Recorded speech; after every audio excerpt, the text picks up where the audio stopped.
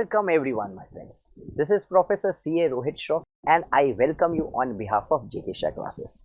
This is November 21 revision lectures for your paper number 6, that is Auditing and Assurance. This lecture is basically for all the students who prefer English language, especially students who are from South, students who are from Mumbai and North who are comfortable with Hindi language. I request you go to the Hindi lectures, view those lectures. I have used the same examples there which we have used in the online class. So I will suggest you can go and view those lectures. This is specifically for students who are comfortable with the English language.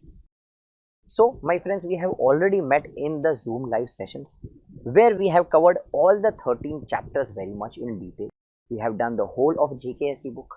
Also, we have prepared the summary notes, easy to remember mnemonics, charts to revise it on the last date. We have also done the RTPs from May 18 onwards. So we have done probably everything. But this revision lecture's focus is going to be on a quick and a concise revision, just so that you can again go through all the chapters. Everything is again fresh in your head and it boosts your confidence. So though we are done with the whole syllabus, but still there are few doubts. Sir, we are not confident about the questions given at the end of the module. Also the RTP questions, also the MTP questions, and the last thing, the most thing that we are scared of, on the last day, how do we prepare the whole subject? There are 13 chapters, so how will we cover the whole chapter in 1.5 days, sir? So do you all also have such similar questions? Do not worry, my friends, we have got you covered. All you need to do is sit back in your seats, make sure you see this whole revision lecture without running it on 1.5x, 2x, and make sure you are relaxed and doing everything. Everything has been covered here. So what we are going to do during this revision lectures is, what are we going to cover? Firstly, we are going to discuss about ABC analysis. We have already, JKSE has already given you the whole ABC analysis for all the subjects. But still, every chapter that we start doing, I will again discuss the chapter wise ABC analysis, cause though the hard work may be a good friend of yours, but smart work is going to be our best friend. And now we are left with very less time. We do not have any time to waste. So we will have to do the smart work, where to invest more time, where to invest less number of hours and do it more effectively. So we are going to cover ABC analysis for every chapter, so you can also judge which chapter is important and which chapter is not. Also along with that, what we are going to do is test your knowledge, that is module ke piche kya hai. A lot of students ask me, sir, this question is given behind the module, what should be the answer? The reference probably given in the module is wrong, or we are not sure whether the same is covered or not. So what we are going to do is discuss every question given behind the module here. So for few chapters like company audit, we might do it standard wise, we might do it section wise, so it might not be done together. You might not be able to identify every question from the module, but every question has been covered. In fact, a lot of additional questions have been covered. But chapters are like, let us say, Audit Sampling, Audit of Banks, all those chapters I have taken up question a number wise from the module, so you can, each particular answer has been covered or not, what is the answer that is to be written in the examination. Not just that, we will also cover the questions from the RTP, MTP and the mock test papers, also the past questions, because future belongs to those who work for today. So we are just not supposed to prepare for the past questions. We will also discuss the questions which may be asked in the future. So we'll cover the question from module, RTP, MTP. So a very exhaustive question bank I have added up in this revision lecture. So out of every chapter, even if you cover this question bank, you will be in a position to assess what kind of paper can come, what kind of questions may be asked, and you will be very much well prepared. And last but not the least, I will also discuss with you the last day plan. How should you approach the paper of auditing on the last 1.5 day? Because a lot of times a goal is a plan, just a dream. So a goal is without a plan is just a dream. So we need to have our last day plan in action. Because majority of the ex-students with whom I have a word, a lot of students who could not clear or who started panicking and did not score well in the paper of auditing. The one common thing that I understood from everyone was, sir, on the last 1.5 day, we could not do justice to the subject and we could not revise all the 13 chapters. Then how should we approach this? subject, because if we cannot revise it on the last day, we find it very difficult to go in the examination. We are always have the confidence level, we always, the confidence is wobbling and we are not very confident on how to go about it. So what I'm going to discuss is what should be an ideal plan for the last 1.5 day as well. You need not stick to it. This is just a suggestive plan. You need not follow compulsorily that only. You can change the subject chronology, I mean the chapter chronology, as per your own convenience, but just for the help of the majority I will discuss the same. So before we move ahead with anything, let us discuss what will be your plan for last 1.5 day. So on the day 1, when you come back home after your paper number 5, what you will try to do is cover 3 chapters. Firstly, your chapter number 1, that is nature, scope and objective of audit, because a lot of basic concepts are there. There are a lot of simple, easy to go answer, like what are advantages of audit, what are disadvantages, then what is, what are the relationship between audit and law, qualities of an auditor. There are 2 standards as well, SA 210, SA 220, but comparatively chapter 1 is easy to go and a lot of students are quite confident. So on day 1, I would suggest go with easier chapters. Reason being, if you had a long night during your paper number 5, you will already be exhausted. Also, if the paper number 5, let's hope it does not happen, but if it did not fare well, your paper was not quite good, you will always be demotivated and somewhere it will impact your paper 6. So initially start with something easier, and chapter 1 is the best thing to go to. Then post that you start with chapter 7, audit sampling, because I do not want you to do a lot of standards on one single day. So at least start with SA 530 with an easy to go standard on auditing, and after that do your chapter number 8, which is again a standard on auditing. So on first day itself you will be done with 4 standards on auditing, because chapter 1 consists of 2 essays, 210 and a 220. Chapter 7 consists 1 essay 530, chapter 8 consists 1 essay 520. So this is what ideally you should do once you are coming back after your paper number 5, whatever time you study. After that, the second day, when you have your whole day dedicatedly for audit, firstly you should start with company audit, because it is a very important topic. Start it on the second day when you are very fresh in the morning with all the enthusiasm. So start with company audit, finish it off. After company audit, go to your chapter number 11, that is audit report, which again consists of 5 standards on auditing, SA 700 series. A lot of things you will have already done it, while you are doing chapter number 3 and all. So, but firstly go to chapter number 11. After that, go to chapter number 3, which consists 9 standards on auditing. Now, this is again a very crucial and an important chapter. You are already aware about it. So, this also, in the first half, take the first 2 chapters. In the second half, after having your lunch and after being a little relaxed, start with chapter number 3, because again it will require a lot of efforts from your end. After that, to put an end to this, you can go with chapter 5, which again consists of only 1 single standard, SA 240, which does not have a lot of content, so it will again be easy to go. This you can do again on the same day. This is the first half probably. After that, you need to do your chapter number 2, which is audit strategy, planning and programming. Post that chapter number 12, audit of banks, a very important chapter. You will have to focus on concepts of how to classify as an NPA, advances and everything as such. Then you do your chapter number 4, risk assessment and internal control. So basically on the second day you are targeting to complete 7 chapters. On the first day you did almost 3 chapters. So you are left with 3 more chapters, which you will be taking up on the last day, on the day of the examination, chapter 9. Reason why I'm asking you to do chapter number 9 on the last day, because if you take up on the first day or the second day, probably you will invest so much of the time that you will not be left with time to revise the other chapters. So firstly, finish the other chapters and then take up chapter number 9. Chapter number 13, audit of different types of entities. Again, the reason to take this up on the last day being what? That you don't unnecessarily give more time. What can be finished in probably few hours, you should not take 5 or 6 hours for that chapter. And to put an end, you will do your chapter number 6, audit in an automated environment. The also second reason to do this on the last day is it will have the top of the mind awareness. Since you have done it on the last day, you are quite confident. If you take these chapters on the first day or the second day, what happens is again the next day you are not quite confident. Do I really recollect those answers? Do I really remember chapter number 9, 13 and 6? And again you start revising the same thing. So better you do it at the last, so you have very top of the mind awareness, it is very fresh, and you can directly go for your paper. So this is a suggestive thing which I would suggest, this is the way you should go ahead.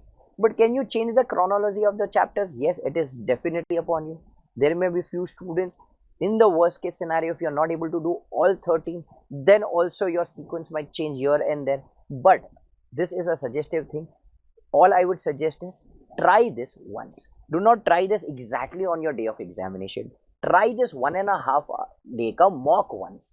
So whenever you're revising auditing, start revising auditing after 7 p.m. because once your exam gets over at 5 p.m. you travel and come back home. So you're not going to start studying before 7 o'clock. Study that day. Study the next day. And the next day study until 11 a.m. or 12 p.m. Because again, since you have your exams at 2 p.m. you will not study anything more than 11 a.m. or 12 p.m. So try to doing this as a mock, so you will understand how much you are able to do, which chapter will require how much time. So on the last day, you don't start panicking. A lot of students start panicking on the last day because they are not able to go through all the 13 chapters in this 1.5 day. So I hope you are not going to fall for the same thing. Please try that as a mock for 1.5 days. After trying it, you will realize, okay, where mistakes have been made, where you should invest less time, where you will require more time, and accordingly you can change your timetable, and on the last 1.5 day you can perform the way you wish to. So this is what should be your plan for the last day. Now before we go ahead with anything, there are few do's and don'ts. See, a lot of things we have already discussed throughout our lectures. Here there are a few important do's and don'ts which I wish you should know. You should follow these things and make sure the don'ts thing you don't do up in the examination. Firstly, you should refer the JKC notes along with the MCQs, correct and incorrect. Why? A lot of students focus only on the notes. They never focus on MCQs and correct and incorrect. My friends, 44 marks are from MCQs and correct and incorrect. In the paper of 100 marks, if 44 marks are out of this and 56 marks of descriptive, if out of 44, if you end up getting 35, and out of 56, even if you end up getting only 28, still you will be in a position to score at least 63 marks. So your target should be scoring at least 35 in the MCQs and correct and incorrect. So what you will have to do is refer every MCQ and correct incorrect given there. Not just that, I will insist also go through all the MCQs correct incorrect given in the institute material. So institute on their website also issues a MCQ booklet. You will have to solve all those as well. So all those will consider mix of all the 13 chapters. It has a lot of integrated based case study. It has a lot of simple case studies, but everything you need to do that. So along with that, do that. Secondly, stick to the institute language. See, I have already mentioned during the lectures why institute expects institute language, material language. Why? So what used to happen earlier, they used to grant marks based on the answer that was given, even written by the student, even if it was in their own words. But then what happened was, via RTI, that is right to information, a lot of students started asking for the paper from the institute, their corrected answers. Now for example, if there are two students, Ramesh and Suresh, let us say they wrote exactly the same answer. Ramesh was awarded 2 marks out of 4. Suresh was awarded 2 marks out of 4, 3 marks out of 4. So now when they got their papers, they were sitting with each other and they saw it is exactly cut copy paste answer. There is nothing different, and still Ramesh was awarded only 2 marks. Then what he used to do was he used to take screenshot of Suresh's paper, send it to the institute and tell them, see, I have received 1 mark less. Because of that 1 mark, probably we understand Ramesh was failing, was not getting exemption or was not getting rank.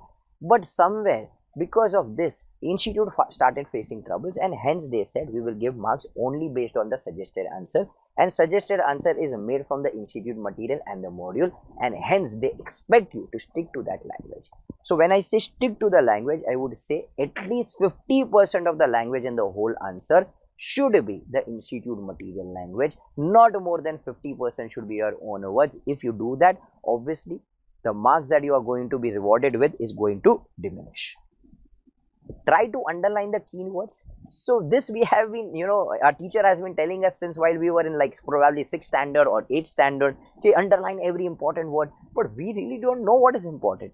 In fact, once while I was teaching in a face-to-face class, I recollect a student was highlighting probably the whole page, almost everything he had highlighted. So I asked him, the things what you have not highlighted are important.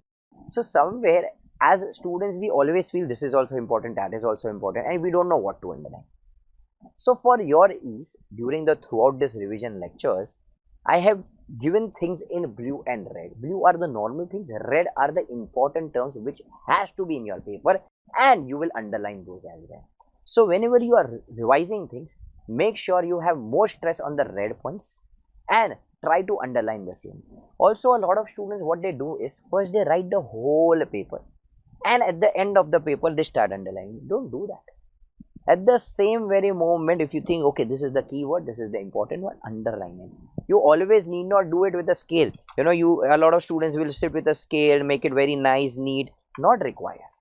You can just simply use our normal pencil and just underline it. That is completely okay. Do not waste time on that. Quote the essay number and the section number. This is one of the most frequently asked questions. So, do we have to quote the essay number? Do we have to quote the section number? My friends, you all are not foundation students anymore. You have come to Inter-C. You are just one step closer from being a final CS aspirant. So, you will have to quote the essay number and section number. So, for example, if I tell you, one day prior to the examination, I am going to give you a list of 15 questions, out of which you can expect at least 10 questions in your examination. But I will give this list just one day prior to your examination. If one day prior to the examination, if I am missing, I'm not, you are not able to trace me, you're not able to contact me, what will you do? You will call up the branch and tell them, okay, Rohit Shroff was going to give us how many questions? 15 important questions. And based on that, we were supposed to prepare. So, if the receptionist or whoever the admin staff asks you, who told you you were going to get 15 questions? Then you will say, right, it was Rohit Shroff who mentioned it. So, if you could recollect that Rohit Shroff was the one who mentioned it. If we are talking about appointment, can't you recollect it was section 139 who was telling us that? If we are talking about removal, can't you recollect that it was section 140 who was asking you to remove an auditor? If you are talking about what remuneration, can't you recollect it was section 142 which was mentioning about what? Remuneration.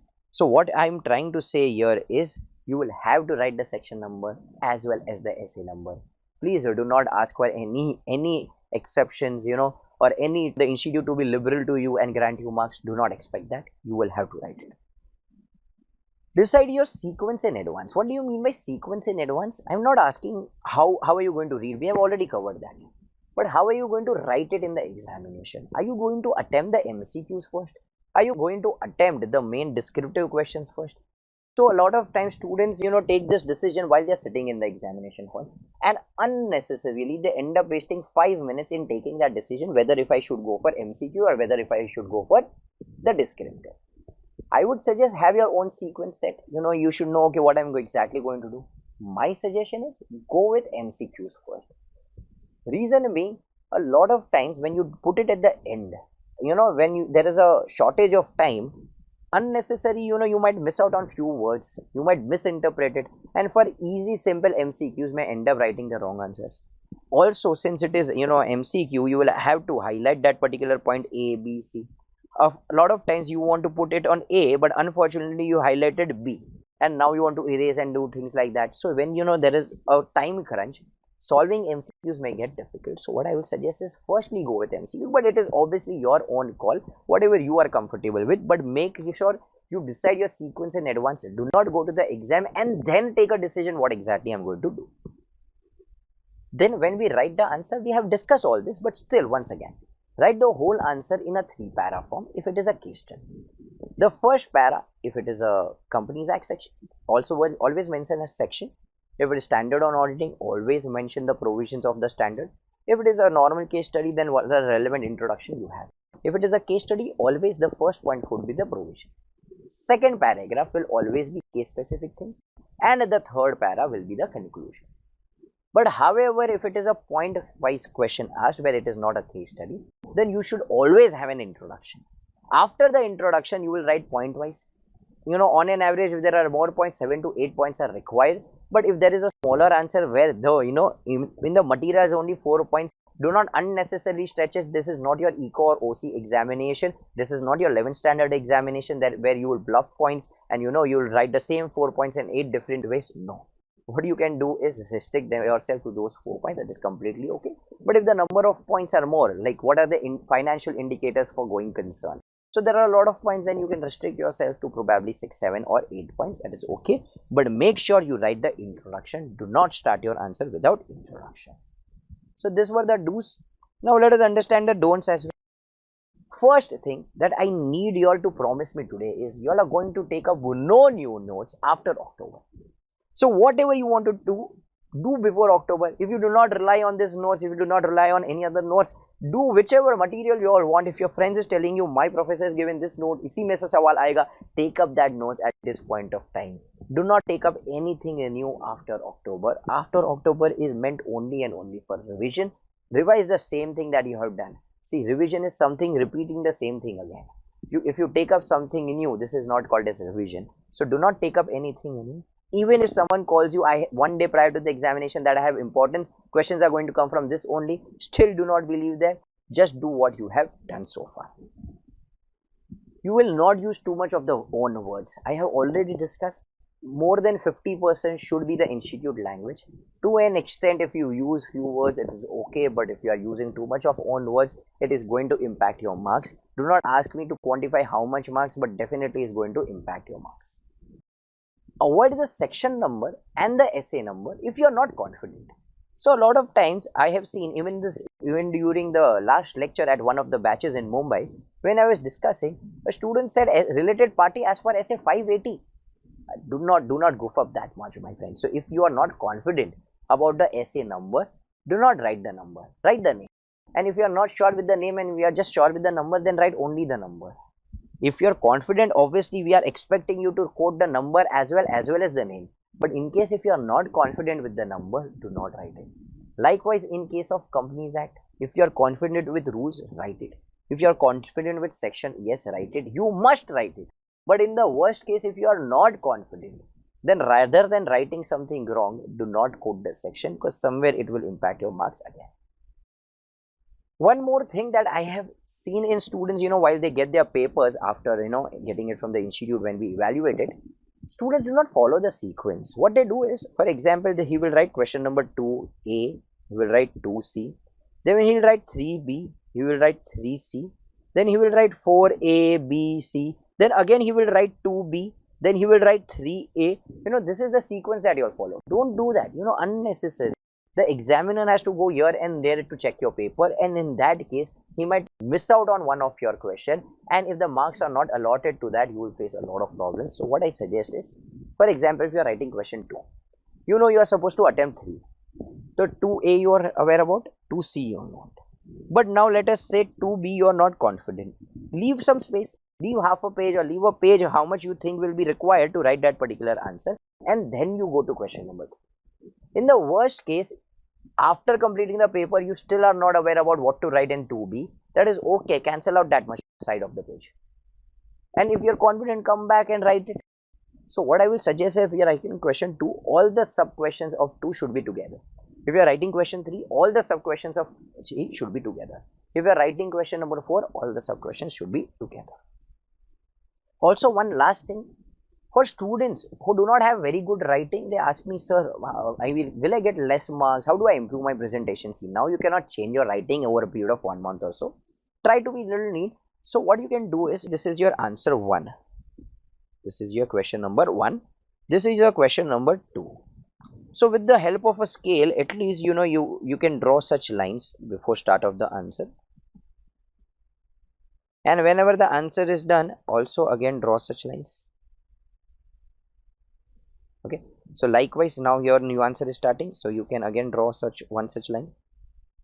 So with the help of this also, the paper will end up looking neat after every question, leave 1 or 2 lines, everything that you all are already aware about, but at least try to make the presentation little better, so the person who's checking your paper, does not want to, just skip through, and he does not wish like, reading your paper. At least make it little presentable if you cannot improve your handwriting at all. So this was nothing but what do's and don'ts. Now let us finally begin with our revision. Let us begin with our revision of company audit. But before we move ahead with our revision, a small disclaimer: all the students who have attended my lectures, you already have the summary notes and everything, JKSE notes and everything that we are going to discuss here. But the students who have not referred to my lectures are all not JKSE students, For them, in the description section, I have already attached the notes. You can download the same. It is available in the PDF form. You need not write all these things. You can take a printout of the same.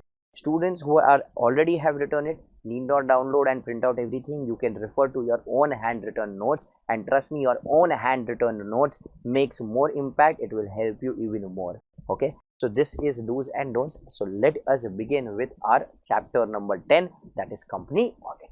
So let us begin with our discussion of company audit, which is the most important chapter. I am pretty sure most of you all are very confident about this chapter. We have done the whole chapter very much in detail during our live lectures, during Zoom lectures. So we have prepared our summary notes. We have gone through every section. We have considered a lot of case study, but still revising this chapter is going to be very crucial, because we need to secure our marks here, because this is our Virat Kohli. If we score 20 marks here, things in the other chapters will get very easy. So this should be a strong point of our. So we will revise this very much in detail. So firstly, let us go through company audit. In this chapter, if you see the weightage, it has very much in variance. They used to ask for 18 marks, but over a period of time it has gone down, but you still can expect around 15 marks out of this particular chapter. In this chapter, we are going to discuss sections ranging from section 139 to section 148. So all this section will talk about appointment of auditor, removal of an auditor, who is qualified, who is disqualified, remuneration, rights and the duties of an auditor, section prohibited, the services that are prohibited, who has a duty to sign the audit report, branch audit. Then also we will discuss about the penalties, and 148, which is the most important point, that is cost audit, which I have been shouting on top of my voice that it is important, and somewhere the question was asked in July 2021 from where? From cost audit. So every section that we discuss here is going to be very crucial. A lot of case studies I have involved in this revision lecture as well, where we will discuss after every section is done the questions that have been asked in the past. We will also be discussing a lot of points where MCQs may be asked. So everything here is going to be very crucial. Make sure you view this lecture. In case if you are not confident, you again revise the same. Only then you go for the next chapter. Because what happens is usually students just want to finish viewing the lectures. My friends, only and only viewing lectures will not award you with marks. So in case if you are not confident about this chapter, do not go to the next chapter. Pause it. Take a break for an hour. Go through things which you are not confident. Go through things which you have not understood. In case if you think, no, I need to see the recorded version, because here the revision will last for around 2 hours. But when we had done it in the live session, it had gone for around 10 to 12 hours. So I hope you all understand that discussion will be concise here, because it is a revision class. But in case if you think, no, I cannot recollect 148 well, I have not understood via the revision lecture, then please go back to your recorded. Do it well, only then move ahead with the next chapter. So let us begin with our discussion of company audit, the most important chapter of our inter series. So let us begin with our discussion of company audit. This chapter is for 20 marks, my friends. So this whole revision is going to be very crucial. Before we move ahead, a small request, my friends. Please turn off all your social media notification. I would be revising company audit here, but you might end up getting a social media notification, a Snapchat notification, or an Insta request, and all my attention would be divided. So please, my friends, give me your undivided attention until we are done with the revision of this particular chapter.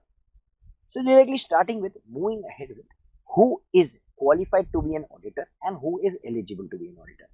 So in case of a company auditor, if you are a proprietor, then you need to have a COP as well. So you must be a chartered accountant, plus you must be holding a certificate of practice.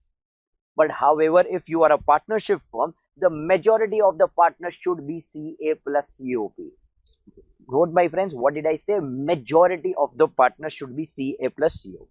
For instance, let's say there is a firm called PKD and Associates.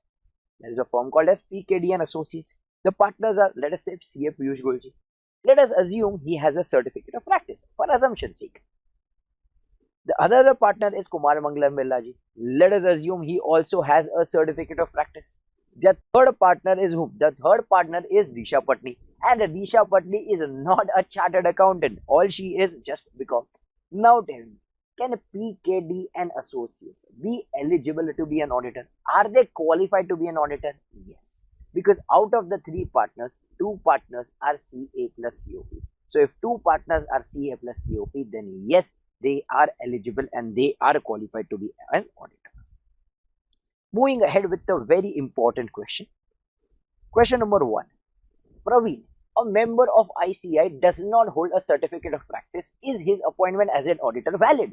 Now someone will ask me, sir, is this question very important? No, it is not. As you can see, the question is very simple, but this question was asked at a CA final level. So even such a petty question can be expected. So do not take things for granted. Since here CA Praveen did not hold a certificate of practice, he is not eligible to be an auditor.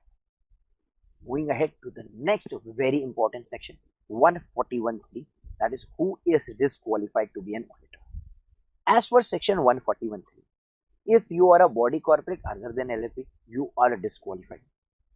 If you are an officer or employee of the company, again you are disqualified. Let us say, in case of Amazon, Amazon has a employee. Who is the employee? Gaitonde Bhai. Who is the employee? Gaitonde Bhai. So in this case, Gaitonde Bhai will be disqualified. Why is Gaitonde Bhai disqualified? Because he is not independent. In case if Gaitonde Bhai wants to say everything is not true and fair, Amazon will tell them, please get away, get out of here. You will not get any employment out here. In that case, Gaitonde is not independent and hence can he be an auditor. Likewise, let's say Gaitonde has a partner. Who is his partner? For example, Bante Bhai. For example, Bante Bhai. Can Bunty Bhai be an auditor at Amazon? No. Because again, if Bunty Bhai says everything is not true and fair, Amazon might put pressure on Gaitonde Bhai. And Gaitonde Bhai might put pressure on what? Bunty Bhai. So in this case, can Bunty Bhai be qualified to be an auditor? No. Because somewhere he is also not independent. Let us say Gaitonde Bhai has an employee. Who is the employee? Coco. Who is the employee? Coco. So in this case, can Coco be an auditor at Amazon? No. Because again, if Cuckoo says everything is not true and fair, Amazon will put pressure on Gaitonde and Gaitonde will indirectly put pressure on Cuckoo. So what point I am trying to make here is a person who is a partner. Who is a partner here? Bunty Bhai. Or who's in employment? Who's in employment? Cuckoo. Of an officer or employee of the company. Who's the officer or employee of the company? Gaitonde. Then in that case, they are also disqualified. Very basic sections. Moving ahead with 141.3. If a person or a partner or his relative has any security in CHAS. When I say any, I mean any, not even a single penny security can hold in CHAS. If you are indebted to CHAS for greater than 5 lakh rupees, you are disqualified. If you have given guarantee to CHAS for greater than 1 lakh rupees, you are disqualified. So the first question people have in their mind is, what is CHAS? The first question that people have in their mind is, what is CHAS? What is CHAS? C is nothing but company. H is nothing but holding company. A is nothing but associate company. S is nothing but subsidiary company. And last S is nothing but subsidiary of such holding. So what do we mean? If you are holding any security in the company, that is X Limited, you are disqualified to be an auditor of X Limited. If you are holding any security in holding of X Limited, you are still disqualified. If you are holding any security in associate of X Limited, disqualified. In a subsidiary of X Limited, disqualified. In subsidiary of such holding, so let us say H Limited has another subsidiary S1. If you are holding any security in S1, still you are disqualified to be an auditor of X Limited. So if you have any security in CHAS, if you are indebted to CHAS, so by indebted does not mean you only have borrowing. Even if you have purchased goods on credit, this will be considered as indebtedness. Or if you have given guarantee to CHAS for greater than 1 lakh rupees. Let us say Ramesh has taken a loan from Ambaniji. Now Ambaniji says, Ramesh, if you will not pay the loan, then what will happen? So somewhere in that case, I am giving guarantee to Ambaniji. Okay, Ramesh will pay his loan of rupees 1 lakh or 5 lakh, whatever the amount may be. Now I have given a guarantee to Ambaniji. So somewhere this is called as indirect indebtedness. And if I have given guarantee greater than 1 lakh rupees to CHAS, then in that case I cannot be an auditor in that company as well. But here certain exceptions are given. In this case, a lot of exceptions are given. Firstly, a relative can hold security up to rupees 1 lakh, security up to rupees 1 lakh of the face value and not the market value in the company. So relatives can hold security up to rupees 1 lakh of the face value. Someone will say, sir, why not market value? So let us say, for example, today on 10th of August, let us say the market value of share is 90,000. So he is not disqualified since the amount is less than 1 lakh. So he was appointed. Now suddenly the market price increased and now the market value has gone to 1,20,000. Now suddenly he is disqualified. Okay, then he will be removed, new auditor will be appointed. Again, the market value went around to 80,000. Now again he says, I am qualified to be an auditor. This is something which you will not be able to deal with. And hence they said, do not consider the market value. What you will have to consider is the face value. So what they are trying to say is relative can hold security up to rupees 1 lakh of the face value in the company. So all the relatives can hold security up to rupees 1 lakh of the face value? No. So they said all the relatives in aggregate can hold securities up to rupees 1 lakh of the face value. So the first question that arises in your head is, sir, who are the relatives? So in my wedding, there were 1300 people. So all are my relatives. Neither of them can hold even 1 lakh rupees ka face value? No. So in this case, who are the relatives? So in this case, who are relatives as per section 277? Members of HUF? Members of HUF are your relatives. Your spouse, that is your husband and wife, is your relative. Father, mother, brother, sister, son. All these are also your relative. Not just them, even step. Even the step are their relatives. So step father is your relative. Step mother is your relative. Step brother, step sister, step son, all are your relative. Daughter. I don't know why injustice with the stepdaughter. Stepdaughter is nowhere included in the definition of relative. Then daughter's husband and son's wife are included in the definition of relative. So all these relatives in aggregate can hold security up to rupees 1 lakh of the face value. So this 1 lakh is not for every relative. This is for all of them in aggregate.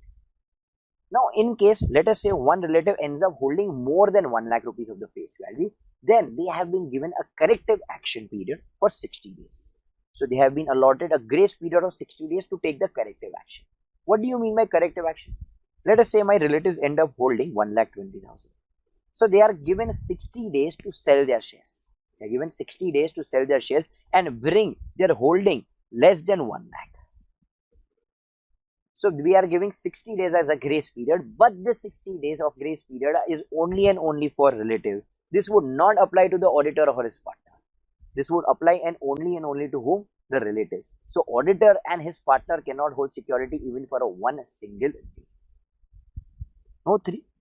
Relative can hold security only in the company and not in HAS. So for example, if you read this, the relative can hold security in the company of the face value of 1 lakh rupees. Did I mention that he can hold it in the holding company? Did I mention he can hold it in the associate? Did I mention he can hold it in the subsidiary? Did I mention he can hold it in the subsidiary of such holding? So if you go as per the bare reading, the relative can hold it only in the company. But this is a very controversial question which even ICAI has not asked so far.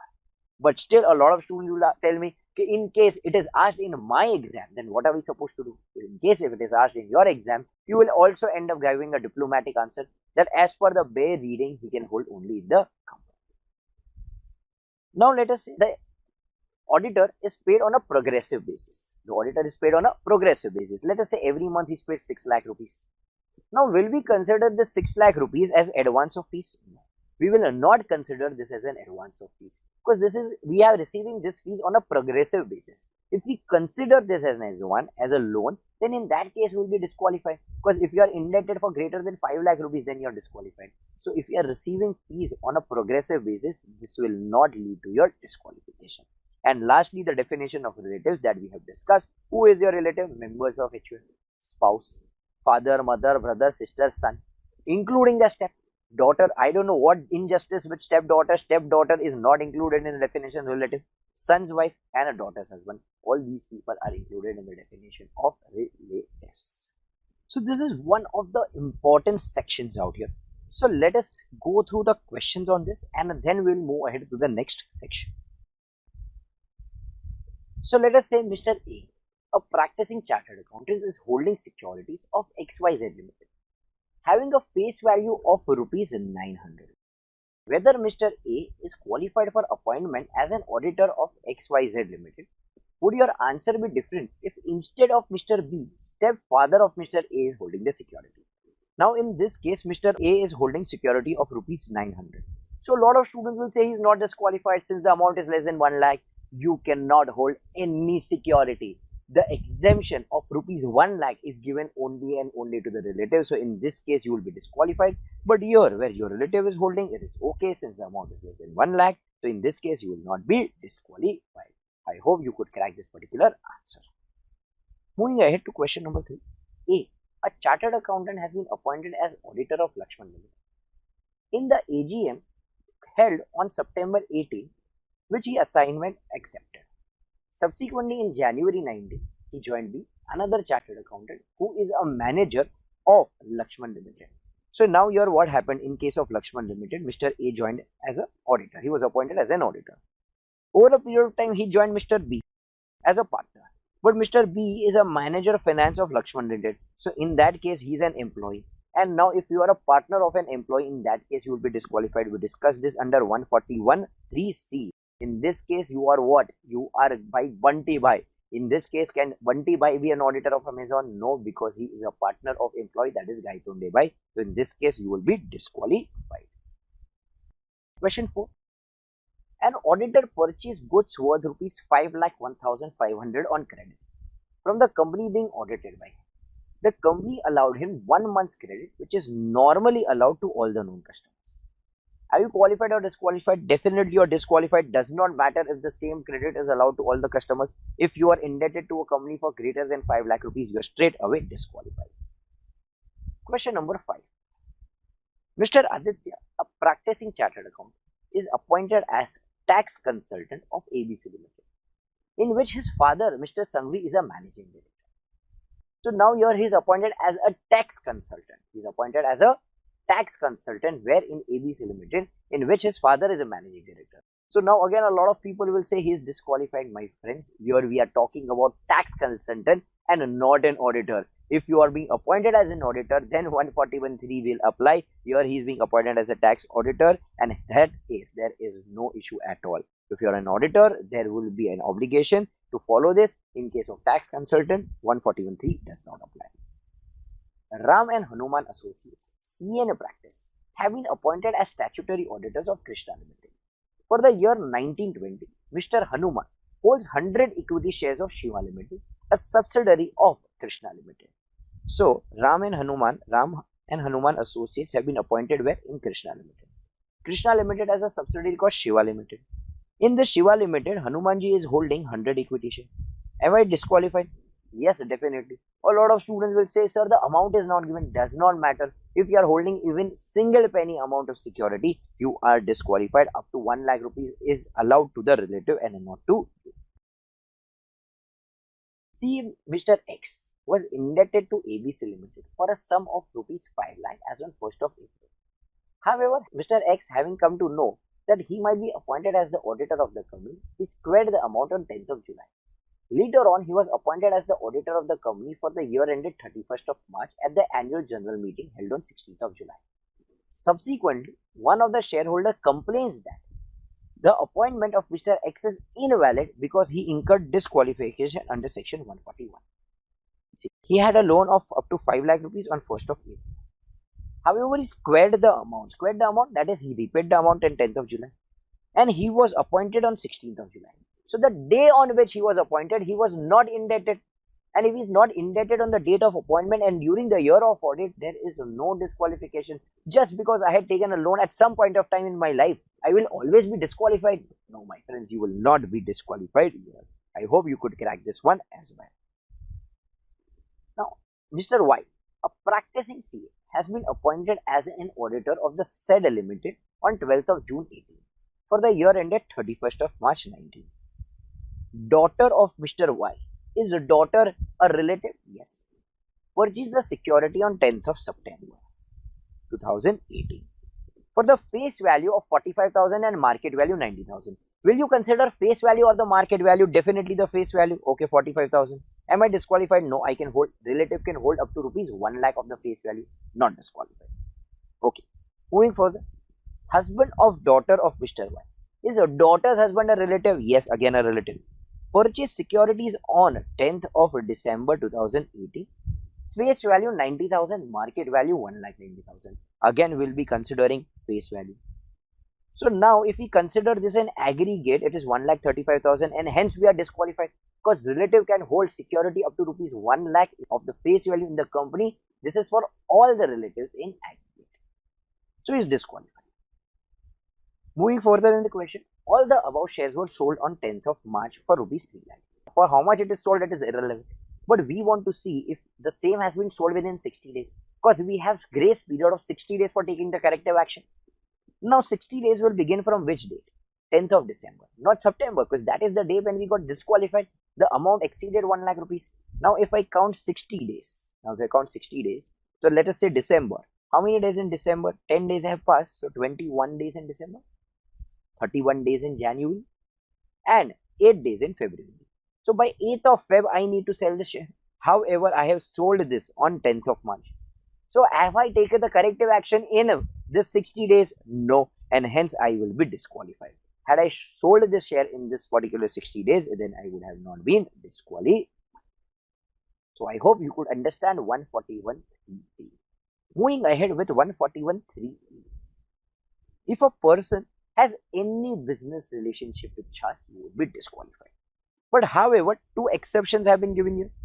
Firstly, commercial transactions which are in the nature of services rendered under the CA Act 1949. So if you are an auditor and if you are giving any commercial transaction, if you are providing any services which are permitted under the CA Act 1949, this will not be considered as a business relationship. Likewise, if you are having any arm's length price transaction with her, what is ALP? This is nothing but what? Arm's length price. What do you mean arm's length price? The price at which we do a transaction with all the parties. So if you have arm's length price transaction with hospitals, airline, telecommunication or hotels, then in that case you are not disqualified. Let us say if any family member of mine is not well, we go to Fortis Hospital, for example. So for example, if I had undergone malaria, then I was provided a bill of 2 lakh rupees by Fortis Hospital. If anyone else also gets admitted to Fortis Hospital for malaria, even he is given a bill of 2 lakh rupees. Now this is arm's length price. In case if they have paid 2 lakh rupees and if I was given treatment for free, or in case if I have given a discounted treatment, if I have paid only 10,000 rupees, then people might question my independence. People might say you are not independent since you got the treatment only for 10,000 rupees. You got this discounted treatment and hence you are being very generous to them. Hence you are saying everything is true and fair.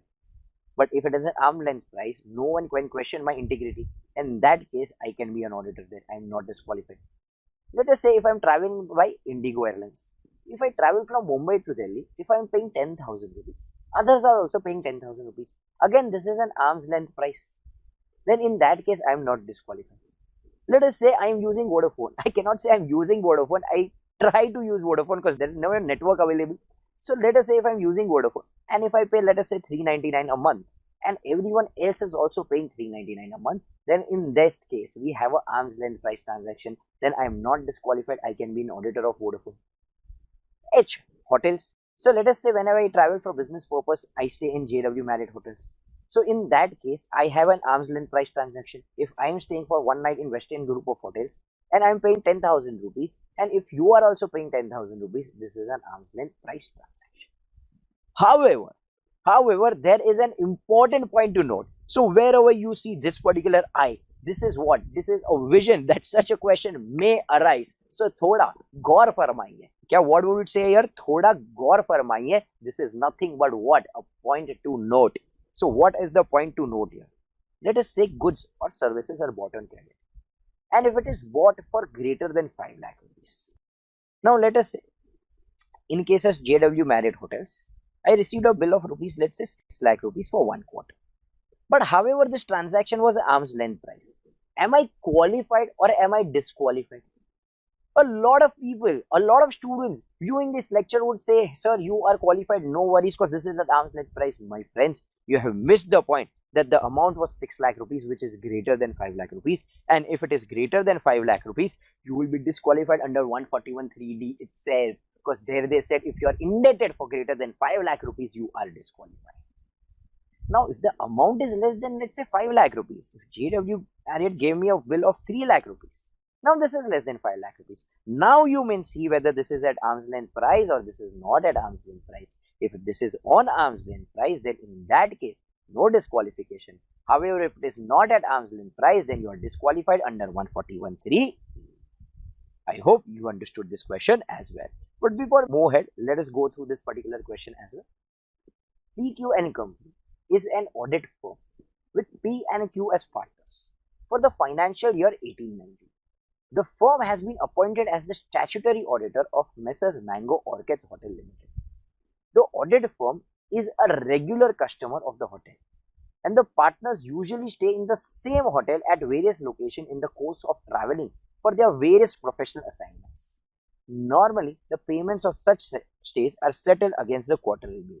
So here they have not used the terms arm's length price, but somewhere they said it is in the regular course of business and normally. Hence, we can take the freedom to assume this is at arm's length price, and hence there will be no misconduct, there will be no disqualification.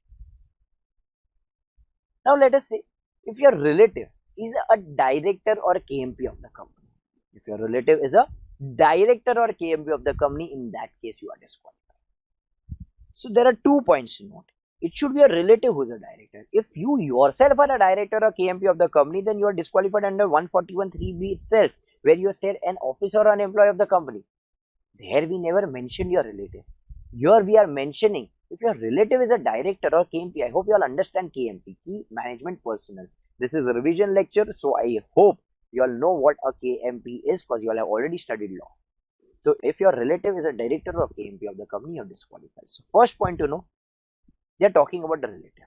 Secondly, they are mentioning only director or a KMP. So in case if he's a normal peon, he's a normal employee, in that case you are not disqualified, because he's not in a position to influence you. Only if your relative is a director or a KMP, in that case you shall be disqualified. Then in case if you have audit of greater than 20 companies, if you have audit of greater than 20 companies, you will be disqualified. So they say, let us say in case if you have 100 companies a year, for example, if this particular clause was not given, and if you have 100 clients a year, in the whole year after 365 days, around 52, there are 52 Sundays you will not be working, and the rest days are holidays, Diwali, XYZ festival. So maximum that you will work is 300 days. And let us say if you have 100 clients, the time that you can allot per client is only 3 days. Will you be in a position to do justice? Will you be in a position to audit the client and give you a report as well in these 3 days? If it is so, what you will do is you will get that work done by others, and all you will do is sign the report. Is this what the institute wants? Is this what Companies Act wants? No. And hence they told us all you can do is 20 audits, because only 20 companies you can do justice. If you have anything more than 20 companies, then you will not be able to do justice. But somewhere on listening to this, the auditors were very disheartened.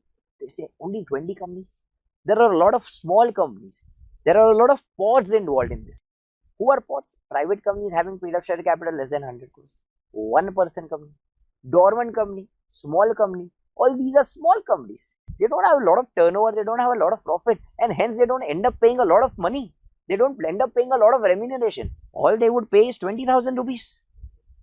If I have 20 audits also, all I would earn is 4 lakh rupees. I've been viewing these boring lectures of Rohit Shroff only because I want to earn this 4 lakh rupees in my life. I have been studying like a donkey since foundation and dreaming that I want to earn 4 lakh rupees. No, I just don't want to earn 4 lakh rupees. I want to earn way more than this. But if you limit on 20, if you limit me on 20, all I can earn is what? 4 lakh rupees. And hence they said, okay, we will not consider this pots.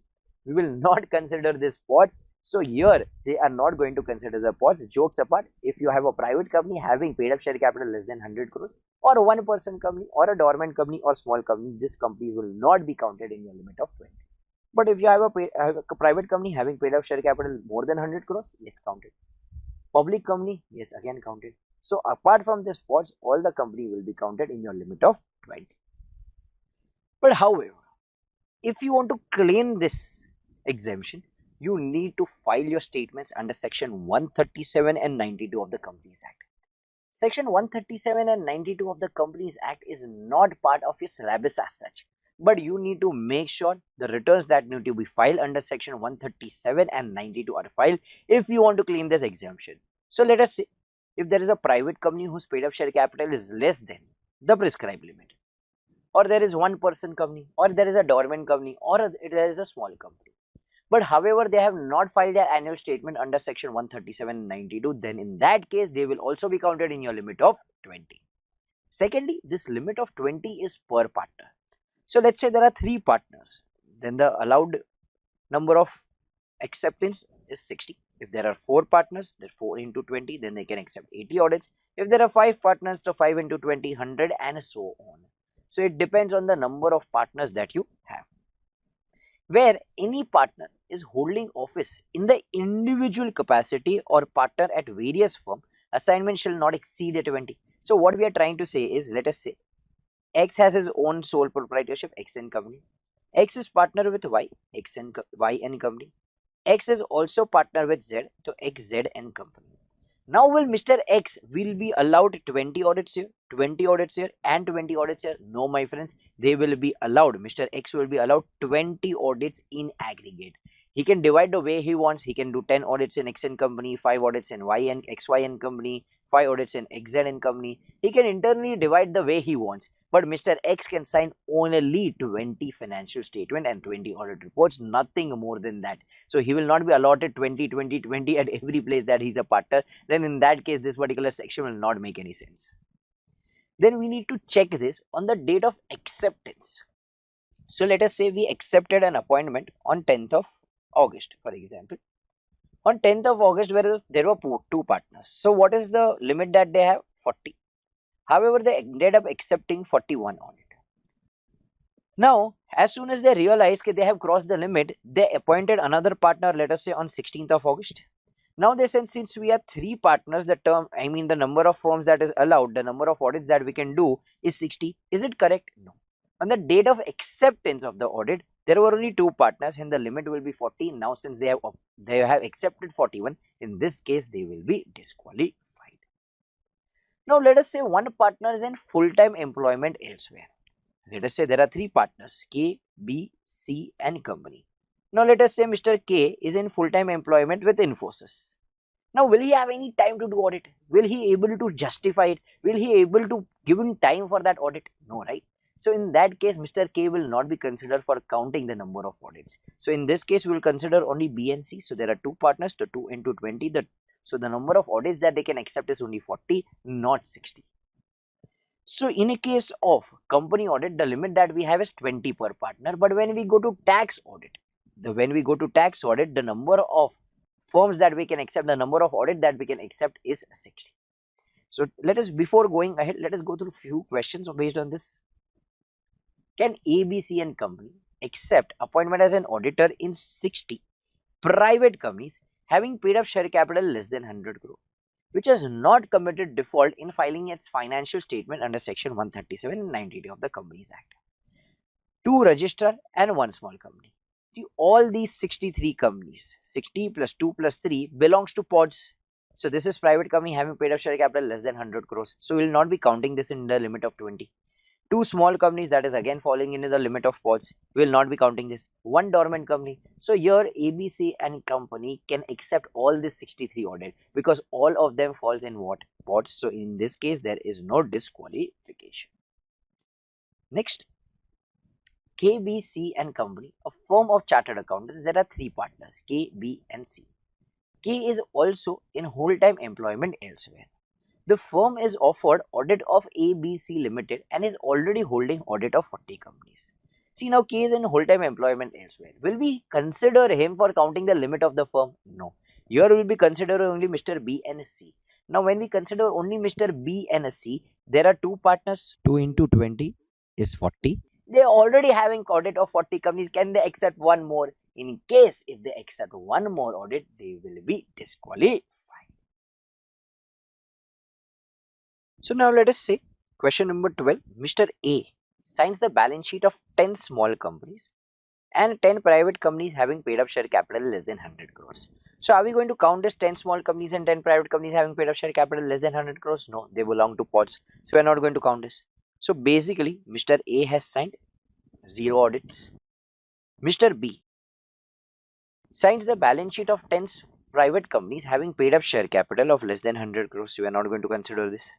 And 5 private companies having paid up share capital of more than 100 crores. Okay, we'll count this. So B has basically done audit of 5 companies. Mr. C signs the balance sheet of 10 private companies having paid up share capital of more than 100 crore. Yes, we'll have to count this. And 5 public companies. So in case of public company, we need not see the paid up share capital or anything. We have to count it. So basically C has done 15 audits. Now what is the question trying to ask us? What is the maximum number of audits that the firm as a whole can accept? And what is the maximum number of audits each individual partner can accept? So how many number of audits each individual partner can accept? So here Mr. A can accept 20 more audits. Mr. B can accept 15 more audits. Mr. C can accept 5 more audits. So if I count it for the whole firm, 40 more audits can be accepted. So let us see the answer here. Firm can accept 40 more. Mr. A can accept 20. Mr. B can accept 15. And Mr. C can accept 5. Okay. Moving ahead to the next section. If you are convicted by court for fraud, or if you are convicted by court for fraud and how many years have not elapsed, 10 years have not elapsed, then in that case you will be disqualified. So the most important thing is that you are convicted by court. Now someone will ask me, why is it so important? We will discuss this once again when we reach 140 subsection 5. But the most important part is that you are convicted by court. Second most important part is that you are convicted. Why is it so important? Let us say only a case is going on against you. You are still not convicted. So in case of pending proceedings, will you be disqualified? No. So in case of pending proceeding, you will not be disqualified. If you are convicted by court for what? For fraud, and 10 years have not elapsed, then in that case you will be disqualified. If you are engaged in consulting and specialized service as provided under section 144, then again you will be disqualified. So if you are providing any service that have been mentioned under section 144, you will be disqualified. So the first question a student will ask is, sir, what are the services under section 144? Because if we provide the services, we will be disqualified. So in short, these are the services जिसने हमारी मार दी. So in short, these are the services जिसने हमारी मार दी. So what are these services? Firstly, MC, management service. So if you are providing management service, then in that case you are disqualified under section 144. If you are providing accounting and bookkeeping service, then again you are disqualified. See, yourself are doing accounting. Will you be auditing the same thing? It is like Vidu Sastra Buddhin. You know, you're passing one entry from one hand, and from the other hand, you are just auditing the same thing. So in case if you are doing accounting, then you cannot be the auditor. Then providing actuarial service or any other kind of service as may be prescribed. Then if you are providing any outsourced services, rendering outsourced services, then if you are designing and implementing the financial information system, or you are providing internal audit or investment advisory service or investment banking service. So if you are providing either of these services, then in that case you will be disqualified. Not just you, even your associate firm. So for example, XY and Associates, they have an associate firm named as XYZ and Associates. Okay, so even this associate firm cannot provide these services. So not just you, even your associate firm cannot provide these services, or else you will be disqualified. So let us see a question here. Mrs. Duster and Company, Chartered Accountants appointed as statutory auditor of R Limited for the financial year 1920. The company is also in need of some of the actual services. Consequently, the board of directors of the company offered the same to Messrs. Srivastav and Company, an associate to Messrs. Duster and Company. So see, Duster and Company are already the chartered accountants. So can they provide actual service? No, because the services are mentioned under section 144, they will be disqualified. But not just them, even their associate firm cannot provide. Here they appointed whom? They appointed Srivastav and Company, who are nothing but what? Associate. So in this case, even if Duster and Company are not providing, even if their associate firm are providing, they will be disqualified as we discussed earlier. So this was our discussion about what? disqualification. So what we discussed so far was eligibility of an auditor, who is qualified, who is disqualified. So this was a quick revision. I hope all my students who are watching this video are quite well versed. You have already seen the recorded lectures. You have already attended Zoom live lectures. But in case if you all are not very well versed, you still have the recorded lectures with you. You can go through them. This is a quick revision lecture. I am not wasting a lot of time of yours. We are just going through the critical points out here. All my friends who are not JKSC students, who have not attended our lectures, you still have an option. You can go and buy, and you need not buy the whole course. You have an option to go and buy even one single chapter. So you can go there and do that. Coming back to this, what we have done so far is eligibility and disqualification. Moving ahead with our discussion of appointment of an auditor. So here we are discussing about appointment of an auditor of a government company. To start with, let's decide how is an auditor of a government company appointed. So now I'm not wasting your time, which is a government company. Government company is any company in which the state government or the central government holds 51% and above. Okay, so all that things you are already aware about. You all have already studied law, and in auditing they are not even going to ask you that. So let us say if there is a government company, so who is going to appoint? So in case of the first auditor, who is the first auditor? The auditor that has been appointed in the first year, when in a newly incorporated company. So in the first auditor of a government company is appointed by CAG. Who is CAG? Comptroller, Auditor and General of India. Who is CAG? Comptroller, Auditor General of India. So he will appoint within how many days? The CAG shall appoint within 60 days. But when will you count 60 days? You will count 60 days from the date of registration of the company. You will count 60 days from the date of registration. So CAG shall appoint within 60 days from the date of registration. But in case if CAG fails, and CAG is unable to appoint, then in that case, who will appoint? BOD. Who will appoint? BOD, that is Board of Directors, within how many days? 30 days. But when will you start counting this 30 days? You will start counting this 30 days when this 60 days are over. So henceforth, whenever I ask you, even though you are watching this lecture on YouTube, whenever I ask you how many days will be given to board, everyone should give me an answer: 30 days. How many days will be given to board? 30 days. So failing which, the board shall appoint within how many days? 30 days.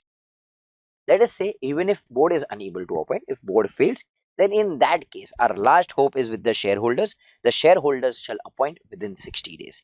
But this 60 days will begin from end of this 30 days. So firstly, CAG will appoint within 60 days from the date of registration. If CAG is unable to appoint, if CAG fails, then BOD. How many days will BOD be given? 30 days. In case if BOD is not able to do it, who will do it? Shareholder. But then a lot of students ask, sir, what if shareholder is also unable to appoint? My friends, shareholder will definitely appoint. If not within 60 days, they might probably take 65, or they might take 70, or they might take 80. No company will survive without an auditor. Shareholders may make a delay. In that case, they will have to pay a penalty. But they will definitely appoint an auditor at some point of time or other. So this first auditor is appointed. But this first auditor will remain in office till the conclusion of the first AGM. His tenure is up to the conclusion of first AGM. But when we talk about the subsequent auditor, who is a subsequent auditor? Every auditor who is not the first auditor, so second auditor, third auditor, fourth auditor. So, all these auditors are called as what? Subsequent auditor. Only first auditor is called as first auditor. Every auditor after the first auditor is called as subsequent auditor. In this case, who is authorized to appoint? CAG. CAG shall appoint within how many days? 180 days. Within how many days? 180 days. But you will calculate this 180 days from the commencement of the financial year.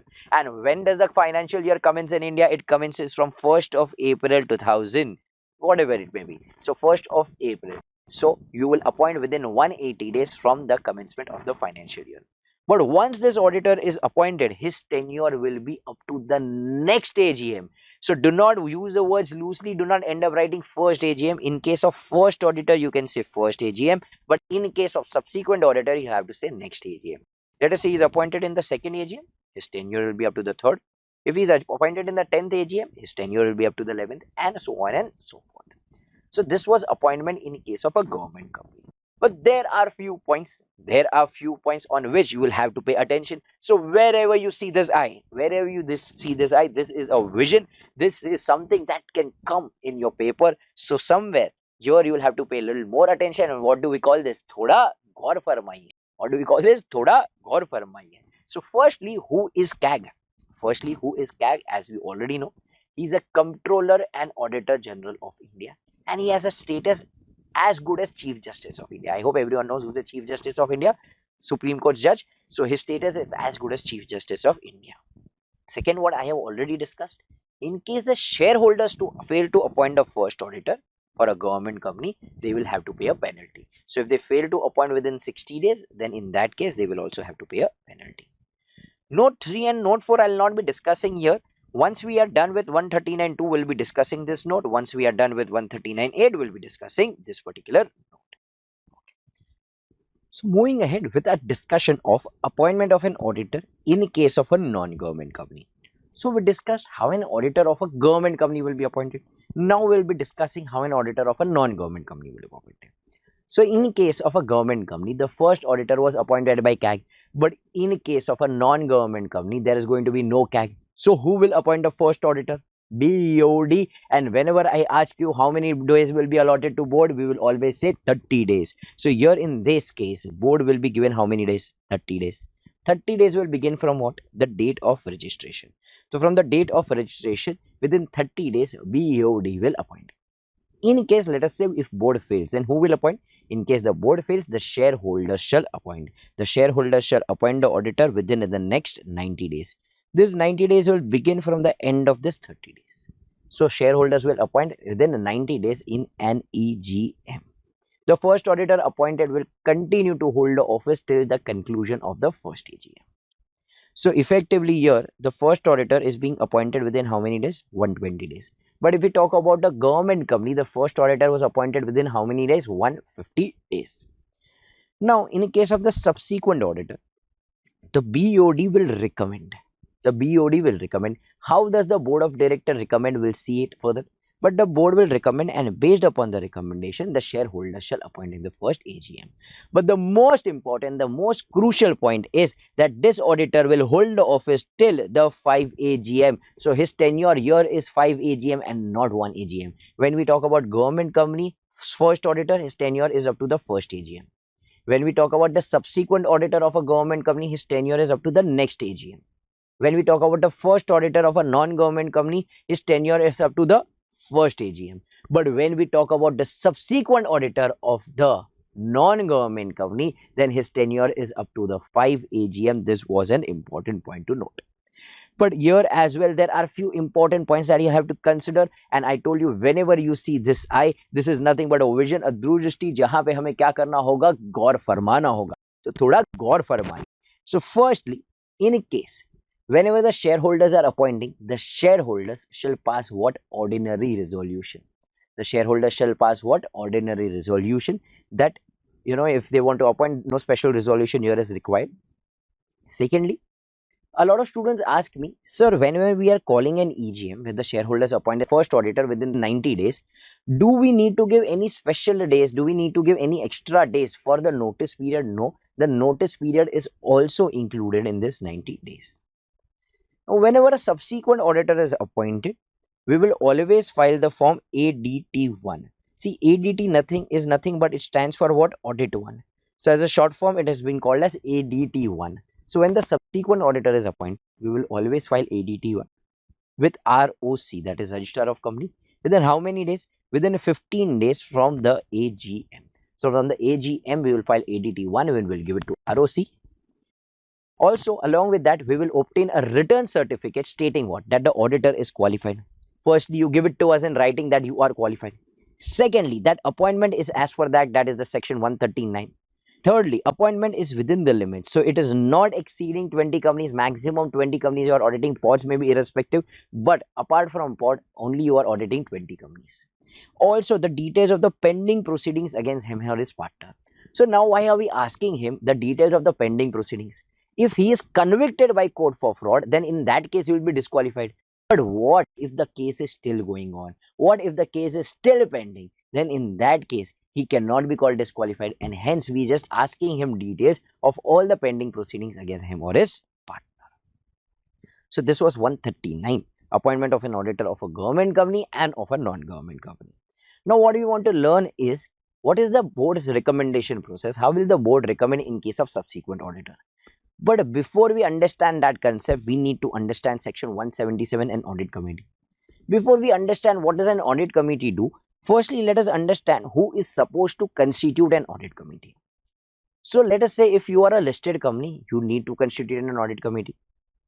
If you are a public company and if your paid up share capital is 10 crore or more, or if your turnover is 100 crore or more, or your borrowings is 50 crores or more. This is an or condition, my friend. Why am I stressing on the word or? Even if you satisfy either of them, audit committee will be applicable. So if your paid up share capital is 8 crores, your turnover is 105 crores and your borrowings is 40 crores, still it will applicable to you, because even if you satisfied one of the condition, audit committee is supposed to be constituted.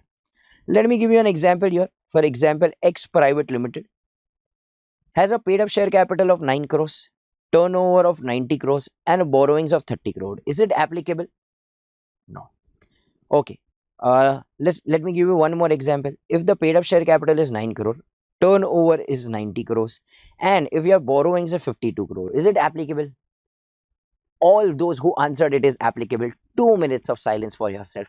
My friends, here I said X Private Limited company. Here we are talking about public company. So in case of private limited company, no audit committee is required. So my friends, make sure you pay attention to even those single words there as well. So it is applicable to in case of a listed company, public company if the paid up share capital is 10 crore or more, or turnover is 100 crore or more, or borrowings 50 crores or more.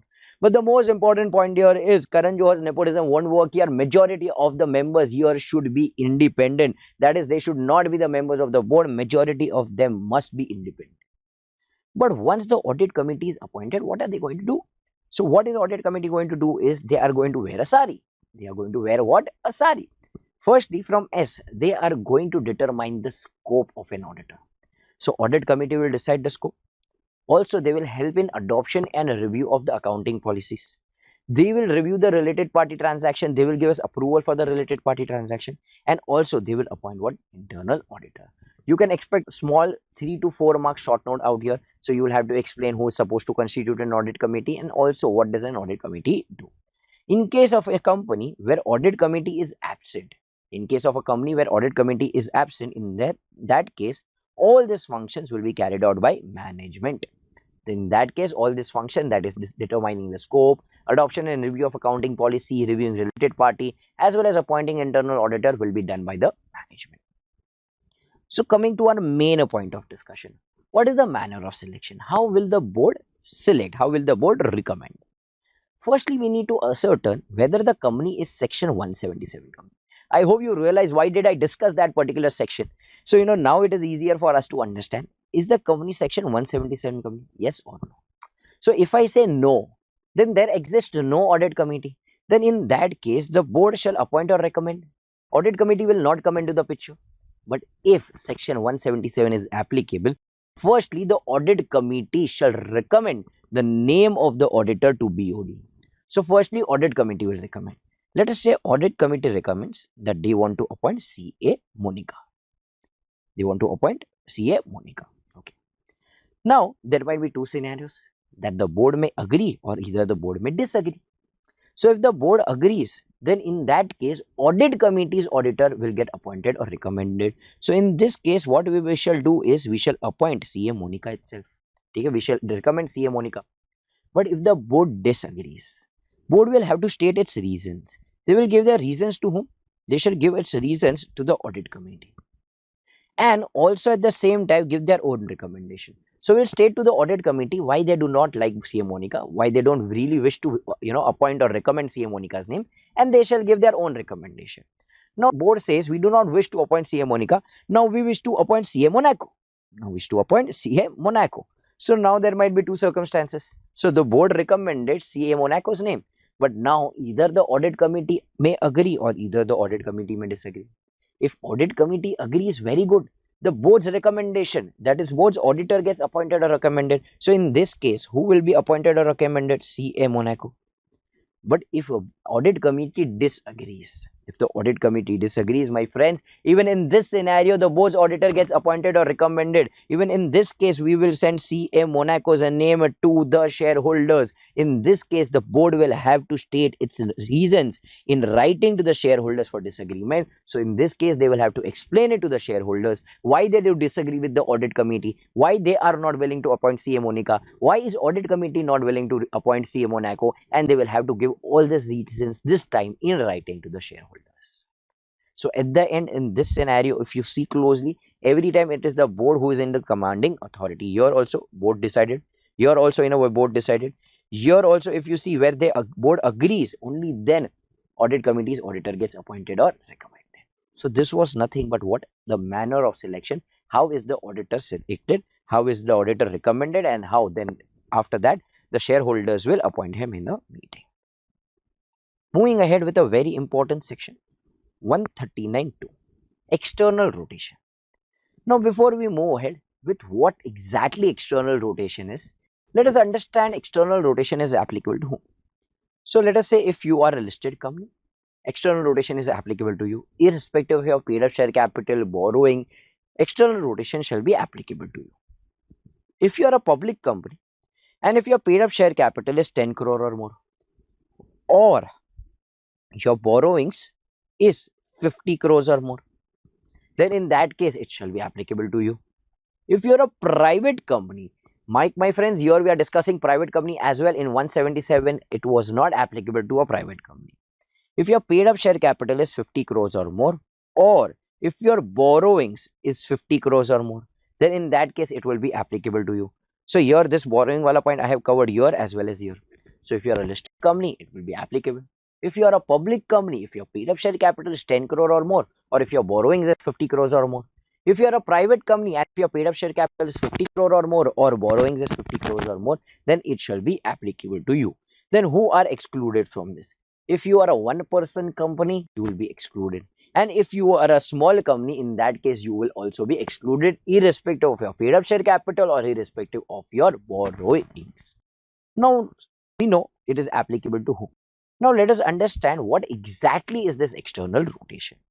So, firstly, is external rotation applicable or is it not applicable? If external rotation is not applicable, the auditor can be appointed for n number of years.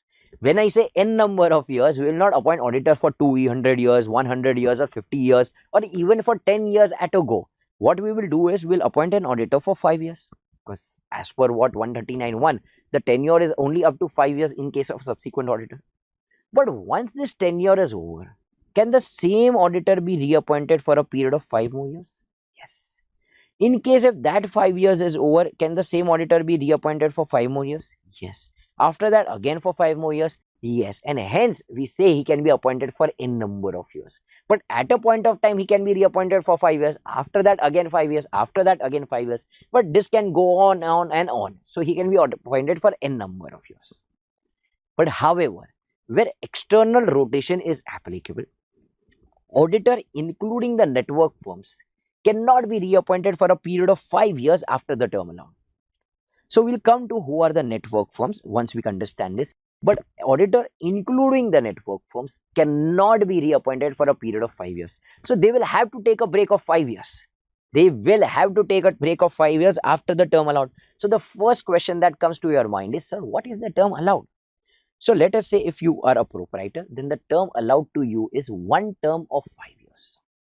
After one term of 5 years, you need to take a break of 5 years. You need to take a break of 5 years. But in a case if you are a partnership firm, then the term allowed to you is 2 consecutive tenures of 5 years each. So you can be appointed for one term of 5 years, then another term of 5 years. Then can you be reappointed for another term of 5 years? No, here you will have to take a break of at least 5 years. Only then you are eligible to be appointed for another 5 years. So why is this section imposed? Why did they come up with this external rotation? My friends, if the auditor will be appointed for n number of years again and again and again, it will lead to what? It will lead to something called as familiarity threat. It will lead to what? Familiarity threat. And hence they said the auditor, including the network firms, cannot be reappointed for a period of 5 years. So now a lot of students have a doubt, sir, your one term of 5 years, your 2 consecutive tenures of 5 years. So is this per partner? So if there are 2 partners, 2 into 5, 10. If there are 3 partners, 3 into 5, 15. No. Irrespective of the number of partners, your term allowed is 2 consecutive tenures of 5 years each. After the term allowed, you will have to take a break. Now let us understand who are the network firms. Who are the network firms? So if there are 2 or more common partners, let us say XYA and company, ABC and company. Now Mr. A is a partner here as well as partner here. If XYA and company have completed their tenure of 2 consecutive tenures of 5 years each, then they are ineligible.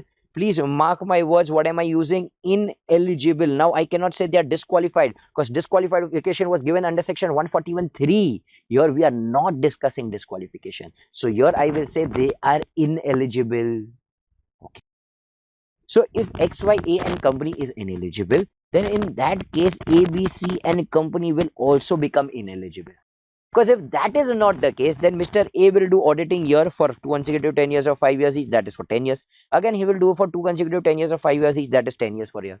Again, then he will come back here, he will do for 10 years. Again, he will go back there and do it for 10 years. Then the whole purpose of this particular section is defeated, and hence if you have 2 or more common partners, not just your firm, the other firm gets ineligible. Then firms working under the same brand name. I hope everyone is aware about the brand. Okay, Big Four. So there are Big Fours like Deloitte, you have EY, you'll have KPMG, you have PwC. So now let us say in case of EY, there are 3 firms. Let us say A and company, there is B and company, and there is C and company. Now if A and company is done with their tenure of 5 years, if A and company is done with their tenure of 5 years, they will have to take a break of 5 years. Then A and company is ineligible. Then in that case, not just A and company, even B and company will be ineligible, C and company will be ineligible, because they are working under the brand name of EY. So every firm working under the brand name of EY will be ineligible. Because if that is not the case, again the purpose of section will be defeated. If that is not the case, then first 5 years A and company will audit, then B and company will audit, then again A and company will audit, then B and company will audit. Then in that case, EY is always the auditor. And hence they said firms working under the brand name, same brand names, belong to what network firms, and they will also be ineligible. So I've been saying they will have to take a break of 5 years, but this break is called as what? Cooling period. So we'll request the auditor take a nice small vacation for 5 years and then come back. So does he need to really go on a vacation? Is he ineligible in every firm? No, my friends, he's ineligible only in this particular firm, in this particular company, and not in every other company. So this period of 5 years of break is called as cooling period. Now let us say the person who is the signing authority, who is in charge of this particular audit, retires from that particular said firm and joins another firm. Then in that case, that firm is also ineligible. Let us say XYA and company. Mr. A was the signing authority, he was in charge. Now Mr. A retired from XY and company and joined ABC and company. Can he do so? Yes, he can do so, but can he go here and audit? Is he eligible in ABC and company? Can he say I was not there in the preceding 5 years and hence I was already on a break? Can he say that we were on a break after joining BC and company? Can he say that we were on a break? No, my friends, when Rachel did not listen to Ross, do you think so Companies Act is going to listen to you? Can we shout on top of our voice that we were on a break? No. So if one particular partner who is the signing authority resigns from one and goes to another, then in that case that other firm will also be ineligible. This is nothing but what? External rotation as per 139.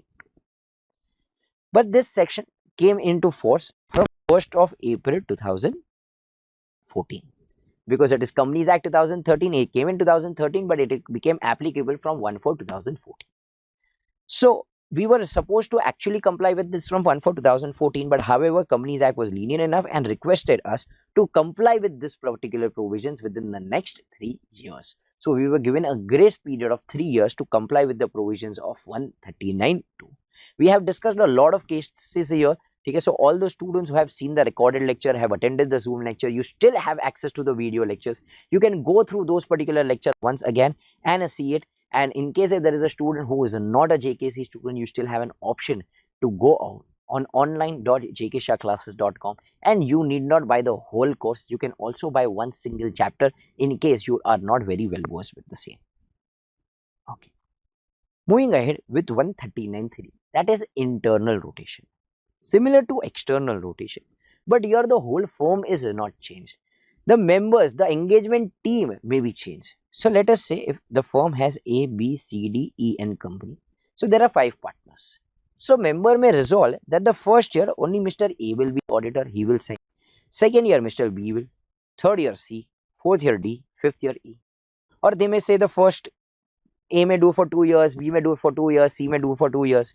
They may also see for the first 2 years AB will do, for the second 2 years CD will do. So this they may resolve on their own. The company may resolve that the audit firm appointed by it, the partners and his audit team shall be rotated as may be resolved by the company. Why do we say as may be resolved by the members of the company? So members will decide as per their wish, they will rotate.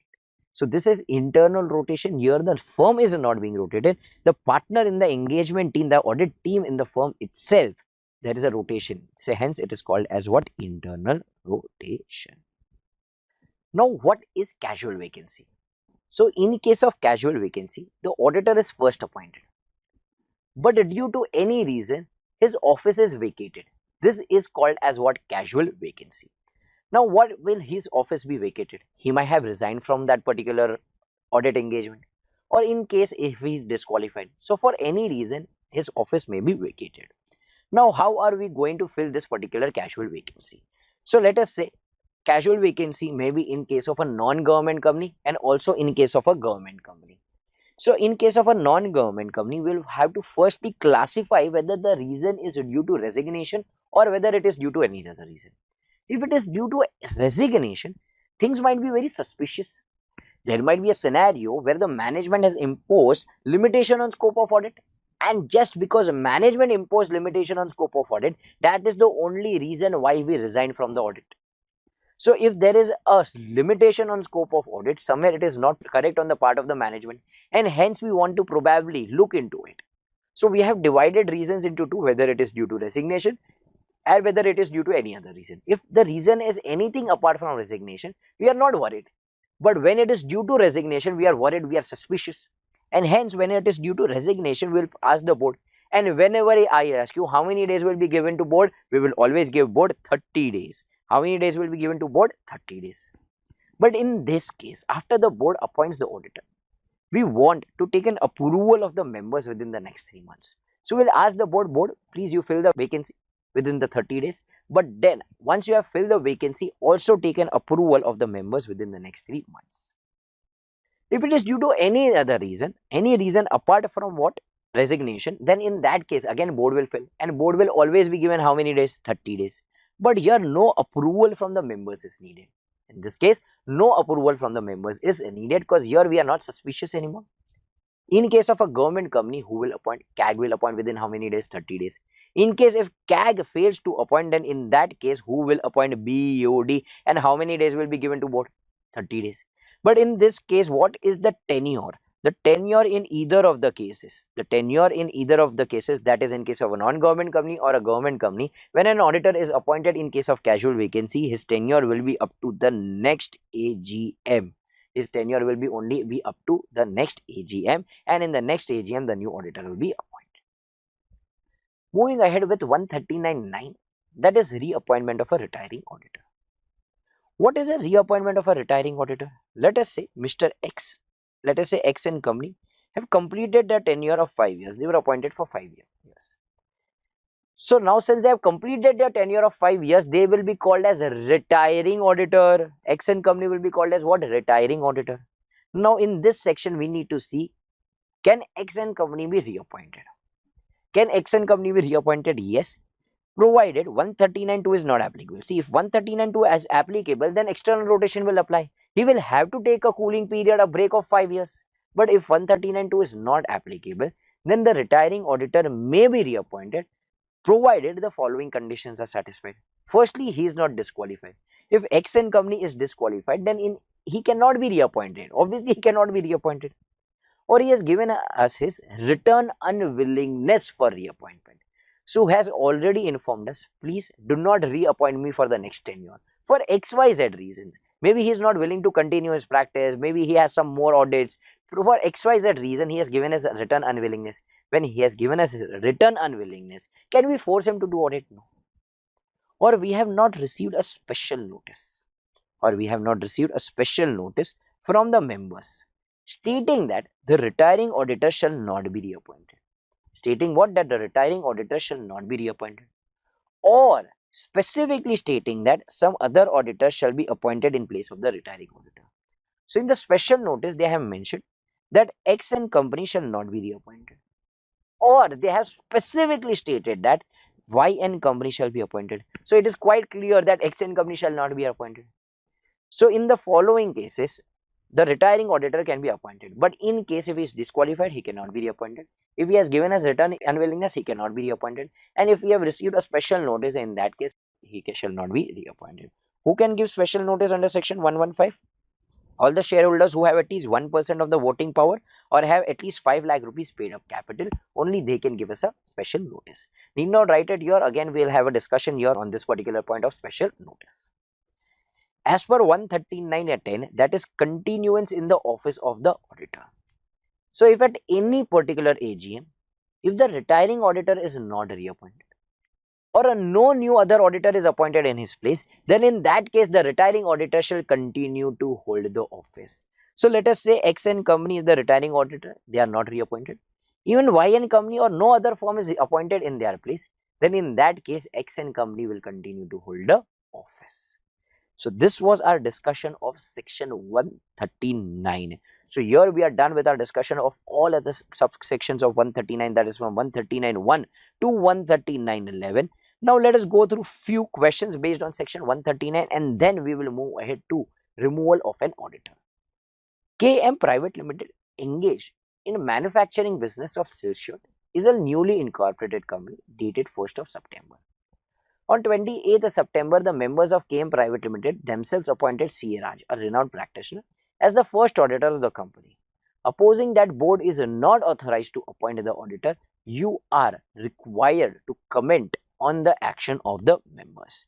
So in this case, the first auditor were to be appointed, but first auditor of the company are appointed by whom? In case of a private limited company, within 30 days by BOD. But here who appointed? Members, saying that board is not authorized. So is the contention of the members correct here? No, the contention of the members is not correct. The first auditor shall be appointed by board within the 30 days of our registration.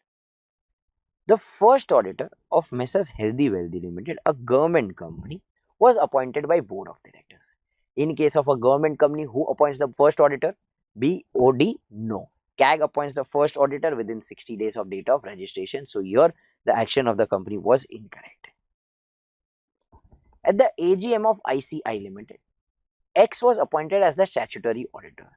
He, however, resigned after 3 months since he wanted to give up practice and join industry. State how the new auditor will be appointed by ICI Limited and conditions to be complied for. So here we are going to talk about 139.8, that is casual vacancy, how it will be appointed. Question number 70. Messrs. Young and Company, Chartered Accountants, a statutory auditor of Old Limited, is dissolved on 1st of April 2019 due to difference of opinion among the partners. So they dissolved their firm. So when we say they dissolved a firm, in short what we are trying to say is they resigned. The board of directors of Old Limited in its meeting on 6th of April appointed another firm, Sharp and Company.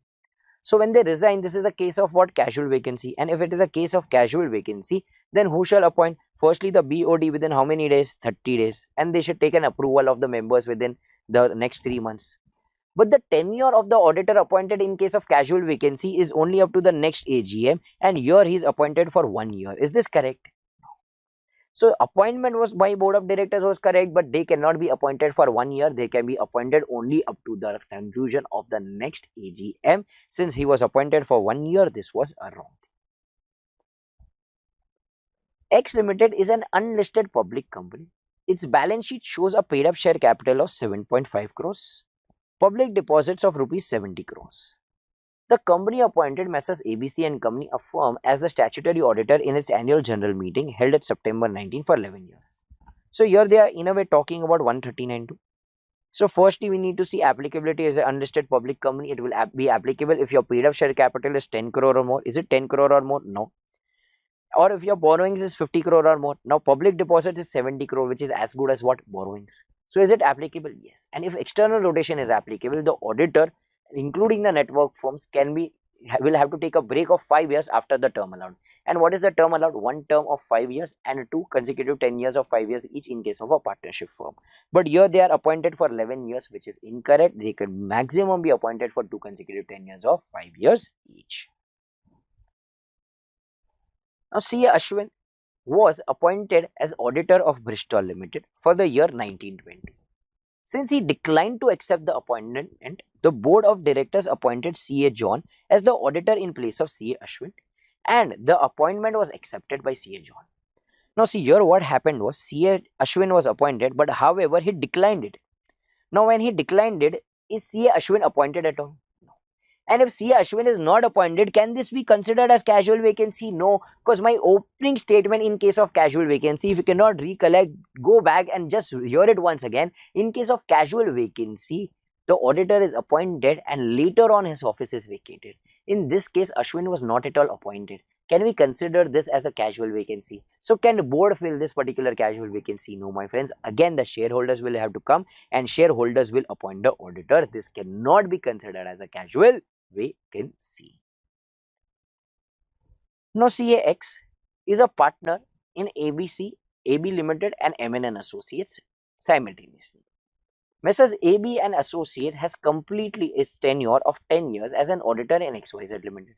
Immediately preceding the current financial year, it may be noted that the provisions for applicability of rotation are applicable.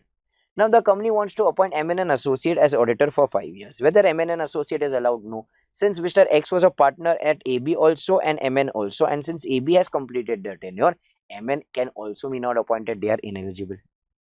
Would your answer be different if Mr. X, being in charge of AB and Associate and certifying authority of financial statement, retires from AB and Associates and joins MN and Associate? Still our answer will not change. Can we say we were on a break? No, we cannot say that we were on a break. In this case, in both the examples, we will not be eligible. It will not be allowed. Now ABC Limited, a new company incorporated on 1st of July, is engaged in manufacturing business. On 30th of July, the managing director of ABC Limited himself appointed C.A. Mohan, his daughter's husband, as the first auditor of the company. Is he correct? No, my friends. Only one single managing director cannot appoint. What we require is the whole cumulative BOD to decide. One single person cannot appoint, and hence this is also incorrect. So this was our discussion about what? Appointment of auditor. So far what we have covered is eligibility, disqualification and appointment of an auditor. Now we are moving ahead with our discussion of removal of an auditor. So removal of an auditor.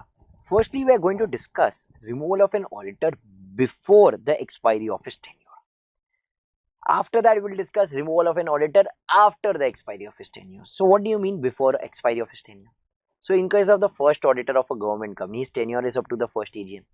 Subsequent auditor of the government company, his tenure is up to the next AGM.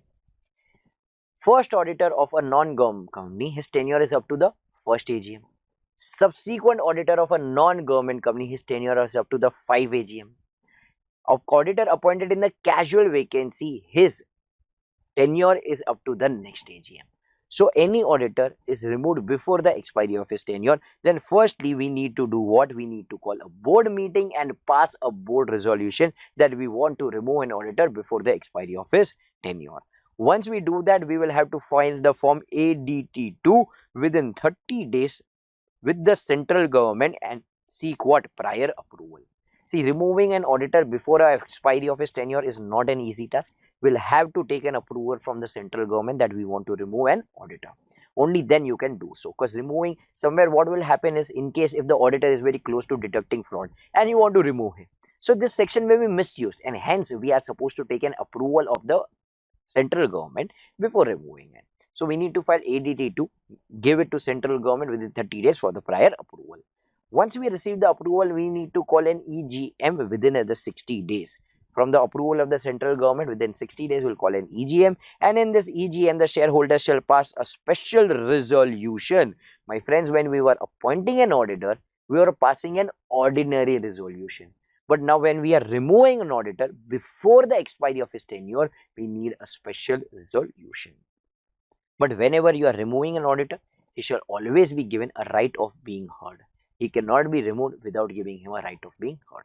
So this is the process if you wish to remove an auditor before the expiry of his tenure.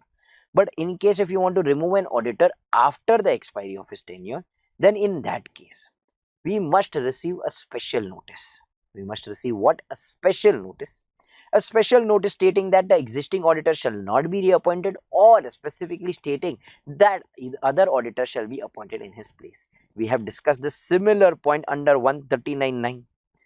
That a special notice will contain what? That X and company shall not be reappointed, or specifically stating that other auditor, let us say Y and company, will be appointed. It is as clear as that X and company shall not be appointed.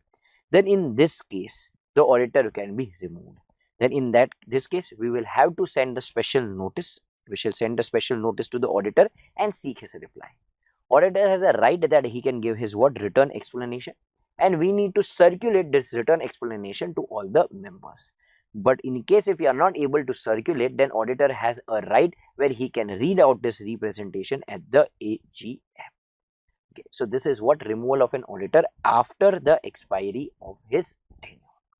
But here also there are two important things. If at all, if the tribunal is of the opinion that the rights are being misused, that the rights are being abused, then in that case he will not have a right of representation. And something that we have already discussed, who can give a special notice under section 115? If you have 1% of the voting power or at least 5 lakh rupees paid up capital, only in that case you can give what? A special notice. Next, moving ahead with resignation. So whenever an auditor resigns, within 30 days of the resignation, he needs to file ADT3 with 3 people. Firstly, the registrar, then the company, and in case of a government company, with CAG as well. So whenever he resigns, he will have to file ADT3 stating the reasons for his resignation and the other facts with the registrar, with the company, and also CAG in case of a government company. In case if he is not complying with this, he will have to pay a penalty of rupees 50,000, an amount equal to the remuneration whichever is less, plus he will have to pay a penalty of rupees 500 per day for the continuing default, which will be maximum up to 5 lakh rupees. So if he does not file ADT3 within the 30 days, obviously he will have a penalty, and also this penalty will be per day of rupees 500 for the continuing default. Now under section 140 subsection 3, where I mentioned that there will be what? A penalty of maximum up to rupees 5 lakh. There has been a small amendment there. But the thing is, the same amendment is not mentioned in your audit module or the audit RTP. The same amendment is mentioned in your law syllabus, law RTP. So now what we are going to do is, firstly let us understand what exactly is the amendment, and then I will tell you how will you deal with the same in your examination. So let us understand what exactly is the amendment there. So as per section 140,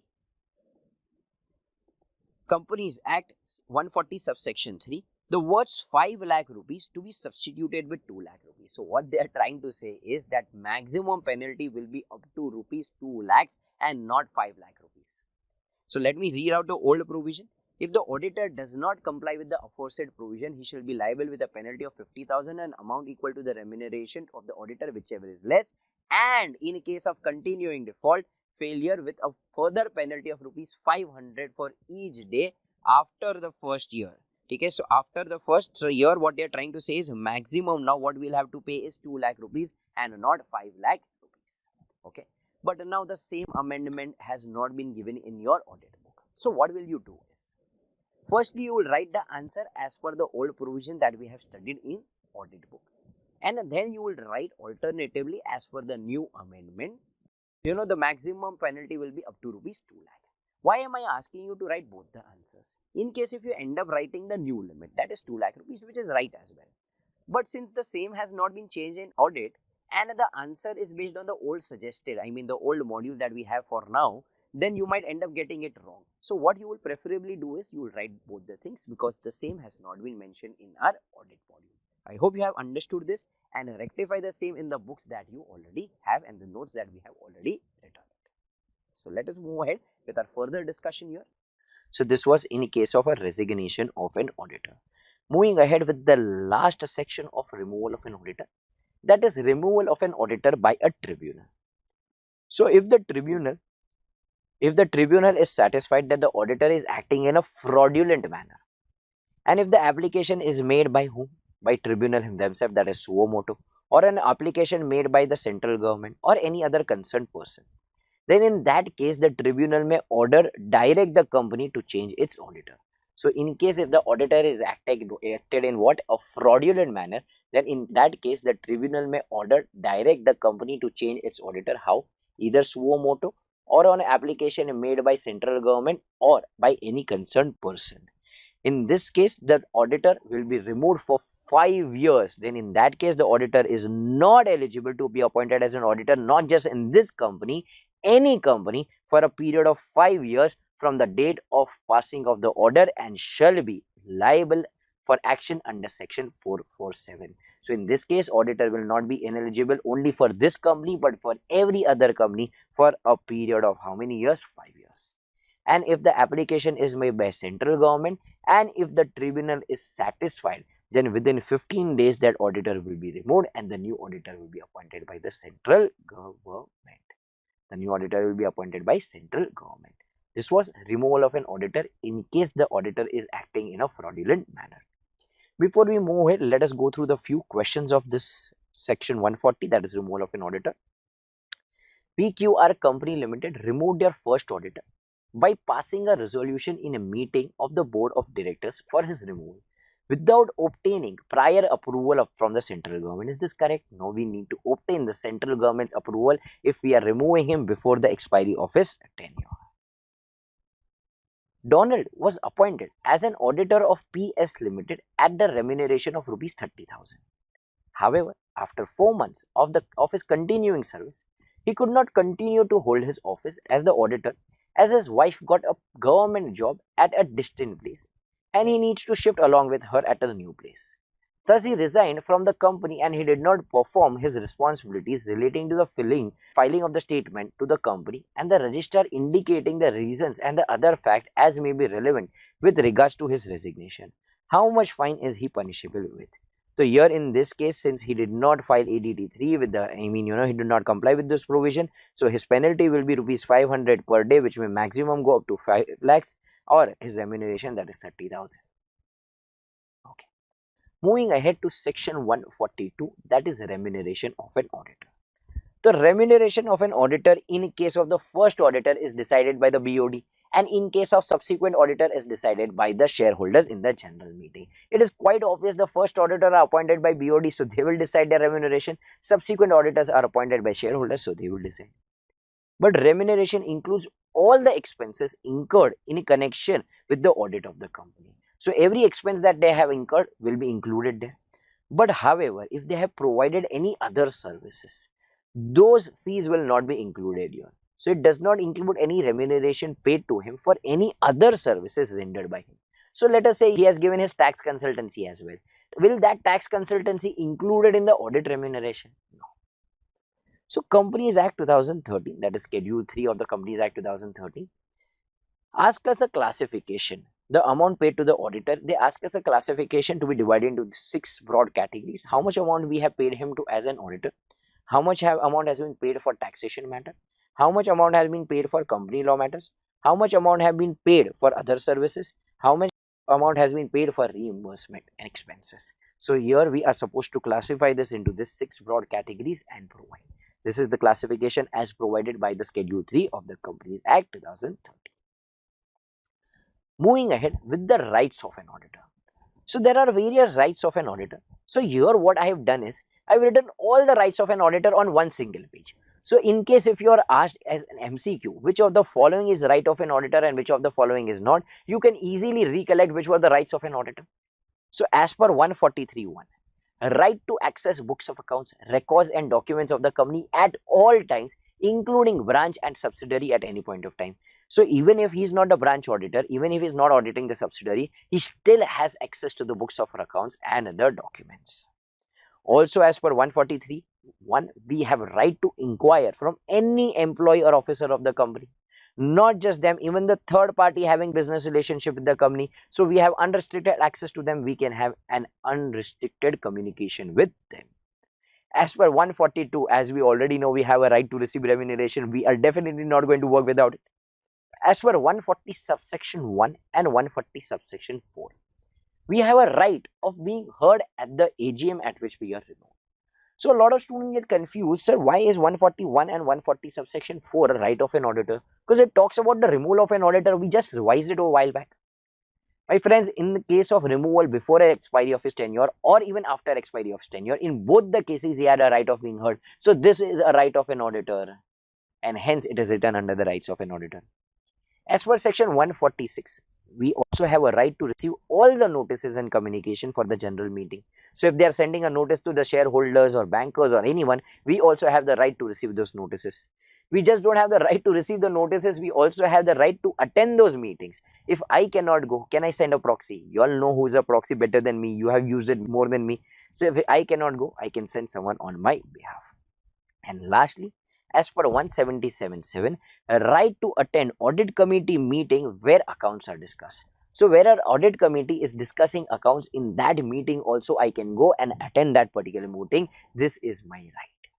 So here what I have done is I have placed all the rights on one single page. So in case of a question is asked, which of the following is a right of an auditor and which of the following is not, if an MCQ is asked, you can very easily answer it. Because if I ask you, which of the following is a right of an asset? 143(1), 142, 140 subsection 1 and all of the above. My friends, if you have not gone through this page, there are very bright chances that you might end up writing only 143(1), but whereas that is not the case. He also has a right to receive remuneration as per 142. He also has a right of being heard at the AGM at which he is being removed, and hence all of the above is the right of an auditor. So the way we studied what are the rights of an auditor, likely we need to understand what are the duties of an auditor. So moving ahead with duties of an auditor, firstly we are discussing 143(1), that is duty to inquire upon certain matters. Why am I stressing so much on the word inquire? Because my friends, here we are going to do only inquiry. Only if we are not satisfied with any of the matter, only then we shall report it. When we move ahead with 143(3), we will talk about duty to report upon certain matters. On all those matters, even if we are satisfied or not satisfied, we will have to report.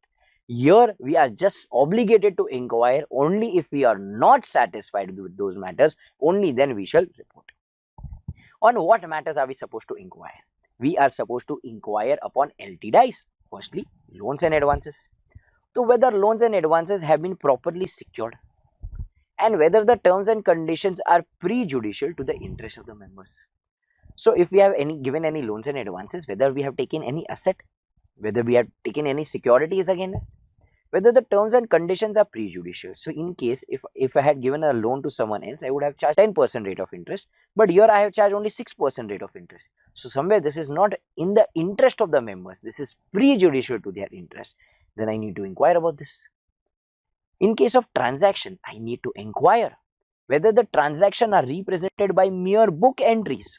For example, if I had profits and I was not willing to pay taxes and I wanted to, suppress the taxes, suppress the income, I just passed a mere book entry saying commission account debit to commission payable account. I never paid this commission. There was never an entry called as commission payable account debit to cash bank. So this was only commission to commission payable. So this is nothing but just a mere book entry.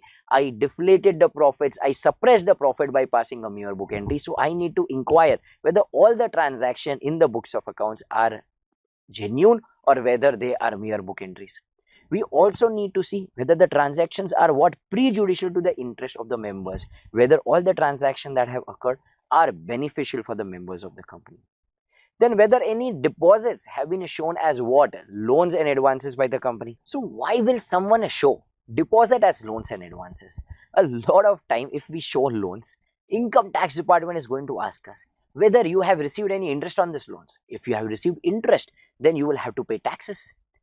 So I don't want to pay taxes. So a lot of times I will not show this as a loans and advance. I might just show this as what? As a deposit. So we need to inquire whether the deposit have been shown as loans and advances. Then if you have made investments, so in case if you have sold a securities at a price lesser and then when it was purchased. So in short, what we are trying to say is you have sold it as what? At a loss, then you need to inquire. So where the company is not an investment company or a banking company, whether the shares, debentures and other securities have been sold at a price less than at which they were purchased by the company. Moving ahead with expenses. Whether personal expenses have been charged to the revenue account. So let us say a director went to US for a conference. The conference was for 10 days. However, he came back after 30 days and he just did not fly alone. He took his wife, he took his kids, he took his parents, and all the expenses have been charged to the revenue account. Is this trip to US a personal trip or a business trip? It is definitely a personal trip. Only expenses for this 10 days, that too only for the director himself, will be charged to the revenue account, but rest of the expenses are personal in nature and should not be charged to the revenue account. So we need to inquire into the same. So if we have allotted shares for what? Cash. We need to inquire whether the cash has actually been received. This is not just a mere entry where we have seen, where we have shown that we are going to allot cash, what? Allot shares against cash. So we need to inquire whether we have actually received cash against the shares that have been allotted. So this was duty to inquire upon certain matters, that is LTDs, loans, transaction, deposits, investment, expenses and shares. Moving ahead to 143.3, duty to report upon certain matters. I told you in 143.1 we were just obligated to inquire upon certain matters, but here in all these matters we are supposed to report on these matters. Firstly, A, all the information and explanation which to the best of his knowledge and belief were necessary. So somewhere they have made this point very inclusive. Every information that you think is necessary, you make sure you report it here. B, whether proper books of accounts have been kept as required by law and regulation. Then you need to see whether the balance sheet and the P&L are in conformation with the books of accounts. You need to see whether the books of accounts have been dealt in accordance with the accounting standards. You need to see eligibility, whether the director is eligible or not. You need to see what? Whether the director is eligible or not. So as per 164.2, you need to see whether the director is eligible. See here, my friends, we are not talking about our eligibility. Our eligibility was discussed in 141.1. Here we are discussing whether the director is eligible or not. We need to report on the same. Then we need to report all the financial controls, whether those internal financial controls are adequate or not. Moving ahead with the other matters to be reported. So this other matters is important. A lot of times students ignore other matters to be reported, but institute ended up asking what are the other matters to be included in the audit report. Specifically, this answer was asked. So what are the other matters to be reported? Firstly, if there is a pending litigation against us, we need to disclose the impact, if any, of such pending litigation on the financial position.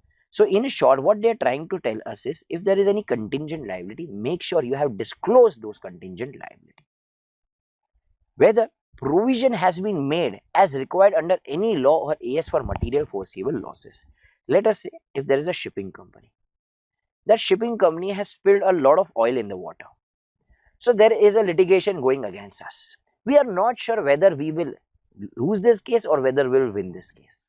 So this is somewhere a contingent liability. You need to make sure whether it has been disclosed.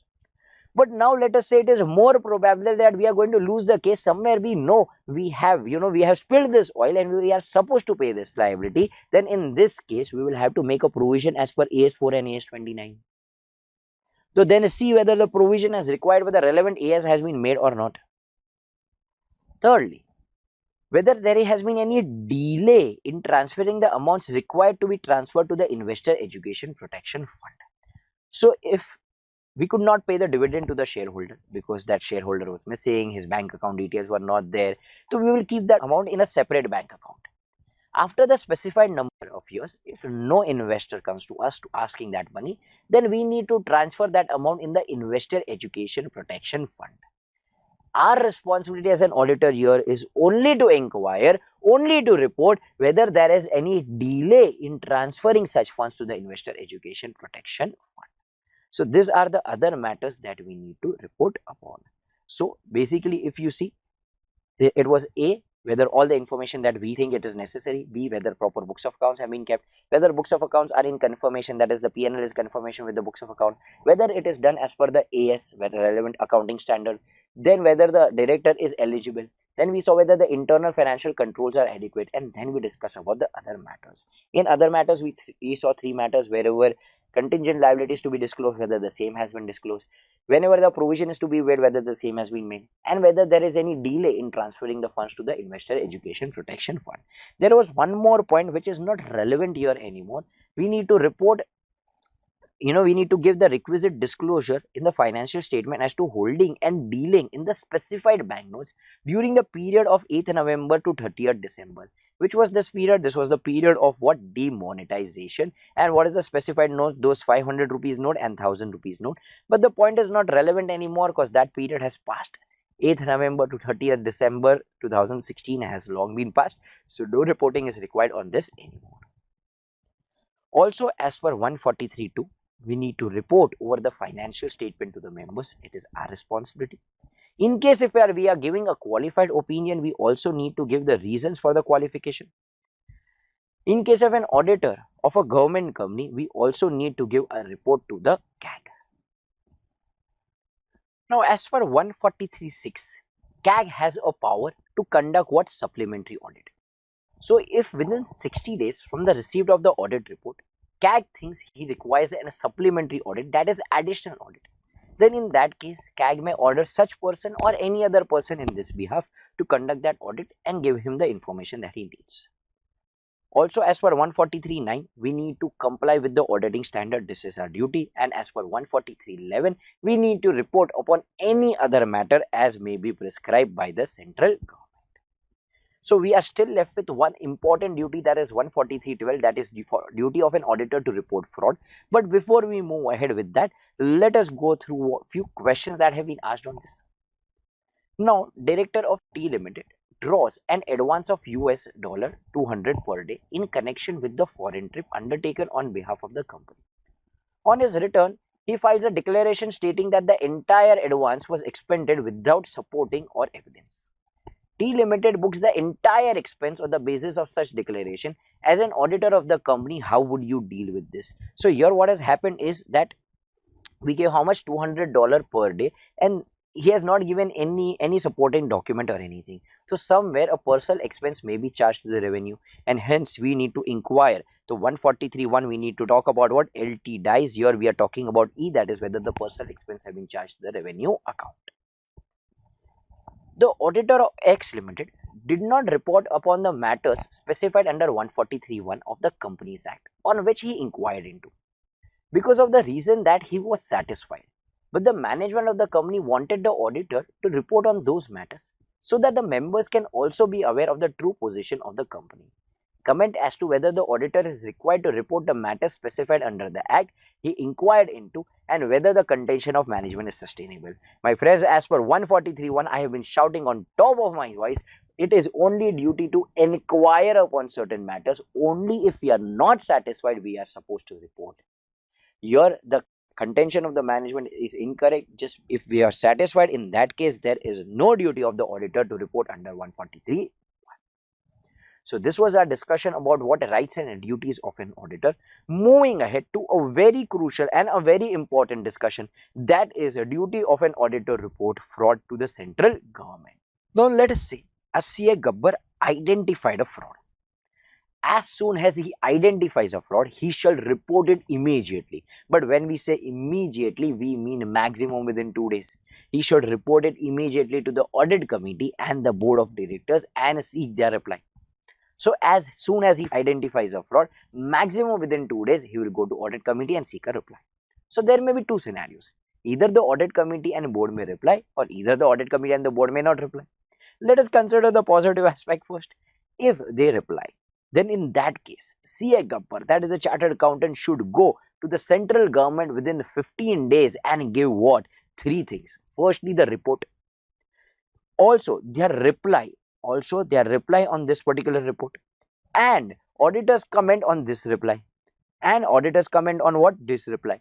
So he will submit three things. Firstly, the reply given by the audit committee and board of directors, and his comments on this reply.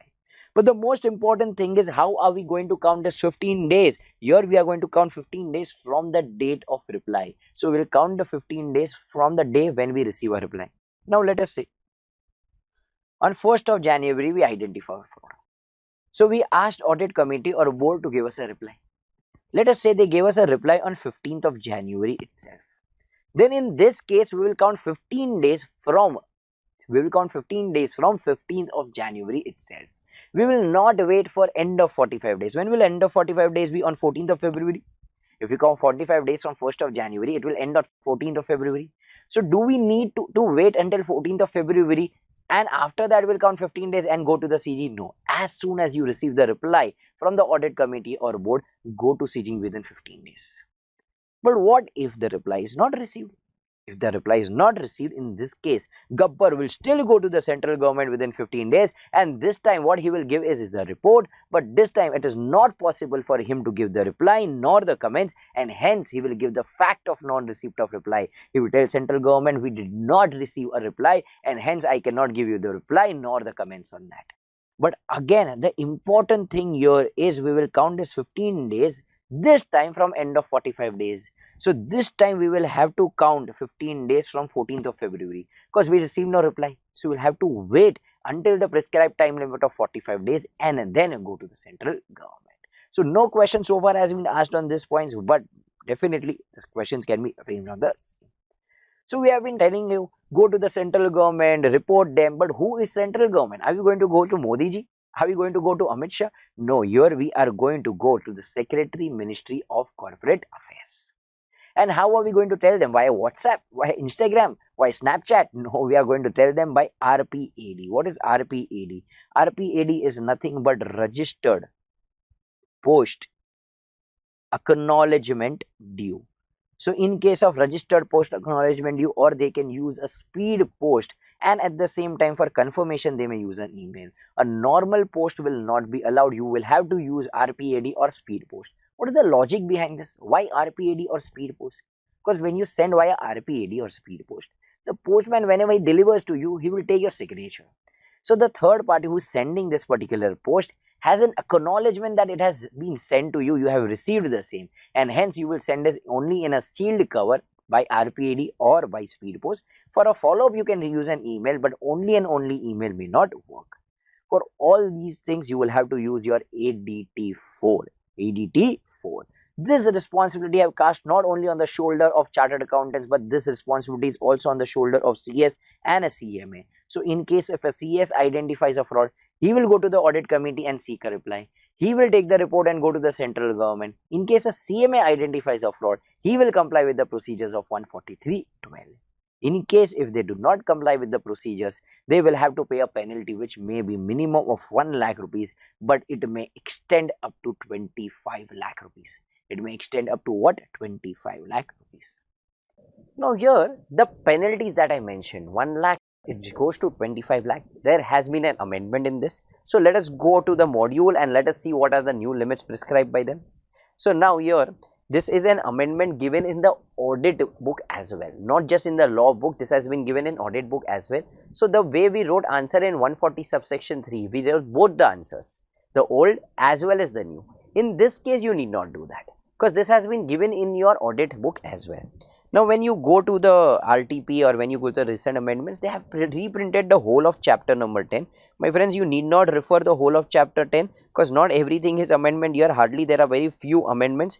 The only amendments that we are going to cover in the lecture are the only amendments. So you need not refer everything once again. So here they are saying, if any auditor, cost auditor or company secretary in practice does not comply with the provisions of section 143(12), in case of a listed company, his penalty shall be 5 lakh rupees, and in case of any other company, that is which is not a listed company, will be restricted to 1 lakh rupees. So if you are an auditor of listed company and if you do not comply with 143(12), penalty 5 lakh rupees, and if you are auditor of any other company and if you do not comply with 143(12), penalty will be 1 lakh rupees. So again, I'm mentioning this has been given in your audit book. So you just need to write this answer, no alternative answer. You will not write the old limits and say now, as per the recent amendment. That was to be done in 140 subsection 3. Reason being, they have not incorporated the same in your audit book and only in the law book, and hence we are writing both the answers. But here, that is not the scenario. So let us move ahead with the next discussion. A small guidance note has been given on the same by ICAI. So a lot of people were confused. So we know if the fraud is detected by us and if it is greater than 1 crore, we know what exactly to be done. But what is to be done if it is detected by others? What if the fraud is less than 1 crore? So your guidance note gives a very good clarification on this. So let us say if the fraud is detected by us, what do you mean by us? Chartered accountants. Or the fraud is detected by others, that is CS or a CMA. So fraud may be less than 1 crore or equal to or greater than 1 crore. If fraud is detected by us and if it is less than 1 crore, we only need to go to the audit committee and BOD. Do we need to go to the central government and do everything? No, my friends, only if the fraud is 1 crore or greater than 1 crore, only in that scenario we will go to the central government, or else we need not go to the central government.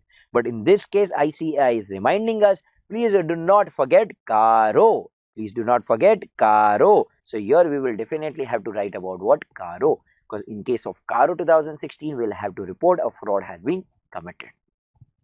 Now let us say if the fraud is equal to 1 crore or greater than 1 crore, then again we'll go to the audit committee. But this time we'll take the reply, we'll go to CG, we'll give ADT4, all these things have to be done. But here again ICAI is reminding Karo. So do not forget Karo, because if the fraud is detected by you or the fraud is detected by someone else, whether it is greater than 1 crore or less than 1 crore, you need to report under Karo. Now let us say if the fraud is detected by others. A CS or a CMA has detected. And if the fraud is less than 1 crore, then generally no duty. Because all the duties will be carried out by a CS or a CMA. But still ICAI is reminding Karo. Do not forget Karo. Because whether the fraud is detected by you or others, whether it is less than 1 crore or greater than 1 crore, you need to report under Karo. Now let us say if the fraud is greater than 1 crore or equal to 1 crore, then in this case again generally no duty, but still ICAI is asking whether the fraud is remediated. Just make sure, just look into the matter whether the fraud is remediated or not. So the fraud may be remediated or the fraud may not be remediated. So if I am satisfied that the fraud is remediated, then I have no duty, because it is the CS or a CMA who will carry out our duty. But in this case as well, ICAI mentions, do not forget Karo, because whether the fraud is detected by you or someone else, less than 1 crore, greater than 1 crore, you will have to report under Karo. Now let us say if you are not satisfied, if you are unsatisfied, then in that case you will have to request the management to perform additional procedure. There might be two scenarios. Either the management performs the additional procedure or does not perform. In case it perform the procedures, no worries, but do not forget Karo. Do not forget Karo. But in case if they do not perform those additional duties, now even you are liable to go to the central government and report the matter to them. But in this case also, my friends, do not forget Karo. So this was a small guidance note given by the institute reminding us to give Karo. But the only and the most important point here was, okay, even if the fraud is detected by others and the fraud is not remediated, management has performed no additional procedures, in that case even you are liable to go and report to the central government. So this was a small guidance note on 143.12, that is duty to report fraud to the central government. Moving ahead with a discussion of 143.8, that is branch audit. Who can be a branch auditor? So the company auditor himself can be a branch auditor. Yes, definitely the auditor of the company can be a branch auditor. Can any other person apart from the company auditor be appointed as a branch auditor? Yes, any other person qualified to act as an auditor can also be appointed as a branch auditor. But what if the branch is situated in the foreign land? Let us say the branch is situated in Australia and the turnover there is hardly 5 lakh rupees. Now, if we send a whole engagement team from India, it will not make sense. The turnover itself is 5 lakh rupees. The net profit is very negligible. They are not earning anything. And sending the whole engagement team from here to there will not make sense. So here, what does 143.8 say? Any person who is qualified to be an auditor in that country. Who is qualified to be an auditor in Australia? Australian CPA. So that particular person can be an auditor for that branch. So point number 3 tells us where the branch is situated, where the branch may be situated outside India, the accounts of the branch may be audited by person qualified to act as an auditor in that country. So in this case, Australian CPA can audit. So if the branch is located in Canada, Canadian CPA can do. So whatever may be the qualification required in that particular country, that person can do the audit of that particular branch. So who can be the branch audit? The auditor of the company. Any other person qualified under section 139, or where the branch is situated outside India, the person qualified to act as an auditor in that country can also be appointed as a branch auditor. Moving ahead with 145. Who has a duty to sign the report? Obviously, the person appointed as the auditor of the company has a duty to sign the report. Even only he will sign and certify the documents of the company. No other person is authorized to sign on his behalf. Before we move ahead, let us go through a few questions of this. X Limited has a branch in Malaysia. The company has appointed Mr. X, who is qualified to audit accounts as per Malaysian laws. Mr. Z, the statutory auditor, objects to the same, contending that he alone can audit the branch accounts office. Discuss. So in this case, what has happened is he is situated where? In Malaysia. He is situated where? In Malaysia. So a person qualified to be an auditor in Malaysia can do the audit. So here the contention of the auditor is incorrect. Any person qualified to be an auditor in Malaysia is qualified to be an auditor. Moving ahead, question 26. Mrs. Seema and Company had been the company auditor for Amudan Company Limited for the year 1890. The company had 3 branches located at Chennai, Delhi and Mumbai. The audit of branches of Chennai, Delhi were looked after by the company auditor themselves. The audit of the Mumbai branch had been done by the auditor Messrs. Vasan and Company, a local auditor situated at Mumbai. The branch auditor had completed the audit and given his report too. After this, but before finalization, the company wanted to visit the Mumbai branch and have access to the inventory records maintained by the branch. The management objects to this ground of the company auditor is trespassing the scope of the audit areas. Comment. Now, my friends, even if I am not the branch auditor, do I have a right to access to the books of accounts? Yes. To remind you, let me take you back where we had discussed this particular thing. While we were discussing rights of an auditor, under 143.1, we said we have a right to access to the books of accounts of the company at all times, including the branch and subsidiary at any point of time. So even if branch auditor is someone else, do I have a right to access those books of accounts? Yes. So my friends, somewhere here, the relevance of 143.1 was more. You need not mention only and only branch auditor. 143.1 mention was required. I hope you could crack this as well. Okay. Moving ahead with the discussion of the next section, that is section 147, penalty under the Companies Act. So if you are violated any section from section 139 to 146, you will be liable for penalty under section 147. But we have seen 2 sections where we have already discussed their penalties. Under section 140 subsection 3, if you have any non-compliance for 140 subsection 2, that is resignation of an auditor, you will have to pay penalty under section 140 subsection 3. Also, if you fail to report fraud to the central government, you will have to pay penalty under section 143.12. Minimum is 1 lakh and maximum can go up to 25 lakhs. Apart from that, all the penalties are contained under section 147. So penalties here are imposed on 3, particularly company, the auditor and the officer in default. So if there is a non-compliance of either of the sections from 139 to 146, the penalty on company, minimum penalty will be 25,000, but maximum can go up to 5 lakhs. In case of auditor, we will have to see whether the non-compliance is intentional or unintentional. If it is unintentional, he will be treated at par with the company. So even his penalty will be 25,000, maximum may go up to 5 lakhs or 4 times the remuneration, whichever is lower. So let us say his remuneration is 1 lakh. So 1 into 4, 4 lakhs. So 5 or 4, whichever is lower, 4 lakhs. Okay, let's say his remuneration is 2 lakhs. So 2 into 4, 8. So 5 or 8, whichever is lower, 5. So minimum 25,000, maximum 5 lakhs or 4 times the remuneration, whichever is lower.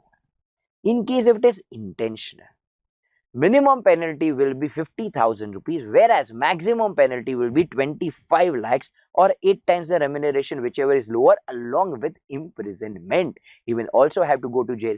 So here we said 25 lakhs or 8 times the remuneration. If remuneration is 2 lakhs, 2 into 8 is 16. 25 or 16, whichever is lower, then in that case 16. Let us say 5 lakhs is the remuneration, so 5 into 8, 40. So 40 or 25, whichever is lower, then in that case it will be 25 lakhs. So minimum 50,000, maximum 25 lakhs or 8 times the remuneration, which is lower, along with imprisonment. In case of an officer in default, minimum penalty will be 10,000 rupees, maximum will be 1 lakh, or imprisonment, or both. Here the penalty for an officer in default is quite small because company is already paying the penalty here. An officer in default is also paying the penalty. Hence, the penalty for officer in default is comparatively less as compared to others. Now, a lot of students ask me, sir, how do we know whether it is intentional or unintentional? My friends, we need not get into it. An authority appointed by the central government will decide whether it is intentional or unintentional. We are not supposed to do that. Only they will decide whether the same is intentional or unintentional. Now again, under section 147, that is penalty, there is a small amendment in case of law. Again, the same has not been given in your audit book. Why am I discussing this is because a lot of students prepare their law based on the audit lectures that we have already done here. So I'm just mentioning this so you can prepare for your law accordingly, and also if a similar question is asked in your audit paper, we come to know how are we supposed to answer it. So let us first understand what exactly is the amendment, and then we'll discuss how to deal with it. So section 147, in subsection 1, the word with imprisonment for a term which may not extend to 1 year shall be omitted. So now if let us say what is 147.1, if any provisions of section 139 to 146 both inclusive is contravened, the company shall be punishable with a fine which shall not be less than 25,000 but which may extend to 5 lakh rupees. We just read the same. And every officer of the company who is in default shall be punishable with imprisonment for a term which may extend to 1 year, or with a fine which shall not be less than 10,000 rupees or which may extend to 1 lakh rupees. Now here imprisonment has been omitted. So if you are an officer in default, there will be no imprisonment. All you will have is fine. Okay, so fine for the words 1 lakh or both, the words 1 lakh rupees shall be substituted. So what they are trying to say is now there will not be any imprisonment. All you will have is what? A fine. So this was amendment under 147. Again, what I will suggest, if the same is asked at your audit exam, in your audit examination, write the older thing as well and write as per the recent amendment. This should be your answer. And if the same is asked in your law paper, you know what to do. So this was our amendment of 147. Let us move ahead again with the discussion that we were having there. With our discussion of the last section, that is section 148.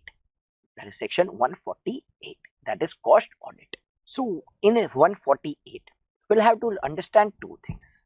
So we have to understand rule 3, which is cost records and audit, that is CRA rule 3, which mentions who are supposed to maintain the cost records.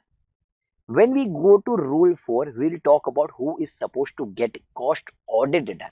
See, so there are two parts: who's supposed to maintain the cost records and who's supposed to get the cost audit done. My friends, this question was asked in July 21. So July 21 had a question on who is supposed to maintain cost records. So make sure you have your attention here. So in rule 3, what they say is, whether you are a domestic company or a foreign company, if you are engaged in production of goods and services of regulated or non-regulated industry. See, now you need not memorize the list of regulated and non-regulated.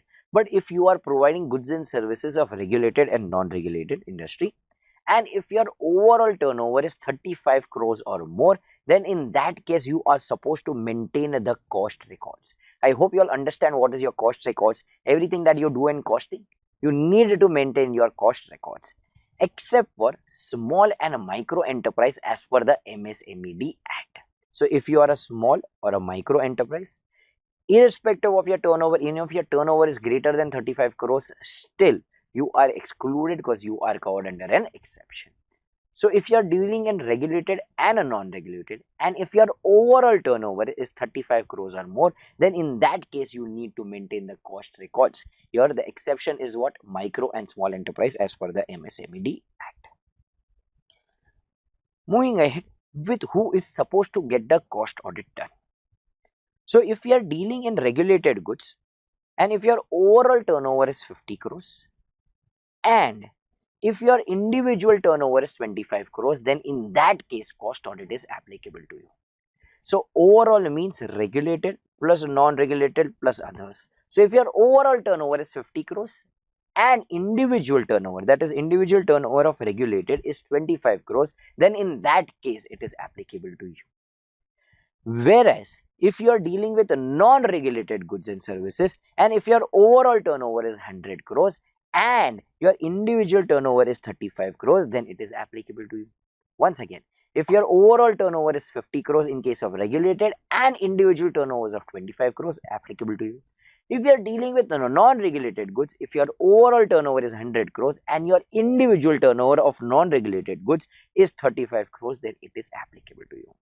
But here C is excluded. Now what do you mean by C? If you are located in a specific economic zone, that is an SEZ, then in that case you need not maintain your cost records. You are given an exemption from maintaining the cost record. If you are into the generation of electricity, you need not maintain your cost records. And lastly, if your total exports exceeds 75% of your total revenue, then in that case also you need not maintain the cost records. So if you are from specific economic zone, if you are into electricity generation, if your total exports is more than 75% of your total revenue, in that case also you need not maintain your cost audit.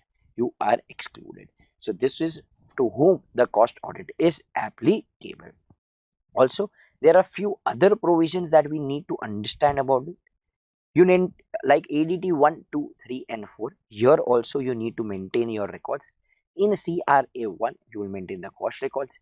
In CRA 2 is used for appointment, casual vacancy removal. CRA 3 is when the auditor gives his report to the BOD, and in CRA 4 is used when the board of directors gives his report to the central government. Now other provisions, who appoints the cost auditor? It is BOD who appoints the cost auditor. But whenever I ask you how many days are allotted to BOD, you always used to say 30 days. But my friends, that is for appointment of an auditor. Whenever you are supposed to appoint a cost auditor, we are given 180 days from the commencement of the financial year. But the most important thing is he must be a cost accountant in practice. A chartered accountant in practice may not work. And if a person is a cost accountant as well as a chartered accountant in practice, the same person cannot be appointed as a cost accountant as well as the statutory auditor. So the person who is a statutory auditor cannot be the cost auditor of the company. Other provisions are quite similar to what we have already done. Qualification and disqualification are similar to 141, 1, 2 and 3 that we have already covered for the auditors, and a punishment is same as we have done under section 147. But there are few important questions. Let us go through this question, because as per me 148 is going to be important. I had been shouting this on top of my voice to the previous attempts as well, and they saw a question based on it in their July 21 paper. Still, even for your attempt, this may be crucial. So make sure you pay attention to this particular question. Sugar Limited is a top sugar manufacturer and exporter in India, operating from specific economic zone Uttar Pradesh. Its revenue from sale export of the preceding year is given below. The sale within India was 1157 lakhs. So if I convert into crores, it will come to 11.57 CR. Sale outside India is 1353 crores, that is 13.53 crores, and total is 25.10 crores. Mr. X, the statutory auditor of the Sugar Limited, is of the view that company is mandatorily required to include the cost records in their books of accounts and consequently conduct cost auditing. He also suggested a name of his friend who is a cost accountant in practice. However, the management of the view that they are neither required to maintain the cost record nor conduct cost audit. Okay, so if I firstly discuss about cost records. If you are dealing in regulated and non-regulated, and if your overall turnover is greater than 35 crores, only then you need to maintain cost records. Here the turnover is how much? 25 crores. Is it greater than or equal to 35 crores? No. And hence cost audit required. In case of cost audit, If you are located in specific economic zone, then any which ways you are excluded. So you need not even consider the limits, count the limits, because any which ways you are excluded. So even cost audit here is not applicable. Okay. Let us consider the next question. XYZ Limited, having a place of business in Delhi, is engaged in the production of trading, import and export of orthopedic implants and pacemaker. The company's revenue from export is usually in the foreign currency. Its total revenue classification for the immediately preceding year is as follows. Intrastate sales 1400 lakhs comes to 14 crores. Interstate sales 15.5 crores. Export to US 49 crores. Export to UK 69 crores. Total revenue comes to 147.5 crores. Now the management of the opinion that the company is not required to maintain the cost record, neither get the cost audit done. So again, let us firstly discuss about cost records. If it is greater than or equal to 35 crores, yes, you need to maintain it. Here it is 147.5 crores. Definitely you require cost records. Cost audit. Before we calculate the limit, if you recollect, if 75% of your revenue is from export, then you are excluded. Here the export is 49 plus 69, which comes to 118. So out of 147.5, around 80% is from export, which is definitely greater than 70%, and hence they are excluded from cost audit. So if we refer the answer here, they are supposed to maintain the cost records as per rule 3, but however, they need not have cost audit done because they are excluded since their export is greater than 75%. Moving ahead with the last question. XYZ Limited is engaged in the production of iron ore and steel. A CA firm Messrs. M&N Company was appointed as the statutory auditor of X Limited for the current financial year. During the year, the management of the company realized that the company is required to maintain the cost records in their books of accounts and get it audited. Therefore, in a general meeting, the members of the company appointed M&N Company as the cost auditor of the company. You are required to examine, can the same person be appointed as a cost auditor as well as the statutory auditor? No, my friends, we have already discussed this. The same person cannot be appointed as a cost auditor as well as the statutory auditor. With this, we finally put an end to our discussion of what our company audit. Now what you are left with is Caro 2016. I insist you go through Caro 2016 as well. We have done all those things in the lecture. This is a critical revision lecture where we are touching the main and the crucial points. In case if you do not recollect, we have already done it in the class. You can go and see the recorded lecture. In case if any student who is not a JKC student is viewing this, you still have an option to go out and buy a single chapter. You need not purchase the whole product. Okay, so with this, we are finally done with our discussion of a very important, very crucial chapter, that is company audit. Let us meet in the next video where we will continue our discussion with the next chapter. So let us begin with our discussion of nature, scope and objective of audit. This is the first and the most primary chapter of audit. In this chapter, before we do anything else, we'll have to go through the basic concepts. So all the students who have attended the lecture will very much agree that yes, the basic concepts are very essential. Like who are those charged with governance, what are the financial reporting framework, what is a misstatement, what is the difference between audit, review, assurance, related service, what is sufficient and appropriate audit evidence, because these terms will be used from this chapter till the last chapter. If we are not aware about these concepts, it will get very difficult. So firstly, we'll cover those basic concepts and then we will move ahead with the discussion of the chapter. So if this chapter, if we see what is the weightage here. So on an average 4 to 8 marks, 4 to 7 marks to be rather specific, is the weightage that they have asked. It has been variable, but still you can expect a 4-mark question out of this.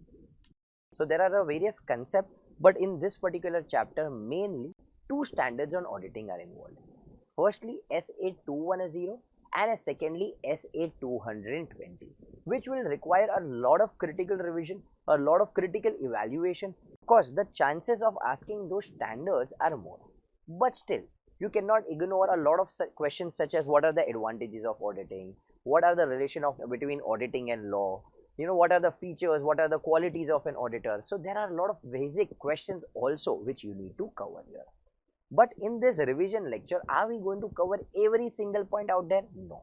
This is going to be a critical revision lecture where we are touching on the most critical point. But this does not mean that you will rely only and only the questions covered here in the revision class and ignore every other second question. No, my friends, you are not going to do that. If that was the scenario, if that was only the important thing, then we would have not taught you for so many hours in the classroom scenario, in the Zoom live sessions. So everything which is not covered here and covered in the classroom is still important. You are not going to ignore the same. For that, in case if you are not able to recollect, view the recorded lectures that have been given to you. Also, if you are still left with doubt, you have WhatsApp zoomed out solving session, you have zoomed out solving session, WhatsApp helpline. You can make use of them and make sure you clear your doubt and only then move ahead with the next chapter. So let us begin with our discussion of the basic concepts of chapter number 1. So now, before we do anything in our chapter number 1, we will have to go through the basic concepts. Now, all the students who have attended the lectures, we have invested almost 2 to 3 hours on this basic concept, and I hope now you all realize how important these concepts were. If you all are not aware of this concept, you will face a lot of hurdles throughout your auditing. So before we move ahead, let us go through this basic concept. So everyone who have attended the lectures, for them also this is going to be a revision. You have attended all the lectures, so you cannot skip things, right? We have attended everything, but still you will go through this. This will be a quick revision and will help you. All the students who have not attended the lectures are viewing these lectures for the first time. Please, for you this will be very crucial. The first very much term is the financial reporting framework. Now, if we go to the definition of financial reporting framework, they say financial reporting framework is a framework used by management or those charged with governance to prepare and present financial statement. It should be either in accordance with need and objective of financial reporting or necessitated by a statute governing the reporting entity. This is called as what? FRF, that is financial reporting framework. Now, what exactly is this? This is nothing but a format via which you prepare your financial statement.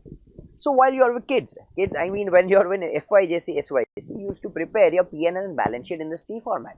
But then when you grew as adults, when you came to your foundation, you all realized you do not make your financial statements like that. You prepare it a vertical financial statement as per the Schedule 3 of the Companies Act 2013. Schedule 3 of the Companies Act 2013 is nothing but what?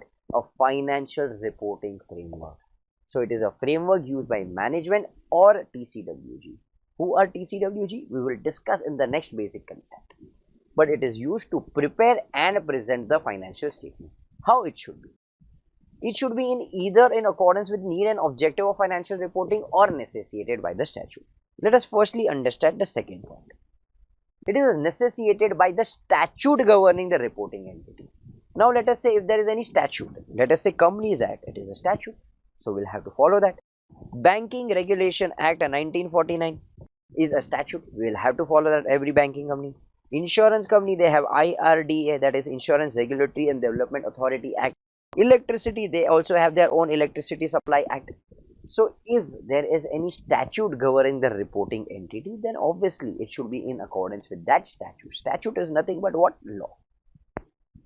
But if there is no statute governing the reporting entity, let us say the reporting entity is a sole proprietor. Is Companies Act applicable to that sole proprietor? No. Is Banking Regulation Act 1949 applicable to sole proprietor? No. Is IRDA applicable? Is Insurance Supply Act applicable? No. Then in that case, how should it be? It should meet the need and objective of financial reporting. My friends, what is the need and objective of financial reporting? The need is that all the users of the financial statement. Who are the users of financial statement? See Mowgli. Customers, management, owners, government, lenders and other interested parties. So we should report in such a way that all the stakeholders, all the users of the financial statement can understand.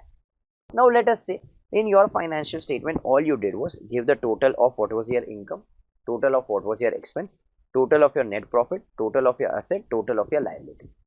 Will the user understand what exactly is your business, from where are you earning the income, what types of income, what types of asset, what types of liability? No, right? Then is there any use of such reporting?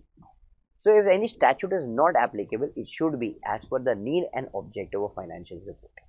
So if we again go through the definition, it says financial reporting framework is a framework used by management or TCWG to prepare and present a financial statement. It should either be in accordance with what need and objective of financial reporting or necessitated by the statute governing the reporting. Now, the second most important concept, who are those charged with governance? Who are those charged with governance? Who is a those charged with governance? Let us again understand the concept here. Let us again read out the definition. Those charged with governance refers to person or persons or organization or organizations with the responsibility of overseeing the strategic direction of the company and obligation related to accountability of the entity. Now, most of the cases, all student understands who are those charged with governance. They are nothing but people who are over and above management. So, if for example there is management, and if management does not do your work, and if management does not listen to you, you will go to those charged with governance. Agree? So it is like, in school, teachers are the management. So if you have any problem, first you will go to the teachers. But if you have problem with the teacher, then you will go to the principal. So principal in this case are those charged with governance. So we understand that. But when we read the first line, those charged with governance refers to person or persons or organization or organizations. What do you mean by that? Okay, let us take an example. Let's say Ratan Tata ji. Ratan Tata ji has a lot of companies. There are a lot of Tata companies: Tata Motors, Starbucks, Chroma, Tanishq, Titan, so many companies. So for instance, let's just take three companies for now: Tata Motors, Starbucks, Chroma. Every company will have their own board of directors. Yes. Now let us say if you are auditor of Chroma and board of directors of Chroma and the board of directors of Chroma in that case are not listening to you, or they themselves are involved in a fraud, to whom are you going to report? So in this case, let's say for the first example, Ratan Tata ji says, if anything goes wrong at Chroma, please come and inform me. So in this case, Ratan Tata ji is those charged with governance. But Ratan Tata ji is a person. So can the those charged with governance refer to a person? Yes. Second example, Ratan Tata ji said, do not come to me. I have so many companies. It is going to be humanly impossible that I can run all the companies on my own. So what I have done is I have made a steering committee. It is a group of 4 people. Usually call it them as audit committee. So there are a group of 4 people. They are managing everything. So if anything goes wrong at Chroma, what you will do is you will go to the steering committee. So in this example, steering committee is those charged with governance. But this are nothing but what group of people, which is nothing but persons. So can those charged with governance be persons? Yes, definitely they can. Or organization. So Ratan Tata ji, third example, Ratan Tata ji said, if anything goes wrong, do not go to steering committee. Directly go to Tata Motors. Directly go to Tata Motors. Why? Because in Tata Motors there are 3 directors. He said out of 3 directors, I am myself one of the director. So I am involved there. I am a full-time director there. So if anything goes wrong in Chroma or any such companies, directly report to Tata Motors. So in this example, Tata Motors are those charged with governance. But Tata Motor is an organization. So can an organization be those charged with governance? Yes, definitely. Last, fourth example, Ratan Tata ji said, if anything goes wrong, do not inform just Tata Motors, inform Tata Motors plus Starbucks. So in this example, Tata Motors plus Starbucks are those charged with governance, which is nothing but organizations. So can a those charged with governance be a person? Yes, he can be a person. Can they be persons? Yes, they can be persons, definitely. Can they be an organization? Yes, they can be organization. Can they be organizations? Yes, they can be organizations. With the responsibility of overseeing the strategic direction of the company. So what they are trying to say is they have the steering wheel. They will control where the company is going. Not just that, they also have the obligation related to accountability of the entity. They will have the obligation. So if anything goes wrong, whom are you going to catch hold of? So in the first example, if anything goes wrong at Chroma, At the end, finally, you are going to catch hold of Ratan Tata ji. In the second example, you are going to catch hold of Audit Committee. In the third example, you are going to catch hold of Tata Motors. And in the last example, you are going to catch hold of Tata Motors plus Starbucks. So they just don't have the responsibility, but they also have obligation and accountability of the entity. These people are called as those charged with governance. This term, my friends, will be used repeatedly from first chapter to the last chapter. But if you have not understood this particular concept, it is going to be very difficult. So I hope you have understood what is a financial reporting framework, who are those charged with governance. Okay, let us go ahead with the next concept. Misstatement. What is a misstatement? Now let us say, for example, if I come for a festival, for example, if I am going for, let us say, Navratri. So I don't know how many Gujaratis are watching this particular lecture, but let us say if I am going for Navratri. And what I did was, I was wearing a dhoti, and over a dhoti I was wearing a skin fit t-shirt, a skin tight t-shirt. What do you think so? Is the fashion correct? No, a lot of students who are not even Gujaratis, nothing to be offended about, I am myself a Gujarati, but everyone else who is not a Gujarati, or probably if they are a Gujarati, everyone would be laughing over me. Okay, what is he wearing? He's wearing a dhoti and he's wearing a skin fit t-shirt over it. Is it correct? No, people would say, sir, there is a misstatement in your fashion. There is a misstatement in your fashion. Why did you say there is a misstatement in my fashion? Because you compared what should be there. There should be dhoti and a kurta. But what was actually there? Dhoti and a skin fit t-shirt. So what is ought to be there and what is actually there? If there is a difference between the two, there is a misstatement. Once again, what is ought to be there and what is actually there? If there is a difference between the two, there is a misstatement. Okay, fine. So I understood, sir. Everyone told me, explained me, sir. What you should do is you should wear dhoti and a kurta. Dhoti and skin fit t-shirt is a misstatement, and it is a disaster. You should not wear it. I understood it. On a Sunday, I went to a church for a Christmas mass, for a mass or anything. And when I went to that particular mass, I wore a dhoti and I wore a kurta.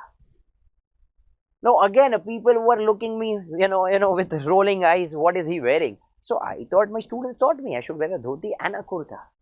But can I wear the same to the church?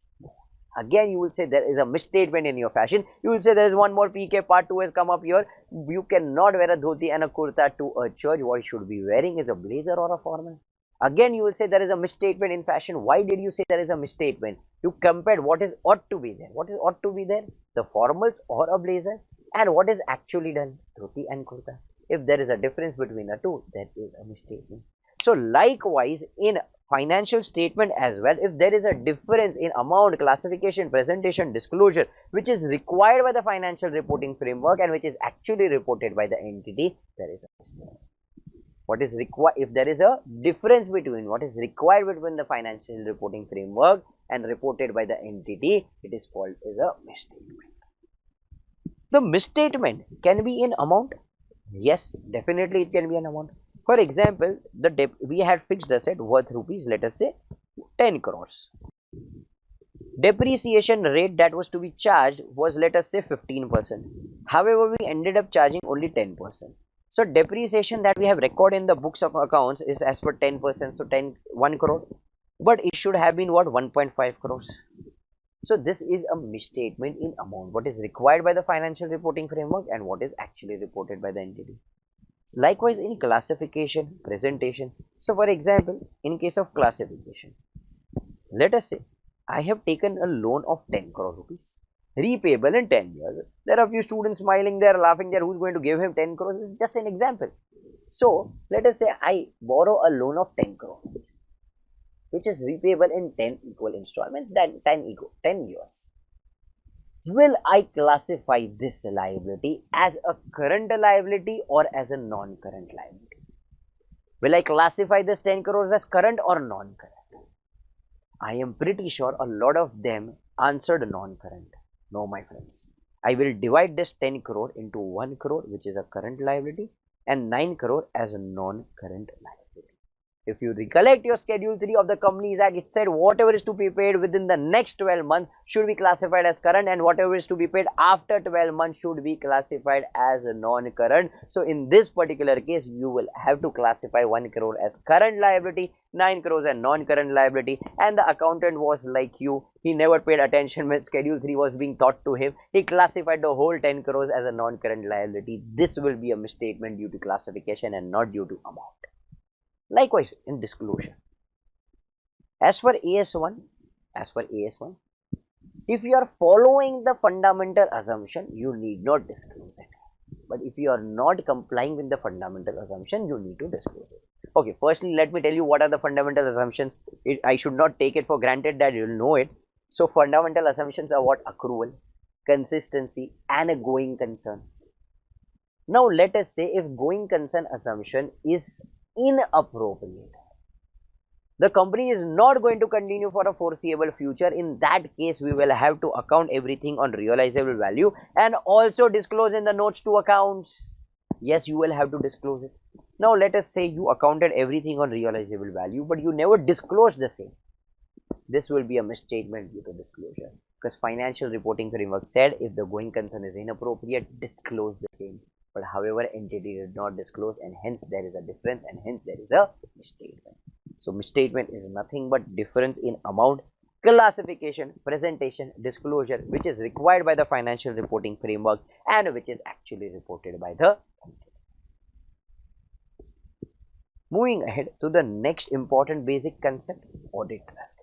This is very important concept, my friends, because the same concept we are going to repeat again and again throughout a lot of chapters. A lot of times we will talk about risk of material misstatement, detection risk. So this is one of the crucial point. So in case if you are already tired, if you are already drenched, pause it, have some water, have some tea, have some Red Bull or whatever you wish to have, and then resume with the lecture, because this is going to be some crucial points, my friends. So do not just skip it, right? So let us move ahead with our discussion of what is an audit risk. Audit risk is a risk that auditor may issue an inappropriate opinion despite of existence of a material misstatement. So there exists a misstatement, but however, the auditor could not detect the same, and auditor gave an opinion saying everything is true and fair. This risk is called as the audit risk. Audit risk has two main components. First is risk of material misstatement, second is detection risk. But firstly, let us understand what is risk of material misstatement. It is again made up of two components, inherent risk and control risk. What is inherent risk? Can an auditor ever give an absolute assurance?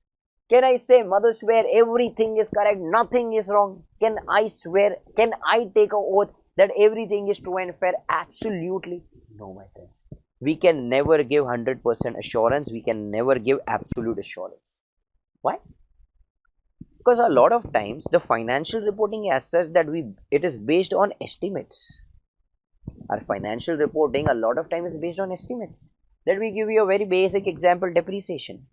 What is the formula of depreciation you have been doing since FIJC? It is nothing but cost minus scrap divided by estimated useful life. So if I ask you what will be the life of this particular air conditioner, so let us say cost is, let's say 50,000 rupees. Let's say scrap is 10,000 rupees. Now I ask you what is the life. So someone may say, sir, this will last for 4 years. So as per them, the depreciation per year is going to be 10,000 rupees. But there might be someone who would say, sir, it will last for 5 years. Then depreciation will probably go down to 8,000 rupees. Someone may say, sir, it will last for 8 years. Probably depreciation will go down to 5,000 rupees. There may be someone who would say it will last only for 3 years. So estimates, can we ever give absolute assurance? No, right? Also RDD. We should struggle finding, dealing with this RDD as an adjustment in FIJC. But what is this reserve for doubtful debts? It is an estimate. How many percentage of my debtors will not pay me? Do I know it for sure? No, right? Am I an astrologer out here? No, I do not know it for sure that there will be an RDD of exact 2% or 3%. If I was such a good astrologer, I would have not taught here. I would have started playing Satta Market in the morning. I would play on this horse will win. And I would go to casino. I would do something like that. Why would I do something and anything else? So we cannot predict it for sure.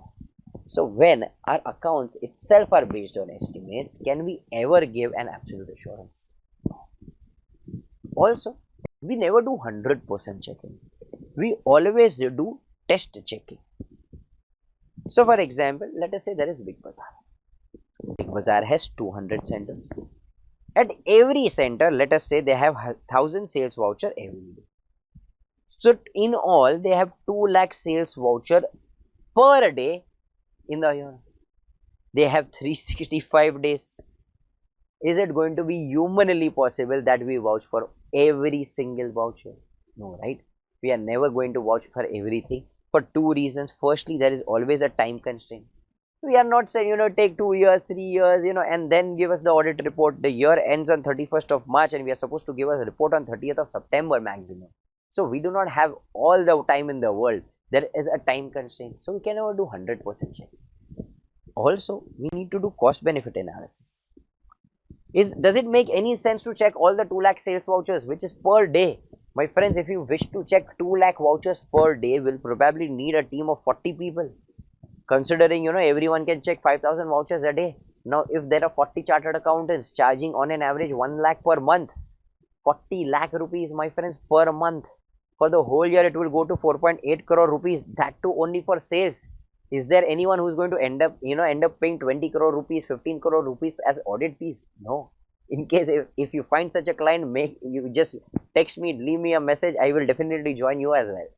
So it is not going to be possible. So when we do test checking, we are not checking the whole population. How do we give absolute assurance? It is not possible for us to give an absolute assurance. Also, there is always a chance that management may involve into what? Fraud. And if management is involved in a fraud, detecting it is going to be all the more difficult. See, if employees involved in a fraud, probably detecting it will not be difficult. But if a management is involved in a fraud, they might conceal a lot of things and detecting it will be difficult. And hence, for all such reasons, we always give what? Reasonable assurance and not absolute assurance. We give what? Reasonable assurance and not absolute assurance. This is called as inherent risk. Now, what is a control risk? My friends, we have understood what are the internal controls and everything when we have done our chapter number 2. So we know what are the internal controls. But what is a control risk? That there are controls implemented, but those controls will fail to detect, prevent and correct misstatements. Controls are there in place, but they will fail to detect, correct and prevent misstatements. I'm not having a lot of conversation on this because this concept is way too much in detail in chapter number 2. In case if any of y'all cannot recollect, do I need to mention it once again? No, you will go and view the recorded lectures and ask us if any doubts persist. So when we combine these two, what we get to know is the risk of material mistake. Based on ROMMS, we will decide what is our NTE going to be. Based on ROMMS, we will decide what is the nature, timing and extent of audit procedure. If the ROMMS is very low, the nature, timing and extent of audit procedure will also be less. If ROMMS is high, NTE will be high. So here there is which relationship? Direct relationship. The second component is detection risk. That auditor will apply his audit procedures. Even after applying the audit procedures, the auditor may not be able to detect a material misstatement is called as what? Detection risk. When we take accumulation of all the things, what we get is audit risk. So audit risk is nothing but inherent risk, control risk and detection risk. I hope you have understood this concept. The most important part here was a risk of material misstatement. Moving ahead, what does a practicing chartered accountant do? What are the different type of services that he provides? So there are 4 basic types of services. One is audit, second is review, third is assurance and last is related services. Now lot of students are not aware about what is the difference between audit, review, assurance and related service. Firstly, my friends, the name of your subject itself is auditing and assurance. And if you do not know the difference between the two, may God be with you. So somewhere we need to understand, but not just for understanding purpose of view. There are also two MCQs asked based on this concept, and hence this is going to be important. So a practicing CA may provide an assurance service or either a non-assurance service. Now, what do you mean by assurance service? We are giving an opinion whether everything is true and fair or not. So what we are doing in assurance service is we are giving some sort of assurance, we are giving some form of opinion. But on the other hand, when we talk about a non-assurance service, we are giving no opinion at all. So for example, let us say Starbucks came to me. They said we have centers across India. All we want you to do is just compile the books of accounts and make us one consolidated. So all I am doing is compiling the books of accounts of Starbucks. Is this assurance? Did I give any opinion on the accounts of Starbucks? No. All I did was compile it. This is called as non-assurance. Okay, let us say for example, Sunil Damani ji came to me and Damani ji told me, okay, now what I want is you please prepare my income tax return. So based on all these accounts, just please prepare my income tax return. Based on the accounts that he provided me, I prepared the income tax return. Did I give any opinion on this? No. I just prepared income tax return. Did I give an opinion whether the accounts given by Mr. Damani ji are true and fair or not? So this is again called as what? Non-assurance service. But when we give an assurance service, it may be related to historical financial statement or not related to historical financial statement. What do you mean by historical? Historical means which has gone by. For example, if I talk about 31st of March 21, it is historical. So financial year 2021 is historical. But if I talk about financial year 2021-22, it is not historical. So I may give assurance on related to historical financial statements or not related to historical financial statement. When I give any assurance on historical financial statement, I may give high assurance but not absolute assurance. My friends, can I ever say I am swear, Baba swear, I take a oath that everything is true and fair and nothing is wrong? No. We understood this while we are understanding inherent limitations, that no, in case of auditing, we can never give absolute assurance. All we can give is high assurance. But in a lot of circumstances, we may also give moderate assurance but not high assurance. Let us say SEBI requested us as soon as the quarter, for example, first quarter is done, maximum within 15 days, please you give an opinion whether quarter 1 was correct, whether there were any misstatements in quarter 1. Now, when SEBI is asking us to give an opinion within 15 days, we'll tell SEBI, we cannot give you high assurance as well. Because we just have 15 days to assess. We cannot assess everything in 15 days. So SEBI said, okay, you did not give me high assurance, but at least give me moderate assurance. I said, okay. So in case of historical financial statement, I may either give what? High assurance or I may give moderate assurance. When I give high assurance, this is called as nothing but what? Audit. In context of historical financial statement, when I give high assurance, this is called as audit. But in case of historical financial statement, when I give moderate but not high assurance, this will be called as review. When I am talking about historical financial statement, if I give high assurance, this is audit. But if I give moderate assurance, this is review. Now pay attention to my green ink. I am talking about not related to historical financial statement. So that is forecasted future. For example, financial year 21-22 or 22-23. So a lot of times company prepares forecasted financial statement.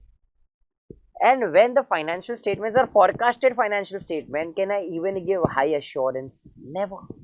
Forecasted, how can I even give high assurance? In that case, I will always be in a position to give only what? Moderate assurance. So in case of not related to historical financial statement, all we can give is moderate assurance and not high assurance. And when we are giving moderate assurance but not high assurance in case of not related to historical financial statement, this is called as assurance. Now a lot of students will ask me, sir, what is the difference between review and assurance there? My friends, review relates to what? Review relates to historical financial statement. But when you talk about assurance, it relates to what? Not historical financial statement. So in both the cases, though we are giving moderate but not high assurance, but if we are giving it on historical, it will be called as review. But if we are giving on what? Not historical, it will be called as assurance. In case of non-assurance, it's quite simple. We are not giving an assurance and we will be called as related services. To govern audit, there is something called as SA, that is standard on auditing, which is going to be very crucial and very important for us, because almost 30 to 40 marks weightage is given to what standards on auditing. Review is governed by SRE, standard on review engagement. Assurance is governed by SAE, standard on assurance engagement, and related service is governed by SRA, standard on related services. Fortunately or unfortunately, you do not have SRE, SAE and SRS in your syllabus, whether it is inter CA or final CA. Why fortunately? Because you don't have to study. Why unfortunately? If tomorrow, if a big client comes to you, for example, Ambani ji comes and tells you, okay, please do this assurance engagement for me, please do this review engagement for me, and you will say, we never add in portion, so we cannot do anything. So fortunately or unfortunately, all you have is standards on auditing in your syllabus. The last basic concept, what is sufficient and appropriate audit evidence? So sufficient and appropriate audit evidence as per SA 500. Now let us say after viewing this lecture, you were way too hungry. You said, I am already bored, mummy, I'm too hungry, I want to eat something interesting. So you said, mummy, I want to have a pizza. Mom said, okay, we'll order a pizza for you. Now you are studying, you're taking so much efforts, you have been listening to Rohit Shroff's lecture since last couple of hours. So I get it, okay, chalo, we'll order a pizza for you. So mom said, okay, I'll order a pan-sized pizza for you. You'll tell your mommy, mom, pan-sized pizza may not work for me. What I require today is a large pizza. Only a large pizza will be sufficient for me. Pan-sized pizza will not be sufficient. So when we are talking about sufficiency, in a way you are talking about what quantity. Okay, so mom said, okay, let us order a large pizza. So mom called up Domino's and ordered, please send us one large margherita. You will tell mom, who will eat a margherita? The lecture was already boring. Now I cannot have a boring pizza. All I need is a double cheeseburger pizza. Double cheeseburger pizza is going to be appropriate for me. So now when you are talking about appropriateness, you are talking about the quality. So the first thing students will say is, sir, please take away this slide because we are getting distracted. Let us understand what is sufficient and appropriate in terms of auditing. Let us say there is an air conditioner here. How can I say that the evidences that I have obtained for an air conditioner is sufficient and appropriate?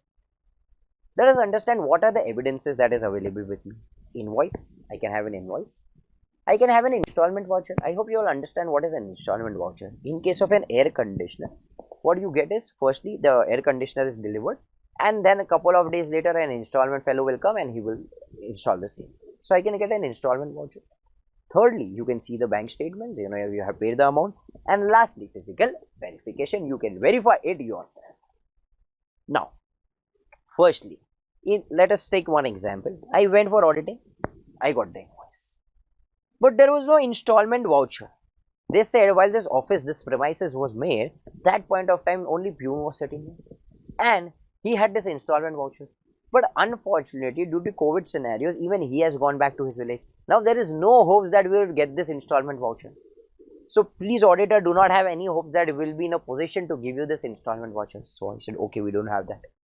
Bank statement, they said, yes, you have the bank statement. You can verify. We have purchased this from Chroma. You can see a bank statement stating that the amount has been paid. Physical verification, when I went for physical verification, I could see the air conditioner. So in this circumstances, can I say I had sufficient and appropriate audit evidence? Yes, I did. Okay, let me give you one more example. We had an invoice. We also had installment voucher. I could also see an entry in the bank statement.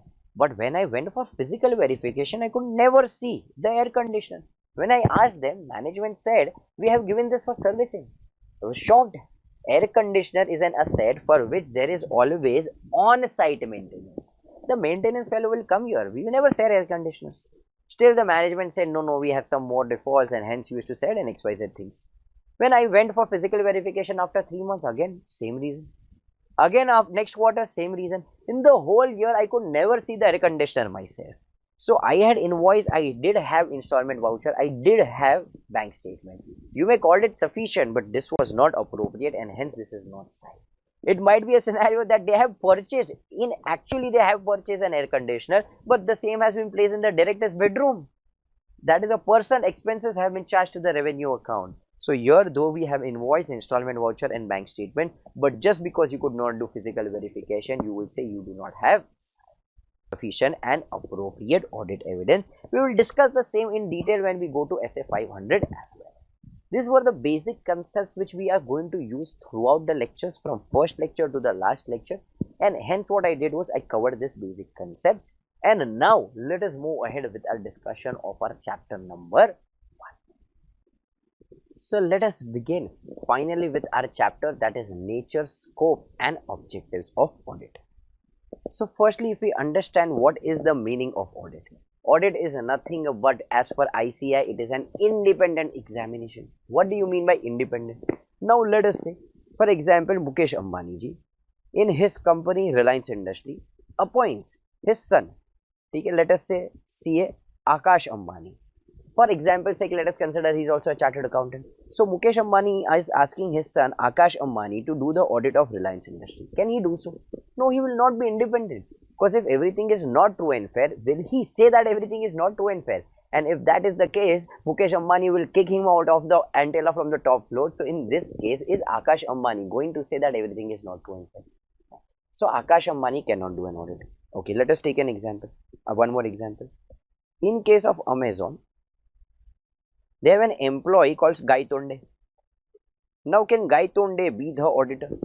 No. If he is an employee of the company, he is not going to say that everything is not true and fair. If he does so, then he will be thrown out of his job. So he cannot be an auditor because independence is being impacted. Okay, let us say if Guy Tonde has an employee. If Guy Tonde has an employee or a partner, let us say if he is a partner, Bunty Bhai. Can Bunty Bhai be the auditor? No. Because if Bunty Bhai says everything is not true and fair, Amazon will put pressure on Guy Tonde, and Guy Tonde will directly or indirectly put pressure on Bunty Bhai. So Bunty Bhai can also not be auditor. In this case, let us say they appoint an employee. Let us say Kukku.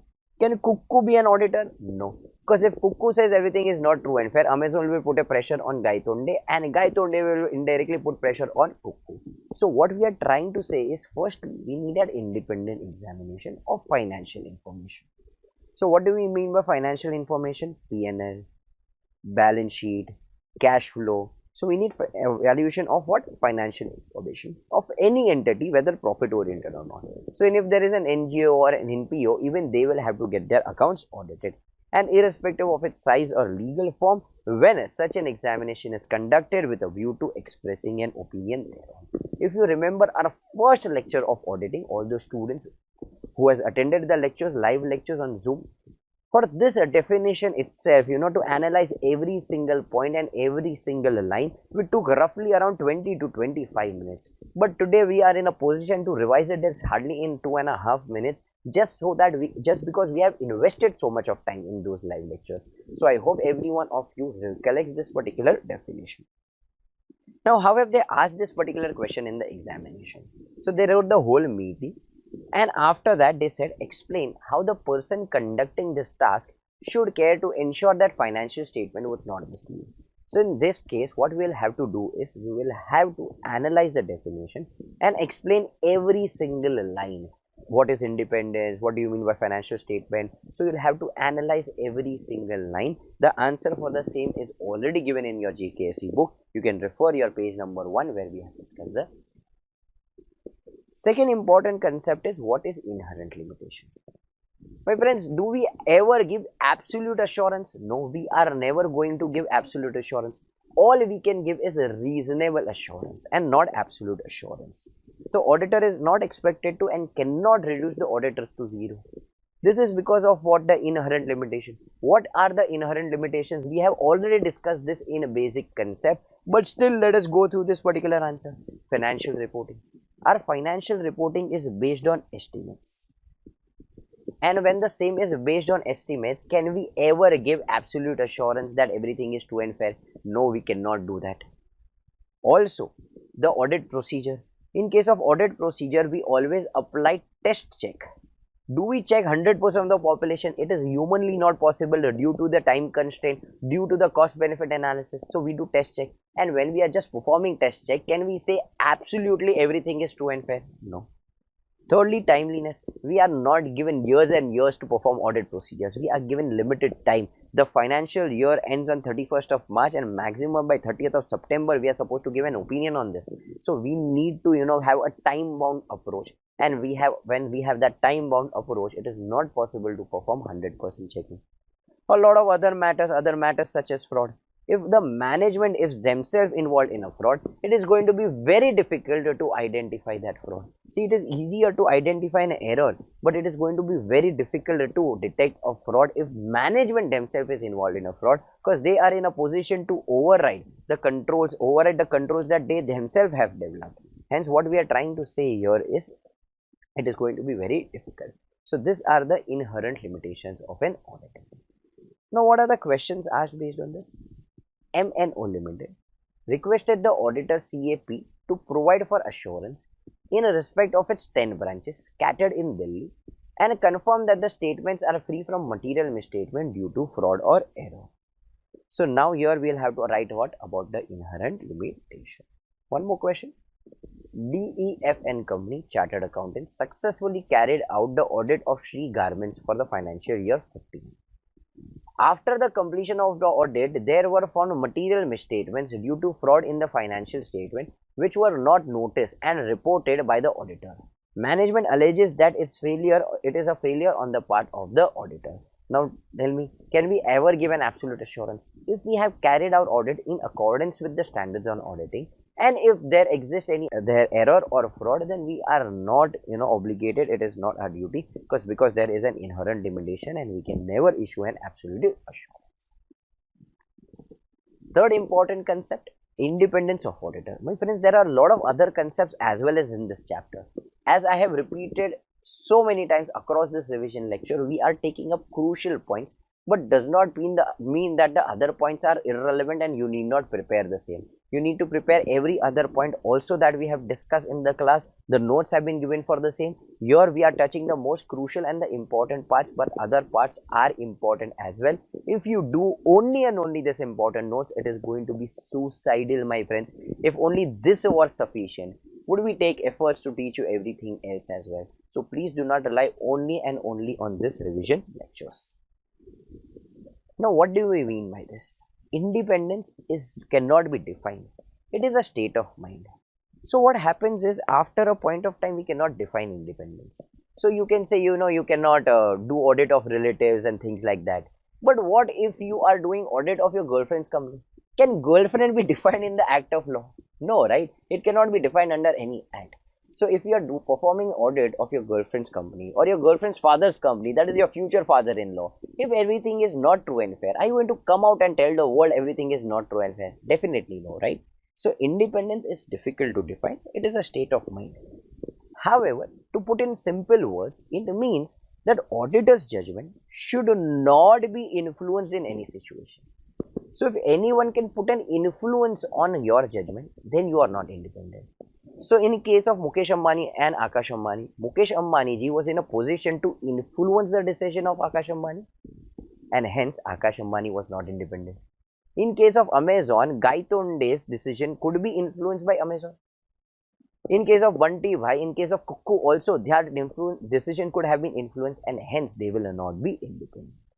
Even the guidance note has been issued on the same. So according to the guidance note by ICAI, independence implies that auditor's judgment of a person is not subordinate to wishes or direction of another person who might have engaged in. So I should not work as per the wishes and the direction of the person who have appointed me as an auditor. I should work in the interest of all the stakeholders here. The Code of Ethics of Professional Accountants, prepared by IFAC, that is International Federation of Accountants, identifies 5 types of threat.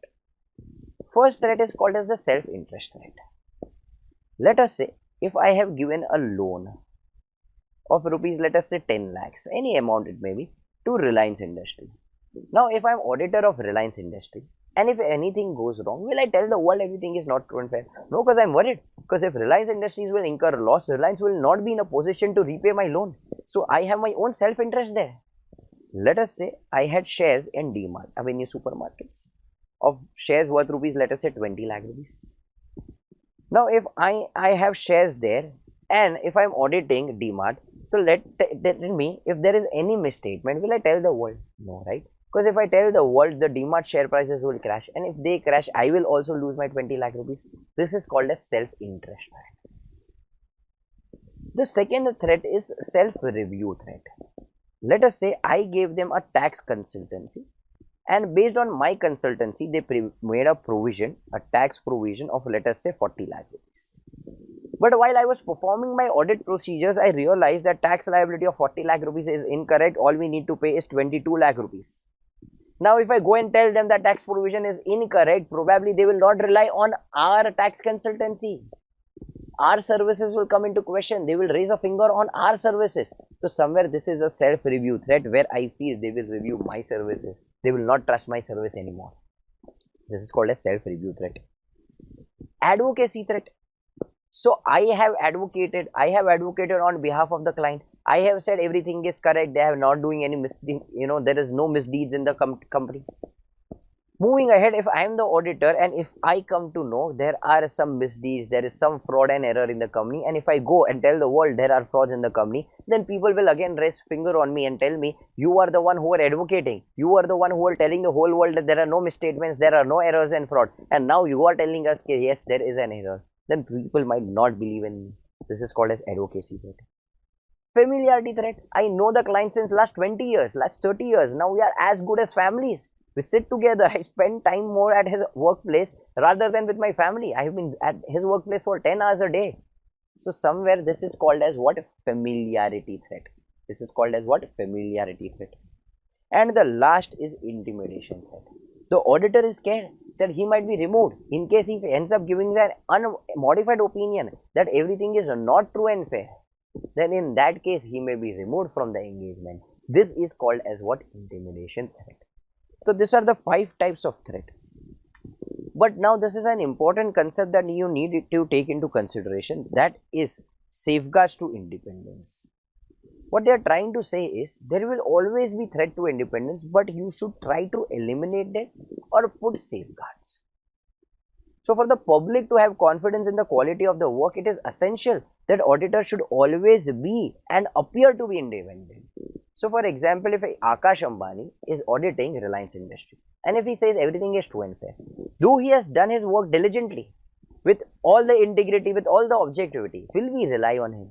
We will say, yaar, it is your father's company, you are not going to say everything is not true and fair. If Guy Tonde is auditing Amazon, will we believe on him? No, right? We will say you are employee of Amazon. He will kick you out. Jeff Bezos will kick you out if you say everything is not true and fair. How can we believe you? So for the public to have confidence in us, we should always be independent and we should always appear to be independent. In case of audit, the key fundamental principles are integrity, objectivity, professional skepticism, which require the auditor to be independent. So if I am not independent, obviously it is going to raise a question mark on my integrity, objectivity and my professional skepticism. Before I take up any work, an auditor must consciously consider whether it involves the threat to his independence. When such threat exists, the auditor should desist from the task. That is, he should not accept the audit or put in place the safeguards that can eliminate them. But if at the end, if the auditor is unable to implement such safeguards, then in that case, he must not accept the work. So if there are threats, put the safeguard. If you cannot place the safeguard, if you cannot minimize the threats, then in that case, you please do not accept such an audit. Now, what are the questions asked on this? The chartered accountant has a responsibility to remain independent by taking into account the context in which they practice, the threats to independence and the safeguards available to eliminate the threats. In the above, explain the guiding principles. So we just discussed the guiding principles. What are we supposed to do there? One more important concept. What is professional skepticism?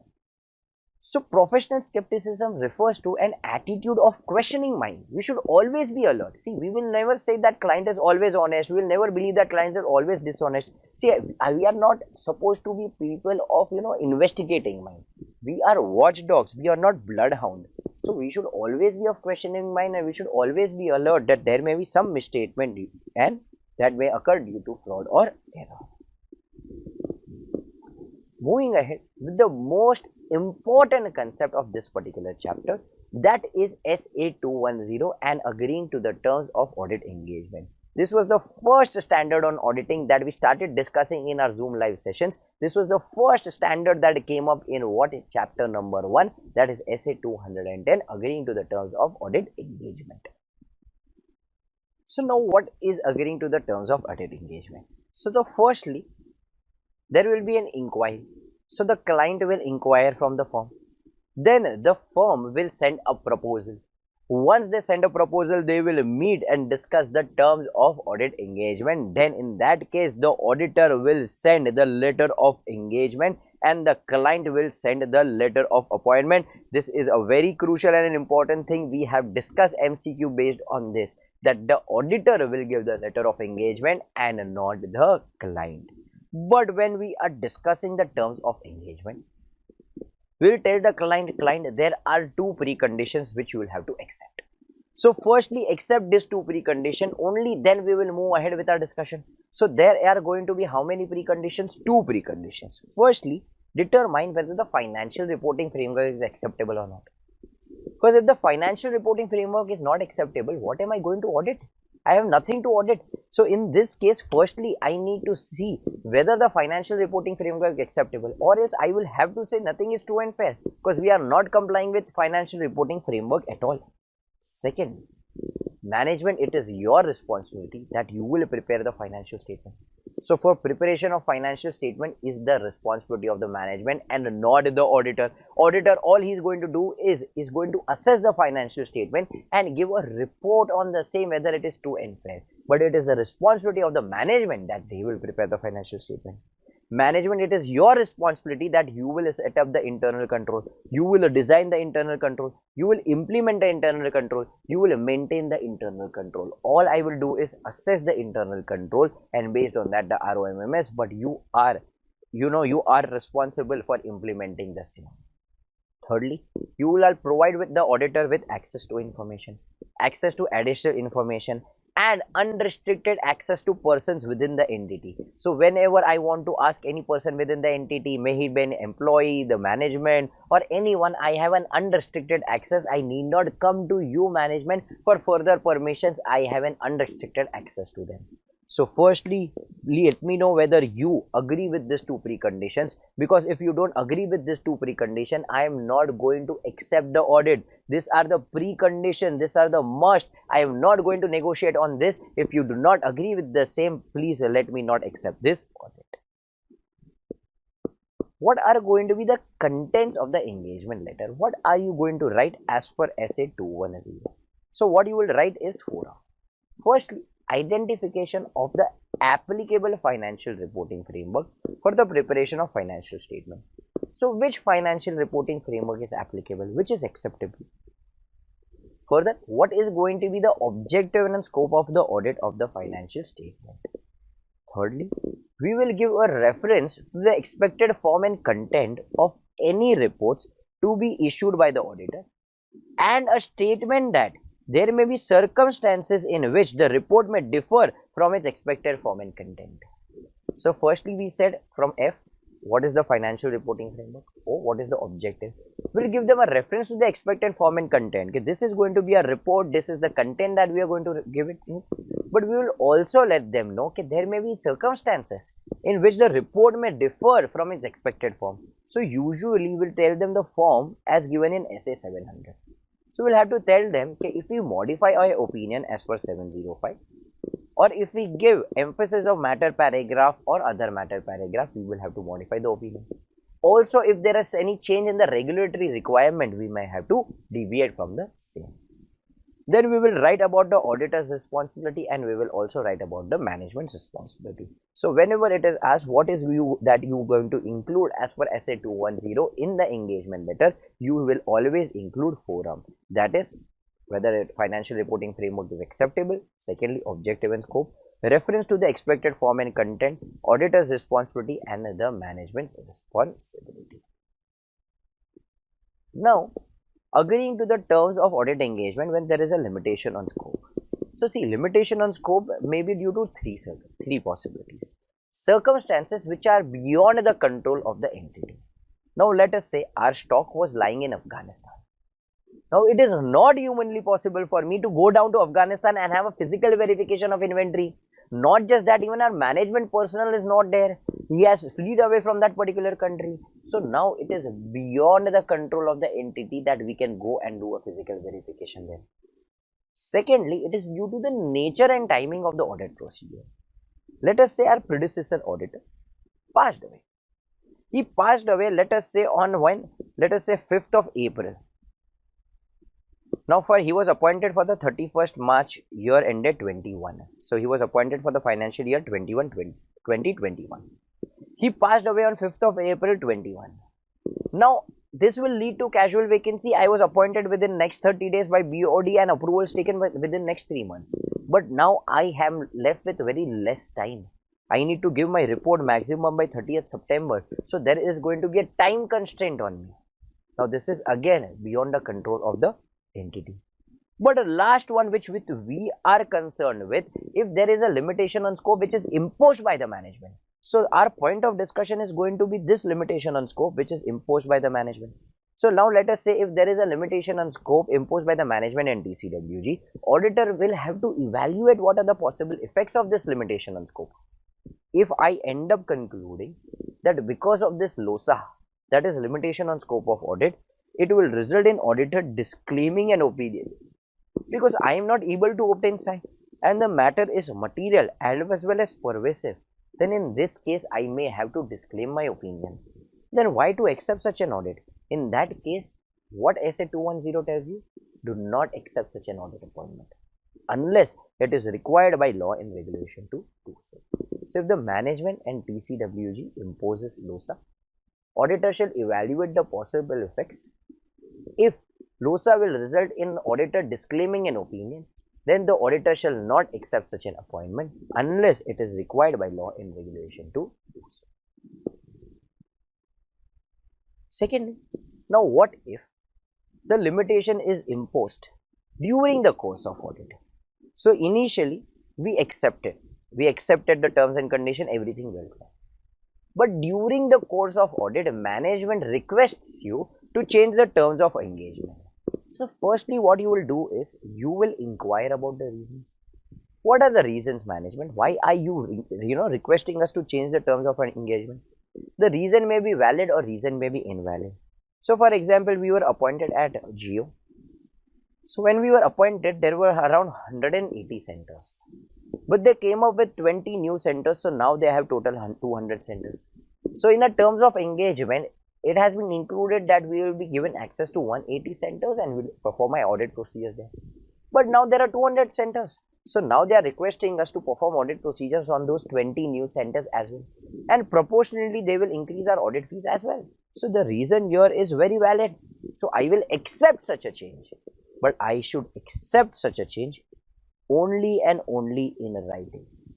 I should accept such a change only and only in writing. But let us say if the reason is invalid. Now let us say they had 180 centers, out of which they are going to shut down 20 centers and they are going to have only 160 centers in the next year. They said this 20 centers, we did not earn any profit. In fact, there was no revenue at all. All we did was incur cost there. There was no revenue at all. So we are going to shut down this 20 branches. So you please do not audit this 20 branches, this 20 centers. I find the reason invalid.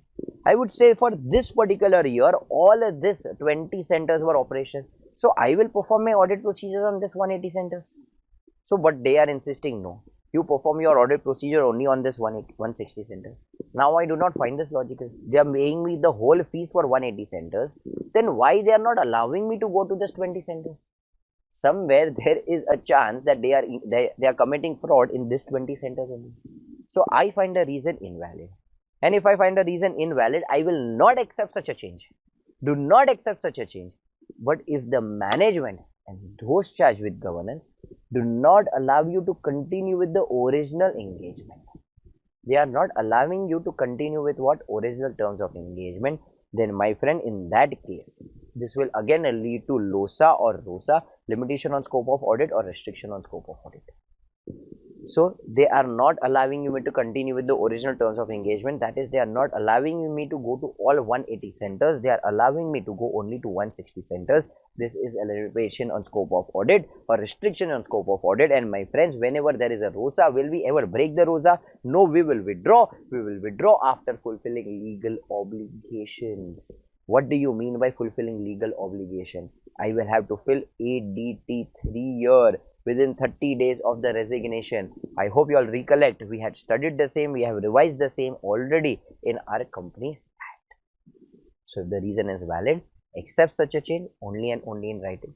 But if the reason is when invalid, do not accept such a change. But if the management and TCWG do not allow you to continue with the original terms of engagement, this is a ROSA or LOSA, and in that case you are left with no option. You will withdraw from the engagement, but only after fulfilling the legal obligations.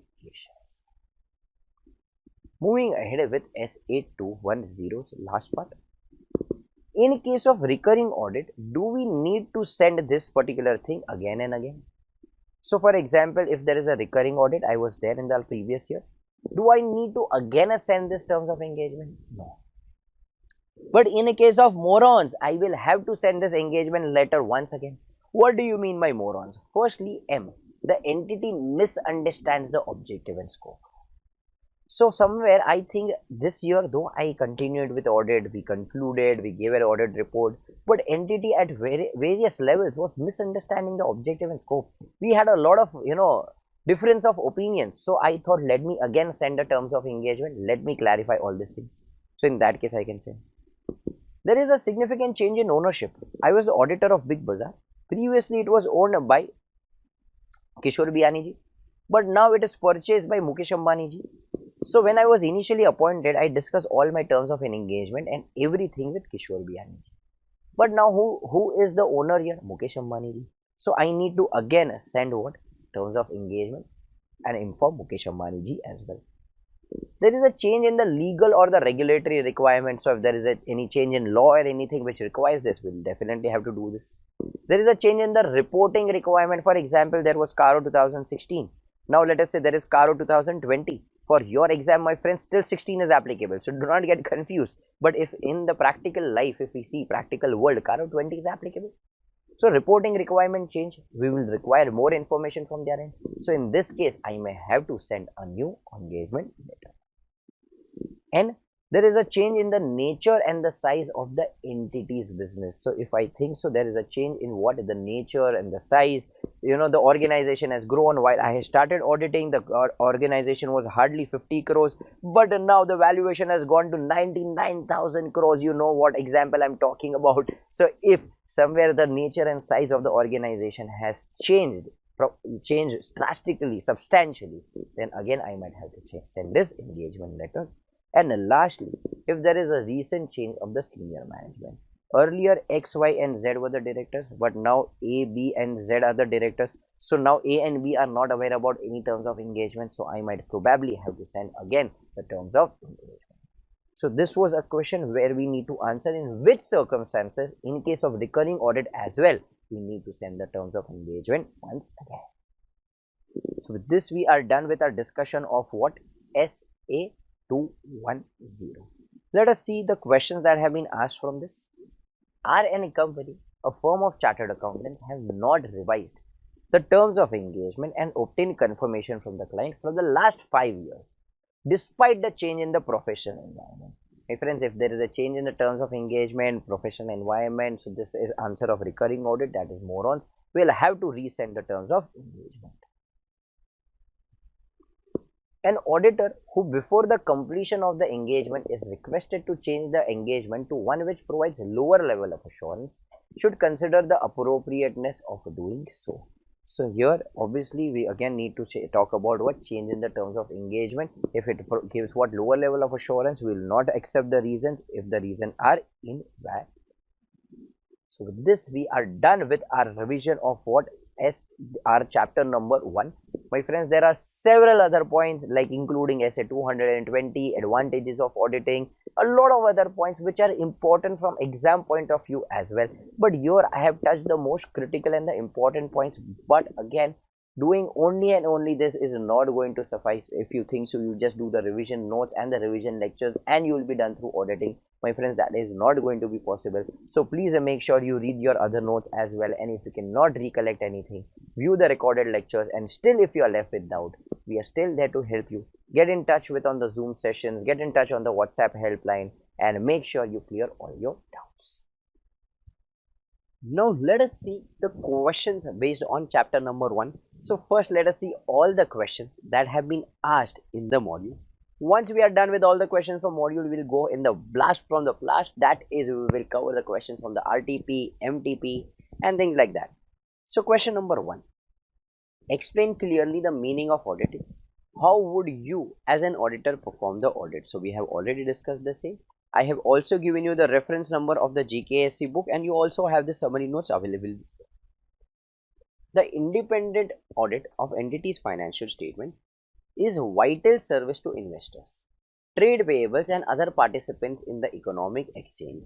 So obviously it is helpful, so it is nothing but what advantages, but here they have given a wrong answer that it is advantages, it helps this. So I have given the whole answer. What you can do is you can just read through, go through this particular answer.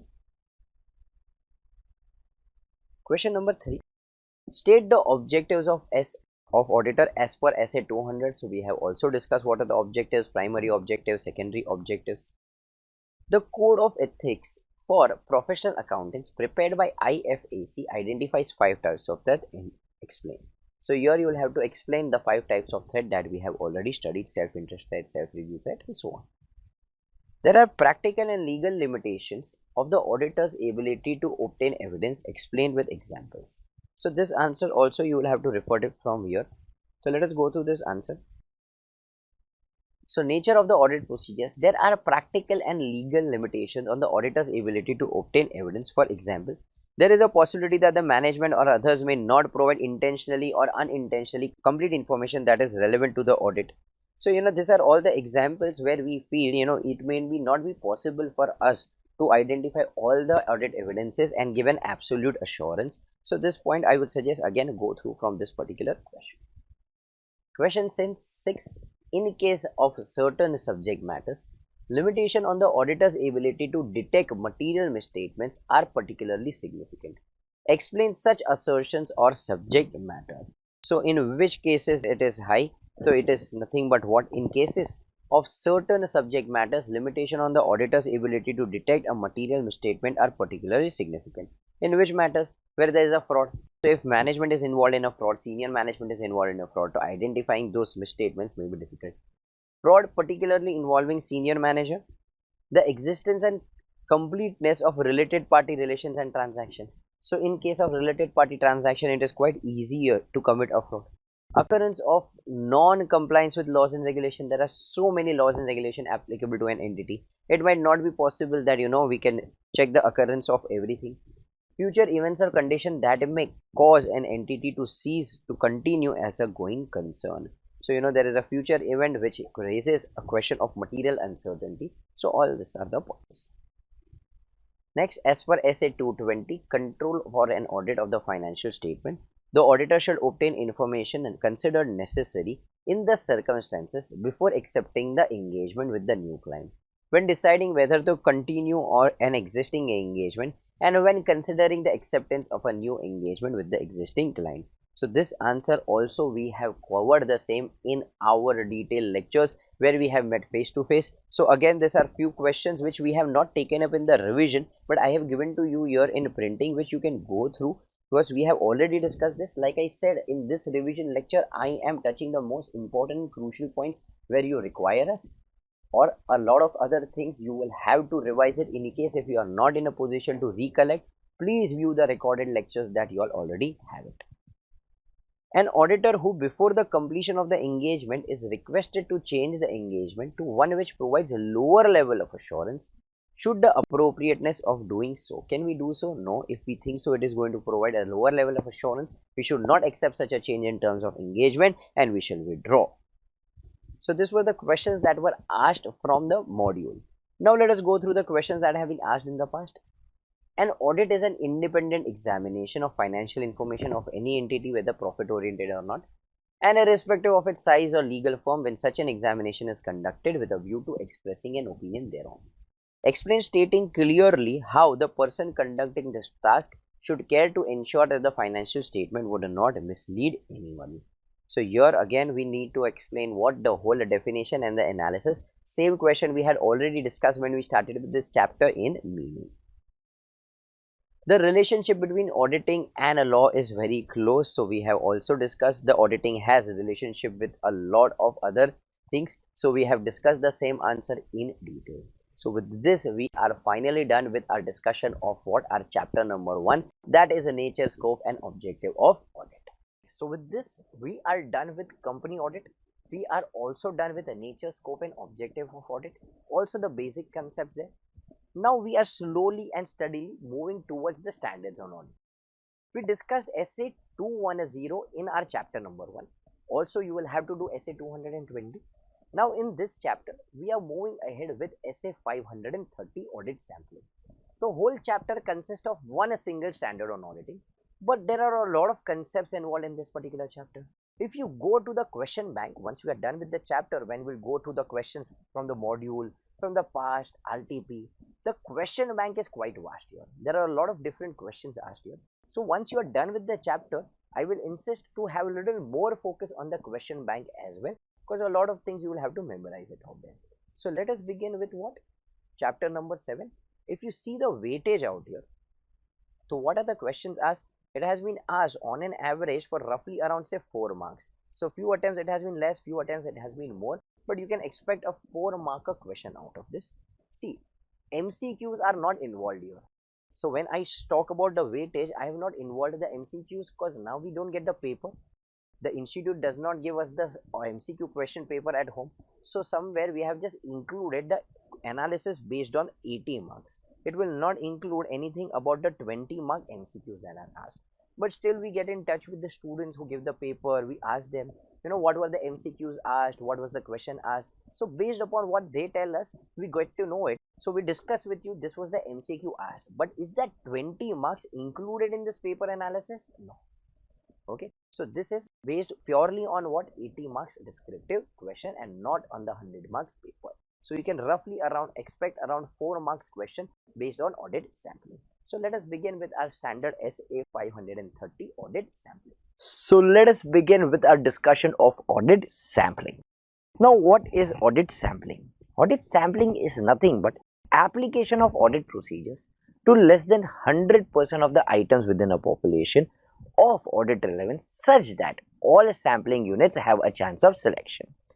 Now let's say for example, if there are 100 students in a batch and I want to assess their performance. So now I want to assess 5 papers out of 100 papers. And now I want to select students whose papers I am going to assess. And based on assessment of 5 papers, I will conclude what is the performance of the batch. This is nothing but what? Audit sampling. Here 100 student is nothing but what? Population. So I applied my procedures to less than 100% of the items in the population, such that all sampling units have a chance of selection. So every student sitting here in this batch of 100 had a chance of selection. I was nowhere biased. I never said only I will check the papers of the first benchers, I will check the papers of the last benchers only. I never mentioned anything as such, and hence every unit, that is every student here, had a chance of selection. This is nothing but what? Audit sampling. Now let us say in case of Big Bazaar, if Big Bazaar has 200 centers and every center, let us say, has 100 sales a day, so there are 2 lakh sales vouchers a day, my friend. 2 lakh sales voucher a day. Are we going to vouch everything? No, right? We already discussed this where in chapter number 1 that we are always going to do what? Test checking. Can we do 100% of the testing? No, because we have time constraint. We also need to see the cost benefit analysis. So 100% of the checking is not possible, and hence here we are going to do what? Sampling. This is nothing but what? Audit sampling. Now if we see what are the methods of sampling.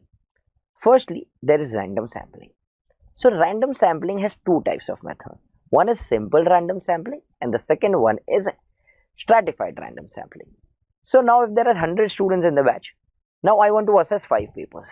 So now students say, so there is a high probability that you may be biased. Last time I was late to the class and hence you are asking my paper. So somewhere they think I'm going to be very biased. So now I asked all the students, take out a chit, write your name and put it in a bowl. Now I will select 5 chits of out of this 100 chits. So now every student sitting in the class has an equal chance of selection. This is nothing but what is simple random sampling, where every unit has an equal chance of selection. But now when we go to auditing, we are not going to have a bowl and ask every date or every sales voucher to put their chit. So we can use random number tables, we can use a drum or something like that, and accordingly we can do what? Simple random sampling. So in case of simple random sampling, this is considered as appropriate. Okay, this method is considered appropriate provided the population consists of reasonably similar units and falls within a reasonable range for a homogeneous population having a similar range. So here somewhere it will be more sensible if all the students have appeared for auditing paper. Few students have appeared for auditing, few people have appeared for law. Now can I pick up chits and assess based on that what is the performance of the whole batch? No, right? So it will be more sensible if the population is quite homogeneous. If it is heterogeneous, then probably this may not work. Moving to what is stratified sampling. Now if I select this 5 papers out of 100 papers, there is a probability that all the 5 papers were pathetic. I was demotivated. What is happening to this batch? What is their performance? Vice versa, it can be a scenario where all the 5 have performed fabulously. Somewhere I am so proud. Wow, Rohit Shroff, you have taken extremely, you have taken extremely good efforts and the batch is way too good and the performance of the whole batch is excellent. But which was not the case. Only this 5 students, prepared well. The rest of the students have not prepared well. So somewhere my conclusion may go wrong. So what I can do is, I can divide the whole population into groups. So I will ask students who have scored between 0 to 20, put your name in this particular bowl. Students who have scored 20 to 40, put your name here. Students who have scored 40 to 60, you can put in this bowl. 60 to 80. And students who have scored 80 and above, 80 to 100, you can come here and start teaching. So jokes apart, I will divide the whole population in 5 different groups. Now I will pick up 1 chit from each group. 1 chit from student who has scored 0 to 20. 1 student who has scored from 20 to 40. So now I have 5 different chits. And all 5 chits are from different groups with students scoring different marks. This is called as stratified sampling, where we divide the whole population in different stratas, which is nothing but what? Groups. And now from each strata, we will apply simple random sampling and select the chits. This is called as what? Stratified random sampling. Now, how do we apply the same in case of auditing? What we can do is we can divide the data. That is from whom we are supposed to 10 lakhs to 100 lakhs, 100 lakhs to 200, 200 to 300 and so on. Okay, we can also classify them by aging. From how many it is to be collected since last 6 months, 6 months to 12 months, 12 months to 24 months, 24 months to 36 months and above. So we can also do it like that. This is called as what? Stratified random sampling. So whenever you are asked random sampling, you need to talk about 2 things. One is simple random sampling and the next one is stratified random sampling. Moving ahead with systematic sampling. Now let us say one of my article assistant went to auditing. Now that article assistant says, sir, here in Big Bazaar there are 2 lakh vouchers in a day. How many vouchers should I check? So we had somewhere at the planning stage decided that you are going to check, let us say 2000 vouchers a day. So I said, we decided you're going to check 2000 vouchers a day. But now he's asking, sir, which 2000 vouchers to check? Now somewhere I was busy in my work. I wanted to get this off quickly. So now I told him, see, you have 2 lakh vouchers. You are supposed to check 2000 vouchers. So basically, what you do is divide 2 lakh by 2000. So your answer will be what? 100. Now you will go and check every 100th voucher, irrespective of the amount, irrespective of the party. What you will do is you will check every 100th item in the population. This is called as what? Systematic sampling. Okay, can we also say that we will start with the 50th voucher? And after that, every 50th voucher you will check? Yes, this is also what? Systematic sampling. So this what I discussed here is nothing but what? Sampling interval, where the formula is sample unit divided by the sample size. Let us say this whole population is 1 lakh. I want 1000 vouchers. So what I will do is I will check every 100 item. This is called as what? Systematic sampling. Moving ahead with haphazard sampling.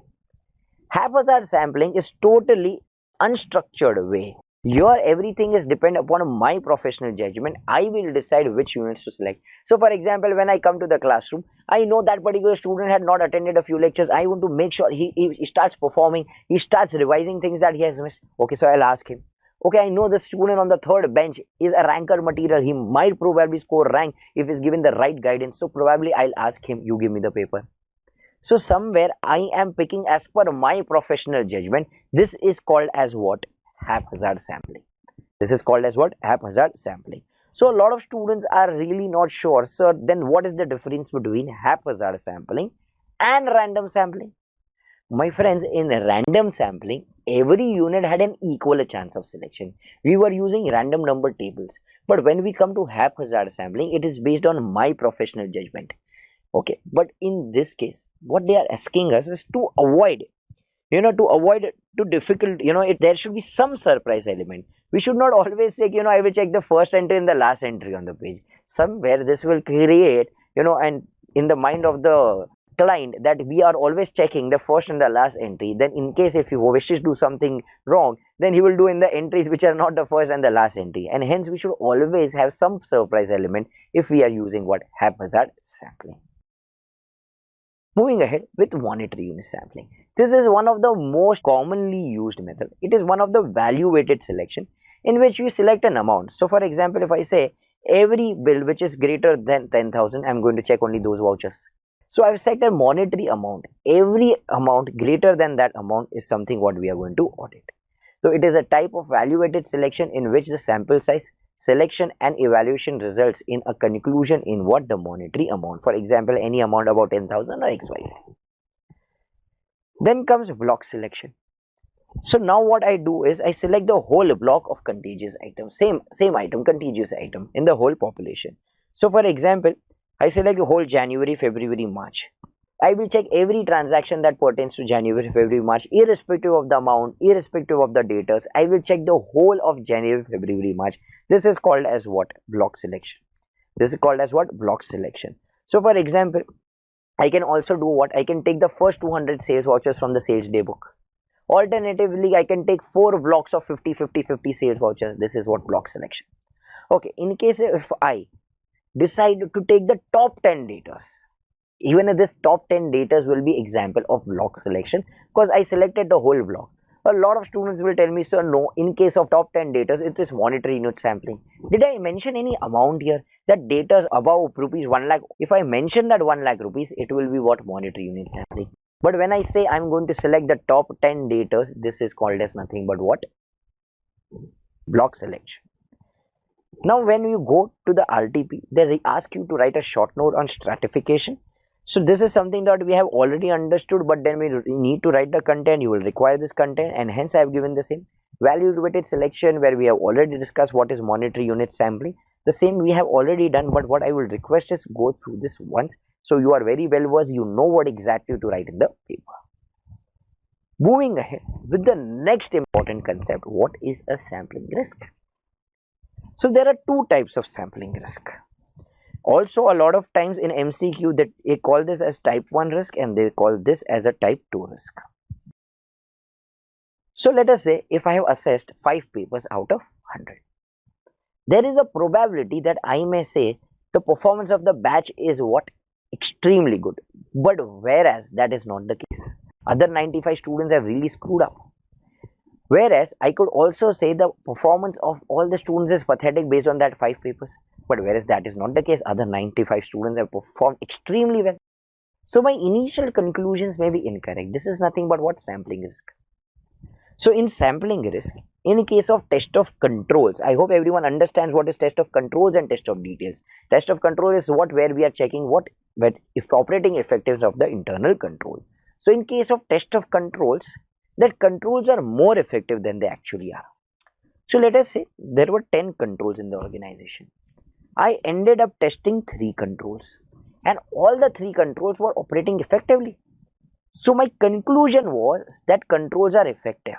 However, the rest of the 7 controls were not operating effectively. This is sampling risk. That in case of test of controls, I concluded that the controls are more effective than they actually are. In case of test of details, So let us say, well, I went to Big Bazaar. Out of the 2 lakh vouchers, I could check 50,000 vouchers. So out of 50,000 vouchers, there were hardly any misstatements. So I concluded, in case of test of details, that a material misstatement doesn't exist. But actually it does. Out of this 50,000 vouchers, there were no misstatement. When I checked another 1,50,000 vouchers, there were misstatements. So initially, I concluded, in case of test of controls, that controls are more effective than they actually are. In case of test of details, I concluded that a material misstatement does not exist when in fact it does. So somewhere here I am very optimistic. I think everything is correct, but whereas that is not the case. The auditor is primarily concerned with this type of error. Why? Because this affects audit effectiveness and it might lead to an inappropriate audit opinion. The auditor may end up saying that everything is true and fair, which is not the case. So his opinion will be an inappropriate audit opinion, and hence the auditor is primarily concerned with this type of error. What is type 2 risk? In case of test of controls, that controls are less effective than they actually are.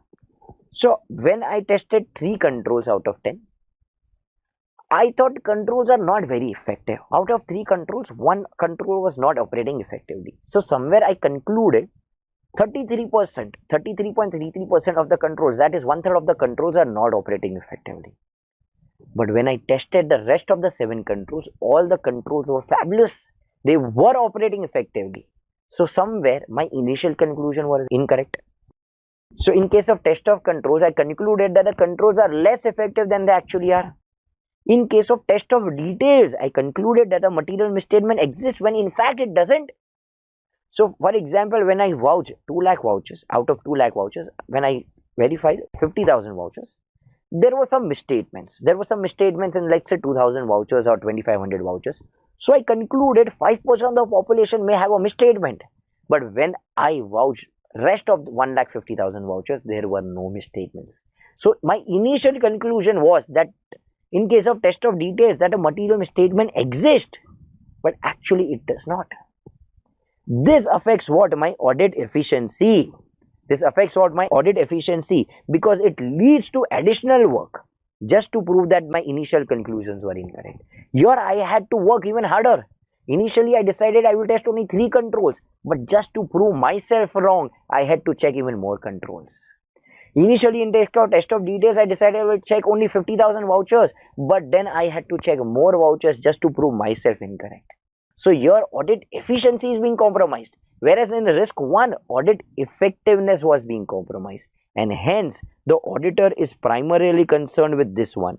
Because my friends, in type 1 risk, he may end up giving an inappropriate opinion. He may end up saying everything is true and fair, where that is not the scenario. In type 2 risk, his opinion will never be wrong. Because after checking the rest of the things, finally his conclusion will be what? That everything is true and fair. Though initially he might be thinking everything is not true and fair, but when he increases testing, at the end his conclusion will be what? That everything is true and fair. So in type 1 risk, there is a risk that he may give an inappropriate opinion. But whereas in type 2 risk, he may never give an inappropriate opinion, and hence he is primarily concerned with the type 1 risk. This is called as what? Sampling risk. But there is also something called as non-sampling risk. To be very honest, it is very simple. Any risk apart from the sampling risk is called as what? Non-sampling risk. The risk that the auditor reaches an erroneous conclusion for any reason not related to sampling risk is what? Non-sampling risk. So there may be n number of examples. Because of which there can be a non-sampling risk. It can be due to what? Human errors.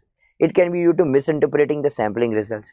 It can be due to applying the audit procedures not appropriate to the objectives. It may be due to relying on the erroneous information. So it can be due to n number of reasons. So any risk which is apart from a sampling risk is called as non-sampling risk. This point has never been asked so far, but you never know. With the institute, they may end up asking what is a non-sampling risk and what are the sources of non-sampling risk, and hence we are doing this particular answer. But if they ask you, can you measure this non-sampling risk? No, my friends, non-sampling risk cannot be measured mathematically. We cannot measure it mathematically. Okay, what is the non-sampling risk? So this was our discussion about what is sampling risk. Moving ahead with what are the factors that influence the sample size. So whenever you are asked what are the factors that influence sample size, what your answer is going to be? You will say CRDT. So what is your answer going to be? CRDT. So you will say CR direct tax. So firstly, it is going to be the size and organization of the entity. So if the size of the entity is huge, definitely your sample size is going to be huge. If the size of the organization is going to be huge, the sample size is going to be huge, and vice versa. So somewhere the relationship here is what? Direct. The relationship here is what? Direct. I, state of internal control. If internal control is strong, somewhere ROMMS is going to be low. And if ROMMS is going to be low, then in that case sample size can be smaller. We have been discussing this from basic concept, my friend. If the internal controls are strong, that ROMMS is less, then NTE can be less, and vice versa. So somewhere here the relationship is what? Indirect. A, there is adequacy and the reliability of books and records. So for example, if the adequacy and the reliability is more, then again the ROMMS is going to be less. If ROMMS is going to be less, again the sample size is going to be less. So in this case as well, there will be an indirect relationship. Moving ahead with what is the desired degree of desired confidence. If I want more confidence, if my desired degree of confidence is more, then in that case I will have to do more checking. Then in that case the sample size is going to be higher. But however, if my desired degree of confidence is less, then even if I check less number of items, it will be okay. Then in that case, the sample size will be less. Lastly, tolerable error range. If I can tolerate more errors, if my tolerable error range is more, then in that case, my sample size will be less. But if I cannot tolerate any error, then in that case, my sample size will be higher. So here there will be an indirect relationship. Here, however, there was a direct relationship. So I hope you all have understood what are the factors that influence the sample size. Now, what are the precautions that we need to take while applying the test check techniques? So whenever we are applying the test check techniques, we need to take into consideration SCAMPUB. So this particular answer is there in your module. A lot of students ignore it, skip it. Why? Because this is not given in the content section. It is given at the end where there is a glossary and notes, where there is a question bank, test your knowledge. In that part, they have given this question. So a lot of students usually ignore it and they don't, usually go through the question bank, and hence they go over this. This question is left in oversight. But this is an important question, that what are the precautions that we need to take while we are applying test check techniques. So SCAMPUB is the precaution that we need to take. Firstly, sample size. The sample size should not be very small, nor should be very huge. So if the sample size is very small, then in that case it might not be very appropriate for us. There will be a lot of sampling risk involved. However, if the sample size is way too huge, it will unnecessarily lead to additional work. Wherever required, the whole population has to be divided. So wherever possible, we will classify the population, and that is, we will use stratified sampling. To understand, we also have to understand the accounting system, and only then we will understand what is the flow of transaction, and then appropriately design sampling. We also need to have an analysis of misstatement. I am not discussing this part here because in the next question, in the coming questions, we are going to discuss how are we going to analyze the results of the sampling. Then we also need to have a proper planning. So at the start of audit itself, we will decide what is the sample size that we'll have, what is the different sampling methods that we'll have for different associations. So we should have a proper planning as well. We should also identify the areas which are not suitable for sampling. So bank reconciliation is one such area. See, there are only 12 bank reconciliation throughout the year. In that also, are you going to use sampling? No. So in case of bank reconciliation, we may not use. So similarly, we should identify such other areas where we may not be using what? Audit sampling. Then we should avoid a personal biasness. We should select the samples in such a way that it is unbiased. It is a representative of the population. And lastly, we should have a thorough study of the internal control system, because if we don't have a thorough study of internal control system, we may not know what exactly is ROMMS. If we are not aware about the ROMMS, we might not be aware about the NTE, that is what is going to be the sample size, and hence we should have a thorough study of the internal control system. So these are the precautions that we need to apply before taking up what sampling. So now when we are evaluating the results of this audit sampling, what are the things that we need to consider? So while we are evaluating the audit sampling, the auditor shall evaluate the results of the sample and see whether the use of sampling has provided a reasonable basis for conclusion. So can I use this result? Can I rely on the sampling, or do I need to increase my sample size? Do I need to check the whole population? So we always need to evaluate the results of sampling, whether it has provided a reasonable basis. For this, we will have to analyze the deviation. So deviation may be a common feature or it may be an anomaly. Let us consider if a deviation is a common feature.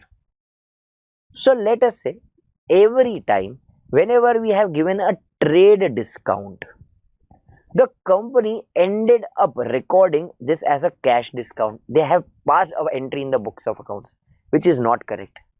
So this is a common feature. So wherever we find a discount, see, trade discount is never recorded in the books of account. It is only cash discount which is recorded. So somewhere we could identify this is a common mistake. So all the transaction where a discount has been given, all those transactions will be having this error. So this is a common feature. Now what shall we do? In this scenario, I will extend my audit procedures to all those items. I will extend my audit procedures to all those items. So every item where we have provided a discount, I will go and vouch all those transactions, because I know at every transaction where the discount has been given has been inappropriately recorded. So this is analyzing, and where we find common features, we'll extend audit procedures to all those items. But now let us say if the misstatement or the deviation is an anomaly. If the misstatement or the deviation is an anomaly, what do you mean by anomaly? It is an exception. It is not repetitive in nature. So it is not a common feature. So for example, usually when we give commission, so commission never increases 20%. But in this one case, we ended up paying 40% as commission by error. Now this is an exception. This is not a common feature. This is not repetitive in nature. So in case of anomaly, I need to apply audit procedure and obtain high degree of certainty that such a misstatement is not a representative of the population. So I mean high degree of certainty that the same thing is not repeated again and again. So I will probably check a few transactions where I have given commission and I will see I have not recorded 20% as 40%. So I want high degree of certainty that it is not representative. It is not repetitive in nature. Because if it is a repetitive in nature, it will become a common feature, and if it is a common feature, I will have to extend my audit procedures to all those items. So firstly I saw whether the results have provided me a reasonable basis for conclusion. Then while analyzing, I will see whether it is a common feature or whether it is an anomaly. If it is a common feature, I will extend my audit procedures to all those items. But however, if it is not a common feature, if it is an anomaly, it is an exception, then I need to obtain high degree of certainty whether such a misstatement is representative of the population. If at the end, if I conclude that sampling has not provided a reasonable basis for conclusion, then in that case, I might have to tailor my audit procedures, that is extend my nature, timing and extent of audit procedure. So in case if I say because of sampling, I have not received psi, then obviously I will have to extend my NTE just so that I can obtain what? Sufficient and appropriate audit evidence. So this was nothing but what? Evaluating the results of audit sampling. So now there are other few points as well in the chapter of audit sampling. This being a revision lecture, I have touched on the more important points which requires a little more revision, but this nowhere means you are not supposed to do the other points as well. So please, I insist, there are other points given in our notes. Make sure you go through those notes as well, and in case if you are not able to recollect, you view the recorded lectures. But now with this, what we will do is, we will go through the questions asked in the module. So we will see module ke piche kya hai, that is what are the questions given in case of test your knowledge, which are usually given at the back of the module. And let us see if we are covered every question, and in case if any question is not covered, we will discuss the answer here as well.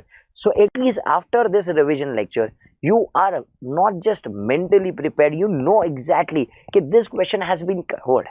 So you just focus on your preparation rather than always feeling I'm not sure whether everything has been covered, whether should I do module, do I know all the questions which are given behind the module. Once you're done with this, at least you have that confidence that yes, you have the right resources, the right material with you. So all you need to do is put your heart and body into this and make sure you know this notes very well from start to end.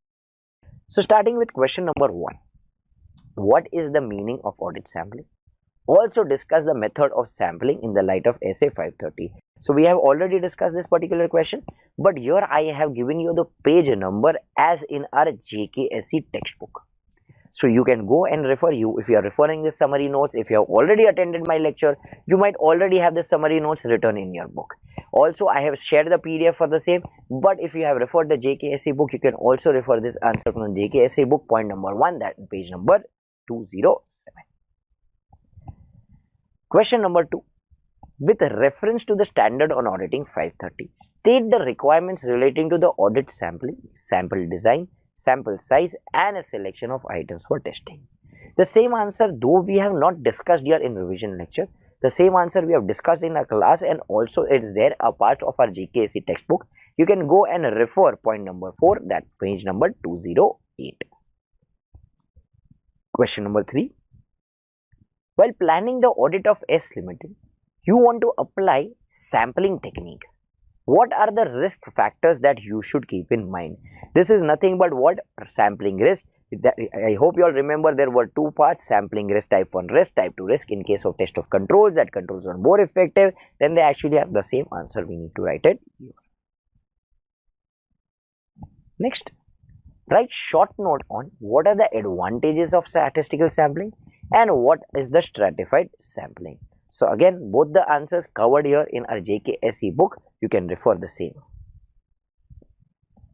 What are the precautions to be taken by the auditor while applying test check techniques? So we have already discussed this answer. This is nothing but what? Scam PUBG. Explain the factors to be considered while determining the extent of checking on sampling. So this is again what we have already referred this in our notes. So with this, we are already done with the questions that have been asked in the module. Now, along with the questions that have been asked in the module, we will also have to go through the questions that have been asked in the past. So we will go through the questions asked in the past, RTP and MTP as well. So moving ahead, question 7. XYZ Limited is engaged in trading of electronic goods and having huge accounts receivable. For analyzing the whole accounts receivable, the auditor wanted to use sampling technique. In considering the characteristics of the population from sample will be drawn, the auditor determines that stratification or value-weighted selection technique is appropriate. SA 530 guidance to the auditor on use of stratification and value-weighted techniques advice. So my friends, at the start when I was discussing the methods, that point of time I informed you that a lot of times what they will ask you is what is stratification and what is the value weighted selection. So I have already given the answer here in the notes, and also the same is there in the JKSE textbook as well. The level of sampling risk that the auditor is willing to accept affects the sample size required. The lower the risk the auditor is willing to accept, the greater the sample size will need to be. Explain stating the examples of factors that the auditor may consider when determining the sample size. So we already have discussed the answer, that is CRDT. So in case the size of the organization, internal control. So we have seen what are the factors that influence the sample size. So we have already covered the same. Question 9. The auditor is required to project the misstatement for the population to obtain a broad view of the scale of misstatement. So now this is an important question.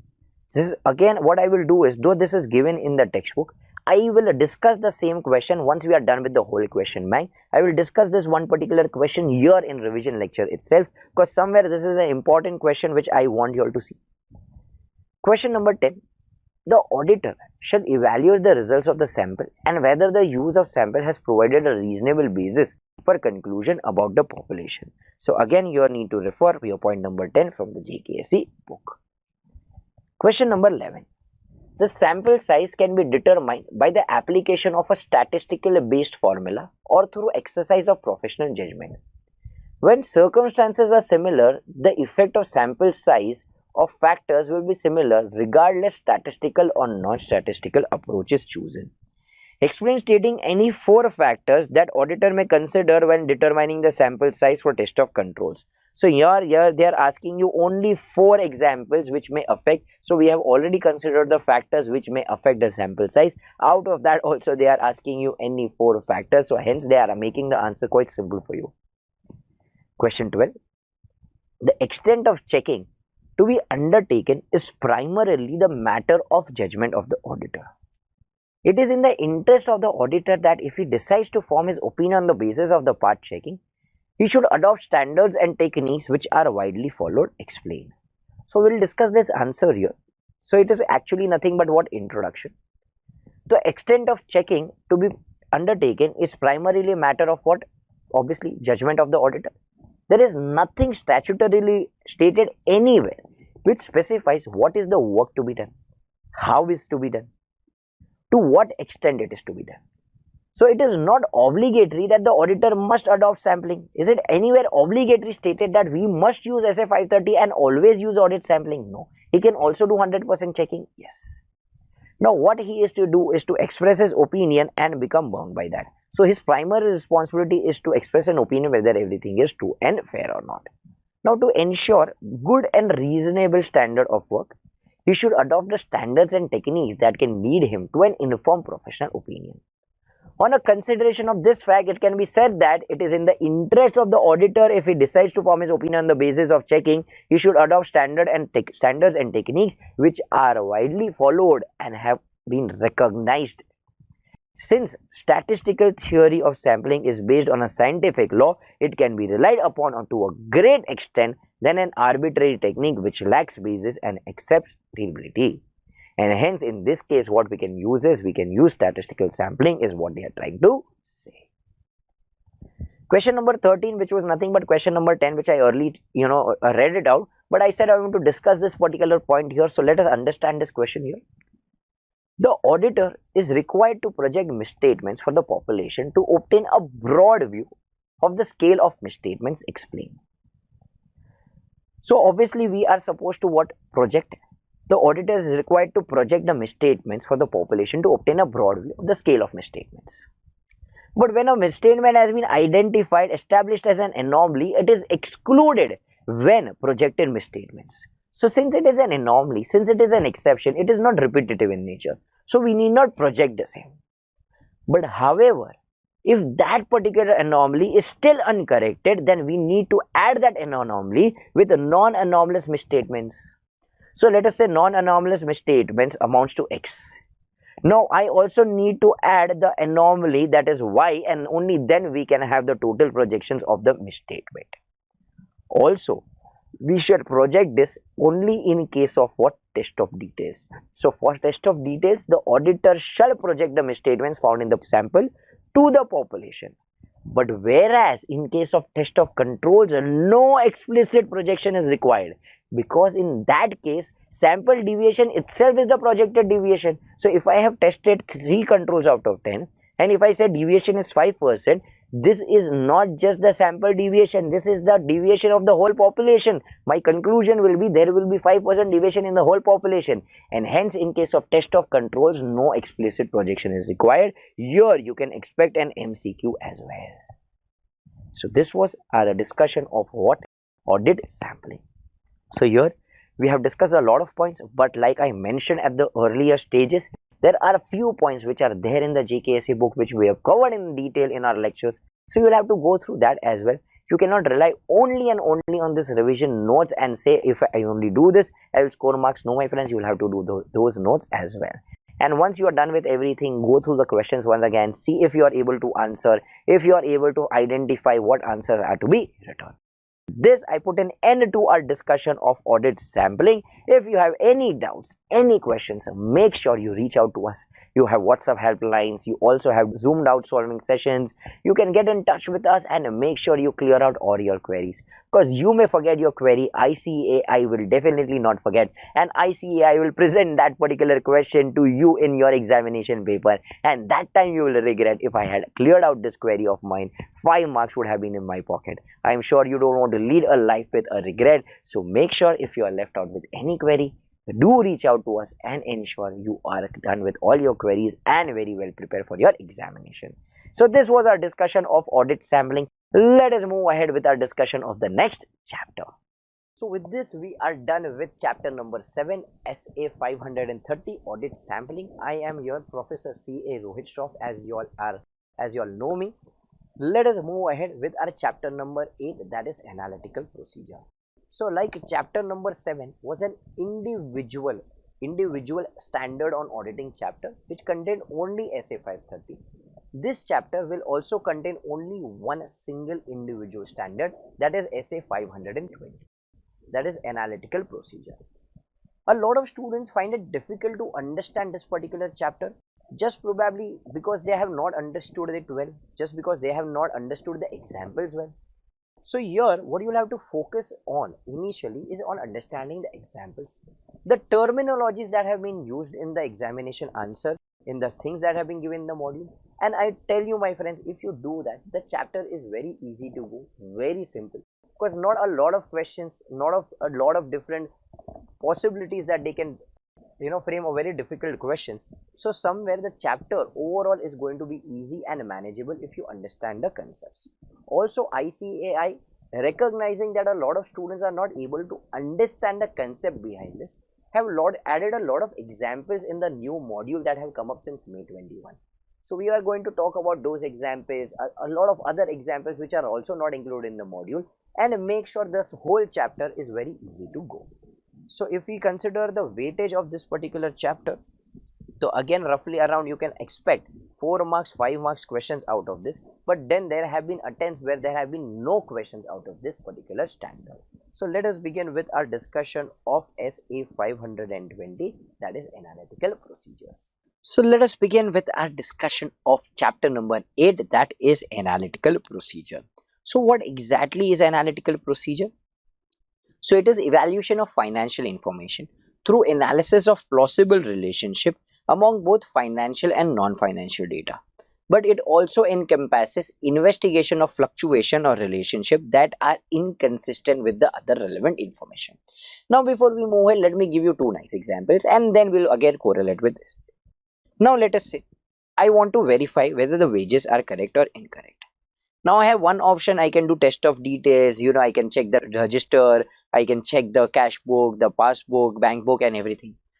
But I can also apply a formula. So for example, what are the number of workers? Okay, let us say there are 100 workers. How many hours do they work? The number of hours. Let us say they work 10 hours. What is the wage rate? The wage rate per hour if I ask them. So let us say their wage rate per hour is again 100. So somewhere your 100 workers into 10 hours per day into 100. So somewhere the amount to be paid is 1 lakh rupees a day. How many days do they work? Let us say 25 days. So amount will come down to 25 lakhs. Okay. Now also to this what I can add is overtime. Let us say overtime is 6 lakhs. I will minus the absenteeism. Let us say absenteeism is 1 lakh. So the total amount here is 30 lakhs. Now what I will do is I will check this particular 30 lakhs in the P&L, that is the trading account. And if the amount is 30 lakhs or anywhere close to 30 lakhs, then I have an evidence that the amount is correct. But however, if the wages amount shown in the financial statement is let's say 24 lakh rupees, then I will probably have to investigate. Why is this 28 lakh rupees or why is this 24 lakh rupees? There might be a circumstance where I might have taken something wrong. The number of workers may be taken wrong by me, or probably the financial statements have not recorded the correct amount. So here this is called as what? Analytical procedure. It is evaluation of financial information. Wages here is a financial information through analysis of plausible relation. Plausible is nothing but possible. among both financial and non-financial data. So wages is financial, but number of workers, number of hours is non-financial data. It also encompasses investigation of fluctuations or relationships. So now let us say if there is any fluctuation, let us say the amount as per me 30 lakh rupees and the amount shown in the books of accounts is 24 lakh rupees. Now I will have to investigate why is there a difference of 6 lakh rupees. This investigation is also a part of what analytical procedure. Okay, let me give you one more example. Let us say we are auditing Oyo rooms, Oyo hotels. Now let us say they have, let's say 4,000 rooms. Now I want to verify the room rentals income that they have received. Now out of 4,000 rooms, on an average 70% of the rooms are occupied. The 70% rooms are occupied.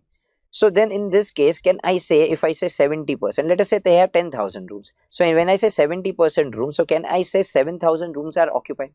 Now I'll multiply this with what their room tariff. So let's just say 2,000 is their room tariff. So 7,000 into 2,000. So somewhere 1 crore 40 lakhs is somewhere what is their revenue? Is their revenue?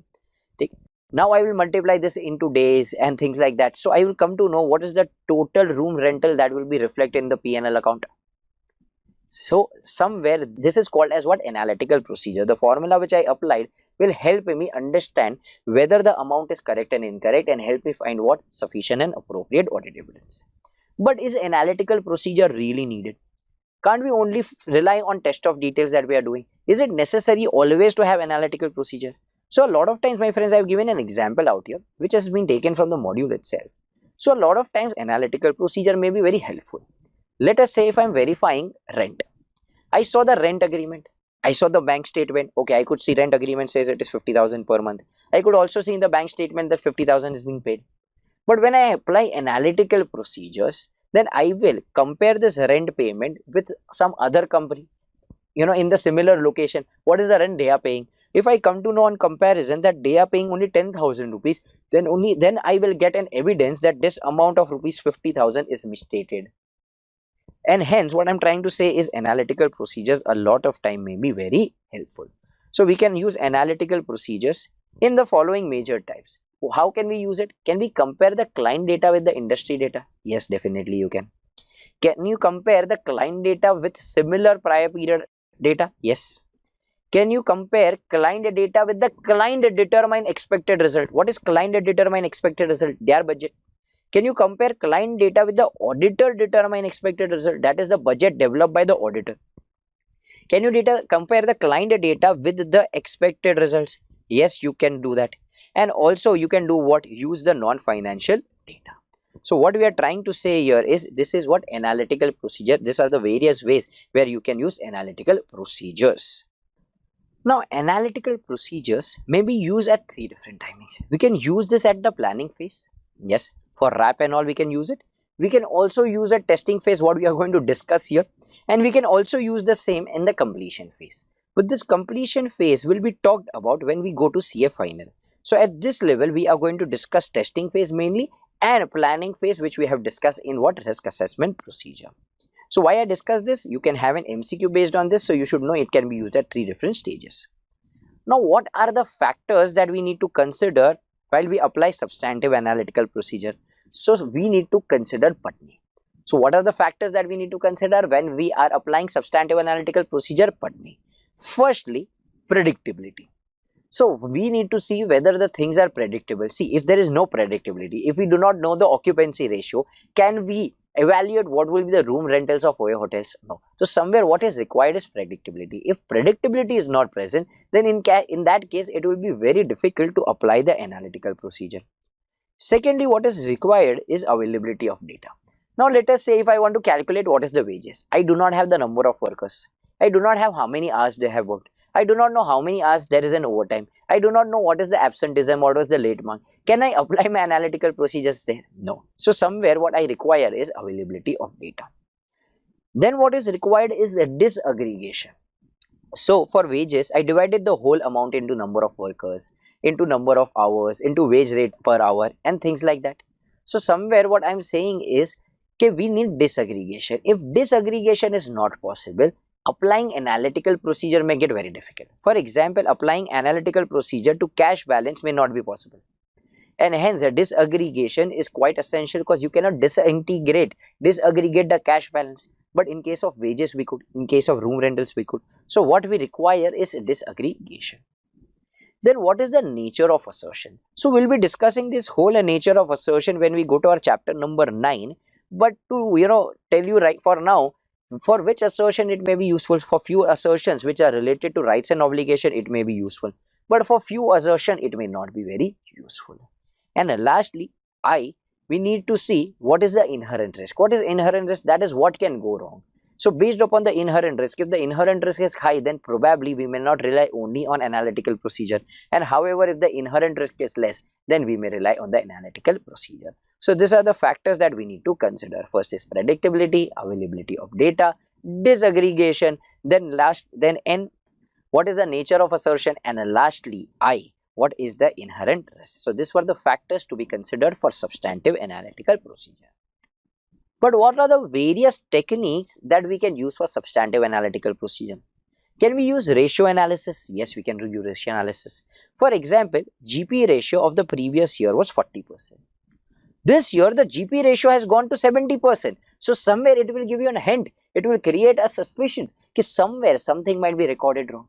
If last year the GP was 40%, it may be 40 to 45%, but it will not shoot to 70%. If last year advertisement expenses was 10% of our sales, and this year the advertisement expenses have gone to 80%, somewhere this will create a suspicion. It will give us an evidence that something is wrong. So can we use ratio analysis? Yes, definitely. We can also use structural modeling, in which we use regression that we have learned in our foundation. So you need not apply the whole model here, but somewhere we can use those linear regression models. We can have a reasonableness test. So usually what is the brokerage or the commission we give? So usually maximum commission that we pay is 10% to 15%. But somewhere in one particular transaction we see the commission or the brokerage has been end up at 45%. Somewhere this does not seem reasonable. Let us say if I have loan obligation of 1 crore rupees. If I have loan obligation of how much? 1 crore rupees. And out of this 1 crore rupees, let us say I have shown interest at around say 25 lakh rupees. So will I pay 25% interest? No, correct? So somewhere the interest may be misstated, or probably the loan amount is misstated. So this is reasonableness test. And lastly, what you can use is your trend analysis. So what you can do is you can compare what were the amounts in 2018, 19, 20, and you can see the trend. Okay, every year our profit has been increasing by 5%, or our sales have been growing by 10% or 8%. But if that trend is not there, for example, if at a point of time you could see every year the growth of sales was 8%, one particular year there has been a dip in the sales, there has been a decline in the sales, or else the sales had grown by around 40%, then somewhere it will raise a suspicion that something might be wrong. So we can use all such techniques, that is a ratio analysis, trend analysis, reasonableness test, and also the structural modeling, where we can use regression. Now what are the precautions that we need to take while we are applying analytical procedure? So whenever we apply analytical procedures, we need to make sure there is REDS. Firstly, there should be reliability of data. So my friends, if there is no reliability of data, can we apply this analytical procedure? No, it is going to be very difficult. Because if I cannot rely what were the number of workers or how many hours they have worked, will I apply that formula? If I do not rely on the ratios that I have the previous year, can I have ratio analysis method used here? No. So somewhere what is required was the foremost thing that we need is reliability of data. So we need to take precautions that all the data that we are using for analytical procedure are reliable. Then we need to develop an expectation of the recorded amount. So like we applied a formula and we decided the wages should be 30 lakh rupees. In case of room rentals, we saw it should be around 1 crore 40 lakh rupees. So we'll develop an expectation of amount or ratios and evaluate whether such expectation is sufficiently precise to identify a misstatement. So what we are trying to say is obtain evidence, be sufficiently precise that 30 lakh rupees is the correct amount that you are deriving. 1 crore 40 lakh is the correct amount that you are deriving. So you should have what? You should have reliability. You need to evaluate whether that expectation is sufficiently precise. Only if you have a reliability that this is sufficiently precise, only then you can say there is a misstatement. So we will, in the further answers, we will also discuss how can we say whether it is sufficiently precise or not. D. We need to determine the amount of any difference of recorded amounts from the expected value that is acceptable without further investigation. See, this is quite similar to tolerable level that we have done in chapter number 7. In sampling, we used to decide a tolerable level. So, for example, my tolerable level is, let us say, 20 lakh rupees. If there are misstatement up to 20 lakh rupees, I am tolerable. But if the misstatement crosses 20 lakh rupees, then I will have to increase my sample size if you all recollect tolerable level. This is quite similar. So we said if there are any fluctuation or inconsistency, we will investigate the same. So as per me, 30 lakh should be the wages. However, the books of accounts is showing that it is 29 lakh and 85,000. Am I going to investigate for this 15,000? I need to set an amount.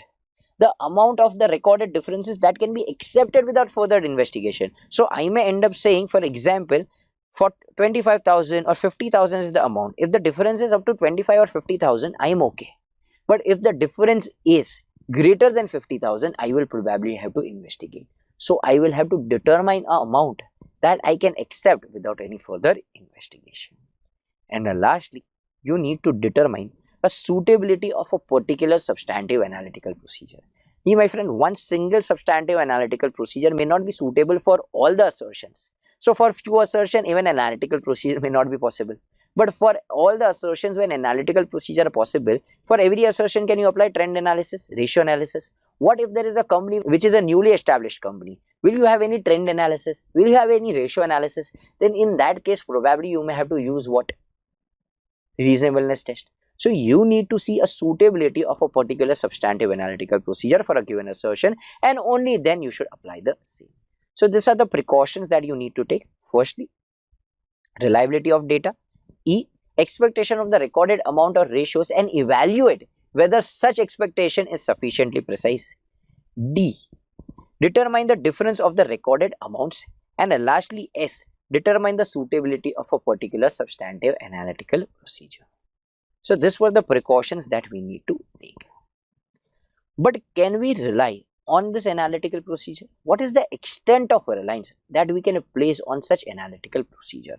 So though this is a very small answer, but this is one of the frequently asked question. So whenever they ask you what is the extent of reliance you can place on analytical procedure, your answer is going to be NSC. Firstly, the nature and the relevance of the information.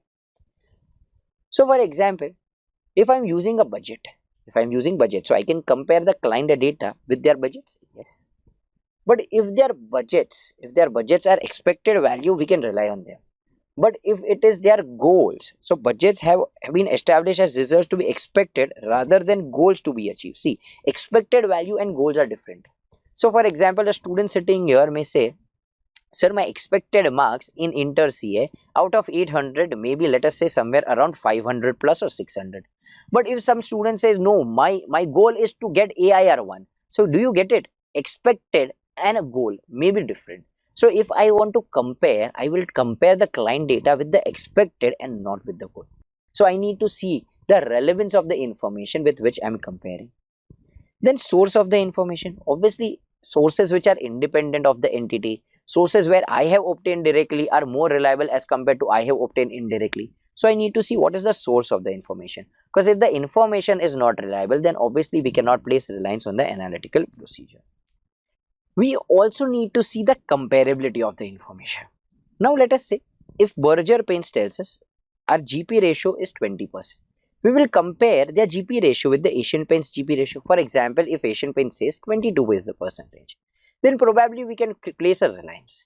But if we are supposed to talk about Indian Railways, there is no comparable information. Do you have anyone else running the railway? No. Then you have no comparable information. Then in that case, the extent of reliance will definitely be less. Then what are the controls over the preparation of financial information? See, obviously, if the controls are high, then ROMMS will be less, and when ROMMS is less, definitely the extent of reliance will be higher, and vice versa. So whenever we see what is the extent to which we can rely, we need to see NSC. Now, while we are applying analytical procedure, obviously there are high chances, there is higher probability, we might find some fluctuations.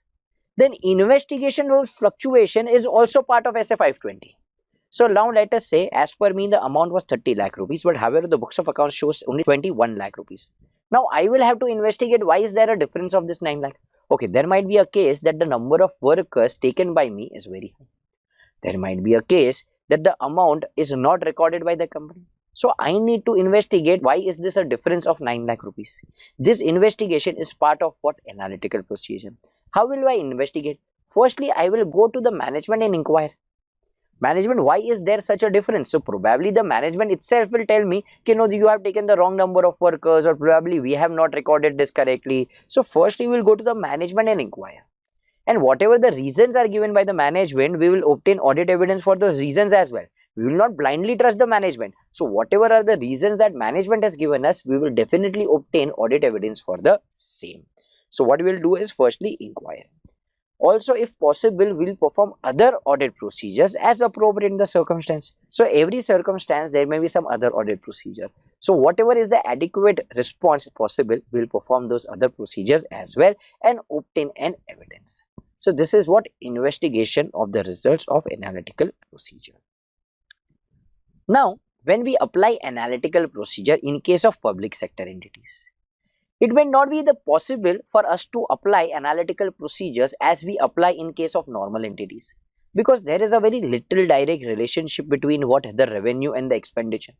So the way we apply this in case of a non-government company, likewise it might not be possible. Also, there is a very little differentiation between what is capital, what is revenue in nature. So a lot of times it may get difficult. Also, we also have no comparative information. Like we took the example of Indian Railway. Do we have any comparable information? No. So does this mean we cannot apply analytical procedure in the public sector entities? No, my friend, we can definitely apply. We can apply it in a different manner. We can see what this is the variation in the cost per kilometer of road construction.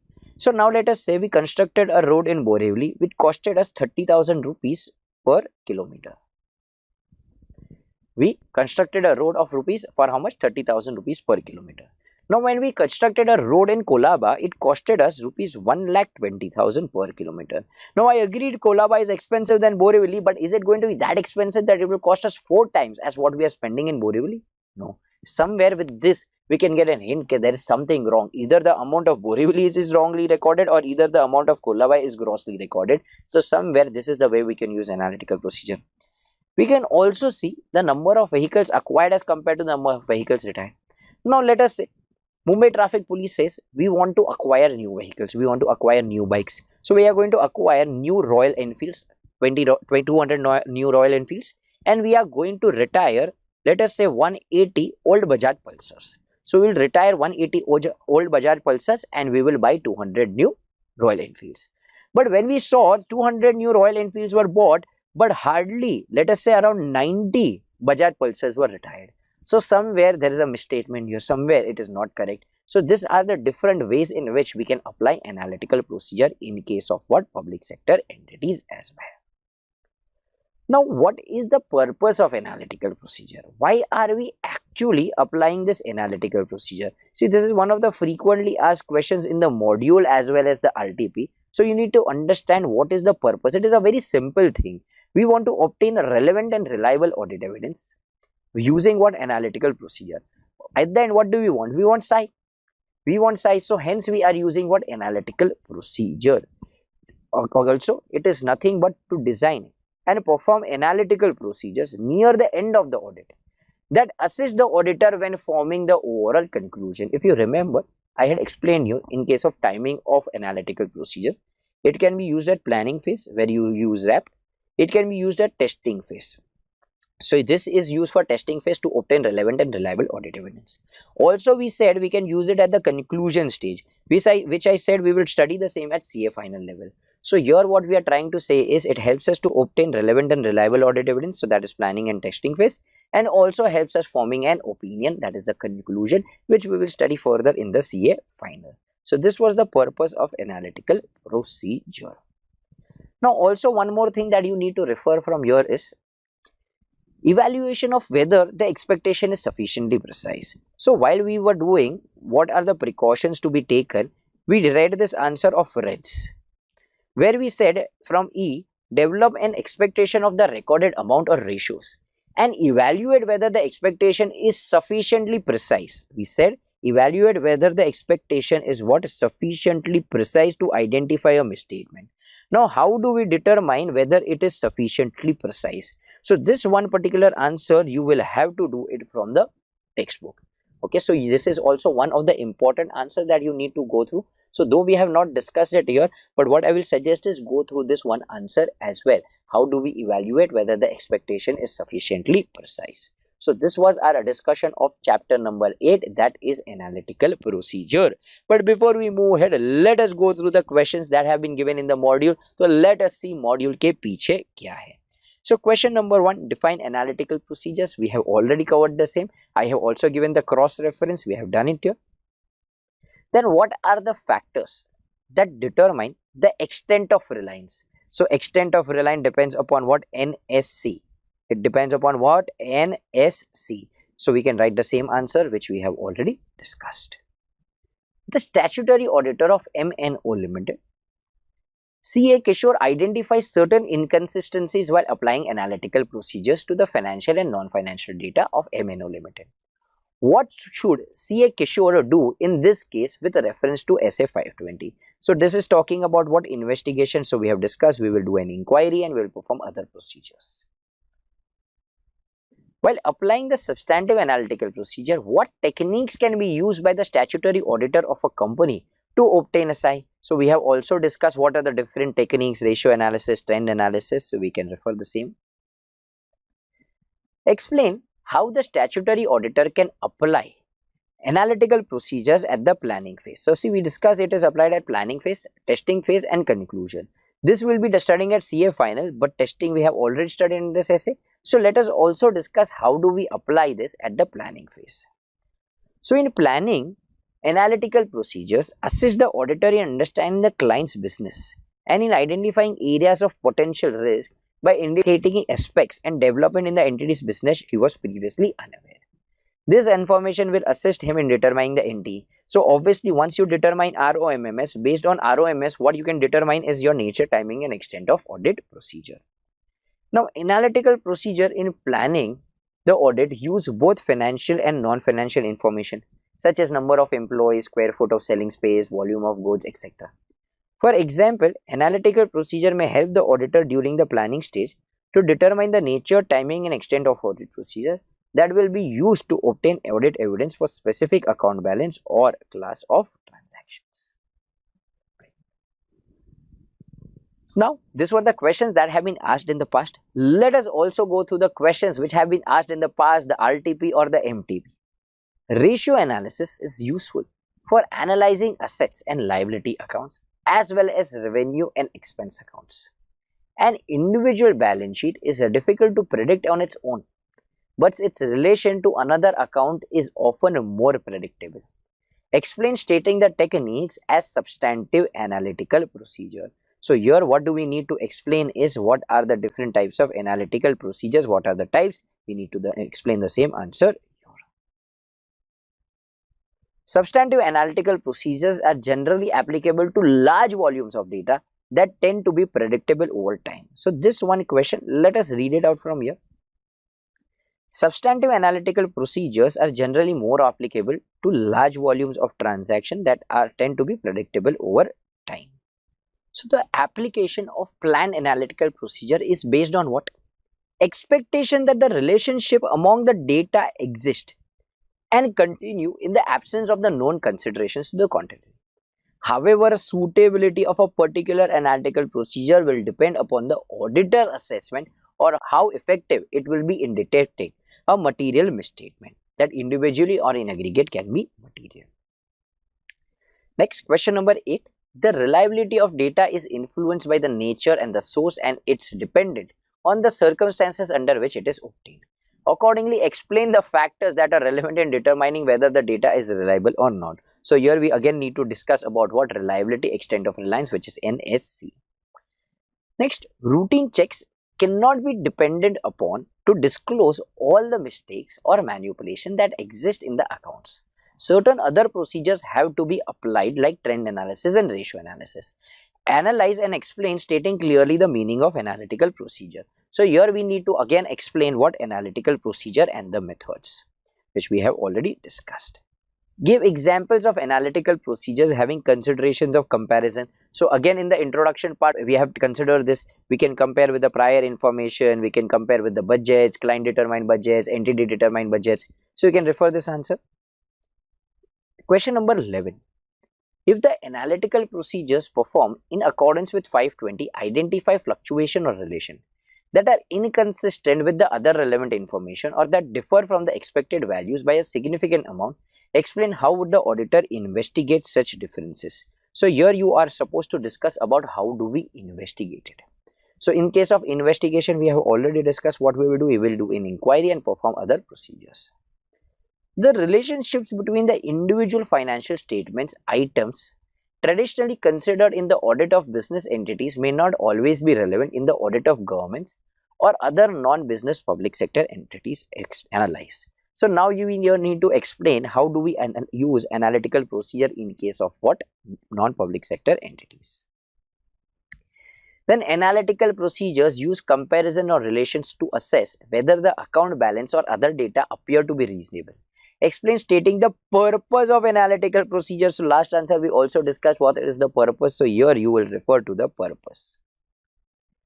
Next, ratio analysis is useful for analyzing the assets and liability accounts as well as the revenue and expense account. An individual balance sheet account is difficult to predict on its own, but its relationship to another account is often more predictable.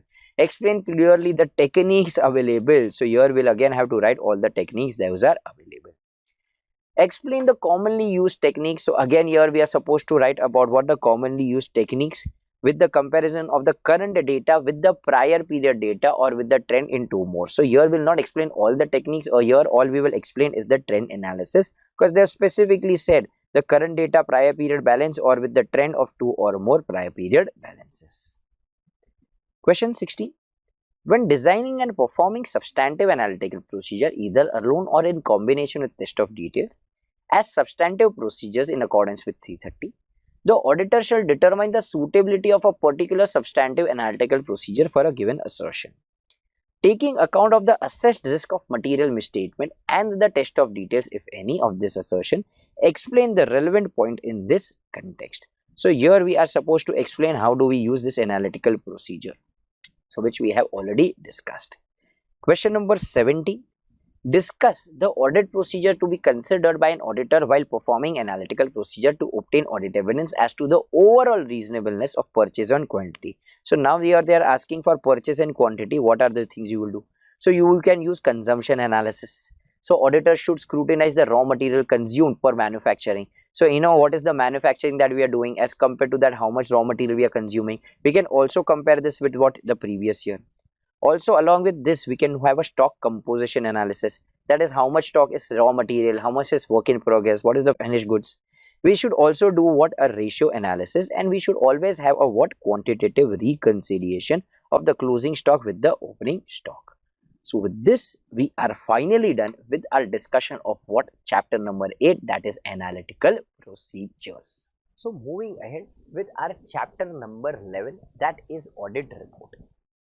Now in our face-to-face class, in our Zoom live lectures, we usually do our chapter number 3 and then go to chapter number 11.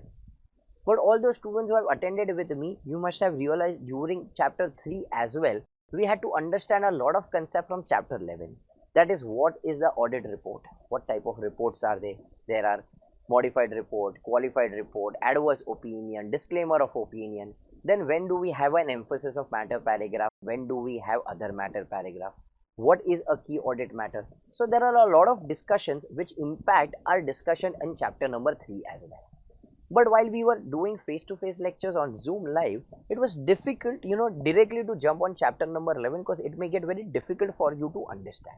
And hence we used to do small extracts of chapter number 11 in chapter 3.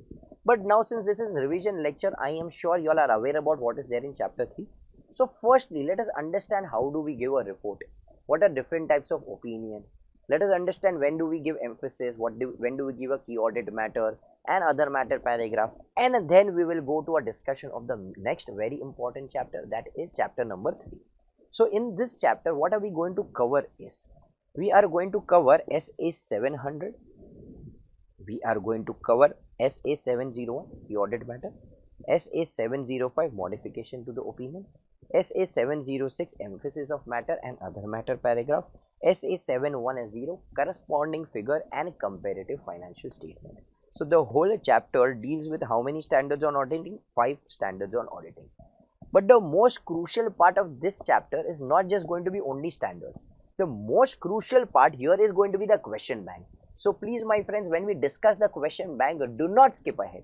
So a lot of students have a tendency, they go through the main content and they forward the question and answer part. Do not do that. There will be a lot of questions which I assure you might not have seen so far. So please pay attention, because all those questions will be very crucial. Discussion here on the question bank is going to be crucial. If we talk about weightage, again the weightage has little been varied, but if we see on an average, you can expect 5 to 8 mark question out of this particular chapter. Again, this weightage does not include, this analysis does not include the MCQ. So somewhere the weightage may be more if you consider the whole 100 mark paper, but based on 80 marks, you can expect around 5 to 8 marks. There has been attempt when it has gone to almost 9 marks as well. So one 4-mark question, one 2 4-mark question, so you can expect anything as such. So let us begin with our discussion of audit report, starting with our SA 700. So let us begin with SA 700, that is forming an opinion and reporting on the financial statement. Now before we move ahead, let us understand one thing, that this particular report, that is SA 700, is an unmodified opinion. We are talking here about unmodified opinion. So in case if you are going to modify the opinion, we'll go to SA 705, but the format that we are discussing is what? An unmodified opinion. So if we understand the objective of SA 700 is nothing but to form an opinion, and once we form that opinion, we want to express that opinion through a written report. That's it. That is the basic objective here, to form an opinion and express that opinion through a written report. Now, what we need to understand here is what are the elements of the audit report. To start with, there is always going to be a title. What is the title? The title is nothing but the independent auditor's report. So we will always give the title to the report as the independent auditor's report. So always the report will start with what? The title. So at least people should know what exactly they are reading. They should be able to identify, okay, here the report is starting, and hence we should always have what? Title. Then we should have the addressee to whom that particular report is addressed. So usually it is addressed to the members. So we should write here to the members. So firstly we should write title. Then we should write addressee. So to addressee, we'll usually write it to the members of the company, whichever company we're talking about. Then we will mention about the auditor's opinion. In auditor's opinion, we will talk about the date, notes, which is the what you guys are doing right now. You have no time to date anyone right now. What you're dating is nothing but your notes. So in auditor's opinion, what we will mention is date, notes. So first you should specify the date of the period covered by each financial statement comprising the financial statement. So write it. This is for what? Financial year 1920. So people can at least acknowledge, people can at least understand this is for which particular period. Then you should always specify what? The date here.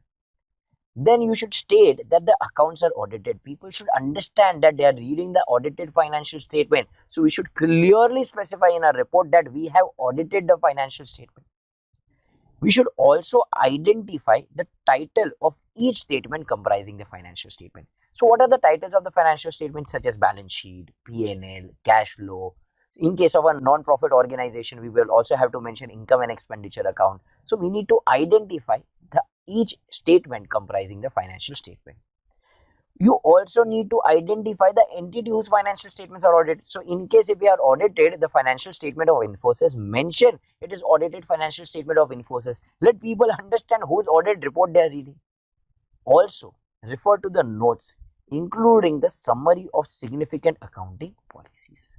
So here what I mentioned is, in case of auditor's opinion, what will you give? You will say date notes. Firstly, from D, you will specify the date. From A, you will specify that the financial statements have been audited.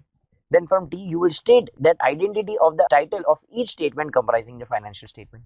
Then from E, you will identify that the entity whose financial statement have been audited. And finally, you will refer to the notes including the summary of significant accounting policies. So firstly, you will write title, then you will write addressee, then you will write auditor's opinion. After auditor's opinion, what you will write here is a basis for opinion para. In a basis for opinion para, you will always mention psi. You will always mention psi. Firstly, you will state that auditing has been done as per the standards on auditing. It has been done in accordance with SA.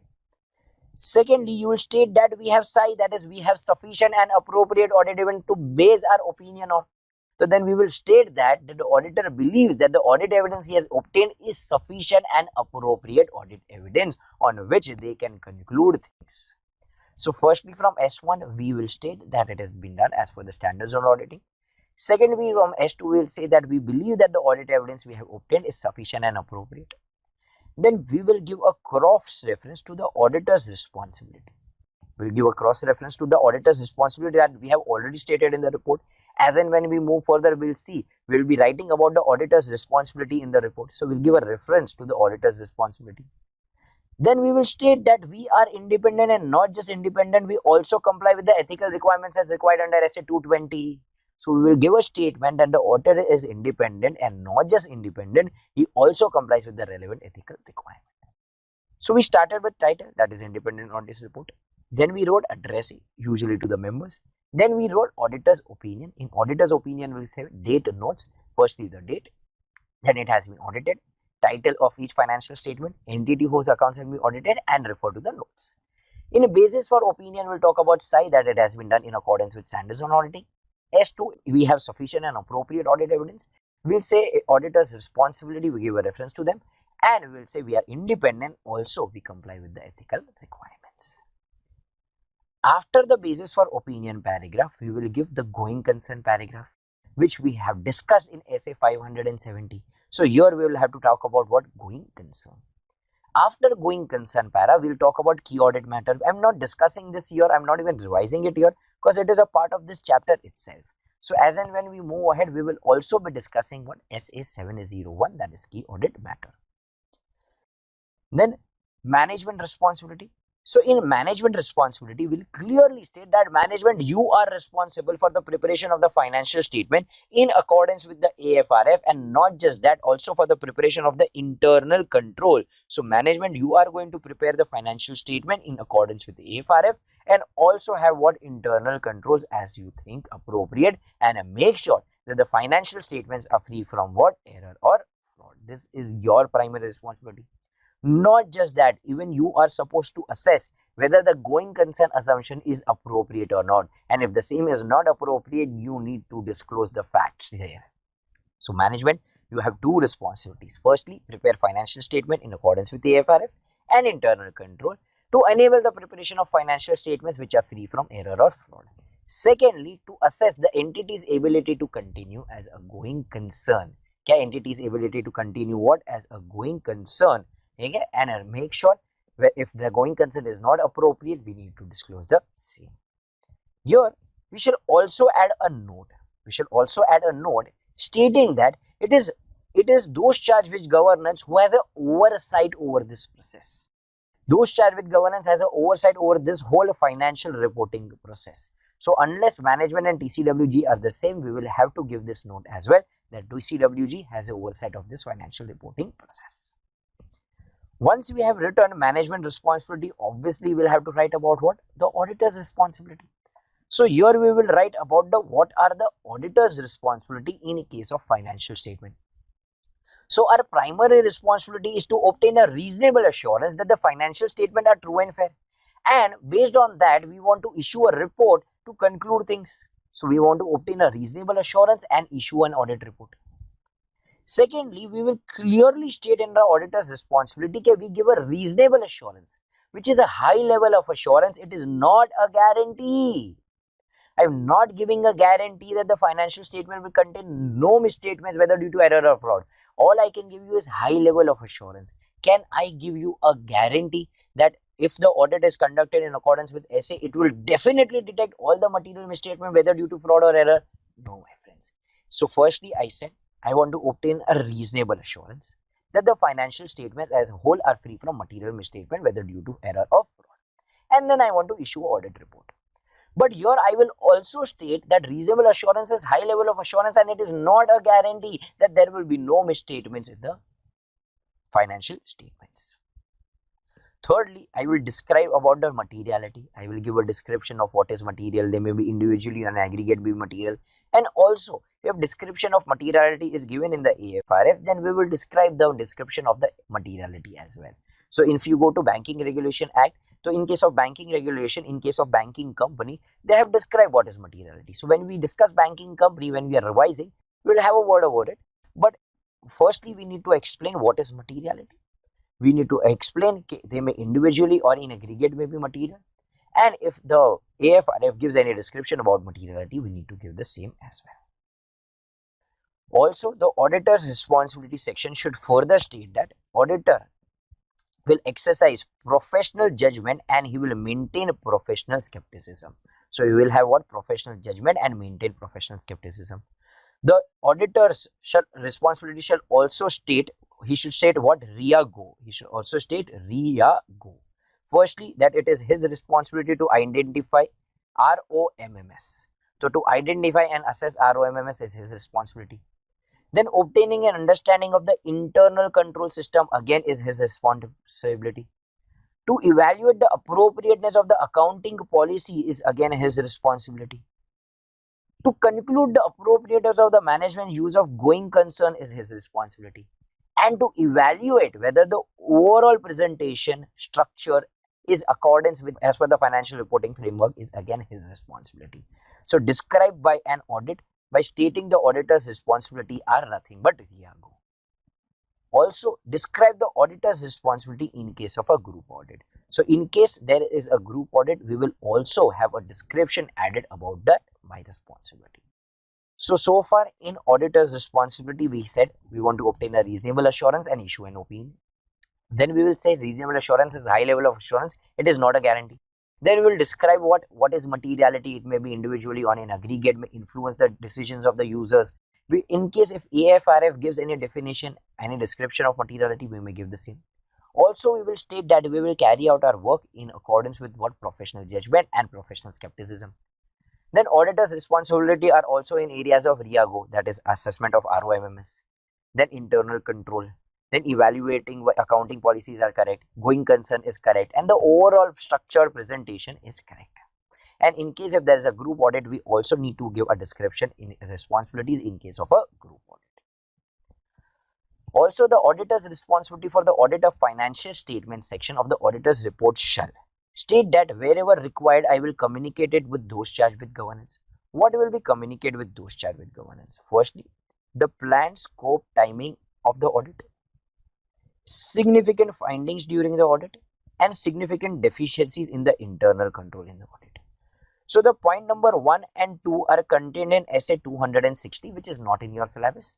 Point number 3 is contained in essay 265, which is again not in your syllabus. So communication with those charged with governance and communication of significant deficiencies in the internal control to those charged with governance, it is covered there. So I will state that I will have a communication with those charged with governance about matters such as planned scope and timing of audit, about the significant difficulties, audit findings, and the significant deficiencies in the internal control that I have identified during the audit.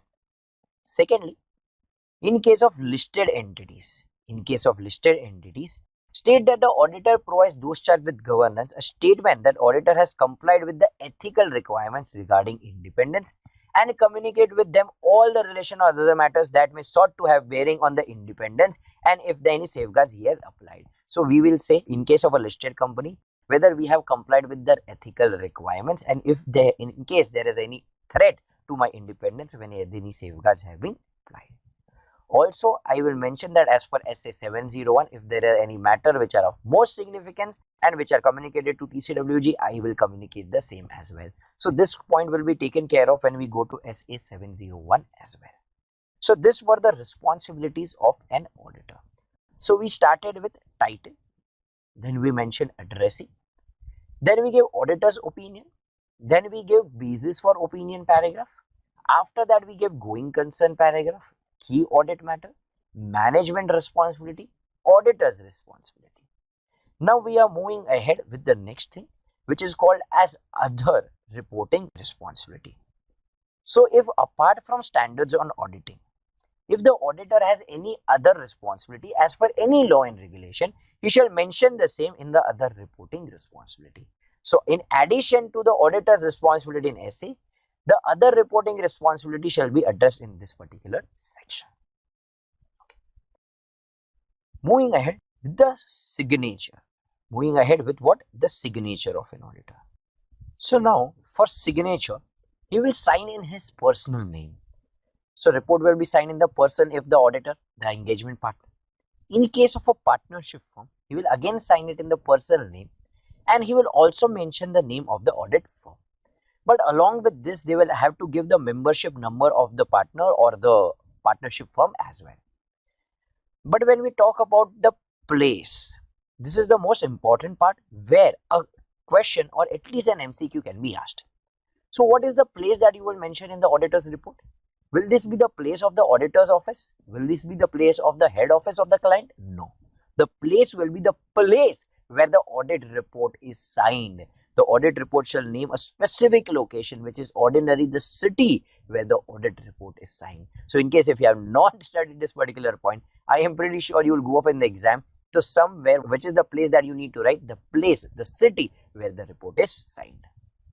Moving ahead with the date. So date shall not be earlier than the date on which all sufficient and appropriate audit evidence had been obtained.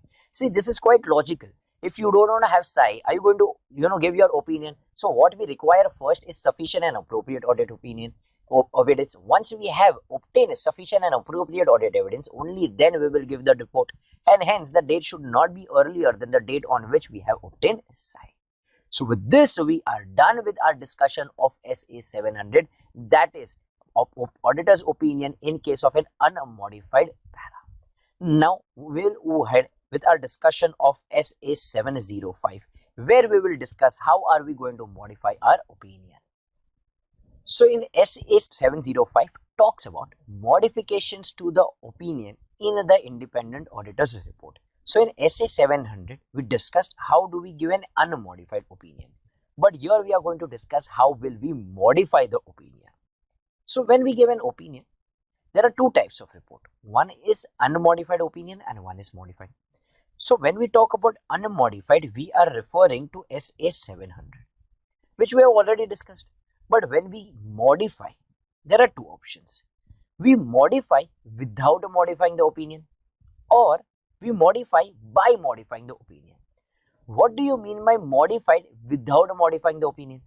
What do you mean by modified without modifying the opinion? Here I am not changing my opinion. I still say everything is true and fair. But however, I have deviated from the format that I have seen in SA 700. So here I may end up giving an emphasis of matter paragraph or other matter paragraph, which we will discuss in the next essay itself in 706. So when I give emphasis of matter para or other matter para, I am not changing my opinion. I still say everything is true and fair. But I deviated from the format that was given under 700, and hence I modified without modifying the opinion. Now SA 705 somewhere deals with only this one, that is modified by modifying the opinion. So now there might be two scenarios. Either the auditor has SI or either the auditor does not have SI. The auditor has sufficient and appropriate evidence that a material misstatement exists, or the auditor does not have SI. He is unable to obtain SI that the financial statement are free from material misstatement. Now we need to see whether the matter is material and pervasive or whether the matter is not material and pervasive. So firstly, let us understand what do you mean by pervasive. So pervasive, you will say the effect is pervasive in the auditor's judgment if it is not confined to specific elements, accounts or items of the financial statement. So if it affects only one account, let us say it affects only advertisement account, then though it may be material, will we call it as pervasive? No. If so confined, represents or could represent substantial portion of the financial statement. So for example, it confines to one element. Let us say it confines only to closing stock. But out of 10 crores of the total assets that we have, 9 crores is the closing stock. then this is quite substantial. The proportion is quite huge. Then this may be considered as what? Pervasive. Or in relation to disclosures, which are fundamental to the user's understanding of the financial statement. If this disclosure is not given, probably the decision taken by the users may not be correct. So this is called as what? Pervasive. Going back to what we were discussing here. So if the auditor has SI, the matter may be what? Material and pervasive. Okay, let me give you an example. In case of going concern, we have sufficient and appropriate audit evidence that going concern assumption is inappropriate. We do have sufficient and appropriate audit evidence, but however, the management has not accounted the same and disclosed the same. My friends, this is material and pervasive, because if going concern assumption is invalid, everything should be recorded at realizable value and not at book value. Now, since the management has not accounted the same, everything has been stated at book value. So, almost every other amount is wrong, and hence it is material and pervasive. So, when we have psi and the matter is material and pervasive, we will give an adverse opinion. But however, if the matter is material but not pervasive, we will give a qualified opinion. Let me give you one more example out here. Let us say in case of advertisement, let us say we were auditing Vivo. Now, Vivo had around 2000 crores of advertisement, in IPL sponsorship and other advertisement and things like that. Now, if Vivo debits all 2000 crores together on one single financial year, it will lead to a lot of losses in that year. And the benefits of advertisement is not only for 1 year. So, somewhere we need to treat this as a deferred revenue expenditure. So, we are going to get benefits for 5 long years. So, what we will do is we'll debit only 400 crores for this financial year. The rest of the amount will be taken ahead as what? Deferred revenue expenditure. But however, Vivo did not give this treatment. We have sufficient and appropriate audit evidence that management has not accounted the same. The matter is material but not pervasive. Because of this misstatement, only advertisement is incorrect. Everything else is true and fair. So we may end up saying, except for advertisement, everything else is true and fair. So except for the effect of advertisement, everything else is true and fair, and hence we will give a qualified opinion. Now, if we are unable to obtain psi, we do not have sufficient and appropriate audit evidence that the financial statements are free from material misstatement, whether due to error or fraud. And if the matter is material but not pervasive, let us say we were not able to obtain psi in the context of what? Let us say advertisement. And the matter is material and pervasive, then we may end up giving what? Qualified opinion. But if the matter is material and pervasive, then in that case, we will end up disclaiming our opinion. We will end up saying, I cannot give an opinion. Let me give you one more example out here. Let us say, out of 10 crores, 9 crores was in the closing stock. And this 9 crore of closing stock was somewhere lying in Afghanistan. Now, do you think so in this scenario, it will be possible for me to travel to Afghanistan and evaluate the closing stock out there? No, my friends, I am Rohit Shroff. I am not Tiger Shroff. It is not going to be feasible for me to travel out to Afghanistan and verify the closing stock. But this is material and pervasive, because out of the 10 crores of assets that I have, 9 crores lies in what? Inventory. This is material and pervasive, but we cannot say whether everything is true and fair or not, because we are unable to obtain psi. And hence, in this case, we will end up giving a disclaimer of opinion. So, there are 3 types of opinion as per SA 705. One is qualified opinion, second is adverse opinion, and third is disclaimer of opinion. So, we have already discussed what is material and pervasive. There is one more note that which I would like you to go through. We will discuss the same when we again go back to SA 701. Unless required by law or regulation, when the auditor disclaims an opinion on the financial matter, the auditor's report shall not include a key audit matter. So, if I am disclaiming an opinion, I will not give a key audit matter. Why? We will discuss the same in SA 701, but I have given a cross-reference note here. So, while you are doing this and 701, you could read at both the ends. Okay. Let us take a few examples out here. Now, Super Duper Limited is a company engaged in manufacture of office furniture.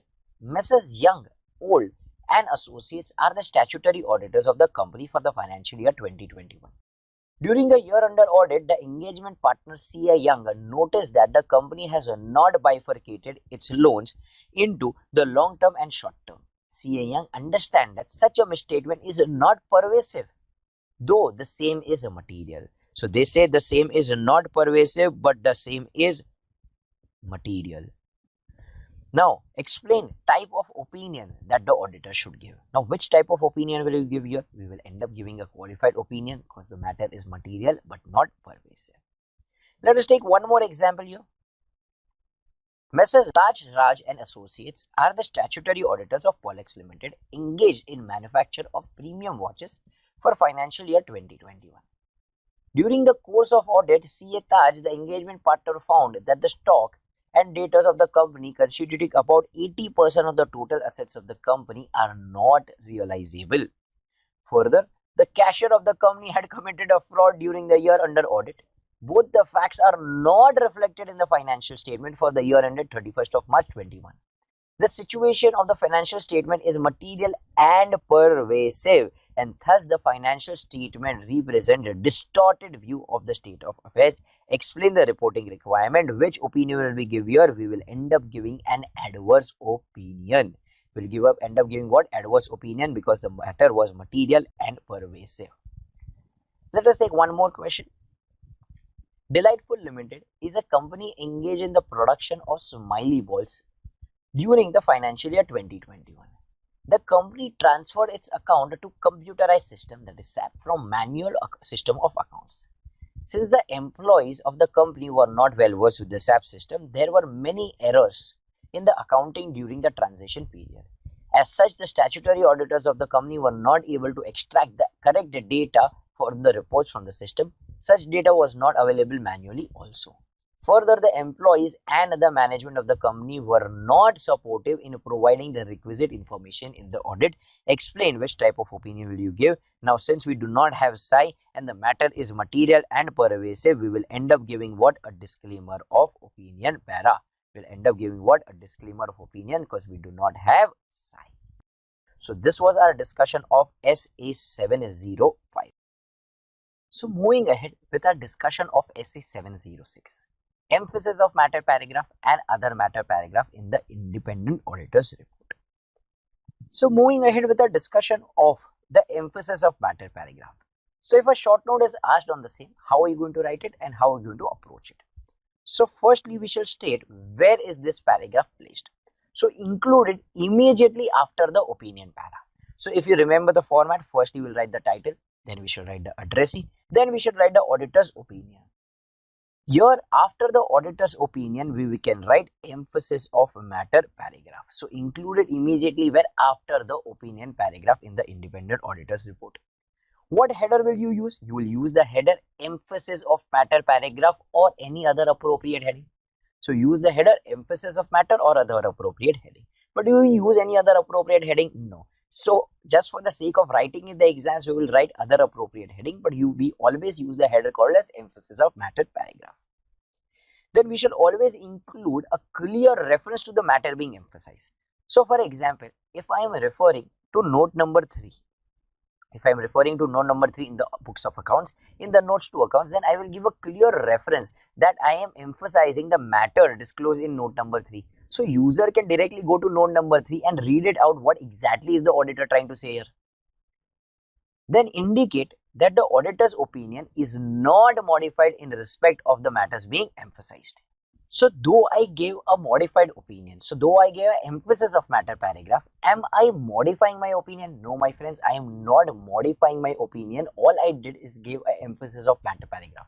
We already discussed this in SA 705. When we give an emphasis of matter paragraph and what other matter paragraph, we are not modifying the opinion. So, here we are clearly stating, though that we have given the emphasis of matter paragraph, the matter is not being modified. So, what are the examples where we can give emphasis of matter paragraph? We can give this emphasis of matter paragraph in case of GAN. Firstly, there is a substantial doubt about the entity's ability to continue as a going concern. So, somewhere if there is a doubt on the entity's ability to continue, I want to emphasize, though the management has accounted it correctly, presented and disclosed it correctly, but I want to draw users' attention here, and hence I will add this to the emphasis of matter paragraph. Let us say there is an accounting standard which is applicable from 1st of April 2022. But however, we adopted the same accounting standard at the early stage. We adopted the same at this year itself. So now I want to draw users' attention that we have made an early adoption of an accounting standard, which has a pervasive effect on the financial statement. So if you are going to compare our books of accounts, that is our financial statement, and the competitor's financial statement, my friends, make sure you know that we have followed an accounting standard which is applicable from the next year. So I can draw users' attention on this. Then if there is material change in the accounting policies in the year, then also I can highlight this, I can draw users' attention. So it has been appropriately disclosed. It is not that they have not disclosed that there has been a change in the accounting principle or policies. They have disclosed it. But I just want to draw users' attention that there has been material change between what the accounting principles in the prior period. If there is an exceptional litigation and claim of the outcomes of which is not certain. So I think so if I am supposed to pay for this particular litigation, I will not be in a position to come out of it. There will be a question mark on my going concern. So I just want to highlight that there is an exceptional litigation going on against us. If we lose the same, then there would be a question mark over the going concern. So this was emphasis of matter paragraph. Before we go on to other matter paragraph, let us have a quick discussion, a quick example on this. Now, Lomax Limited is a company engaged in the business of manufacture of candles. CA Kamal Nath is the statutory auditor of the company for the financial year 2021. During the year under audit, there was a fire in the company's factory, as a result of which some of the company's plant and machinery was destroyed. The same was disclosed by the company in the notes to accounts annexed to the financial statement for the year ending 31st March. CA Kamal Nath decided to communicate this matter in the auditor's report, as he is of the view that the matter is of such importance that it is fundamental to the user's understanding of the financial statement. Help CA Kamal Nath to deal with this situation. Now, since we want to highlight this, we will have to add this to what emphasis of matter paragraph. So we can write in emphasis of matter paragraph the effects of the fire in the company. We draw, how can we frame the same? We draw the attention to note Y of the financial statement, which describes the effects of the fire in the company's factory. Our opinion is not modified in this respect. So we mentioned we are not modifying our opinion in this particular respect. So this was emphasis of matter paragraph. Moving ahead with other matter paragraph. So whenever any matter which relates to audit, auditor's responsibility and auditor's report, then in that case we need to mention the same in what? In other matter paragraph. So in auditor's judgment, it is relevant to the user's understanding of audit, auditor's responsibility and auditor's report, and this is not prohibited by law and regulation, then he shall do so by mentioning this in the other matter paragraph or other appropriate heading.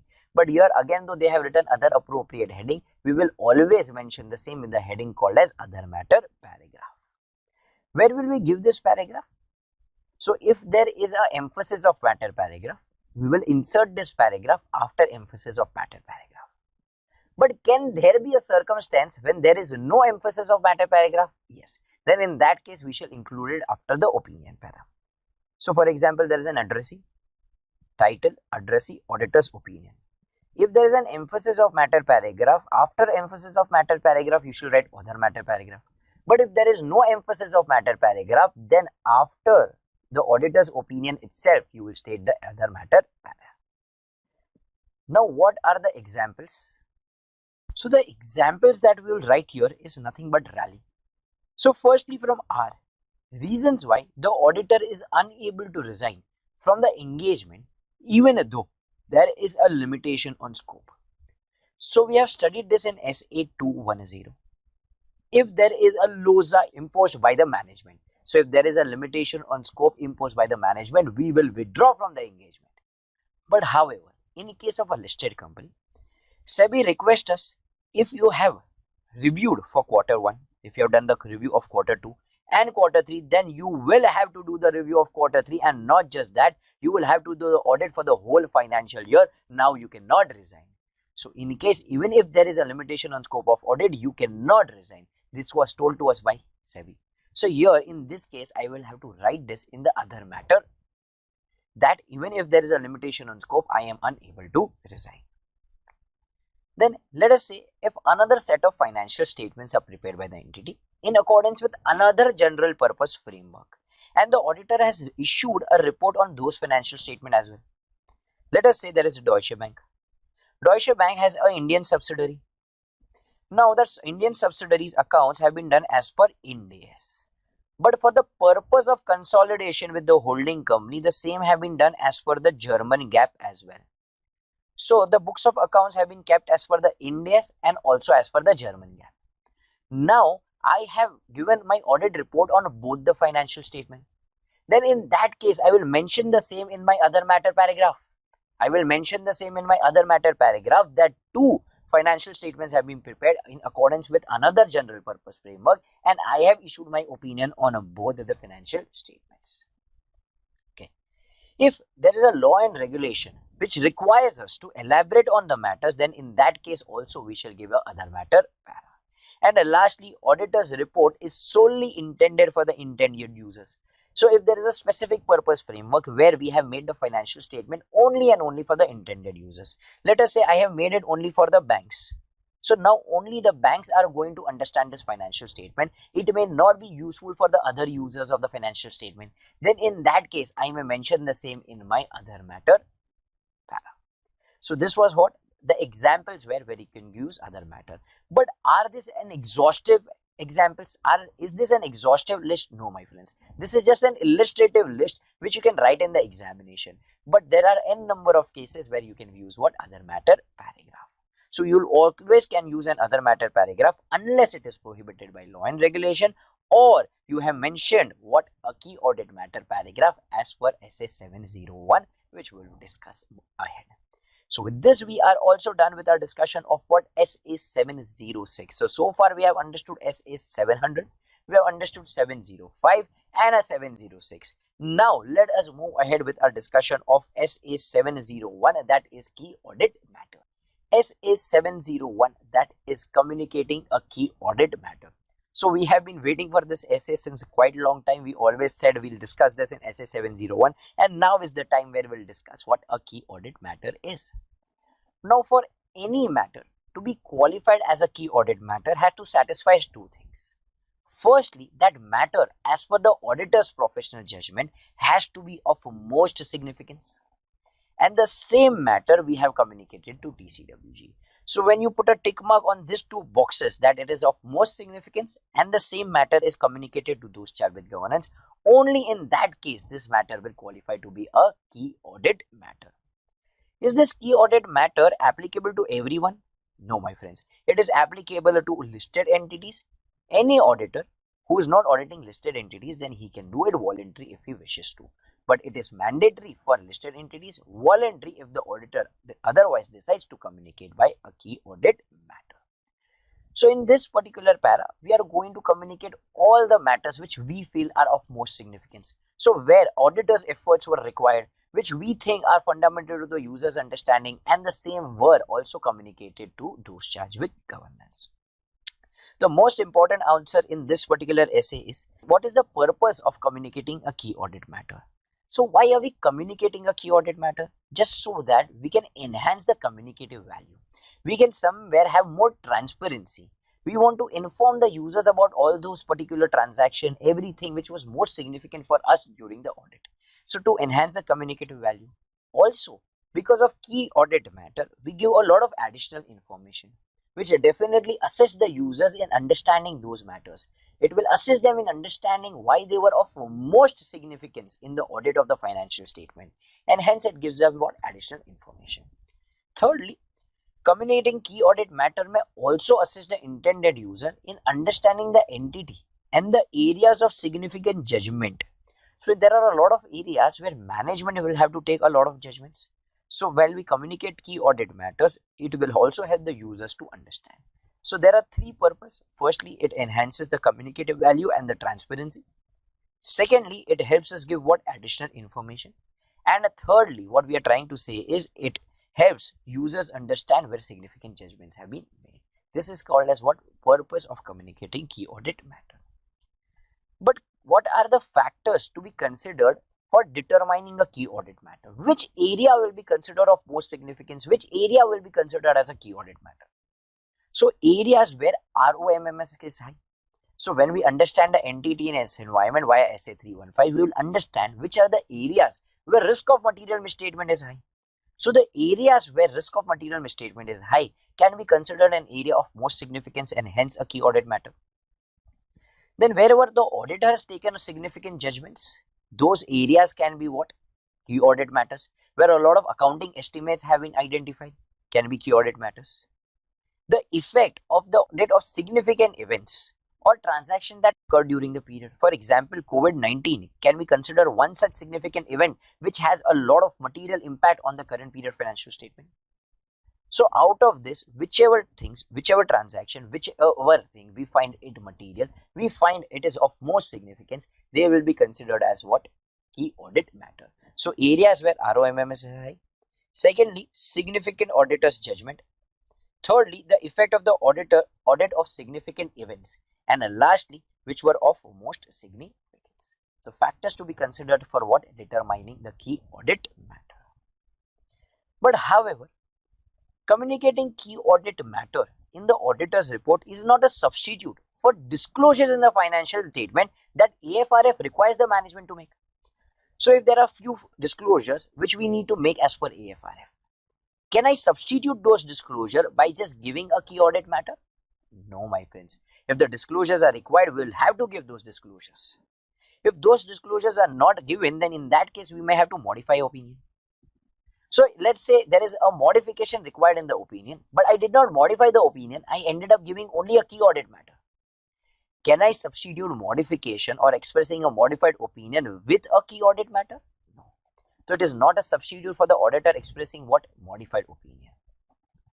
Thirdly, let us say the going concern assumption is inappropriate or there is a material uncertainty.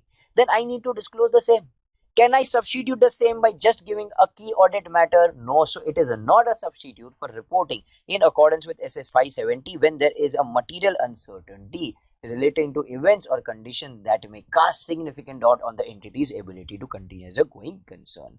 And lastly, it is not a separate opinion on individual matters. So for any individual matter, if I am giving a key audit matter, am I giving a separate opinion on that matter? No.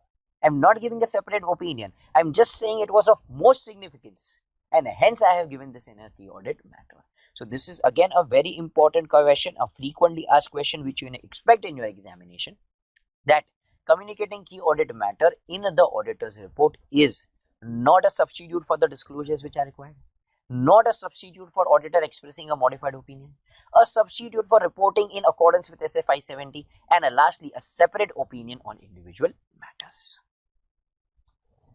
Moving ahead to how do we communicate a key audit matter?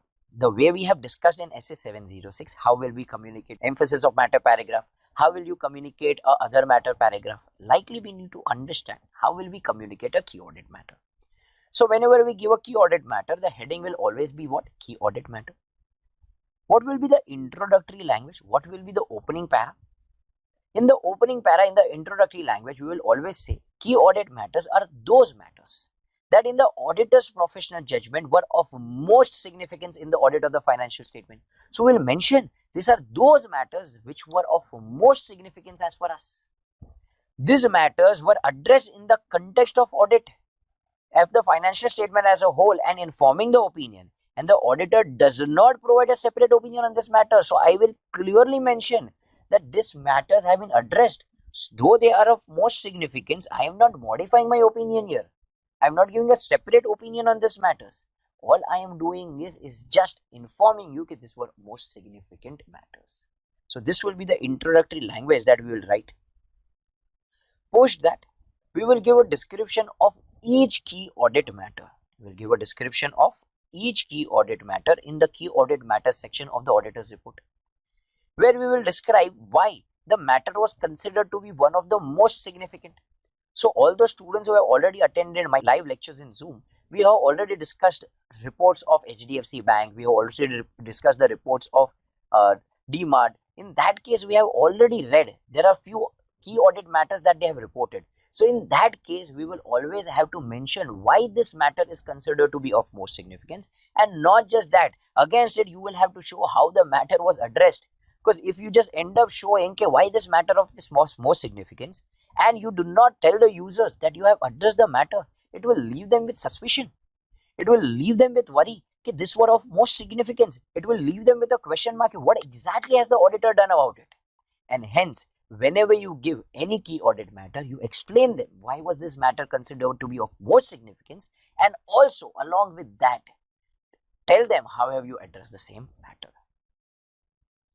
Now, a auditor shall describe each key audit matter in the report. So when they say each, we will have to not leave any single key audit matter unless it is prohibited by law and regulation. So if law and regulation precludes you, it does not allow you to give a key audit matter, definitely we are not going to override the law. Or secondly, if you end up giving this key audit matter, this may have adverse consequences. People might not take it in the good spirit. Somewhere it would outweigh the public interest. Somewhere it would lead to adverse consequences. It would lead to losses. Then in that case, we will not communicate such a key audit matter. So if I communicate this, somewhere we will not take it correctly, there will be adverse consequences, then in that case, I will not give a key audit matter. So in two circumstances, one, if the law and regulation precludes me, and secondly, if I think so there are going to be adverse consequences, only in those scenarios, I will not give a key audit matter, or else in every other scenario, I am going to give a key audit matter. So this was our discussion of what SA701, that is key audit matter. But now a lot of students have a doubt. Sir, when do we use a key audit matter and when do we use emphasis of matter? So they have a doubt between SA701 and 706. So somewhere Institute has given little more clarification on this in CA final module. Mind you, it is not given in your inter-CA book, but let us just go through it once. So here, you can read this whole stuff, but what they are trying to say in crux is, if one matter is a key audit matter, can a same matter be an emphasis of matter paragraph? Yes. So if one matter is key audit matter, the same can be emphasis of matter paragraph as well. But what they are trying to say is, if one matter is a key audit matter, then in that case, you can't substitute it with emphasis of matter paragraph. So if a key audit matter is required, you will have to give it. You cannot substitute it with emphasis of matter paragraph. If you wanted, you can give it under key audit matter as well as emphasis of matter paragraph. But you cannot just give only an emphasis of matter paragraph and omit in key audit matter. Thirdly, what they are trying to say is, can there be a matter which is not a key audit matter but an emphasis of matter paragraph? Yes, definitely yes. We have already discussed such a scenario in subsequent events. So in subsequent event, we have already discussed, if you go through the charts of subsequent event, that is SA560, we have already discussed. So I have added this example where you can easily understand. So this is the three main crux that they are trying to explain, that if one matter is a key audit matter, can the same matter be an emphasis? Yes. But you cannot substitute a key audit matter by just giving what emphasis of matter paragraph. Okay. Thirdly, can there be a matter which is a key audit matter but not an emphasis of matter paragraph? Yes, definitely yes. So these are the three takeaways from this particular distinguish. You can just read it. It is not actually a distinguish. It is just explain you what you can do and what you cannot do. Now, before we move ahead with the next essay, now what we need to understand is, how are we going to write a report? So we have understood the report writing under SS700. That is, how do you write an unmodified opinion? So you'll write the title, you'll write the addressee, you'll write the auditor's opinion. We know how to write an unmodified opinion. But what if they ask you anything about qualified, adverse, disclaimer? So here what I'm doing is, I'm discussing how are you supposed to write a report. There are very few minor differences. If you just make sure you know this minor differences, you will be in a very good position to write the report in case if they have asked you the same. So if you write an unqualified report, so unqualified report is as per what? SS700. And qualified, adverse, disclaimer is as per SS705. So in opinion paragraph, firstly, see, title and address is always going to be the same, irrespective of the opinion that you have given. But in the opinion para, your first line will always say, we have audited in unqualified, qualified and adverse. But in case of disclaimer, we would say, we were engaged to audit. Why did we say we were engaged to audit and we did not say we have audited? Because my friends, we could not obtain SAI. In SA705, we will give a disclaimer of opinion when the auditor does not have sufficient and appropriate audit evidence. So somewhere here we are saying that we did not have SAI. So we are saying we were engaged to audit. We cannot say that we have audited. Secondly, in the second line, what will we give? In the second line and the third line, it is going to be common irrespective of the opinion that we have given.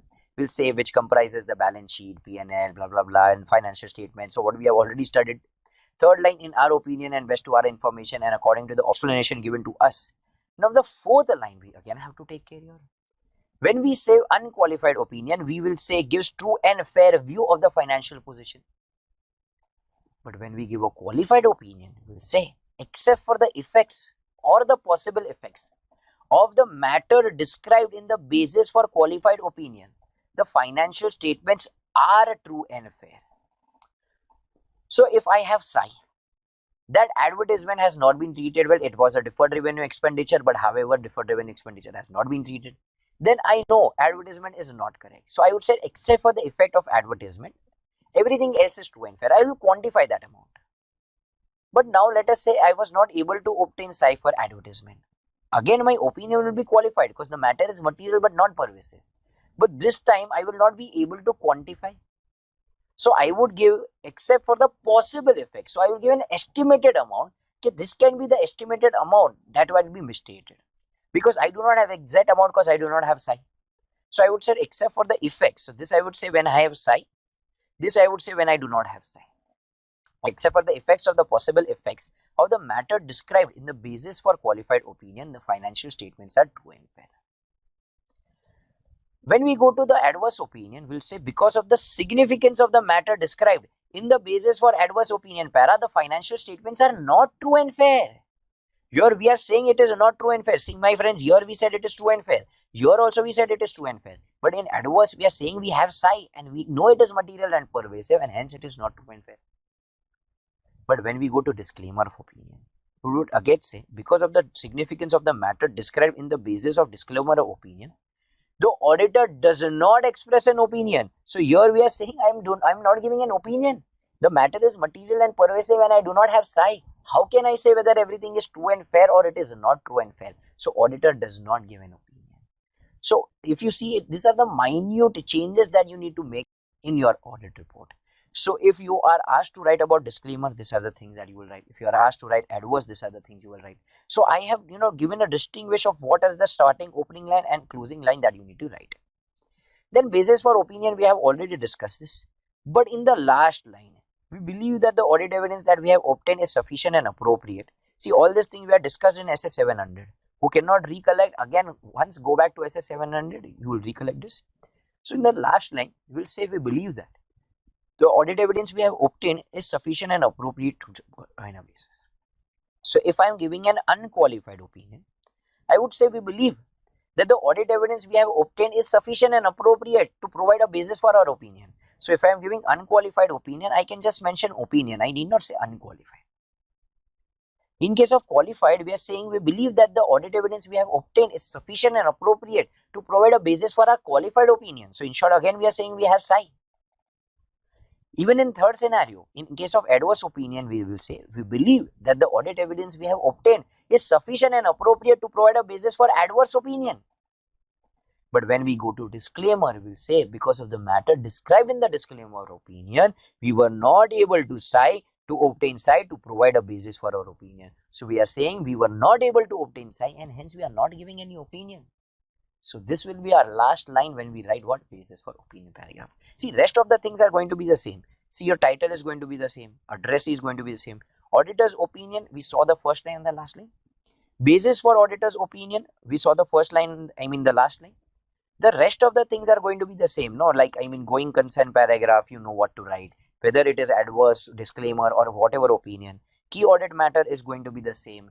Management responsibility is going to be the same. Auditor's responsibility is going to be the same. Other reporting requirement will be the same. Signature will be the same. Place will be the same. Date will be the same. So the only changes where you need to take care of is this 2 paragraph, and that also not the whole paragraph. It is the first line and last line. So what I will suggest is go through this thing very well. Make sure you memorize it. Because in the worst case, see, they don't usually ask these questions about write a draft report on this. But in the worst case, if they ask you, you will be in a very good position to answer it. So what I will suggest is invest your 10 minutes and make sure you identify what is the first line and the last line to be written and memorize it well. So in the worst case, if they ask you, you are in a very good position. So this was our discussion of SA701, SA700, SA705 and 706.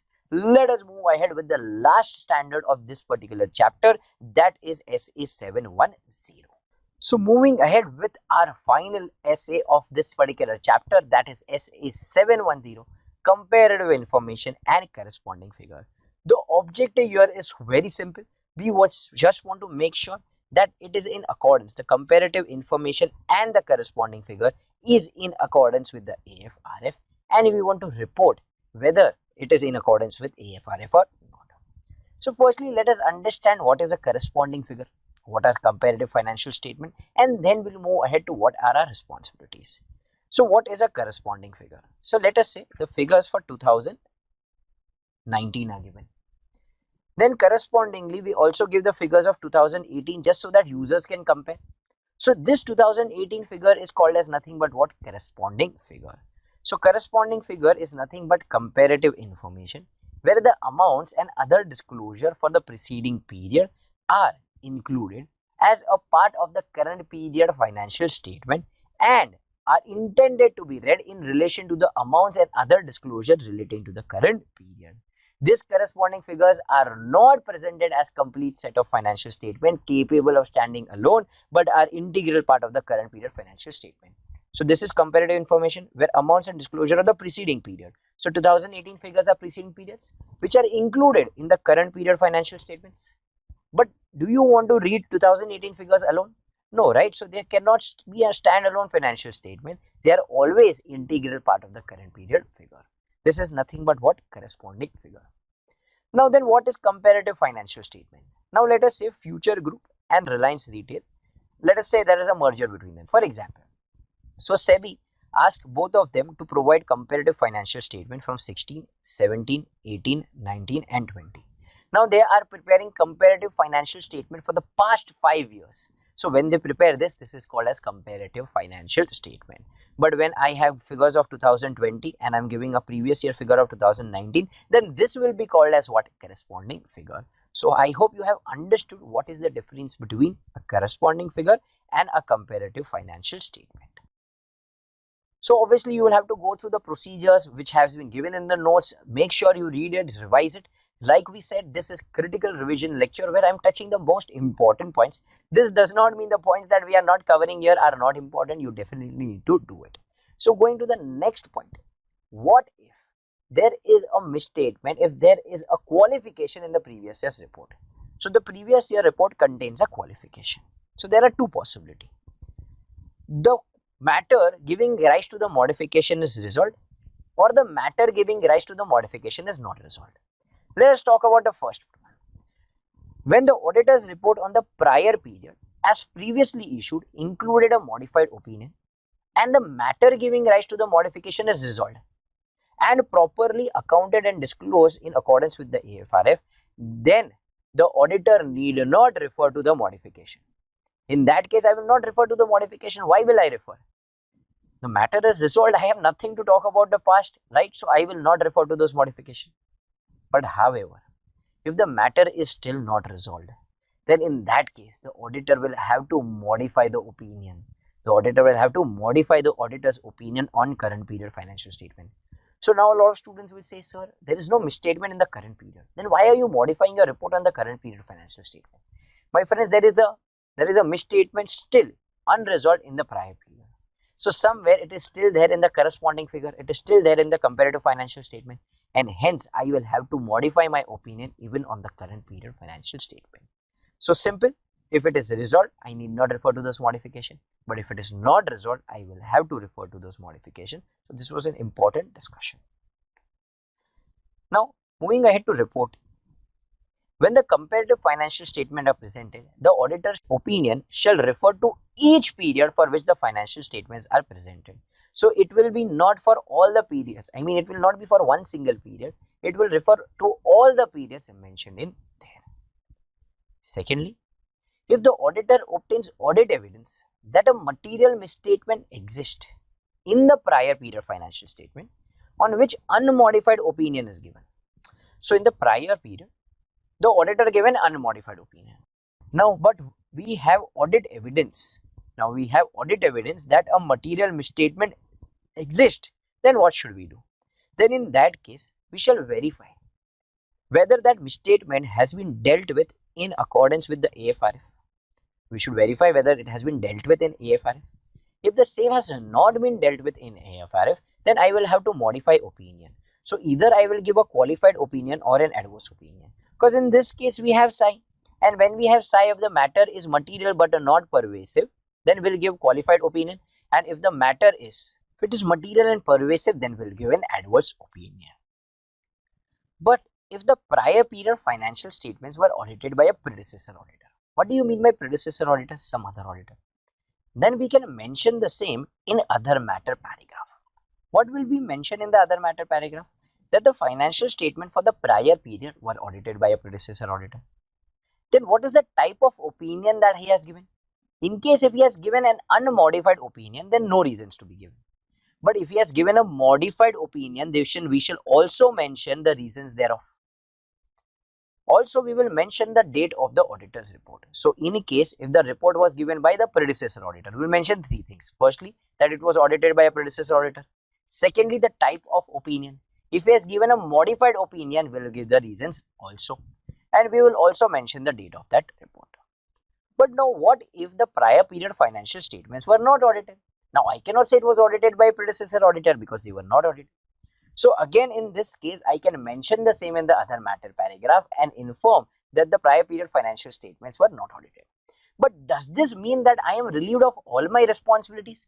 Just because I have stated that the prior period financial statements were not audited, does that mean if there is any misstatement in the corresponding figures, then I am not responsible? No, my friends. Such a statement does not relieve the auditor of the requirement to obtain a psi that the opening balance do not contain a misstatement, and hence I will have to apply audit procedures to ensure that I have sufficient and appropriate audit evidence. So this was what? Reporting. This was reporting in case of corresponding figures and comparative financial statement. Let us move ahead with our discussion of question and answer based on all these sections that we have done. All these questions from SA 700, 705, 706, 701 and 710. That is basically our chapter number 11. So let us see module के पीछे क्या है. So let us begin with our discussion of question number 1 here. The auditor shall form an opinion on whether the financial statements are prepared in all material respects in accordance with AFRF, that is applicable financial reporting framework. So obviously we need to ascertain whether it is in accordance with the financial reporting framework. So in order to form an opinion, the auditor shall conclude as to whether the auditor has obtained reasonable assurance about whether the financial statement as a whole are free from material misstatement. That conclusion shall take into account what? Sufficient and appropriate auditance that we have obtained, and whether the uncorrected misstatements are material individually or in aggregate, and lastly nothing but the evaluation. So we need to see whether we have psi or not. Moving ahead with question number 2. The auditor shall evaluate whether the financial statements are prepared in all material respects in accordance with AFRF. This evaluation shall include consideration of qualitative aspects of the entity's accounting practices, including indicators of a possible bias in the management's judgment. Discuss stating clearly the qualitative aspects of the entity's accounting practices. So, a lot of things based upon the judgment estimates are based in SA 540, which is not there in your syllabus. So, this answer will not include any discussion about SA 540, which talks about what? Estimates, because the same is not there in your syllabus. So let us discuss the answer here. Management makes a number of judgments about what? The amounts and the disclosure in the financial statement. SS 260 contains a discussion of qualitative aspects of what? Accounting policies with practices with the management. In considering the qualitative aspects of the entity's accounting policies, the auditor may become aware of possible bias in the management's judgment. What do you mean by possible bias in the management's judgment? Management may select policies in such a way which may favor them. So in case if they want the depreciation to be more, just so that the profitability is less, in that case what they may do is they may reduce the estimated useful life. and vice versa. So what they may do is they may use the judgments in such a way that it favors them. The auditor may conclude lack of neutrality together with uncorrected misstatement causes the financial statement to be materially misstated. Indicators of lack of neutrality are what? Firstly, the selective correction of misstatements brought to the management attention during the period. So they have corrected only those misstatements which are in their favor. So for example, we told them somewhere because of this misstatements, your profit will be less. So they corrected those misstatements. However, wherever we told them this expense has not been recorded, where the profitability will reduce, they did not correct those misstatements. Hence, it is very selective. Then possible management bias in the making of the accounting estimates. So these are the cases where there might be a problem. Next, discuss the factors affecting the decision of the auditor regarding the type of modified opinion is appropriate. So in which case we will give a modified opinion? We have already discussed the same in SA 705 where the auditor has said whether the matter is material and pervasive and or not. Discuss the objective of the auditor as per SA 705. So what is our objective? Our objective is nothing but to express a modified opinion. So in case if he concludes that he has psi, then he may say whether it is material and pervasive. So he may give qualified opinion or adverse opinion. But if he is not able to obtain psi, if the matter is material but not pervasive, then again qualified. And if the matter is material and pervasive, then he will give a disclaimer of opinion. Next, in considering the qualitative aspects of the accounting practices, the auditor may become aware of the possible bias in the management's judgment. The auditor may conclude the lack of neutrality with the uncorrected misstatements causes the financial statement to be materially misstated.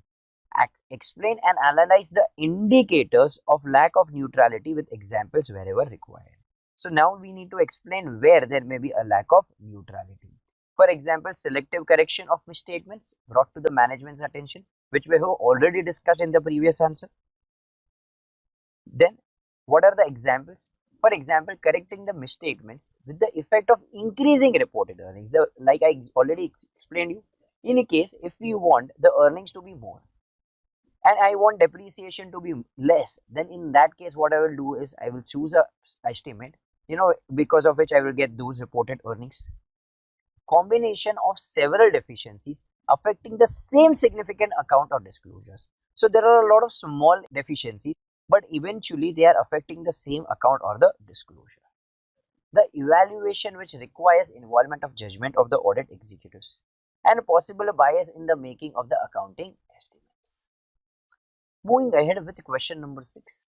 The first section of the auditor's report shall include the auditor's opinion and shall have the heading opinion. The opinion section of the auditor's report shall also identify whose financial statement have been audited. Apart from the above, explain the other relevant points included in this section. So what is the other thing that we have included? We have already gone through SA 700. What are the elements of an audit report? So apart from opinion, we need to mention about the other elements.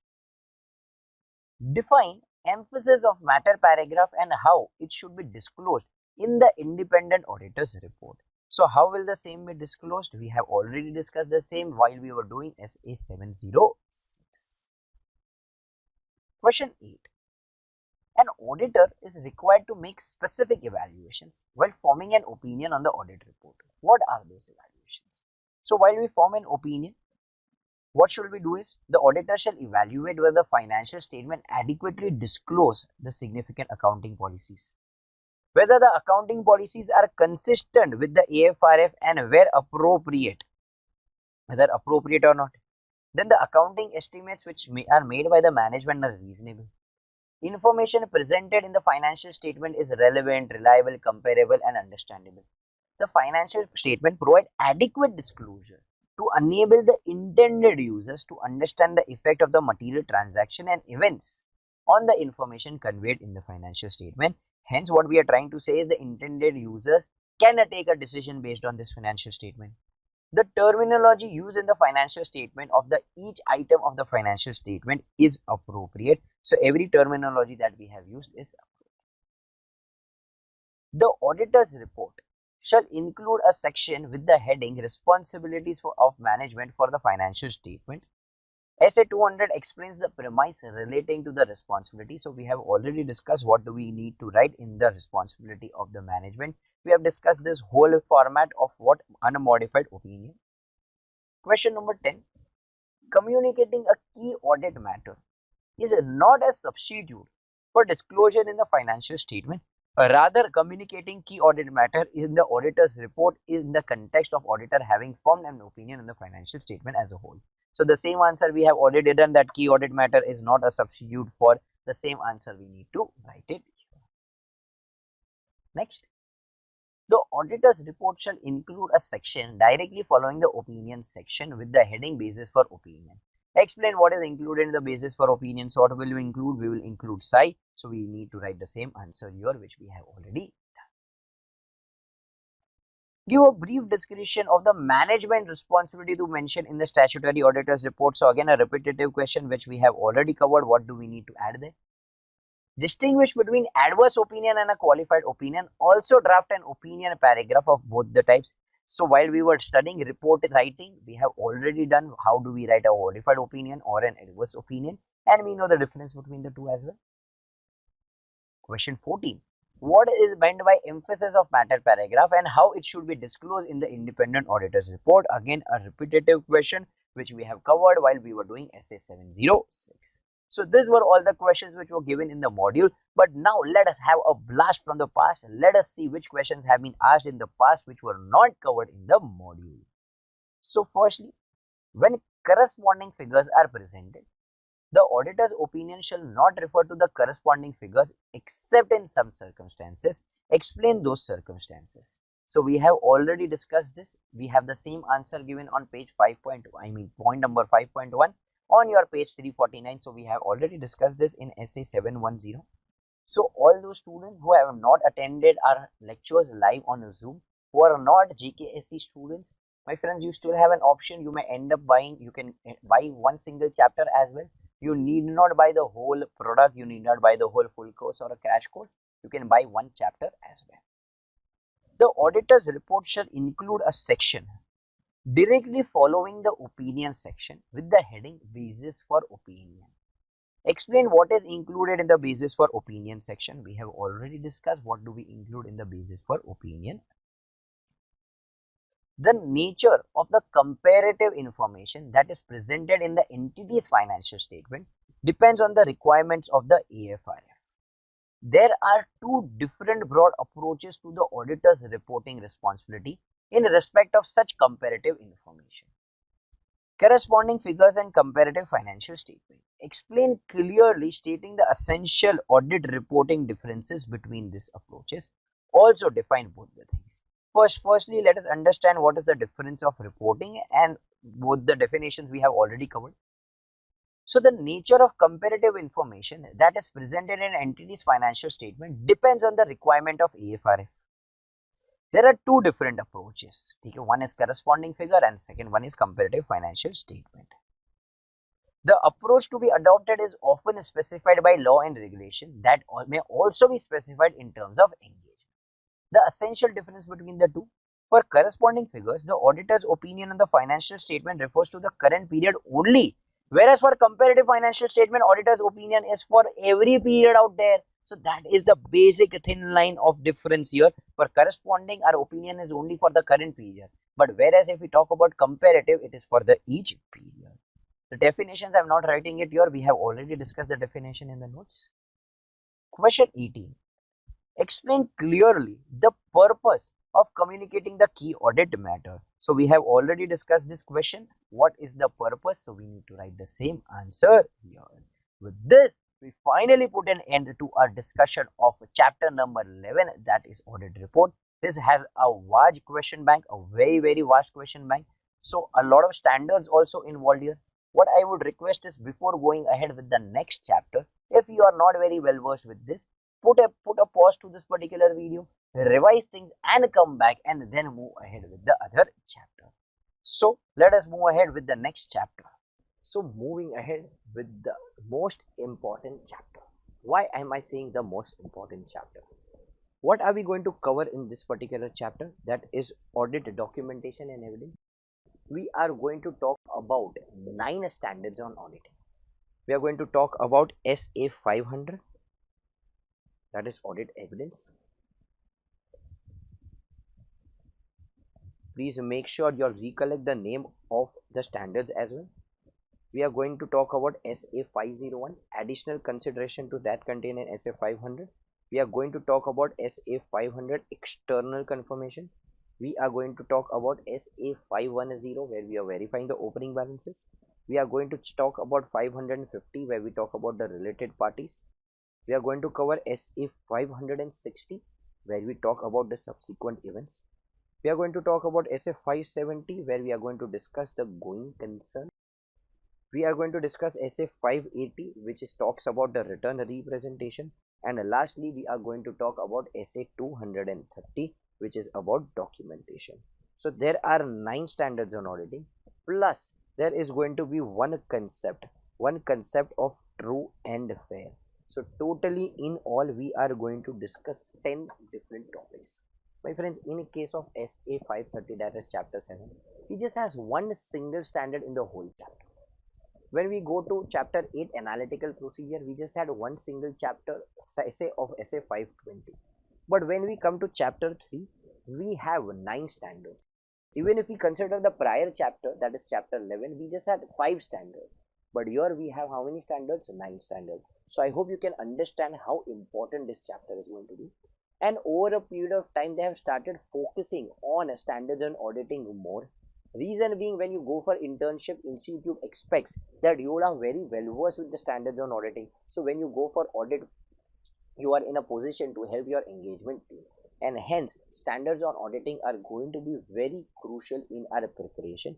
If you ask me, all the standards on auditing, see, standards on auditing are contained in our chapter number 1, SA 220, 210. It is also contained in chapter number 2. It is also contained in chapter number 3. It is also contained in chapter 5, that is SA 240. It is also contained in chapter 7. It is also contained in chapter 8. It is also contained in chapter 11. So if you ask me, it is spread across 1, 2, 3, 4, 5, 6 and 7 chapters out of the 13 chapters. And the weightage may go on an average to up to how many marks? 40 marks. So you can expect around 20 to 40 marks at least out of what? Standards on auditing. Another 15 to 20 marks of company audit. This is what your paper will look like. So standards on auditing are going to be very crucial, whether it is MCQ, whether it is correct, incorrect, whether it is case studies, whether those are short notes. So if we talk 20 to 30 marks for all the standards on auditing, and if 9 standards are in one single chapter, can you ignore that particular chapter? So you will have to invest a lot of time in this chapter. After every standard auditing that I teach here, if you think so you are not very confident, if you think so you need to revise it, pause the video, go through that. In case if you think so you need to see the recorded lecture of that particular standard on auditing, then do that as well. You just need not put this on 1.5x 2x and just finish off viewing the lectures. If that is all you are doing, then I do not assure you of any marks. So probably what you need to do is revise it along with me. These are the revision lectures. This is not something like, if you're watching some series, will put everything on 2x and just view that series for the sake of doing it? No, right? So here also you need not do it for the sake of doing it. Please make sure, if you are not confident with that particular topic, pause it, revise it, and then go to the next topic. So if we talk about the weightages, if you can see, the weightage was almost 18 marks, but then it has been quite varied. But still you can expect at least 10 marks question out of this. You can expect how much? At least 10 marks question out of this. So let us begin with our discussion of standards on auditing. Let us begin with SA 505, that is external confirmation. So let us begin with our first standard of auditing of this chapter, that is SA 505, external confirmation. Now what is external confirmation? It is nothing but audit evidence obtained as a direct written response to the auditor from a third party, which is also known as confirming party throughout this particular chapter, in the paper form, electronic or any other medium. So what we are doing is, the auditor is requesting the third party. Let us say there is one of our debtors, Tokyo. We are asking Tokyo, are you supposed to pay rupees 40 lakh rupees to our client? So the auditor is asking Tokyo, are you supposed to pay 40 lakhs to the client? If you are supposed to pay or whether you're not supposed to pay, please directly reply to the auditor. So in this case, the auditor will not inform the client and client will not inform the auditor. The third party is directly replying to the auditor. Why is it so? So for example, if Tokyo says no, I am supposed to pay 36 lakh rupees.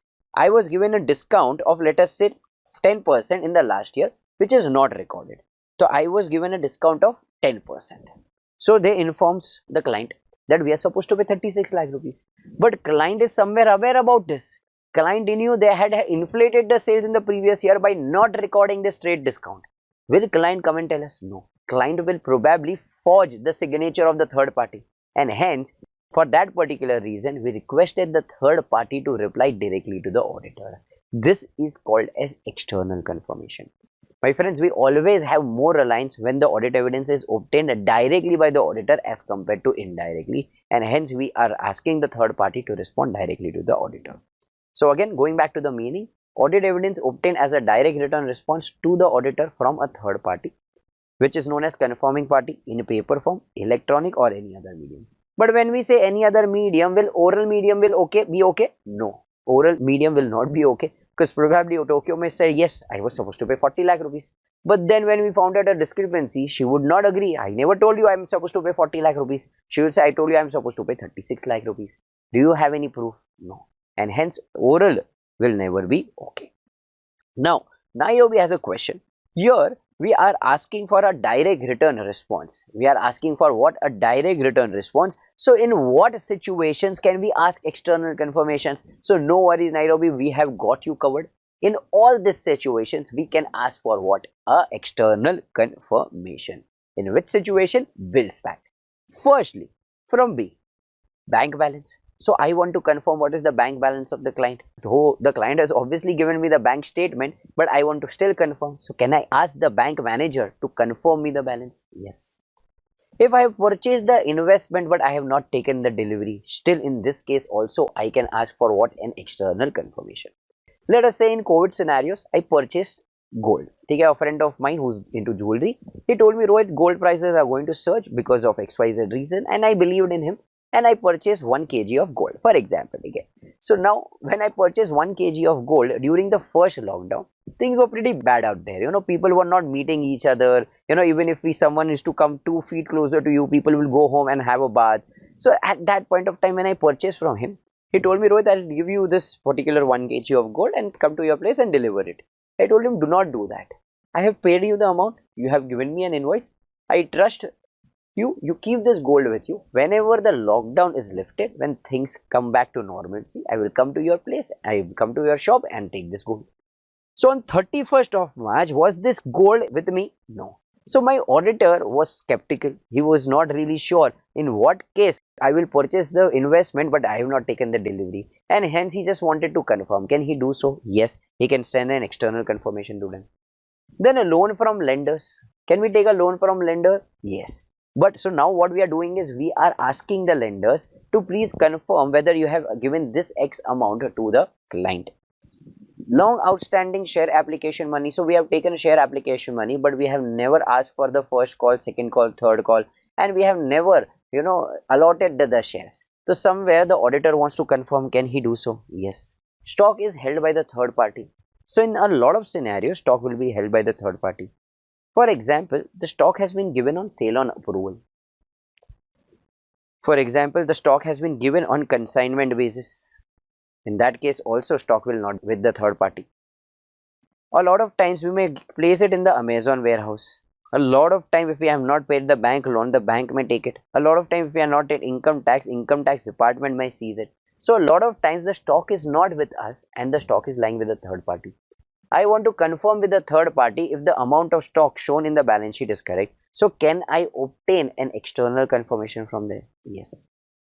Property title deeds held by the third party. So similarly, I have purchased a property on third party's name. Title deed is on third party. Can the auditor obtain a confirmation? Yes. Account balance, very simple. For example, debtors, creditors. Can we obtain external confirmation from them? Yes. terms of agreement with the third party. So if there is a rent agreement, there is a hire purchase agreement, release agreement, outsourcing agreements, advertisement agreement, whichever agreement it may be. In case if the auditor is not sure whether the terms of agreement are correct or incorrect, can he ask the third party about the terms of agreement? Yes. So in case of bill spat, we can use what? External confirmation. Moving ahead with negative and a positive confirmation. So now there are two types of confirmation, positive confirmation and a negative confirmation. Now what is positive confirmation? A request that the confirming parties responds directly to the auditor, whether the confirming party agrees or disagrees with the information in the request. So Tokyo, if you agree you are supposed to pay 40 lakh rupees, reply. Even if you disagree that you are not supposed to pay 40 lakh rupees and you are supposed to pay 36 lakh rupees, even that case also reply. So whether you agree or whether you disagree, Tokyo, you please reply. This is called as positive confirmation. Negative confirmation is a request that the confirming party responds directly to the auditor only if, but only if the confirming party disagrees with the information in the request. So only if the confirming party what? Disagrees with the information in the request, only then the confirming party will respond. So now let us say, for example, the balance amount is 40 lakh. So we asked Tokyo, are you supposed to pay 40 lakh rupees? If Tokyo agrees, Tokyo need not reply here. But only if Tokyo disagrees, if Tokyo says, no, I am supposed to pay 36 lakh rupees, only in that scenario, Tokyo will reply here. So this is positive confirmation and a negative confirmation. But you tell me, which confirmation is more persuasive audit evidence? Definitely positive confirmation. Because in negative confirmation, what may happen is, I might have sent a confirmation, but the opposite party did not receive it. Opposite party received it, the third party received it, but somewhere they failed to reply us. They replied us, but somewhere the reply was not delivered to us. So in those three scenarios, even if the confirming party is disagreeing with the information, just because I have not received any communication, I will conclude that the third party agrees. So I asked Tokyo, are you supposed to pay 40 lakh rupees? Tokyo said no, 36 lakh rupees, but Tokyo failed to reply. Tokyo was probably not in India. She thought once I come back, I will reply, and once she was back, she forgot to reply. Or probably at that point of time, she was in quarantine or XYZ thing and she could not reply. So now when Tokyo has not replied, I will conclude that Tokyo agrees with the information. Because in negative confirmation, the third party will reply only if the confirming party disagrees. Now, since I have not received any confirmation, what will be my conclusion? My conclusion is that the confirming party does not agree with the information. So now, since they have not replied, I will conclude that they agree with the information. So in this particular case, negative confirmation are less persuasive. Then in what situations can we use negative confirmation? We can use negative confirmation only in case of Sala. Firstly, substantial number of errors are not expected. So I am in no way expecting a large number of errors. I think so the number of errors are okay. I mean, I don't think so it will be very material. So I am okay with using negative confirmation. Next, auditors have no reason to believe that the respondent will disregard this request. So I have no reason to believe that he will disregard. So for example, if Vodafone's auditor will ask you, are you supposed to pay 400 rupees to Vodafone? Now you will tell him, why you are not even providing us the sufficient network that we need and you are confirming if I am supposed to pay 400 rupees. Will you be willing to reply to Vodafone's auditor? No. But what if you are a stockbroker and Bombay Stock Exchange auditor is sending you an external confirmation? Will you ignore him? No. If you do not respond to them, it is quite probable they might cancel your broking license as well. So in that case, if Bombay Stock Exchange auditor is sending an external confirmation to whom? The stockbrokers will definitely reply. So I am as an auditor, I have no reasons to believe that he will disregard my request. Like what we did in Vodafone, will the stockbrokers do that? So no. So I think so if he disagrees with the information, he will definitely reply to me. He will not fail in replying. Well, there are a large number of small balances involved. Let us say we are auditor of Netflix. There are small data from we are supposed to collect 400 rupees, 500 rupees, 800 rupees. So there are a large number of small balances involved. We may not wait for all the positive confirmation. And lastly, the assess level of inherent risk is low. So if the inherent risk is low, the overall ROMS will be less, and if the ROMS is less, then in that case the NTE will be less. Now what is a non-response? If the confirming party does not respond, or if the confirmation request is returned undelivered, we will claim it to be a non-response, that is, we have not received a response. And what is an exception?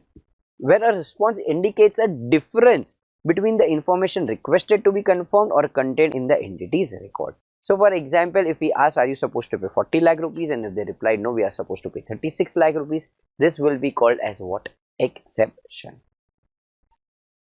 Now, what if the management refuses to allow the auditor to send a confirmation? So now management is saying, no, do not send this external confirmation to the dators. We are having litigations with the dators. We are already fighting a legal case. If you send him an external confirmation, he will be very furious. He'll be very angry. Please don't do that. If you are sending an external confirmation to the creditor, whom we are supposed to pay 3 lakh rupees, the management is saying that he has forgotten. He does not even remember he's supposed to take 3 lakh rupees from us. Now, if you send him an external confirmation, it will be a reminder to him that he's supposed to ask 3 lakh rupees from us. Why you are doing this to us? In this particular COVID scenario, we are not even earning money. Why are you doing this thing to us? In which scenario he will come and ask 3 lakh rupees to us? So somewhere management is asking us, please, you do not send an external confirmation. So where the management is denying, what will we do? We will have a fine. So firstly, we'll perform alternative audit procedures designed to obtain relevant and reliable audit evidence. So we shall perform what? Obviously, alternative audit procedures to obtain what? Audit evidences. So for example, if balance on 31st of March was rupees 40 lakh rupees. Now let us say on 2nd of April we received this 40 lakh rupees. On 5th of April, we again made a sale of 50 lakh rupees. Now, the litigation is in context of this 50 lakh rupees. Now, with the help of the bank statement of the subsequent years, we have sufficient and appropriate audit evidence that we have received this 40 lakh rupees. And the balance on 31st of March was correct. So, we can perform such alternative audit procedures to obtain audit evidence. We will also inquire the management. What is the reason for refusal? Why were you denying us not to send an external confirmation? And will I blindly rely on the reasons given by them? No. I will also find audit evidence as to their validity and reasonableness. Whether the reasons given by them are what? Valid and reasonable.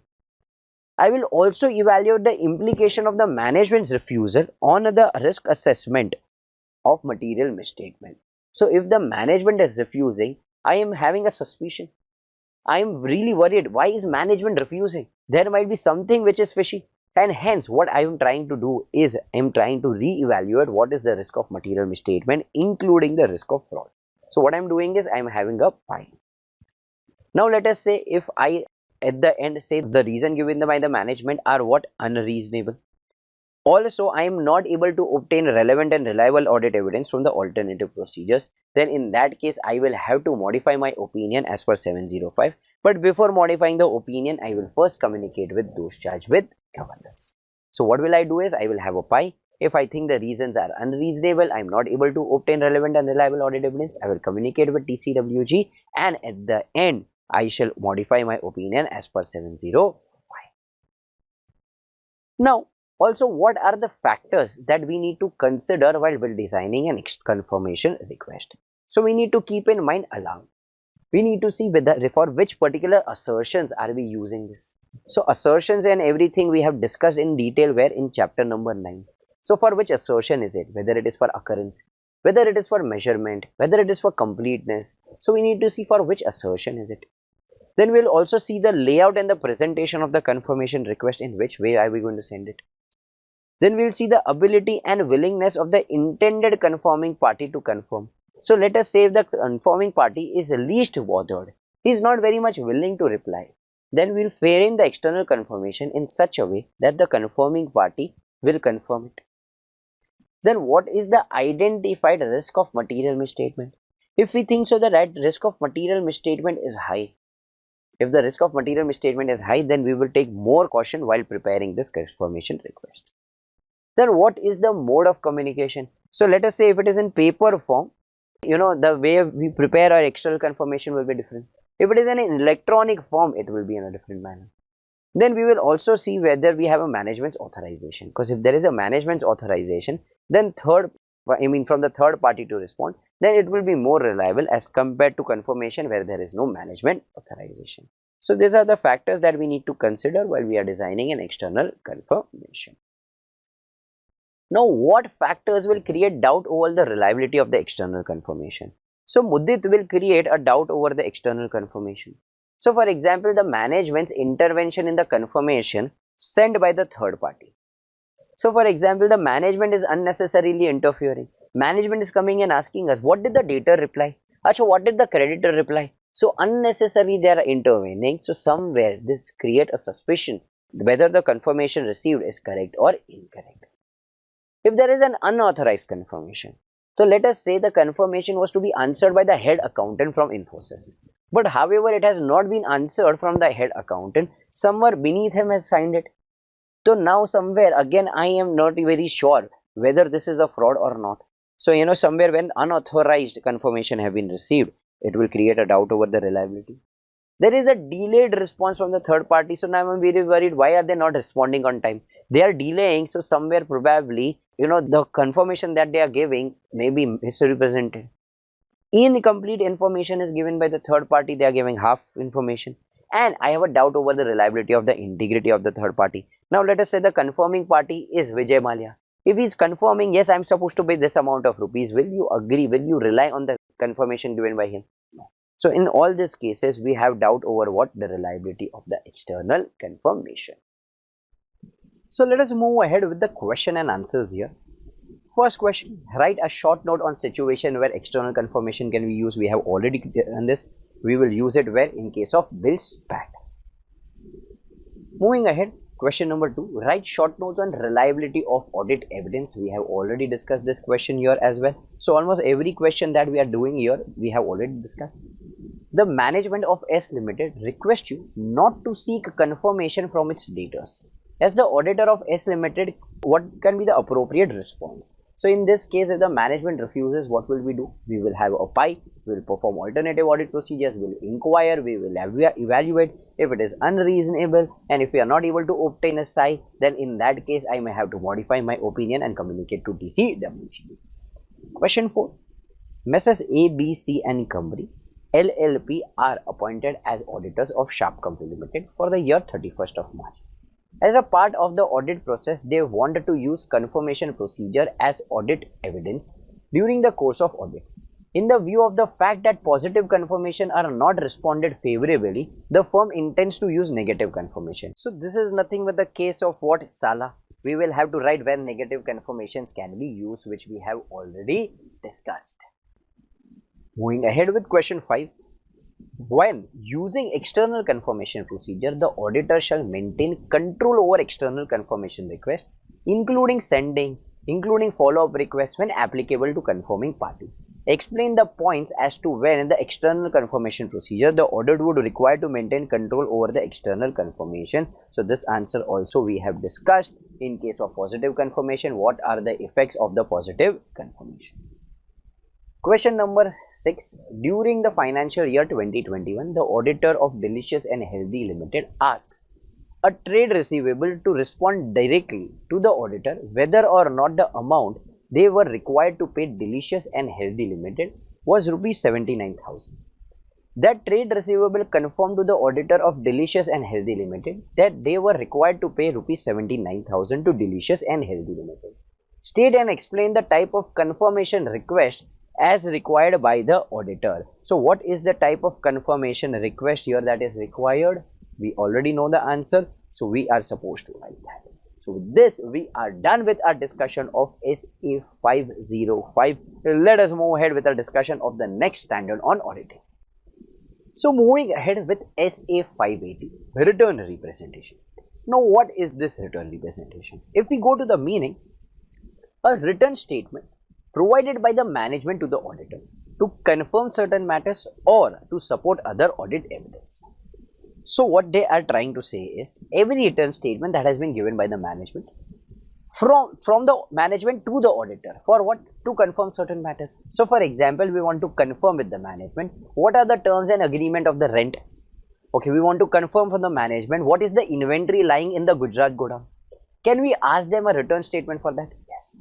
Or to support other audit evidence. We have an audit evidence. The third party has given an external confirmation as per 505 that the inventory of, let's say, rupees 2 crore is lying in the godown. But we just want to confirm whether 2 crore rupees inventory is lying in the godown. So management, please give us a return statement to confirm certain matters or to support other audit evidences. So this is called as what? Return representation. So everything that the management gives us in writing is return representation? No. So they have evidently mentioned it here. Return representation do not include the financial statement, the assertions therein, or the supporting books and records. Management gives us financial statement in writing only. So will we call this financial statement, books and record as return representation? No. So the meaning has explicitly informed us that it will not include the financial statement, the assertions therein, or the supporting books and records. Yes, Tokyo, what do you want to ask? Sir, you're in this case, then we can obtain return representations for everything. So Tokyo has a doubt, can we obtain return representation for everything? Is return representation sufficient and appropriate audit evidence? Can we just obtain only and only return representation? Then we need not obtain any other audit evidences. So somewhere, what Tokyo is saying is, for example, for inventory, we did not do anything. Let us just take return representation. For fixed asset, we need not do anything. Let us obtain only return representation. For debtors, let us do nothing. Let us obtain only return representation. Is return representation sufficient and appropriate audit evidence on its own? No, my friends, it is not sufficient and appropriate audit evidence on its own. In this case, we can just call it as a supporting evidence. It is not SI on its own. If that was the case, then in that case, we would have learned only two essay. Essay 210, when we agree to the terms of audit engagement, we'll run essay 580. We'll take return representation on everything. Management, please give us a return representation. This is correct, this is correct, this is correct. And that's it. Audit is over. Is that what we can do? No, my friends. Return representation may be audit evidence, but it is not SI on its own. Now, what is the objective here? Why are we doing this essay 580? It is to obtain representations, obviously a return representation from the management, to support some evidences, and also to respond appropriately to the return representation provided by the management, or respond appropriately if the management does not provide the return representation. So these are the objectives. Why have I written it here? Everyone would say, sir, we know this is the objective, but our examination question has been asked, what are the objectives? So we would say to obtain return representation, to support other audit evidences, and to respond appropriately. Now, what should be the form and content of this particular? The first 2 points is nothing but the meaning that we have already discussed. Written statement by the management provided to the auditor to confirm certain matters or to support other audit evidence. It does not include the financial statement, the assertions therein, or the supporting books and records, which we have already discussed. Third point, we would say, please give us to in writing that it is your responsibility to prepare financial statement in accordance with the AFRF. So it is your responsibility. We have discussed this in SA 210 as well. We have discussed this in SA 210 as well, that it is your responsibility, management, that you will prepare the financial statement in accordance with applicable financial reporting framework, and where applicable, even as per the fair presentation framework. It is not our responsibility. We are just going to express an opinion on it. Then return representation shall be for all the periods referred to in the financial statement. So it shall be for all the financial statement and periods referred to in the auditor's report. Let us say if I am giving my report on comparative financial statement for the last 4 years, then return representation can be asked for all the 4 years. In case if I am just giving a corresponding figure, so for example, if I am giving audit report on 2021, but I will also give the figures of 1920, then a return representation will not be only on 2021, but also on what? 1920. It should be obtained at the end of the audit, but before the signing of the report. It is quite obvious, my friends, why will we obtain it after signing the report?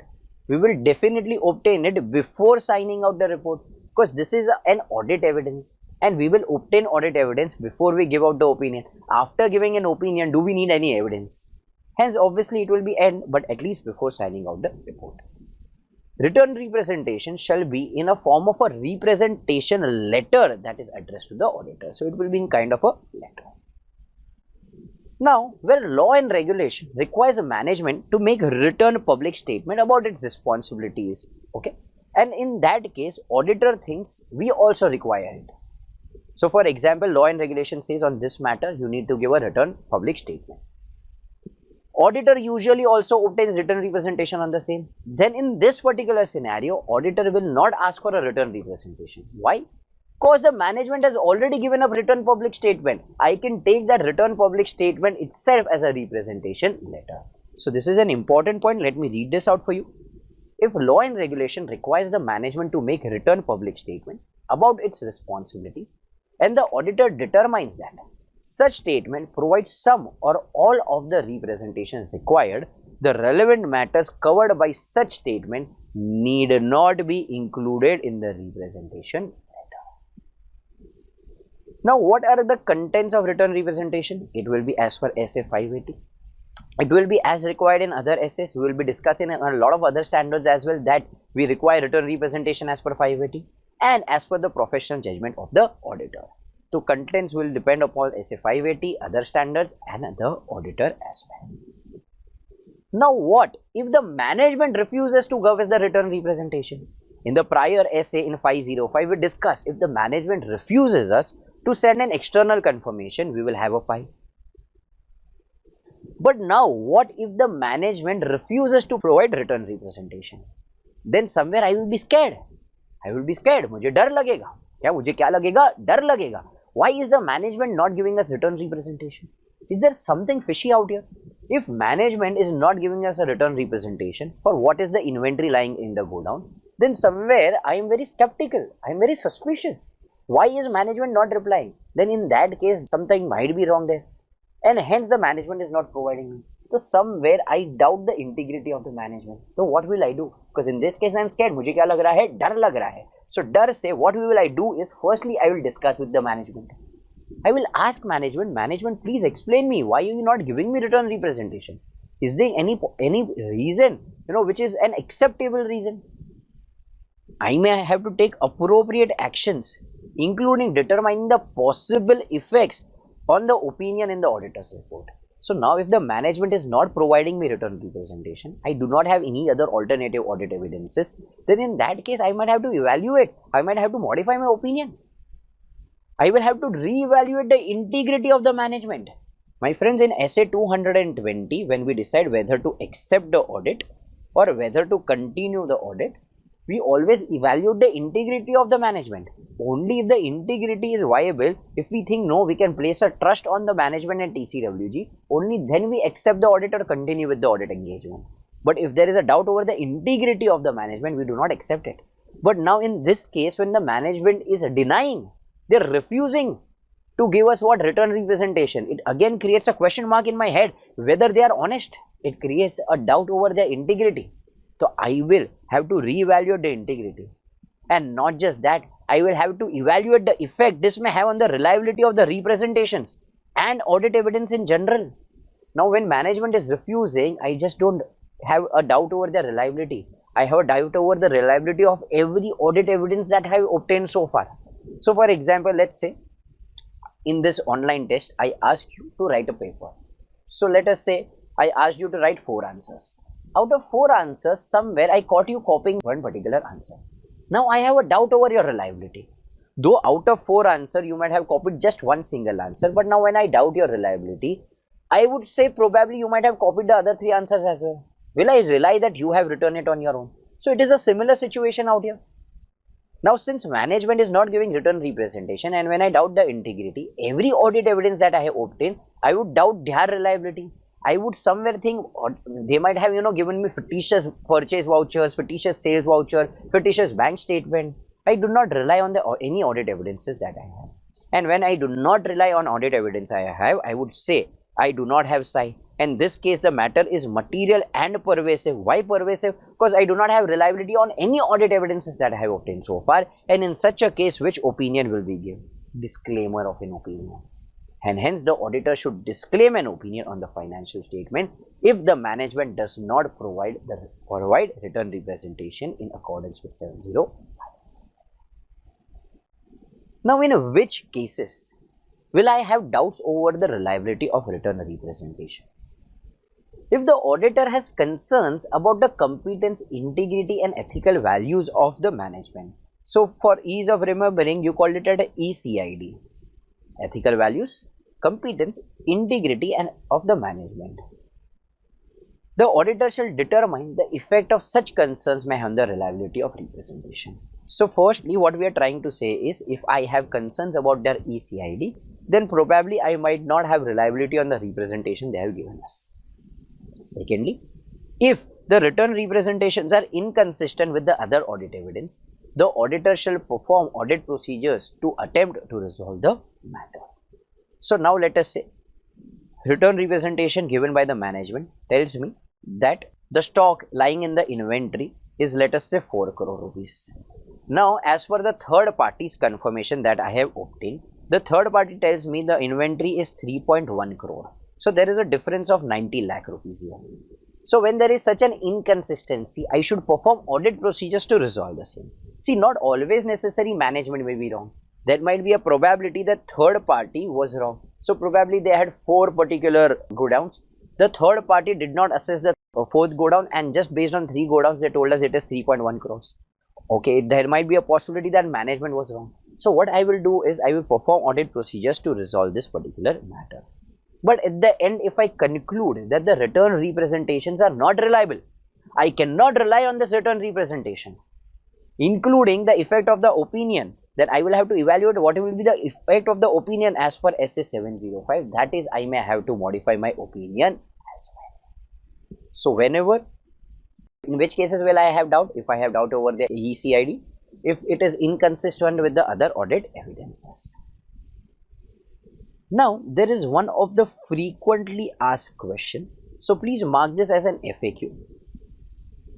The auditor of ABC Limited was not able to get confirmation about the existence and the value of certain machines. However, the management gave him certificate to prove the existence and the value of machinery as appearing in the books of accounts. The auditor accepted the same without any further procedure and signed the report. Is he right in his approach? No. We have already discussed, Tokyo already had a doubt when we started with the concept.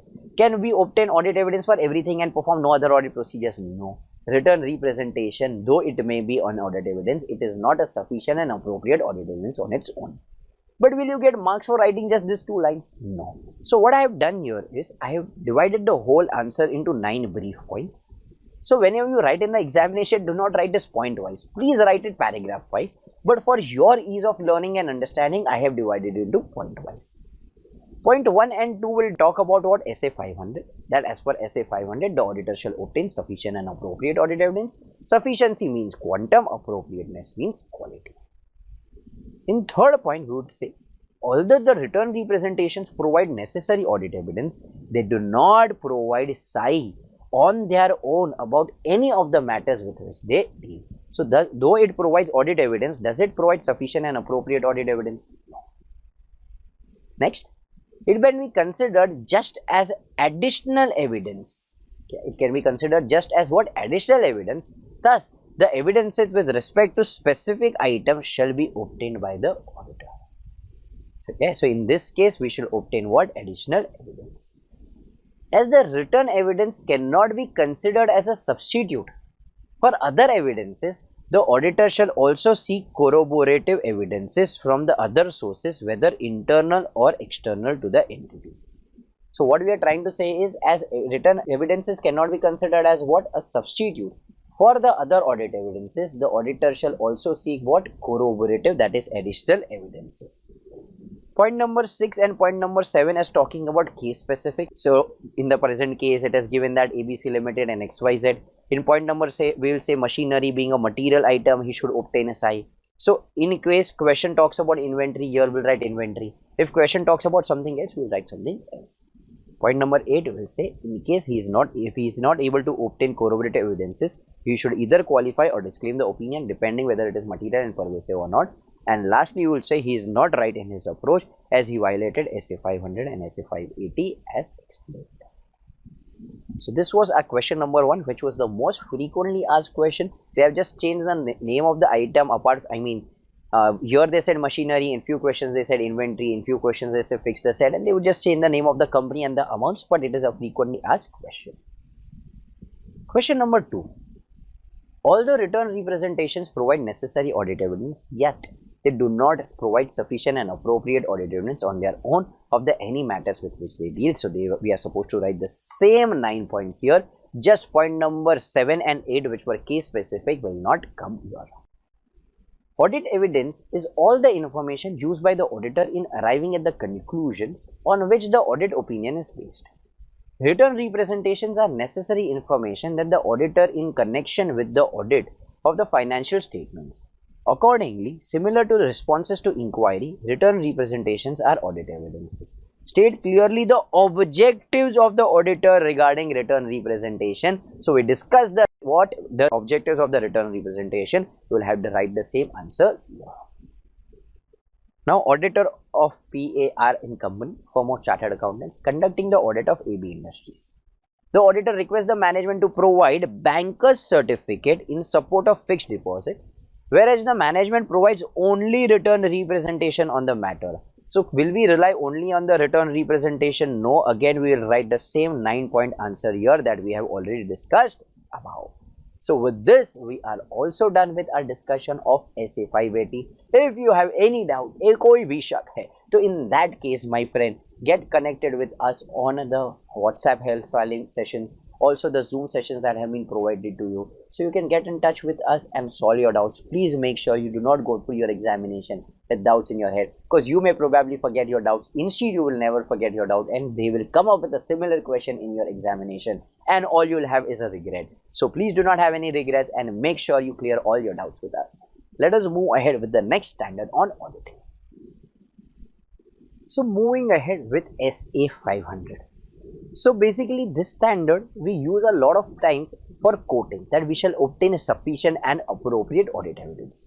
But what is sufficient and appropriate audit evidence?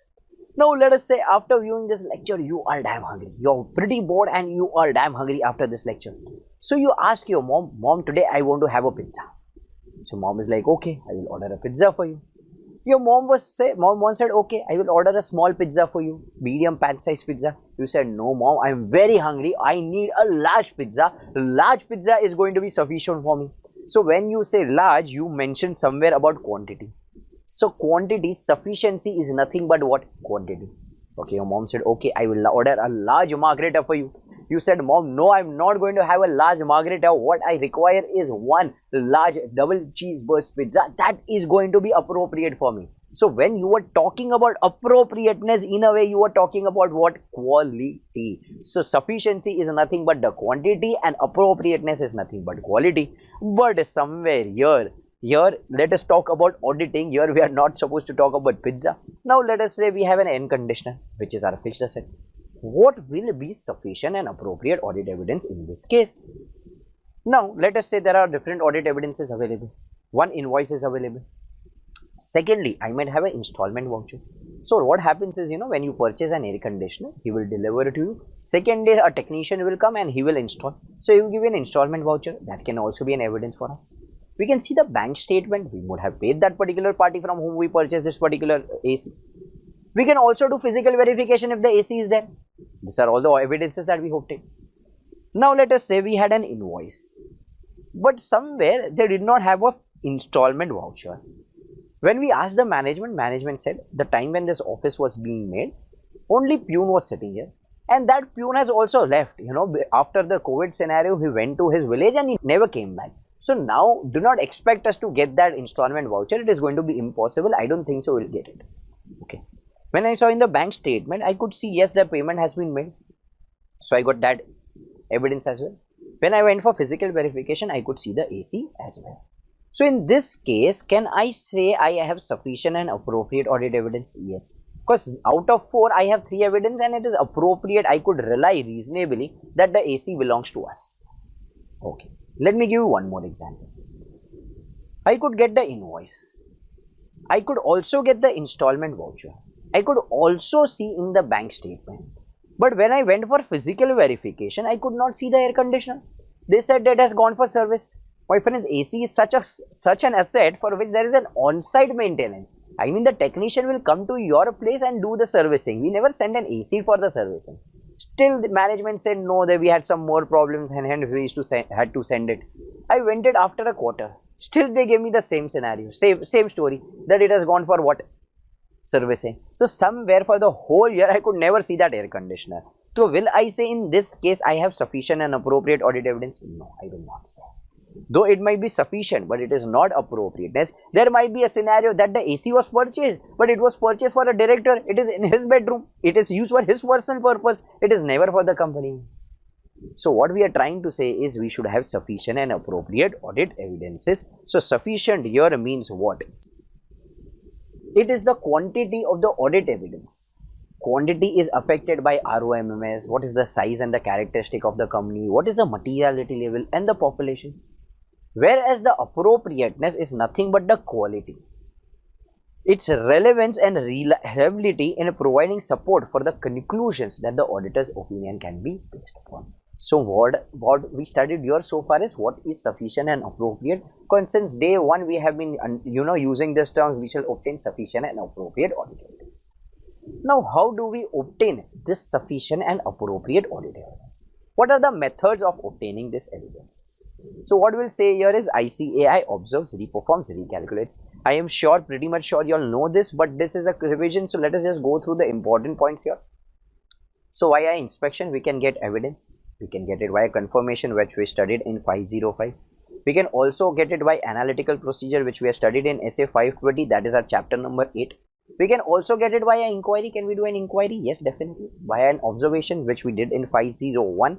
Then we can also reperform. So if they have told us that this is the internal control, we are not quite sure if the internal control is operating effectively. Can we reperform the whole internal control from end to end? Yes.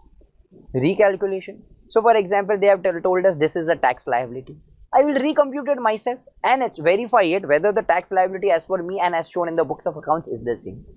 This is the way to obtain audit evidences. So these are the various methods that we can use for obtaining audit evidence. Now types of audit evidence, if I broadly divide into two, it may be based upon the source of the information and based upon the nature of the information. So when we say source may be two possibilities. One may be internal, second may be external. What do you mean by internal? Which originates within the entity. Let us say sales invoice. Who prepares the sale invoice? We ourselves do it. Bank reconciliation statement, we ourselves make it. So it is an internal source. What do you mean by an external source? Which originates outside the entity. So for example, purchase invoice, we don't prepare it, the creditors will do it. Bank statement, we don't make it, the bank will give us. So this is the external. You tell me on which will you have more reliance, internal or external? External, obviously, because in case of internal, there is a chance that management may override the control and they might somewhere indulge in a fraud or something. Based upon the source, there are three types of sources: visual evidence, oral evidence and written evidence. So there are three types: visual, oral and what? Written. Visual is physical verification, oral inquiry and written for any form of written that we have. Now if we talk about reliability of evidences, we would say D. Firstly, D. Audit evidence in documentary form is obviously more reliable than the audit evidence is obtained orally. Any day written form is going to be more reliable. If the audit evidence is obtained directly by the auditor, it is more reliable than the audit evidence is obtained indirectly. So what we are trying to say is, so for example, if we have obtained it directly, now let us say if I want to see how many students are in the class, I ask a student, how many students have already come into the class, should I start with the lecture? So if the student is very lazy, though majority of the students have come, he will say, no sir, a lot of students are still yet to come, so please wait for 5 minutes and you can come to the class. If a student is very studious, though only 10% of the population of the class has arrived, he would say, no sir, almost everyone has come, you please start with the lecture. So what would I rely on? Will I rely on the student's opinion, or I would myself go and check how many students have come? So obviously when I check it with my own eyes, I will be relying on that even more. So the reliability is more when it is directly obtained by us as compared to indirectly. Reliability is more when it is obtained from the independent sources, that is the external sources. Obviously we just discussed in the prior concept. Reliability is more when the internal controls are strong. When the internal controls are weak, we any which ways think the risk of material misstatement is high, and hence the reliability of audit evidence is always going to degrade. And lastly, the original documents. If we have original document, it will be more reliable than the photocopies, because this day everyone can edit a photocopy. Even if you want to go for a clubbing or something where you are not 21 years old enough, what you do is a lot of them edits their Aadhaar card and takes a printout or something like that. So original will always be more reliable, and hence when you go for admissions or anything as such, they will always ask you for the original mark sheet and not for a photocopy. So in audit as well, original documents are more reliable as compared to the photocopies. So this was our broad discussion of SA 500. So like I said, a lot of concepts here are where we quote things, obtain audit evidence as per 500 and all. Not a lot of questions have been asked on all such concepts, but still a lot of other things we have studied in SA 500. So this is, I am just taking up important parts in the revision lecture. So you already have access to your recorded lecture. What I will insist is also everything which is not covered in this revision lecture, that also you must do. Just what we are covering in revision lecture is not going to be enough. If that was the case, we would have not taught to you in the face-to-face batch, in the live Zoom lecture. So everything that has been done here is important. So in case if you cannot recollect, go back to your recorded and revise the same. So there is one question that we need to do it from here. Write a short note on inquiry. So do we understand what exactly inquiry is? A lot of time we are not in a position to write a 4-mark question based on this. So a lot of students fumble what to write, what not to write, and hence what I have done is I have given the whole answer here. What will you write here is that inquiry is extensively used throughout the audit in addition to other procedures. So in addition to other procedures, we do use inquiry. It may range from formal written inquiries to informal oral inquiries. But wherever we have an oral inquiry, the auditor shall obtain a written representation for the same. What will happen is they would say, no, we agree. Then eventually they would say, no, we never said anything as such. So it is always preferable where we had an oral inquiry, we shall obtain a representation from the management or TCW for the same matter. Also, evaluating the responses to inquiry is an integral part of the audit process, of the inquiry process. So let us say I asked the workers, how many workers are working with me? So worker said, we are in all 6 workers. However, the register tells us there are 9 workers. Why is it so? So now inquiring to this inquiry, evaluating the responses to inquiry is also part of my inquiry. With the help of inquiry, I may get an information which was not available to me priorly. Or alternatively, responses to inquiry might give information that differs significantly from the information that the auditor had. So in case I was not aware about how many workers are working, so I might get an information which I never possessed. But if I knew there were 9 workers, but on inquiry I came to know only 6 workers are there. So I came to know about a fact which was significantly different, which I never knew about. So this was an answer about what? Inquiry. In some cases, responses to inquiry provide a basis for an auditor to modify or perform audit or additional audit procedure. So in some circumstances, so for example, in this circumstance when we knew it was 9 and actually there were only 6, I might have to modify my opinion or I might have to perform additional audit procedure. So with this, we are also done with our discussion of SA 500, which was comparatively a very smaller discussion. But again, I would repeat the same thing. This is not the only thing that you must do. We have done a lot of other things in SA 500 as well. So go through every other answer as well. Let us move ahead with our discussion of the next standard on auditing. So moving ahead with SA 501, that is audit evidence, specific considerations for selected items. So here we are going to talk about 3 selected items, namely inventory, how to obtain audit evidence about inventory, litigation and claims, and lastly segment reporting. First is inventory, second is litigation and claim, and thirdly is what? Segment reporting.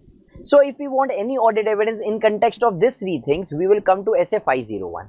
But if we want audit evidence in the context of any other things, we will go to SA 500. So SA 501 talks about specific consideration only in case of these 3 items. For any other item, we will obtain audit evidence as per SA 500 that we have already discussed. So here I have given an introduction which you can write in your examination prior to starting your SA 501. As for SA 501, Audit evidence, specific considerations for selected item. The auditor should perform audit procedures to obtain SAI regarding. So if the question is about inventory, you will write inventory here. If it is about litigation and claim, you will write litigation and claim. If it is about segment reporting, you will write about segment reporting.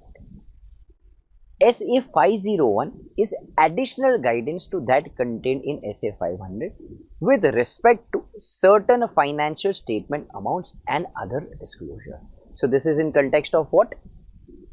Certain financial statement amounts. So what are we trying to say by financial statement amounts? They are talking about inventory. In case of litigation claims, wherever provision is required, this is amount.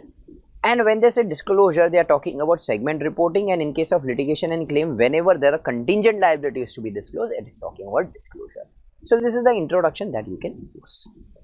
Moving ahead to the most important part of this essay, inventory. So I have divided the whole inventory discussion into 4 parts, where we are present at the physical counting. We can do the physical counting. Second, we do the physical counting at an alternative date. We are not present on the counting date on 31st of March, we are doing it on alternative date. Third, where the stockings lying is with the third party. And fourth, where it is impracticable, it is not possible for us to perform any audit procedure. So the whole discussion is divided into 4 broad categories. The reason being, a lot of times when questions are asked, the students are not in a position to identify what exact answer is to be written. So in these 4 categories, we have divided into it. So first category, attendance at the physical counting.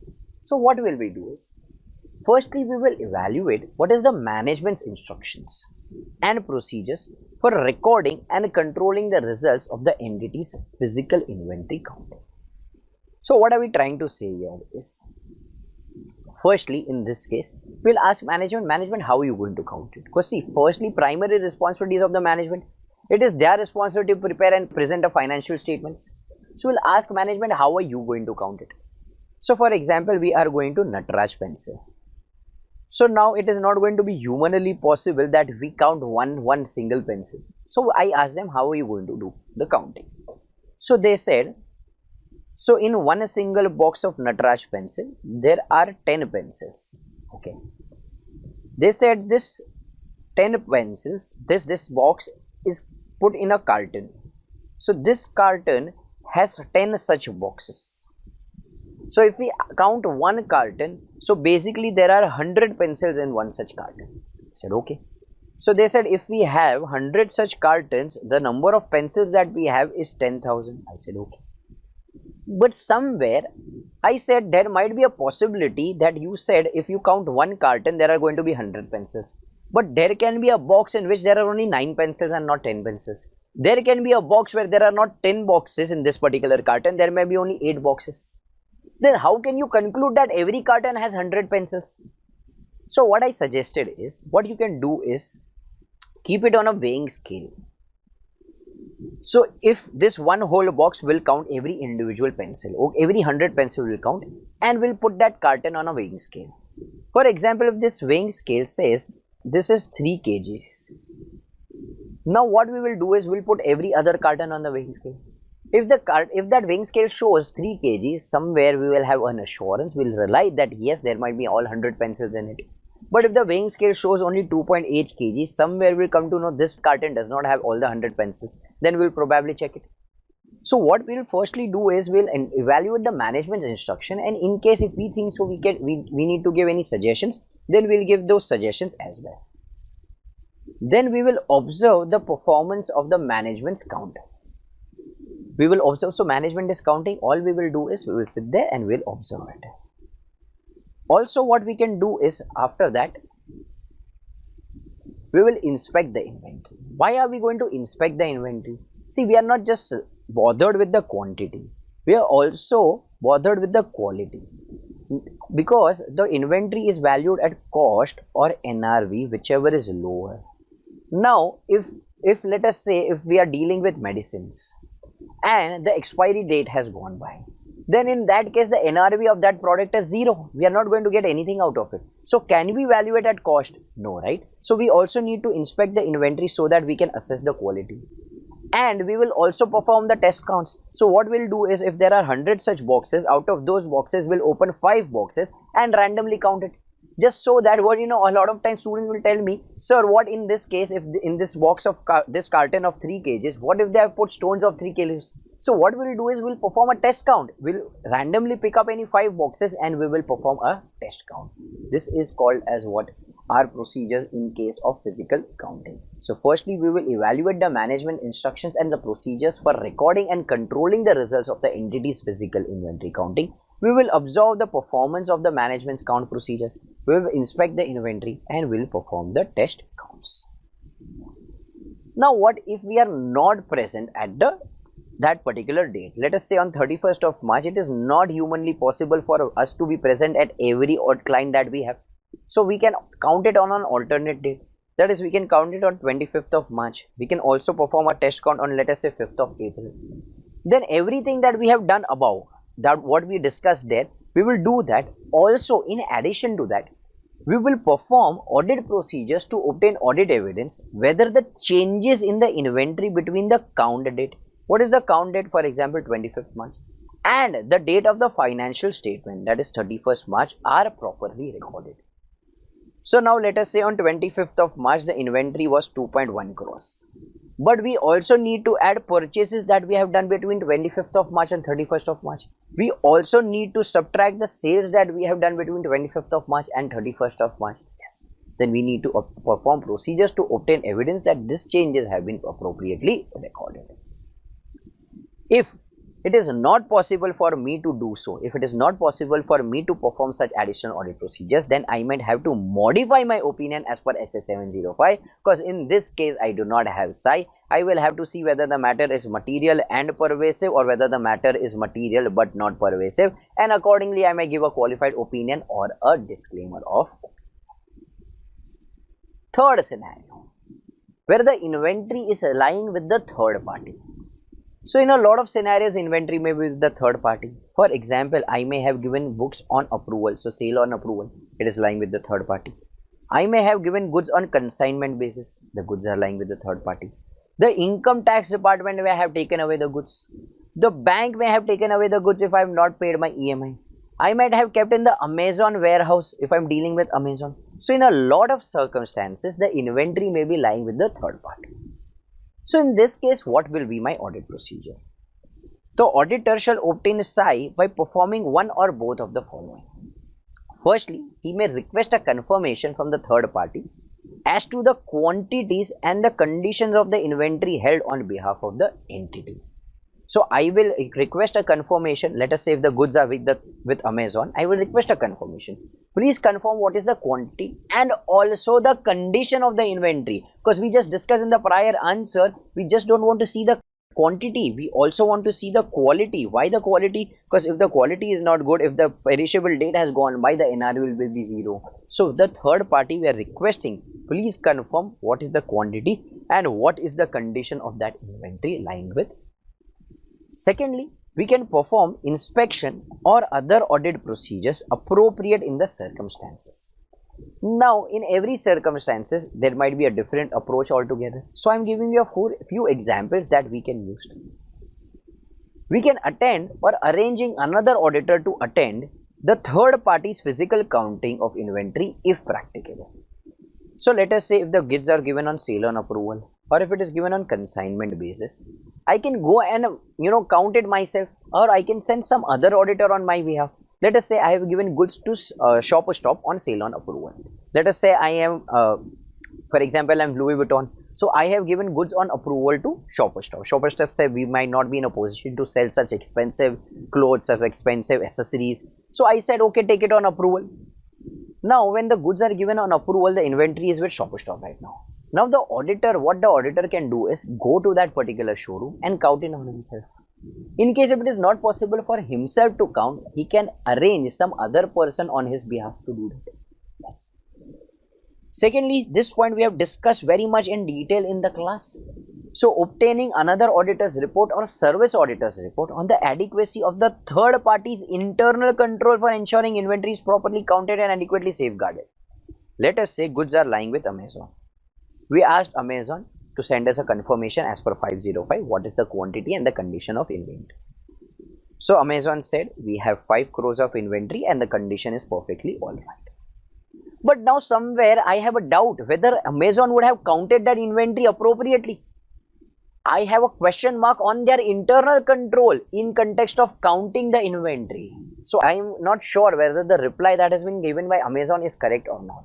So I want to obtain evidence whether the internal control in Amazon in context of counting of the inventory is correct. So what we can do is we can obtain another auditor, that is service auditor's report on the adequacy of their internal control. I don't want adequacy on their financial statement. I want their adequacy on the internal control, that too in context of my inventory. In this case, we usually use what SA 402, which is unfortunately not in your syllabus. But in class, we have detailed discussion on this, in what way the auditor can do this. Thirdly, he can also inspect the inventory regarding the inventory held by the third party. So for example, so if we have a documentation, so the third party maintained a warehouse register. So how many goods came in, how many goods came out of the warehouse. So can I, can I use those warehouse receipts? Yes, definitely you can use that. Requesting a confirmation from other parties whether the inventory has been pledged as a collateral. So if you have pledged those inventory as a collateral to some third party, then you can request a confirmation from them as well. So these are the different various procedures that you may use. Now what if the attendance is impracticable? Now let us say inventory is lying in Afghanistan. Am I going to travel from India to Afghanistan to verify the physical quantity of this inventories? No, my friends, I am Professor Rohit Shroff. I am nowhere Tiger Shroff. Am I going to go from India to Afghanistan just to evaluate the physical quantities? No. Then in that case, firstly I will try to perform alternative audit procedures to obtain a SI. But if that is also not possible to do so, the auditor may modify his opinion in accordance with 705, because we are unable to obtain a sufficient and appropriate audit. So if it is impracticable, firstly we will try to perform alternative audit procedure. But if that is also not possible to do, then in that case we may have to modify my opinion as per SA 705. So far, I always used to give this example, there is a war condition going on and all.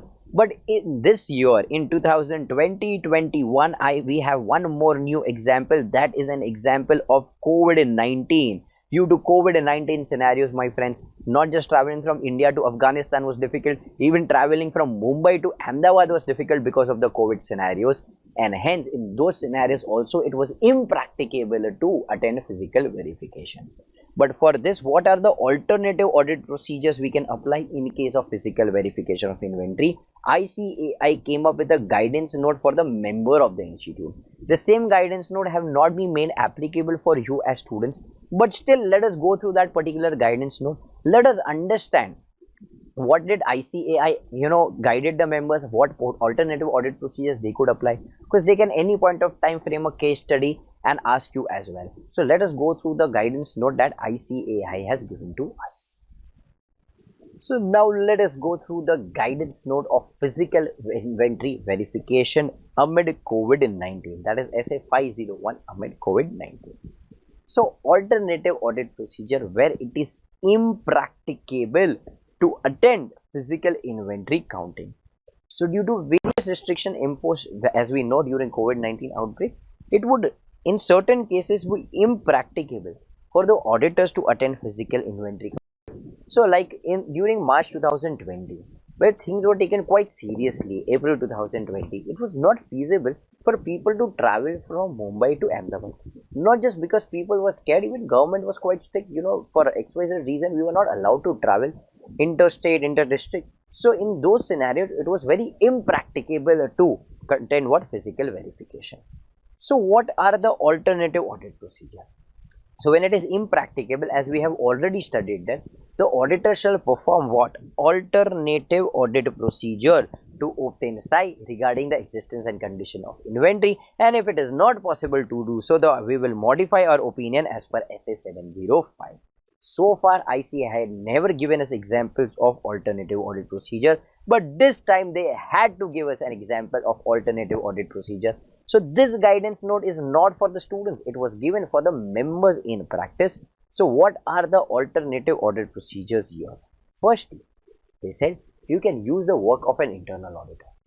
I am not going to discuss this particular point here, reason being we have already discussed the same in SA610. So we are discussing this SA610 in detail. We have already covered it along with the other chapters. Second, you can arrange another chartered accountant to attend that physical verification. And third, which is your most favorite, we can have a virtual attendance, that is via the use of technology. So like I said, the first point SS610 we have already covered under SS610. So I'm not discussing the whole thing here. What I will do is I will start the discussion of point number 2, where we can engage other chartered accountants to attend physical verification.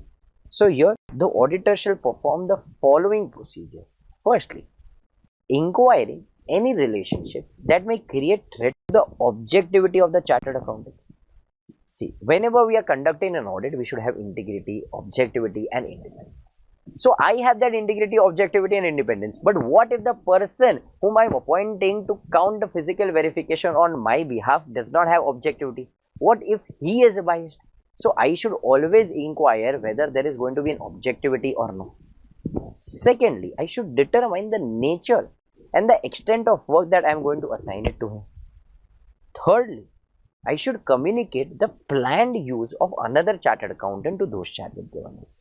So I will inform those charged with governance that this is generally the work, this is something what is done by me. I perform this particular work. But now due to unfortunate circumstances, it may not be possible for me to travel from Mumbai to Ahmedabad.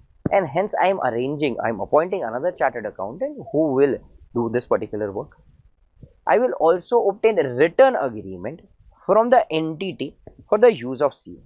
So I will obtain written agreement from the entity that I am using another chartered accountant. Also, I will obtain an agreement from the other chartered accountant who is providing me the direct assistance that you will maintain the confidentiality. So these are the procedures that we need to consider. Also, the auditor should do what? Direct, supervise and review the work that has been performed by the other chartered accountants. For supervising, when that particular person is counting, for supervising, what I can do is I can use video conferencing technologies like Microsoft Teams, FaceTime, WhatsApp, Zoom. So any video conferencing application I can use just for the purpose of direction, supervision and review. So this was point number 2, where we could use another chartered accountant to carry out the work on our behalf. Third, virtual attendance, that is use of technology in inventory counting. So a lot of students get confused, sir. Here you just mentioned that we can use video conferencing. So this is also technology. Then why is this point different? My friends, in point number 2, there was another chartered accountant who was conducting physical counting.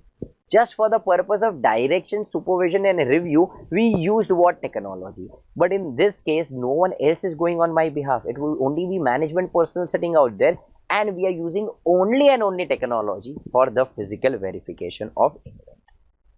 So they may be able to observe the inventory counting remotely via what? Video call with the help of technology. Auditors need to ensure security in this application. Why have they written security in this application? While this guidance note was issued, there were a lot of rumors going out in the market that Zoom application is not safe, the data is being leaked, and hence they said you ensure the security on this application, and hence they just made this particular point. So though we can use this particular method, but obviously there are some inherent weakness for this particular method as well. Now let us say I am auditing a company which is manufacturing of glasses. They are manufacturing what? Glasses. Now let us say they have 10,000 glasses. There is a possibility that they do not have 10,000 glasses. That person showed me the same glass for 10 times. Will I understand over a video call that same glass has been showed 10 times to me? No, right? So at times there is inherent weakness. Also, if that particular glass has some crack in it, so NRV will go down to 0. Net realizable value will go down to 0, because no one is going to purchase a broken glass. But will I be in a position to see that via video call? Do we still have such good technology that we can see it crystal clear via video conferencing app? No. So obviously there are some inherent weaknesses. This method will be more preferable when there are some unique reference numbers. So for example, every barcode has been attached to a product, then probably we can use this, because once barcode scans it, it shows in the inventory, it is reflected. The same product cannot be counted twice. So in few cases it might be very much feasible, but in few cases obviously there is going to be inherent weaknesses. But the main crux is, the main point is, can we use the technology? So yes, standards on auditing do not prohibit the use of technology when performing the inventory observation. So this was our small guidance note in context of COVID-19, amid COVID-19 for SA 501. So this guidance note has not been made applicable for the students, but a simple case study may be asked, and hence I thought we should have a small discussion over this. So I hope this particular guidance note helped you. With this, we are done with the understanding of how do we assess the inventory. Let us move ahead with the discussion of litigation and claims. Moving ahead with litigation and claim. So here, what is our responsibility? The only responsibility that we have here is to identify what are the litigation and claims going on in the company, and whether every litigation and claim have been appropriately disclosed. So what audit procedures will I apply here? I will say I am late. Firstly, I will inquire from the management themselves. I will ask management what are the obligations, what are the litigation and claims going on against you. And also, if possible, I will communicate with the in-house legal counsel. Because any which ways I have unrestricted access to persons within the entity, which I have already discussed in SA 210. So I can inquire the management and also the in-house legal counsel. Secondly, I can review the minutes. So I can review the minutes of meetings of TCWG, correspondence between the entity and the external legal counsel. So if the management somewhere has discussed about any litigation and claim which I am not aware about, then probably with the help of such minutes I will come to know.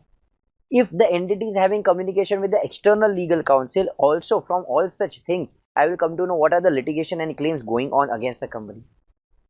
I will also review the legal expense account. If this shows that only 2 cases are pending against us, but somewhere the legal expense account is exorbitant, too much amount of retainership fees they are paying, this will give me a chance to question them. Why are we paying so much legal expense account? So probably you might have not disclosed the litigation and claim going on against the company. Then we will review what the litigation and claims.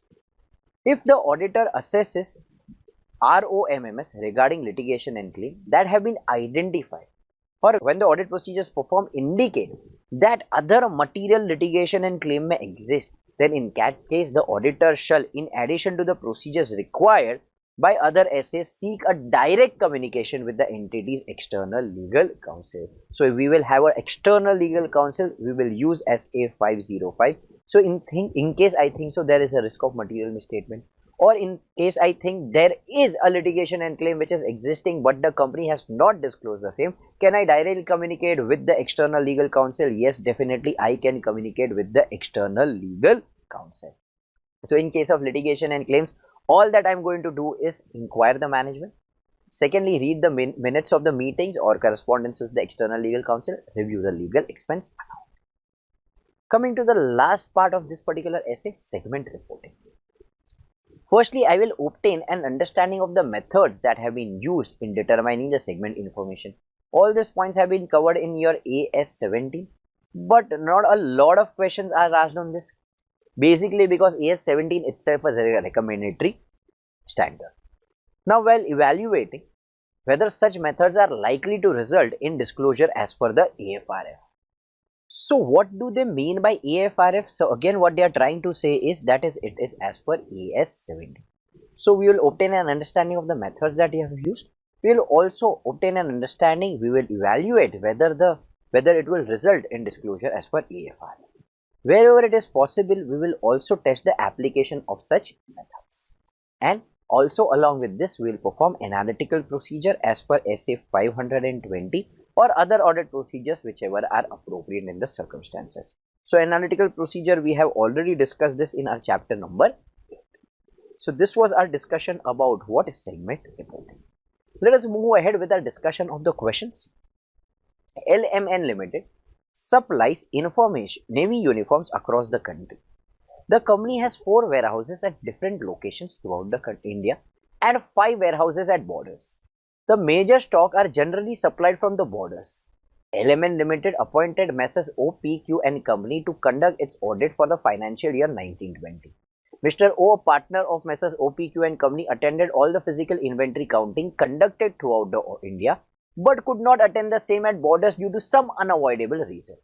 You are required to advise Messrs. OPQ and Company how sufficient appropriate audit evidence regarding the existence and condition of inventory may be obtained. So here we will write answer about how can we go and conduct the physical verification of inventory. That is our answer number 1. How as an auditor is supposed to deal when the attendance is impracticable. So here we will write our answer number 4. So both the answers we have already discussed. So this was our discussion of SA 501. The most important part from this particular standard is inventory. Litigation and claim and segment reporting are not very frequently asked. To be very honest, they have never asked questions based on segment reporting. Litigation and claim, couple of questions, but most of the questions are asked on what inventory, which we have divided further into 4 categories. So please make sure you revise this, only then move ahead with the discussion of the next standard on auditing. Moving ahead with SA 570, going concern. Now what is going concern? I am sure pretty much all of you are aware about, but still let us go through it. Under going concern basis of accounting, the financial statements are prepared on the assumption that entity is going concern and will continue its operation for a foreseeable future, that is at least for the one more accounting period. So it will continue at least for the next 12 months is what we are trying to say. Now what are the indicators that will create a doubt on the entity's ability to continue as a going concern? So indicators are basically divided into 3. First is financial indicators, second is operating indicators, and thirdly other indicators. So firstly let us discuss what are the financial indicators. So whenever they ask you what are the financial indicators, you will say photo can. So if all the 3 indicators are asked, financial, operating and others, you can write approximately 8 points. But in case if they ask you only financial indicators, which by the way they have already asked, then in that case you will not skip any of the points written here. Firstly, from F, fixed term borrowings approaching maturity without the realistic prospects of renewal. So where we have obtained a fixed term borrowings, now it is coming to an end and we have no hopes that the bank will renew. This is somewhere a doubt that the entity may not be able to sustain. There has been substantial operating losses. They are incurring losses on a continuous basis. They are unable to comply with the terms of loan agreement. So in a short, what they are trying to say is we are not able to pay off our EMIs on time. Inability to obtain financing for an essential new product. We want to come up with a new product and only that will give us a fighting chance in the market. But there is no one who is financing that new product. So we have no hopes to come back in the market and fight back in the market. Inability to pay the creditors. See, if we do not pay the creditors on time, they are obviously not going to sell us the goods. And if we cannot purchase the goods, what are we going to sell? So that is one of the indicators. Adverse key financial ratios. You all are very much aware about all the ratio analysis. You have done the chapter in that. So if there are any adverse key financial ratio, that is the indicator. Net liability position. Liability is greater than the asset. So even if we sell all our assets, we will not be in a position to pay off our liability. So somewhere this is an indicator that entity may not sustain. Indication of withdrawal of the financial support by the creditors. So far creditors used to give us 2 months credit, but now they are telling us cash on delivery, you pay the amount only, then we will give the goods. This might have probably happened because a lot of times we did not pay them on time, and hence out of frustration they said we are not going to give you any credit, you pay the amount and get the goods. Arrears of dividend. So we have declared the dividend, but we could not unfortunately pay. We were left with no money in our pockets. Negative operating cash flows. So somewhere we are incurring more expenses as compared to earning revenue. So these are all the financial indicators, that is photo can. What are the operating indicators MK say? Firstly, M, management's intentions to liquidate the entity. If management themselves is intending, then there is no question about it. Obviously there is no, there is going to be doubt over the entity to continue as a going concern. K, loss of key management personnel without replacement. So entity's KMP is leaving and we have no good substitute. Now let us say in case of Tata's, Ratan Tata ji leaves the company, he retires, but we have no other good substitute, then somewhere it will raise a doubt whether the entity will continue or not.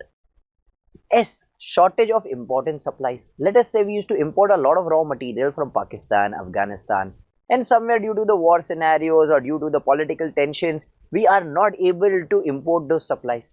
And now if we do not have the supplies out of which we used to do our production, Are we able to do the manufacturing process? Will be able to sell those products? No. There is no point from A, so it is just for the code, but there will be no point from A. L, labor difficulties.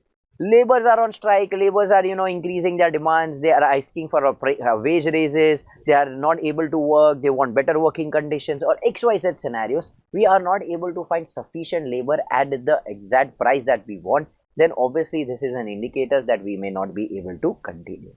And lastly, emergence of a highly successful competitor. Geo is one such best example. Because of the entry of Geo, a lot of competitors have left. So if you could see, when Geo came in, before Geo came in, there were a lot of competitors. There were at least 10 players in the market. But now after Geo entered, there are only 2.5 players. One is Geo, one is Airtel, and half Idea and Vodafone. So emergence of a highly successful competitor is also one such example. Other indicators. No PUC.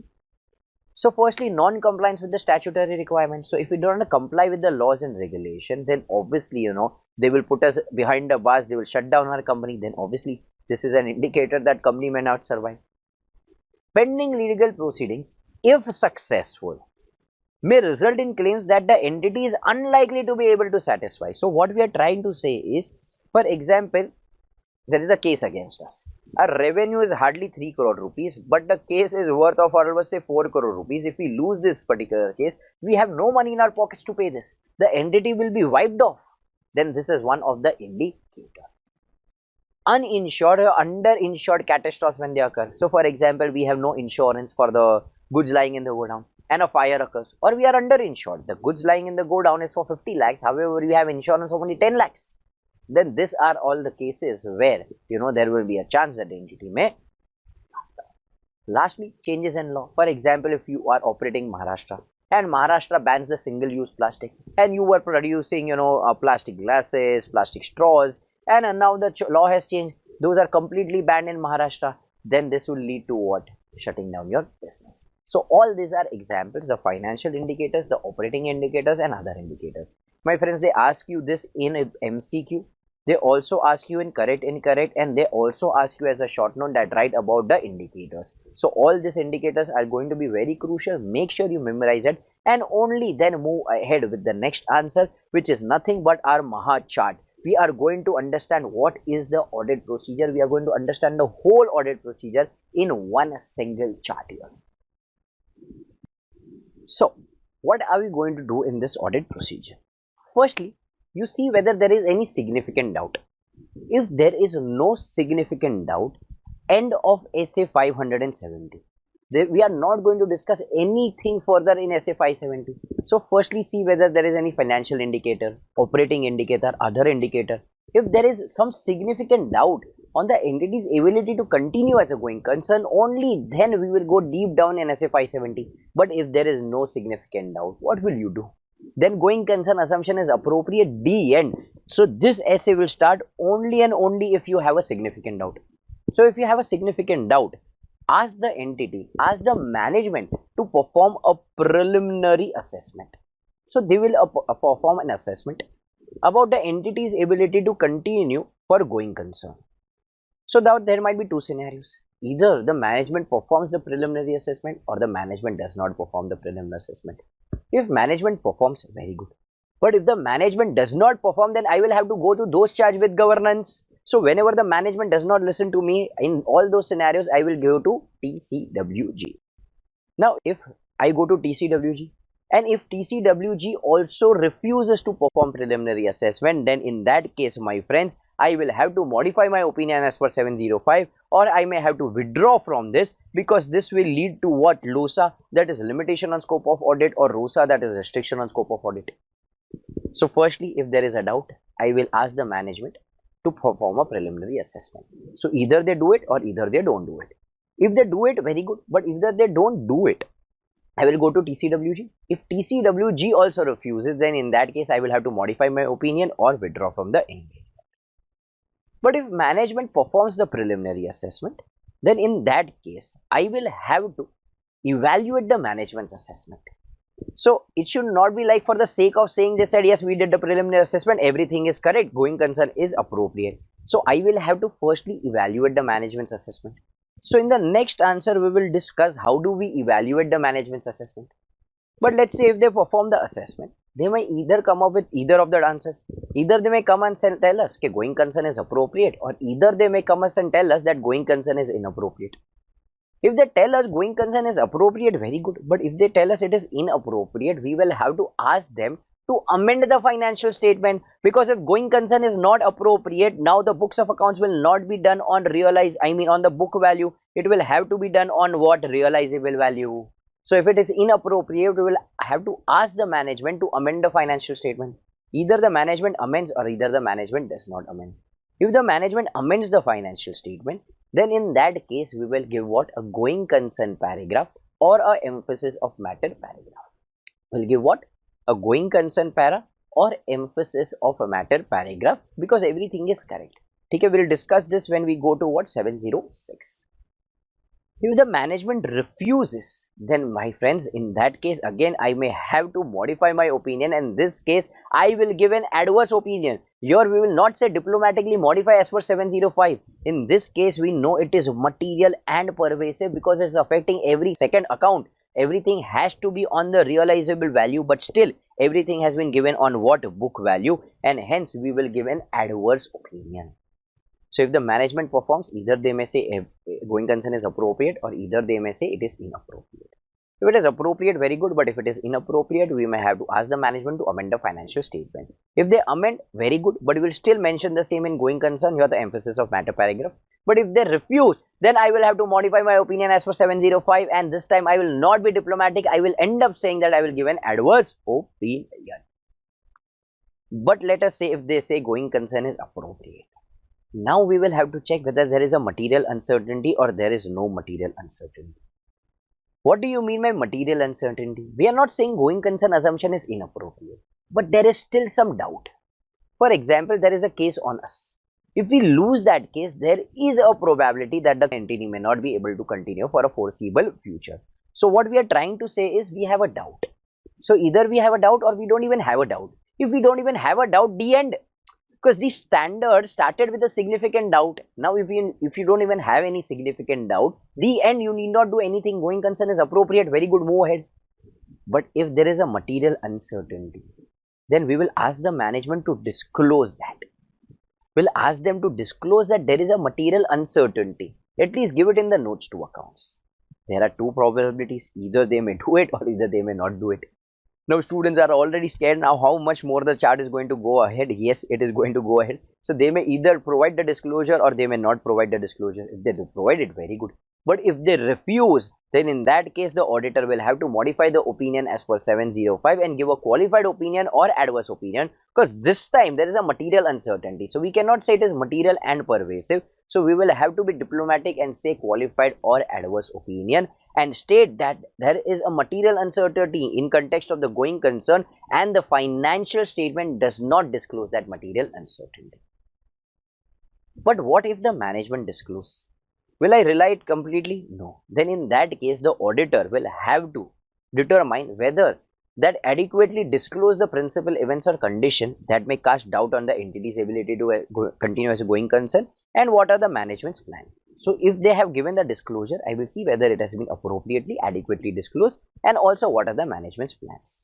Also there we will clearly state there exists a material uncertainty and therefore it may be unable to realize its asset and discharge its liability in the normal course of business. My friends, why have we added this line is because we want to explain it to a layman, because every person is not a chartered accountant, he is not a CA student, so they may not understand what is a material uncertainty, and hence we would state it in the normal layman language that entity may not be able to realize its assets and pay off its liability in the normal course of business. So every layman will understand that there is a chance that entity may not continue.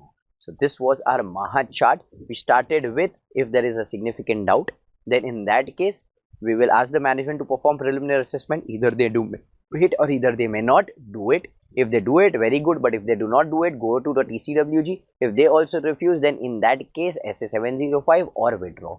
But if they do it, either they may say it is appropriate or it is inappropriate. If they say it is inappropriate, ask the management to amend the financial statement. They may do it or they may not do it. They may do it, then in that case, very good. Just mention the same in going concern paragraph or EOM paragraph. But if they do not do it, then in that case, we will have to give an adverse opinion.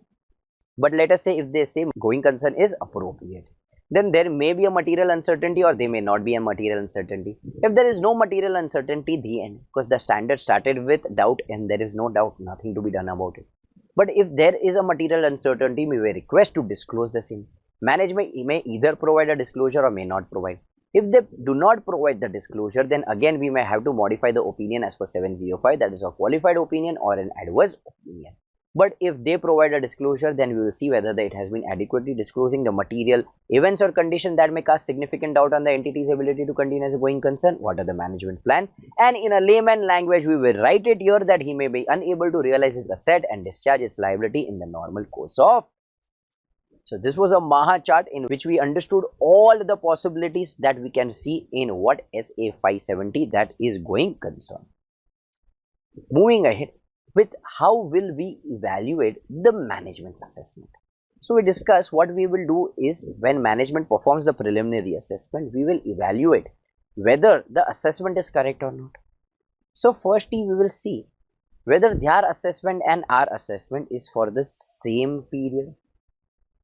In a case, if their period is less than 12 months, we'll ask them to make an assessment for at least the next 12 months. Because if you remember the definition that we did when we started with SA, we said the entity will continue for a foreseeable future, that is at least for one next accounting period. So if the management said that the entity will continue for 4 months, this will not make sense, right? So see whether your period of assessment and their period of assessment is the same. If it is not the same and if their period of assessment is less, ask them to make the assessment for at least 12 months. Also, auditor shall consider whether the management assessment includes all relevant information of which the auditor is aware as a result of the audit. Then we will have to assess whether all the information has been included. The management has considered all information which we as an auditor are aware about. The auditor shall also inquire as to the management knowledge, events or conditions beyond the period of assessment that may cast significant doubt. So the management did an assessment for the next 12 months. But if they are aware about any event which may occur after 18 months and because of which the company may not continue for a foreseeable future, then in that case also they need to report about the same. We will also have to evaluate the management's plans for future action in relation of this going concern assessment. Also, we need to consider additional facts or information that has become available since the date of the management's assessment. Let us say they made an assessment on, let us say, 30th of August. Now on 10th of September, they came across some event because of which there may be a doubt on the entity's ability to continue as a going concern. Then we need to consider those additional facts and information as well. Where the entity has prepared a cash flow forecast. What is a cash flow forecast? That how much cash inflow will be there in the next 5 years. That is called as a forecast. Then in that case, we need to evaluate the reliability of the underlying data. So if the underlying data on which we are preparing the forecast is incorrect, then obviously the forecast that we have prepared is going to be incorrect. Also, the assumptions that we have used should have adequate support. Let us say we are saying that we will see a growth of 20%. But however, so far the growth has only been 5%. So what support do we have? On what basis are we saying that growth is directly going to be 20%? Then we need to assess those assumptions as well whenever we are assessing the cash flow forecast. So these are the things that we need to do while we are evaluating the management assessment process. Now one question, what are the additional audit procedure? To be honest, this is nothing but accumulation of everything that we have done so far. But this is a past examination question and hence I am discussing here, so it gets easier for us to write, for you to write the answer. So what are the additional audit procedure? We'll say ACA ki FD. Determining whether there is adequate support for the assumptions underlying the forecast, we just discussed the same. Whether the entity has prepared the cash flow forecast, we also discussed the same. Requested the management to make assessment of the entity's ability to continue as a going concern. We asked initially in the Maha chart that please make the preliminary assessment. Evaluating the management's plans for future action. This point was also there in a Maha chart. And a last point, evaluating the reliability of the underlying data generated to prepare the forecast. So all these points have been taken up from the Mahachart. Since we understood the whole Mahachart, the whole process very minutely, this answer gets very easier for us. So a lot of students are not really aware about 570. Not a lot of professors goes this much in depth because a lot of people have not used this standard in practical life. Because almost every other entity that where we go for what auditing, almost the going concern assumption is appropriate and hence they don't face it. They don't see any doubts. But right now, if you go for Vodafone and Idea, their auditor disclosed a doubt on 1st of July. On 1st of July, they disclosed a doubt that there is a doubt over the entity's ability to continue as a going concern. So there may be a scenario when we see the report for March ended 22, there might be a scenario where the going concern assumption is inappropriate. Then in that case, we will get a practical life case where the going concern assumption was inappropriate and the auditor performed the procedures. Now let us go through the questions asked in SA 570. A company's net worth is eroded and the trade payables are unpaid due to the liquidity constraints. The management represents to the unsecured loan to meet the liquidity constraints and the negotiations are underway to secure a large export order. My friends, here the negotiations are only underway. So, is it sure that the entity will continue? No, this is not a mitigating factor and hence we will have to modify our. Write a short note on financial indicators to be considered for evaluating assumption. Here we will write the financial indicators. So here you not write the operating and other indicators. If they have asked you of financial, write only and only financial. Next, Mr. Ram, an auditor, identified some events that cast significant doubt on the entity's ability to continue as a going concern.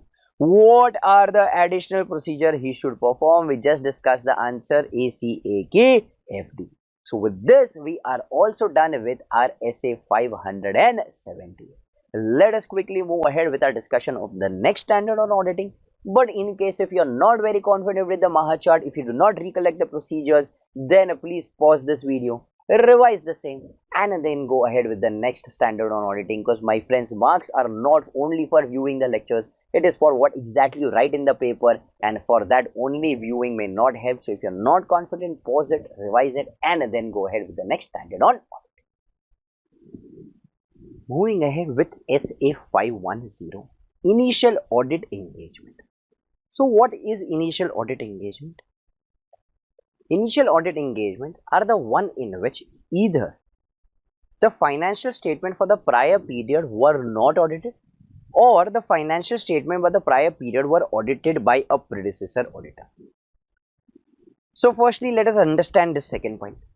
In the financial year of, let us say, 2021, it was audited by X and company. Now you are being appointed through the audit of for financial year 21-22. Then in this case, X and company will be the predecessor auditor. So in the prior year, the financial statements were audited by a predecessor auditor. Now let us come to the first point.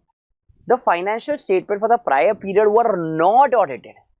So this may be a circumstance where the audit was not applicable in the prior year. So now a lot of students confuse it by saying that it is what? A newly incorporated company. So now can newly incorporated company come here? No. Now let us say if there is XYZ private limited company. So this XYZ private limited company is formed in the year of 21-22. So now can you say this is an initial audit engagement? No. There was no prior period financial statement. Here we are saying prior period financial statements were not audited. See, the basic purpose of this standard is to check what the opening balance is. If it is a newly incorporated company, will there be any opening balance? So when we say it was not audited, we do not mean it is a newly incorporated company. We mean in the prior year, the audit was not applicable. Let us say there was a sole proprietor whose turnover was hardly 25 lakh rupees. Then it was not applicable. You all have studied 44AB. You all know the limits. So if it is only about that particular limit, audit will be applicable. So either the prior period financial statement were not audited, or else the financial statement for the prior period were audited by a predecessor auditor. In either of the circumstances, what is our responsibility? Our responsibility is to check what the opening balance is. So audit procedures for obtaining SAI regarding the opening balances. The auditor shall obtain SAI by doing what? PAM also. Firstly, closing balances of the preceding period have been correctly brought forward to the current period.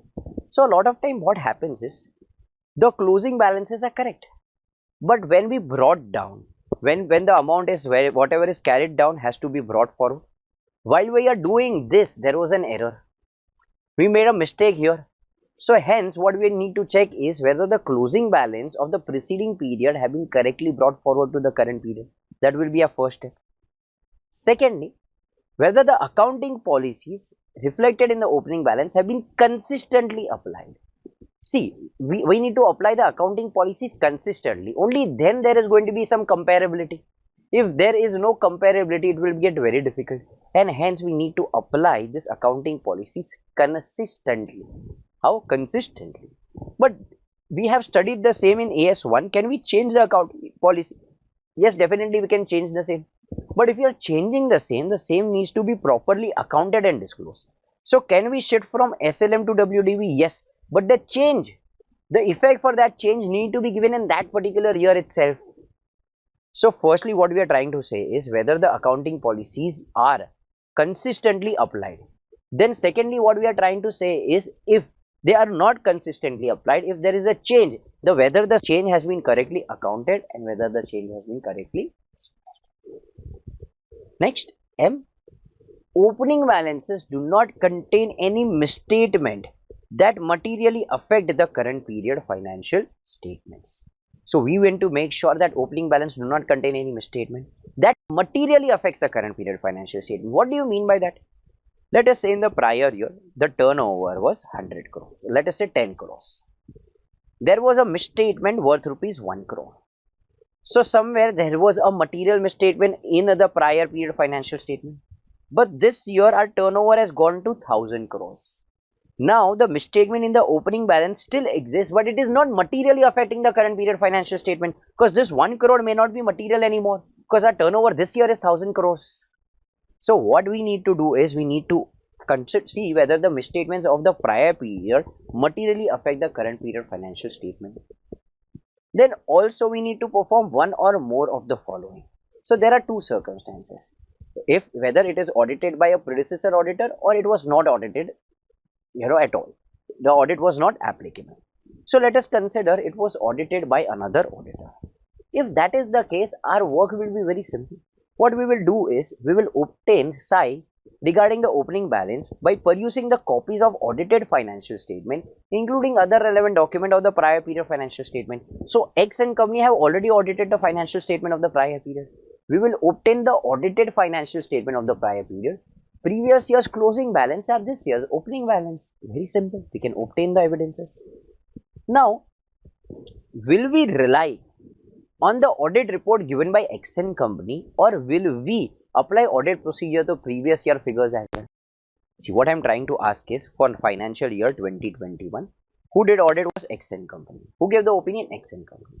Now we are being appointed as auditor of 21-22. For opening balances, we are using the audited financial statement prepared by X and company. Can we blindly rely on the same? Or we need to apply the audit procedures for that as well? Do we need to apply the audit procedures for 2021? No, my friends.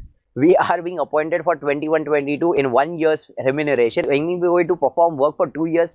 No. We will perform our audit procedures only for the financial year 21-22 and not for the financial year 2021. Ordinarily, the auditor, the current auditor, can place reliance on the closing balance contained in the financial statement of the preceding year.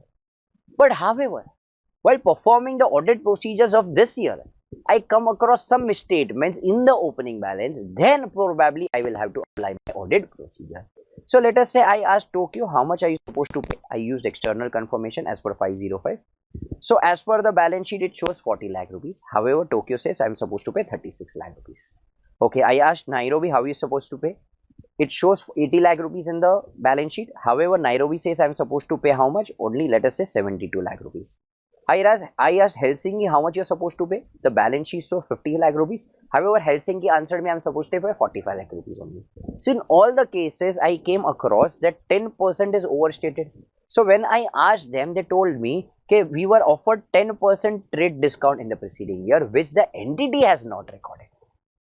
So in the previous year, the entity had overstated the debtors as well as the sales.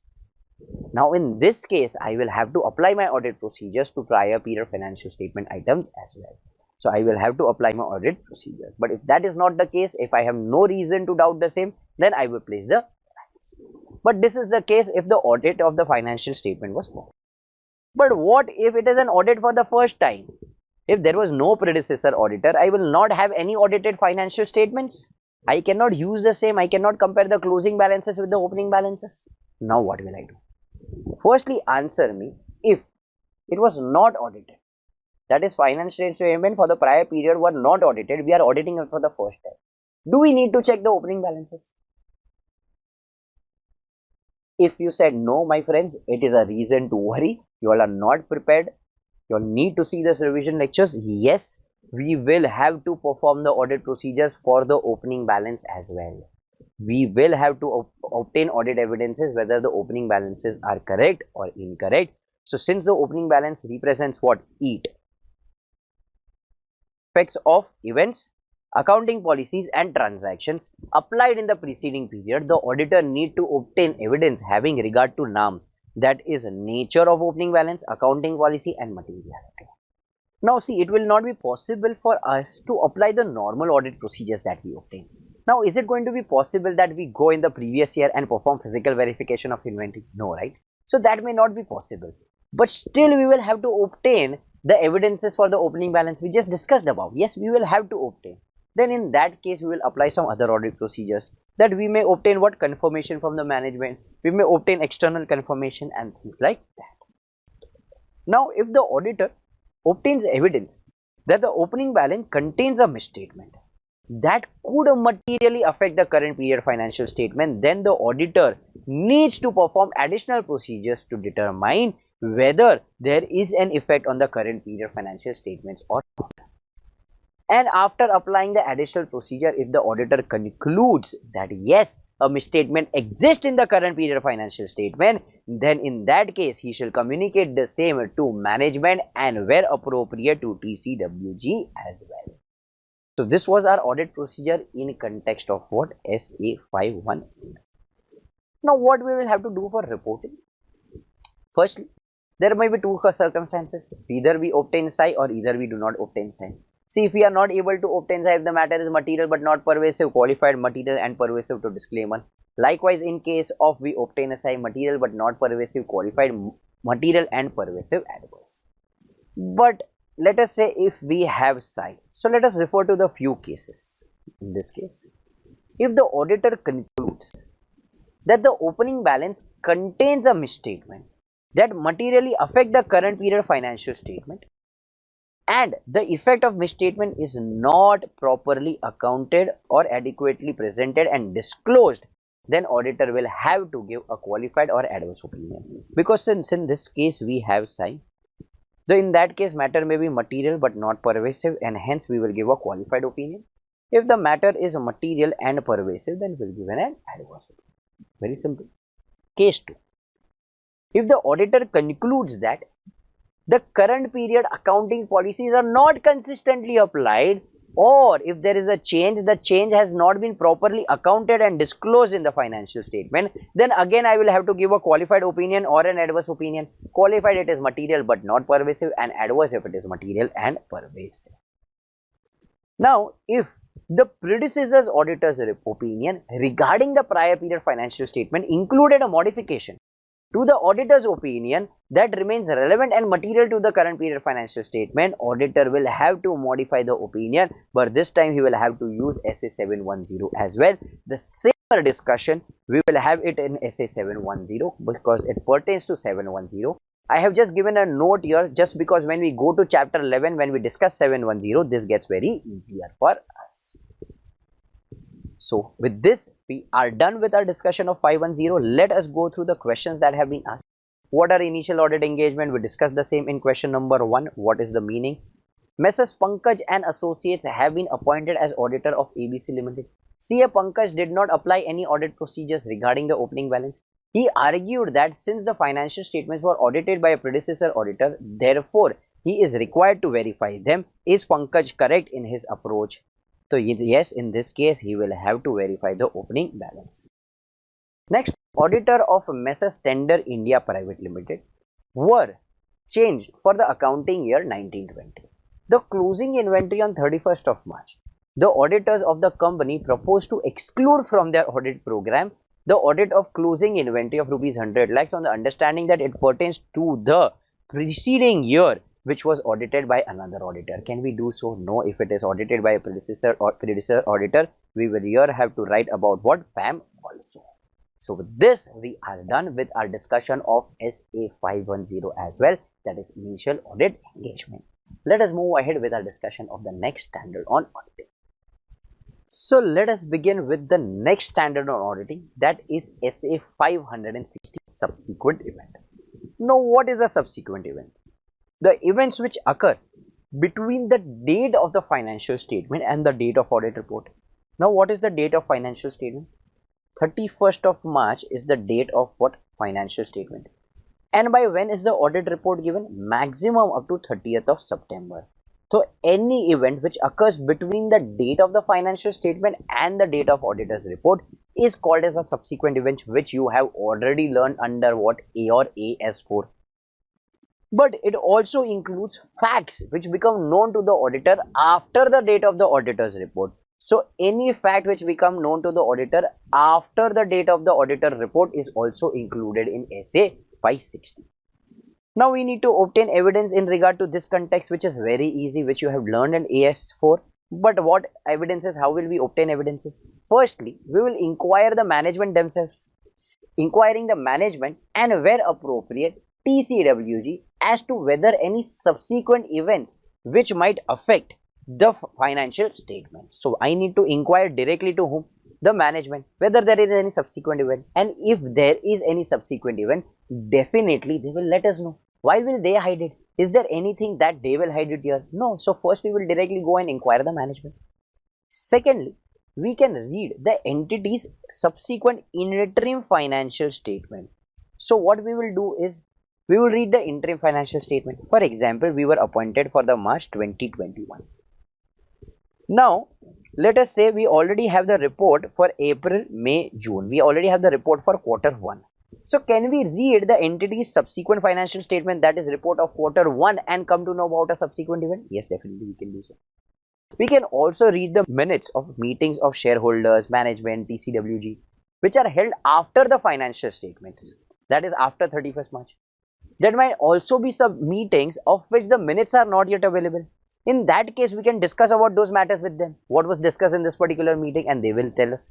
So in that case also you can identify a subsequent event. And lastly, what we will do is we will obtain an understanding of the procedure that the management has established to ensure that the subsequent events have been identified. See, identifying subsequent event is mainly the procedure of management. It is mainly a responsibility of management because they are responsible for preparing the financial statement. All I have to do is express an opinion on this. So management would have also framed some procedures.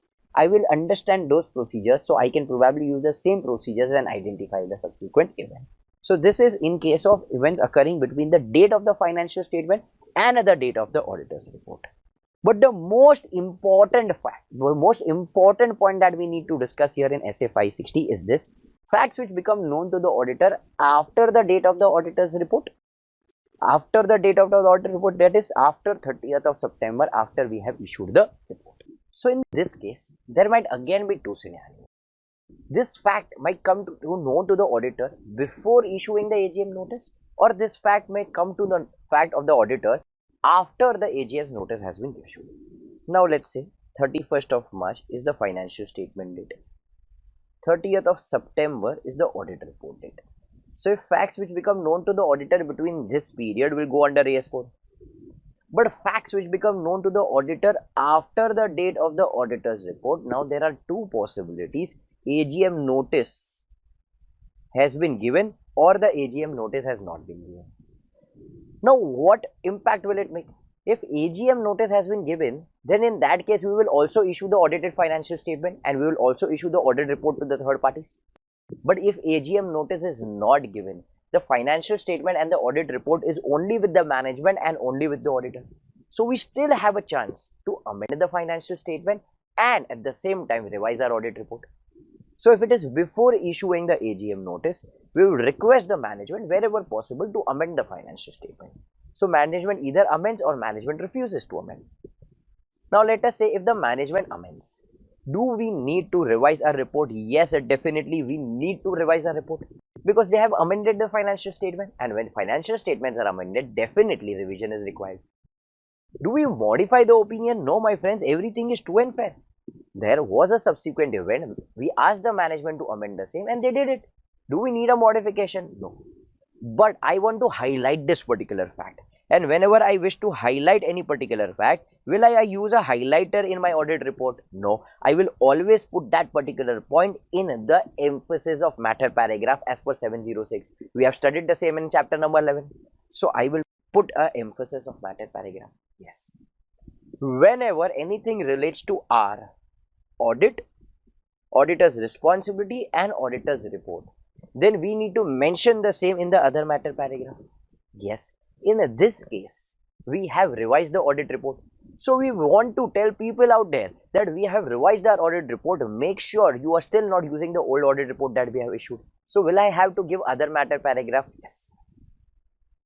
Now what if the management refuses to amend? In general cases, management will never refuse because it is not a mistake of the management. A subsequent arised, so in that case the management will amend it. But let us say if the management refuses, will you revise your report? Definitely you will have to revise your report. Will you modify your opinion? Yes, this time you will have to modify the opinion because this time everything is not true and fair. A subsequent event arised. We were supposed to amend it, but management refused to amend it. So will we give a modified opinion? Yes, definitely. Will we give an emphasis of matter paragraph? No. Emphasis of matter paragraph, if you recollect our chapter number 11, SA 706, we said everything is correct. It has been appropriately presented and disclosed. It is just that it is so fundamental to the users of the financial statement that we want to highlight it. So it is appropriately accounted and disclosed. So matter can go in emphasis of matter paragraph only if it is appropriately presented and disclosed. But here the management refused to amend the financial statement. So is it appropriately presented and disclosed in the financial statement? Then you cannot use SA 706. You need to modify your opinion as per 705, which you have already done here. Will I give other matter paragraph? Yes, definitely I will have to because I have revised my report, right? So whenever it deals with our audit, auditor's report and auditor's responsibility, if it has anything to do with our, I will have to give an other matter paragraph. So in this small example, we have probably covered a lot of things. Okay, now what if it is after issuing the AGM notice? See, when it is after issuing the AGM notice, it might not be possible for me to ask the management to amend the financial statement in a lot of circumstances. In few circumstances it still may be possible. So let us, it is a closely held private limited company where there are only 3 directors and only 3 shareholders. So I can inform the management, please, you all are only 3 directors, 3 shareholders, please inform them that a subsequent event has arisen. So the financial statement and the audit report that we earlier issued, we need not use that. We will issue a new financial statement and audit report based on that. But then in company like Reliance, listed entities, it might not be possible, to reach out to every particular shareholder and inform them. Then in that case, if the amendment is not possible, we'll have to take appropriate action. But this appropriate action also we need to take only if the management does not inform the users. So if the management informs the users of the financial statement that financial statement have been amended, we have issued a new audit report, then we need not do anything. But if management does not do this, then we will have to take appropriate action. So somewhere pronouncement specifies this only, take appropriate action. But obviously as a student you're going to have questions, what do you mean by appropriate action? So when we say appropriate action, what are we trying to say is we need to discuss the matter. We need to discuss the matter at the AGM when we issue the public notice, and we need to consider in the subsequent year's report. So what are we trying to say is here we will discuss the matter at the AGM, or we can issue a public notice for the same. And if we are auditor for the subsequent years, then in that case we can mention the same in the subsequent year's report as well.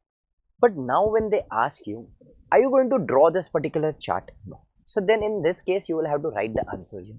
So facts which become known to the auditor after the date of the auditor's report but before the date the financial statements are issued. Then in that case, what will you do? You will do dia. First, you will discuss with the management. You will inquire how they intend to do. Address the matter, whether the amendment is required or not. So all this thing is similar to what we have understood in the chat. But how are you going to write the answer? So I have already given this in the notes in the class in Zoom lectures. We have already discussed this very much in detail. So if there is a student who cannot recollect, my friends, you still have the access to the recorded lectures. Please go back to those recorded lectures, view those lectures, and also here in your PDF that I have attached for the benefit all those students who are not JKSC students or have not studied under me, I have attached the notes. You can go through that as well. So it is an expansion of nothing but what the chart that we have done.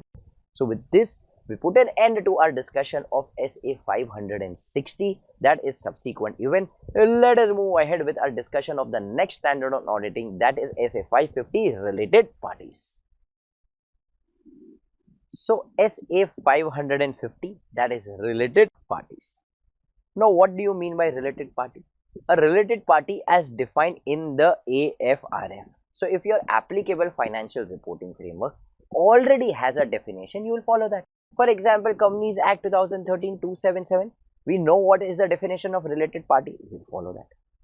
Now where the AFRF establishes minimal or no related party requirement, then in that case we will follow SA 550. So what is the meaning of related party as per SA 550? A person or entity has control or significant influence directly or indirectly through one or more intermediary over the reporting entity. So now what do you mean by that? A person has what? Control or significant influence. When do you have control? When you own more than 150%, that is around 51%. When do you have significant influence? When you hold greater than 20%. So if a person has control or significant influence on the reporting entity, in this example, why is a reporting entity? What do you mean by reporting entity? A client, the auditee on which we are performing the audit procedures. So if a person has control, let us say holds 51%, then that person will be a related party or entity. Now let us say X holds 51% in Y Limited, then X will also be the related party. Directly or indirectly? What do you mean by directly or indirectly? For example, person owns 51% in X Limited. X Limited holds 100% in Y Limited. Then in that case, person is controlling X and X is controlling Y. So in that case, person and Y Limited are also what? Related party. Through one or more intermediary. What do you mean by that? Let us say person holds 51% in X Limited. X Limited holds 25%, let us say, in Y Limited. So is person controlling Y? No, because he has only 25% holding here. But person also holds here 30%. So 25 plus 30 comes to how much? 55%. So is person directly or indirectly through one or more intermediary controlling the reporting entity? Yes, then in this case, person as well as X Limited will be the related party. So a person or entity has control or significant influence directly or indirectly through one or more intermediaries over the reporting entity. Or another entity over which the reporting entity has control or significant influence directly or indirectly through one or more intermediary. So here in the first example we said everyone who had control over us were a related party. Here we are saying everyone over whom we have control or significant influence, they will be also a related party. So for example, for a father, if son is a related party, then for son, the father is going to be what? A related party. So what we are trying to say is, in first point we said whoever has control or significant influence on us are a related party. In point number two we said, if we have a control or significant influence on others, those others will also be a related party. Point number, another entity is under the common controlling with the reporting entity. So for example, there is a common controlling ownership. X Limited here owns Y Limited as well as Z Limited. So in that case, obviously X and Y and Z will also be related party because X is controlling Y, X is controlling Z. So in a way, both are being controlled by X. Then in that case, Y and Z will be related party. Owners who are close family members. So for example, if there are two companies, let us say X and Y, and the board of directors of both the company are close family members. So for example, in X Limited, Mukesh Ambani ji is a board of director. In Y Limited, let us say Anil Ambani ji is a director. So both are close family members. Though people might say they're having a lot of fights, they are in a lot of litigation, but still at the end they are close family members. Can they discuss what are they going to do in each of their companies while sitting on a dining table? Yes. Then in that case, X and Y will also be considered as what? Related party. If there are common key management personnel, let us say board of director of X Limited has ABCD, and in case of Y Limited they have BCDE. So BCD is here as well as here. So somewhere BCD will dictate both the things in X as well as Y. Then in that case X and Y will also be what? Related parties. But however, when we talk about common controlling ownership, there they have given us an exemption. They have given us an exception here. So in case, let us say if there is Gujarat government. Gujarat government controls, let us say, Agriculture Limited and Infra Limited. Both the companies are owned by Gujarat government. In this case, will Agriculture Limited and Infra Limited be related parties? No. Until and unless they share significant transaction or they have significant resources. So, however, entities under a common control by a state are not considered related unless they engage in significant transaction or share significant resources to significant extent with one another. So, if Gujarat government is holding two different companies, they will not be considered as related parties unless they have significant transaction. But now, why are we identifying who are the related parties? I mean, is there any risk associated with the related parties, with the related party transaction and the relations? Why are we identifying? Because yes, definitely there is some risk associated with the related party relation and the related party transaction. What can happen is they can engage in a very complex structures or complex relationship, which may be very difficult for us to identify, and they may enter into complex transaction, which may mislead the profitability of the company. Secondly, the information system may also be ineffective in identifying related party transaction. Now, let us say if you want to find out what is the amount due from, let us say, Mr. Manilal. So, what you will do is, let us say you are using Tally. You will go, you will find Mr. Manilal's ledger and see it. But in any information system, do you have any feature where you can type find related parties and that system will find you? No, right? So until unless you don't tell the system this is a related party, will they be in a position to identify it? No. Thirdly, related parties may enter into transaction which may not be at the normal market terms. So what we are trying to say is it may not be at arm's length price. What do you mean by that? If I sell particular goods to someone at rupees 1000, I might sell the same goods to one of my related parties at 800. Now, this will not be in the interest of the members of the company because they are losing out on 200 rupees. Let us say if I give a loan to someone, I usually charge 12%. But we have given loan to a related party and we are charging only 8%. So, the members of the company are losing out on this 4%. So, a lot of times in case of related party, there might be a transaction which are not in the normal course of business, which are not at the normal market. So, in this case, what will be our responsibility? So to summarize, what we will do is we'll apply RAP and we will apply FAP. That is, we'll apply risk assessment procedure and we will apply further audit procedure. Firstly, in risk assessment procedure, we will understand what are the related party relations, what are the related party transaction. We will evaluate what are the accounting system regarding the related party relations and the related party transactions. So firstly, we'll understand the RPR and the RPT. And we will also evaluate the accounting system regarding the both. In case of further audit procedures, we'll see whether the RPT is at arm's length price or not. If it is not at arm's length price, we will have to report the same. We will have to ask the management why the same is not at arm's length price. So further audit, while performing further audit procedures, we will see whether the RPT is at arm's length price or not. We will have to obtain sufficient and appropriate audit evidence for some unusual transaction. What do you mean by an unusual transaction? Let us say we are DMart. We never pay commission to any customer who gets one more customer. So has it ever happened that you go into DMart and you tell them, DMart, see, I have got one more friend of mine, he's going to buy from you, you please pay me commission? No, they never pay commission, right? But now you see it in your books of accounts that in this year, DMart has paid commission. there is a high chance that this may be a fraudulent financial transaction with a related party, just to have what fraudulent financial reporting, just to deflate the profits. So we need to obtain SAI for such unusual transaction.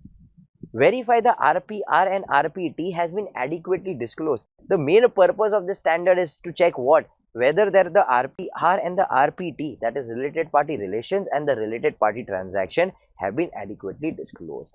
And last but not the least, we will obtain a return representation regarding the completeness and the disclosure. So we'll obtain return representation as per SA 580 that management, you have identified every related party relation and transaction and you have disclosed the same to us. So this is the auditor's responsibility. Now, there are two special cases, to be very specific, in which we need to understand what will be the auditor's procedure. So the first case here is in case the identification of RPR or RPT, in case of identification of unidentified RPR and RPT. So the management has not identified this RPR and RPT and they have not disclosed to us. While applying my audit procedure, I came across this related party relation and transaction which the management had not disclosed to me. So now what will be my action in this particular case? So firstly, promptly communicate the relevant information to other members of the engagement team.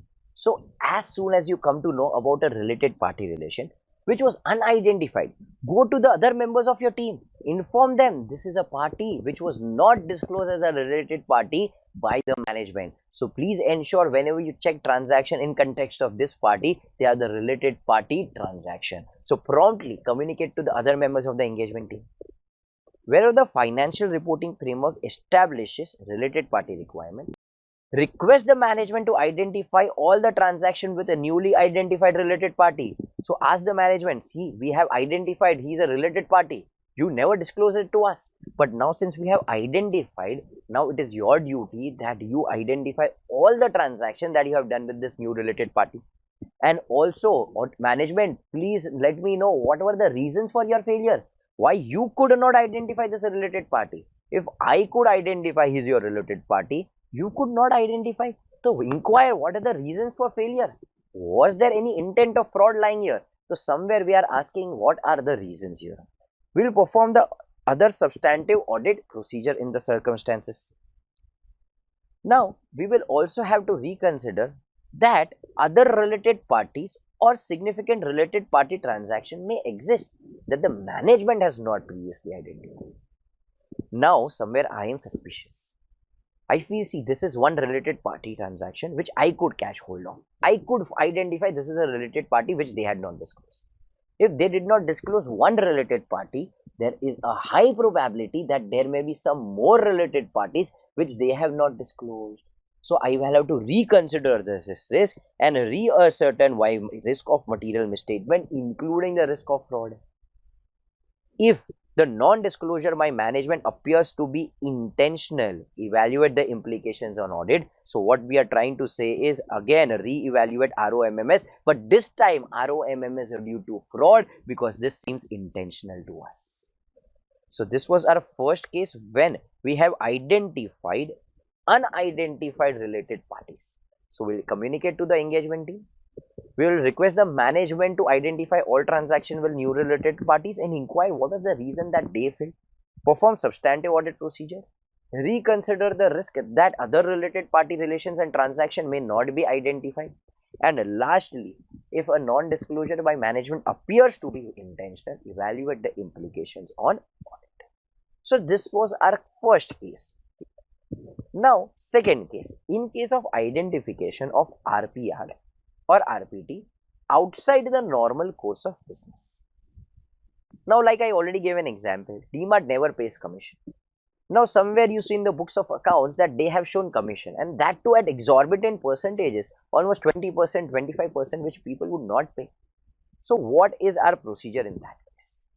So, inspect the underlying contracts or agreements and evaluate whether is there any business rationale. So if there is a fraudulent transaction, there is no business rationale, there will be no logic behind it. Why would DMart pay commission to anyone? People are any which ways coming in, waiting in long queues. Why would he pay commission? And that too at the rate of 25%. There are no such margins. In FMCG products, they work on very small margin because the volume is high and the margins are less. Why would DMart pay 25% commission to anyone? So is there any business rationale, or it is quite evident that it is fraudulent financial reporting? So business rationale suggests that the transaction entered to engage in fraudulent financial reporting to conceal misappropriation of asset. We will also see what are the terms of transaction, whether the same are consistent with the management's explanation. So management may have given us explanation about the terms of a transaction. We will verify whether they are consistent with what management has said. We will also see whether the transaction appropriately accounted and disclosed in accordance with AFRF. We will also have to see whether the transaction was authorized and approved. So if this transaction was authorized and approved, probably there is a risk of fraud from the end of management. They might also be involved in this fraud. But if this transaction was not authorized and approved, then probably the fraud might have committed at the employee. So this was our second case. This we are done with our quick revision of SA 550 as well. Again, I would mention, my friends, this is not the only thing. We have discussed way more things in the class. So in case if you have forgotten those, view your recorded lecture. You already have your notes in place. So only and only this may not suffice. This is a revision. Only on revision could have sufficed. Then in that case, we would have not taken so many lectures for you. So what is the question asked? Identification of related party transaction outside the entity's normal course of business. We just discussed this particular question here. First, so that is one of the most frequently asked questions. This we are done with our discussion of SA 550. Let us move ahead with our discussion of next standard on auditing, that is SA 230, Audit Documentation. Now SA 230, Audit Documentation. What is exactly audit documentation? It is nothing but record of three things.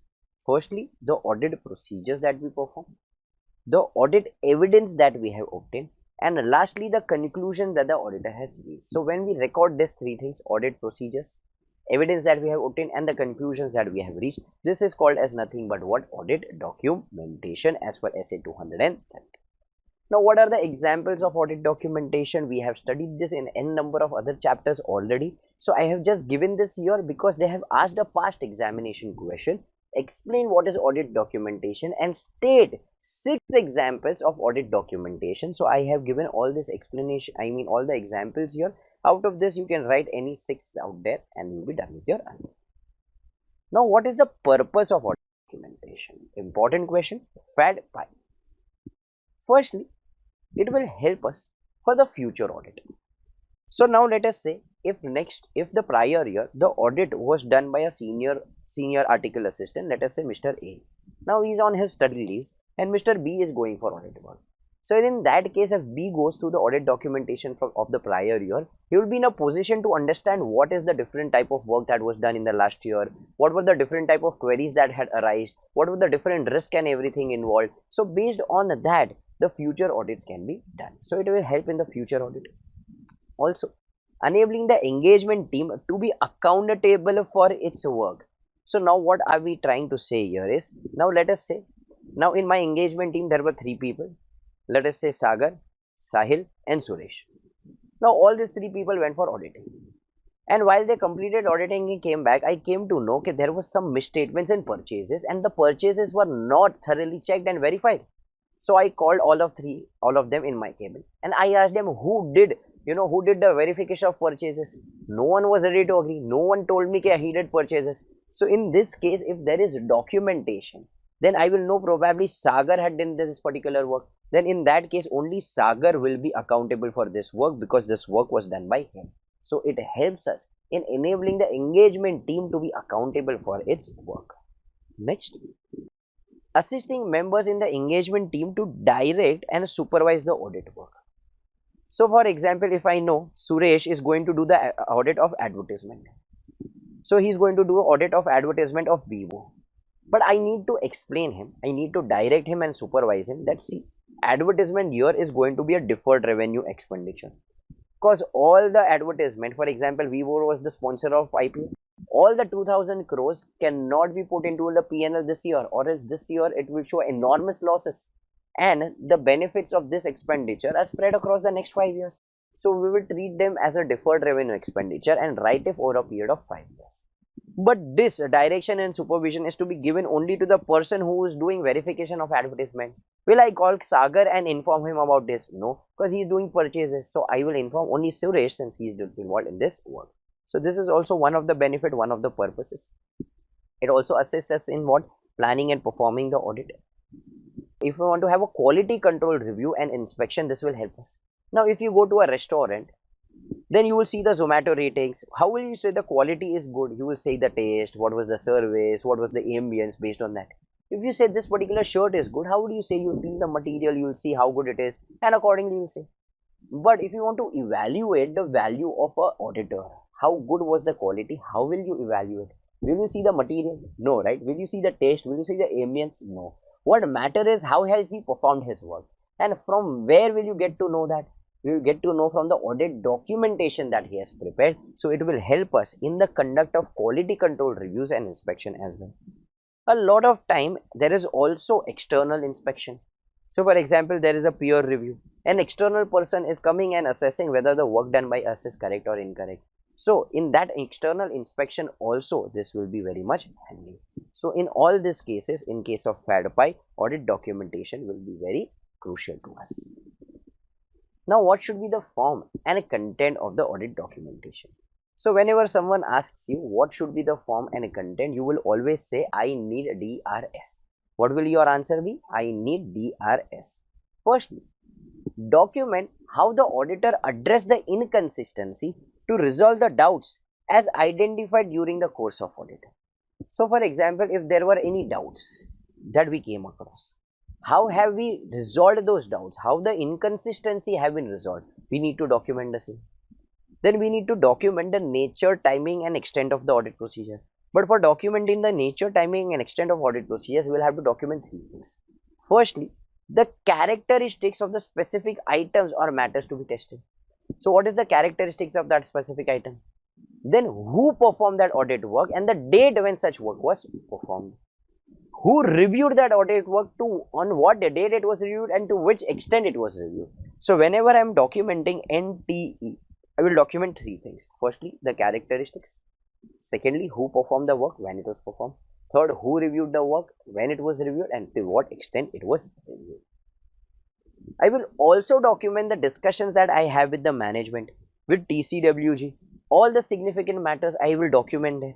I will also document with when this discussion took place and with whom the discussion took place. Because if we talk about management, there might not just be one person, there might be three board of directors. If we talk about those charged with governance, there might be the whole audit committee. So whom did we discuss? So we will document when it was discussed and with whom it was discussed. So firstly, from point number I, we discussed if there are inconsistency, we need to document how did we resolve the same. We will document the NT. For documenting the NT, we will identify the characteristics. Who performed the work, when it was performed. Who reviewed the work, when it was reviewed.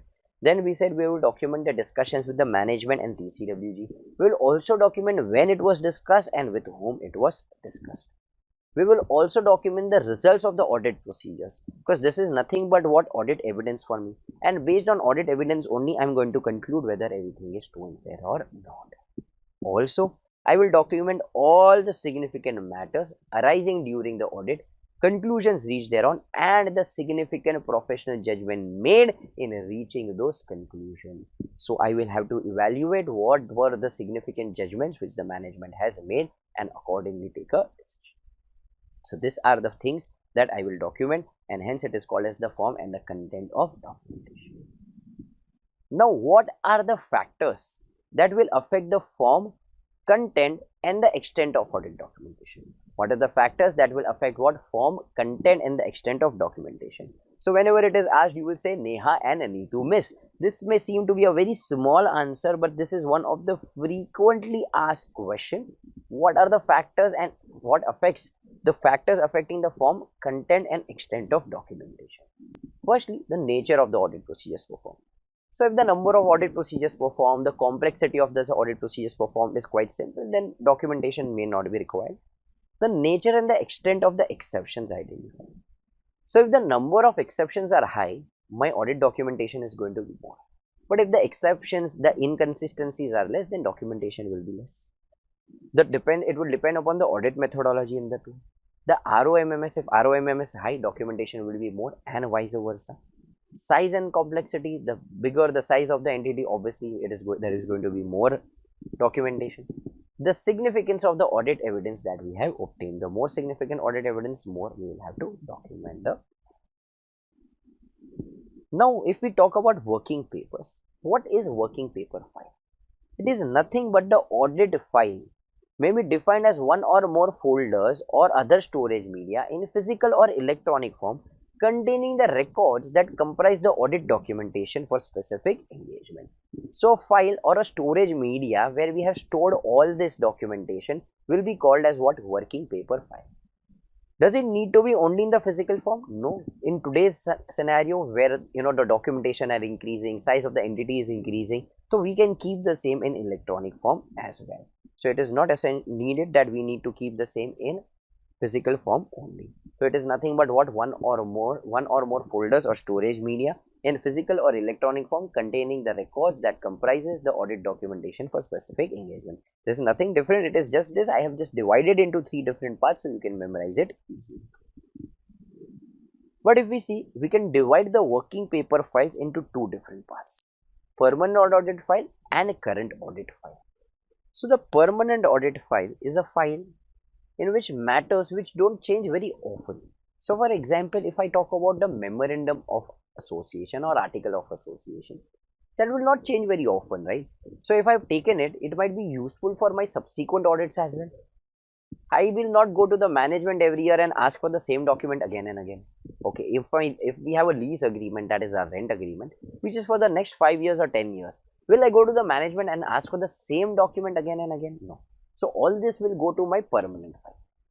So it contains matters which don't change very often. For example, significant observations of the earlier years, or legal documents, agreements, minutes relevant to the audit. Then we may have analysis of significant ratios, memorandum of association, article of association. But if we talk about current audit file, it contains matters relating to the audit of a single period. It relates to the matters of what? One single period. What are the examples here? For example, letter of representation or confirmation received from the client. So this may be useful only for this year. So if I have asked for a written representation as per 580, this will be for this year. If I have asked for external confirmation as per 505, that will be relevant only for this year, may not be relevant for the next year. Important matter in the minutes of a board meeting and the general meeting. So every matter which might be important but which might be relevant only for this year. For example, dividend has been declared. Will this be important for the next year? No, this will be important only for this year. Evidence of the planning process and audit program. So this again will be important only for this year. The nature, timing and extent of the audit procedures that we perform. This is again relevant only for this particular year, because NTE for the next year will be different, and hence we'll put the same in the current audit. Now this point is going to be very crucial. Who has the ownership and the retention of the documentation? So as per SQC1, audit documentation is the property of the auditor. I am pretty sure you remember this point very well, because we have discussed this n number of times, but still let us do it one more time. As per SQC1, we will retain those documents for how many years? 7 long years. So it is my property. I may give it at my discretion, but no one can have a compulsion on me. Even the client cannot have compulsion on me. So he may at his discretion make portions of or extracts from the audit documentation available to the client, provided such disclosure does not undermine the validity of the work performed. So now let us say client is saying, you have my rent agreement. Okay, can you give me a copy of that rent agreement? We have somewhere misplaced the same and we need to give it ASAP. Does this undermine the validity of my work? Will it affect my work in any way? No, I might not have a problem. At my discretion, I may give this audit documentation to him. But somewhere I have responses of the third parties as per 505. There is a debtor called Tokyo. Tokyo had replied to us. So we had asked that Tokyo is supposed to pay 40 lakh rupees. Tokyo has replied to us, no, we are supposed to pay only 36 lakh rupees. But now the management is not aware of what reply was given by Tokyo. So now management is coming to us and asking us, what was the reply given by Tokyo? Can you let us know, because we want to know what is the amount due from Tokyo. Is 40 lakh rupees correct? Because Tokyo was saying no, I'm not supposed to pay. So we have some disputes. So can you let us know what is the amount payable? What is the confirmation request that she is giving? No, somewhere I feel this will undermine the validity of my vote. So when I tell them कि no, Tokyo has told us only 36 lakh rupees, then probably the management might go behind my back and talk to the Tokyo and tell her, okay, please confirm to our auditor that you are supposed to pay 36 lakh rupees. Do not pay us 36 lakh rupees. In fact, you pay only 30 lakh rupees to us. It is between you and me. But at least inform our auditor that you confirm that the amount is 36 lakh rupees. Because if you don't confirm, somewhere it will raise a suspicion in his head that the datas are not correctly stated. He might send this external confirmation to 10 other datas and I will be in a big mess. So please confirm to us. So when he's asking us the responses of the external confirmation, I feel this will undermine the validity of my work. Then in that case, I have a right that I may decline, I may not give this particular to. Also, SQC 1 tells us after the audit is over, within a 60 days, we should assemble the final audit file. So as per SQC 1, the assembly of the final audit file within 60 days after the date of the auditor's report.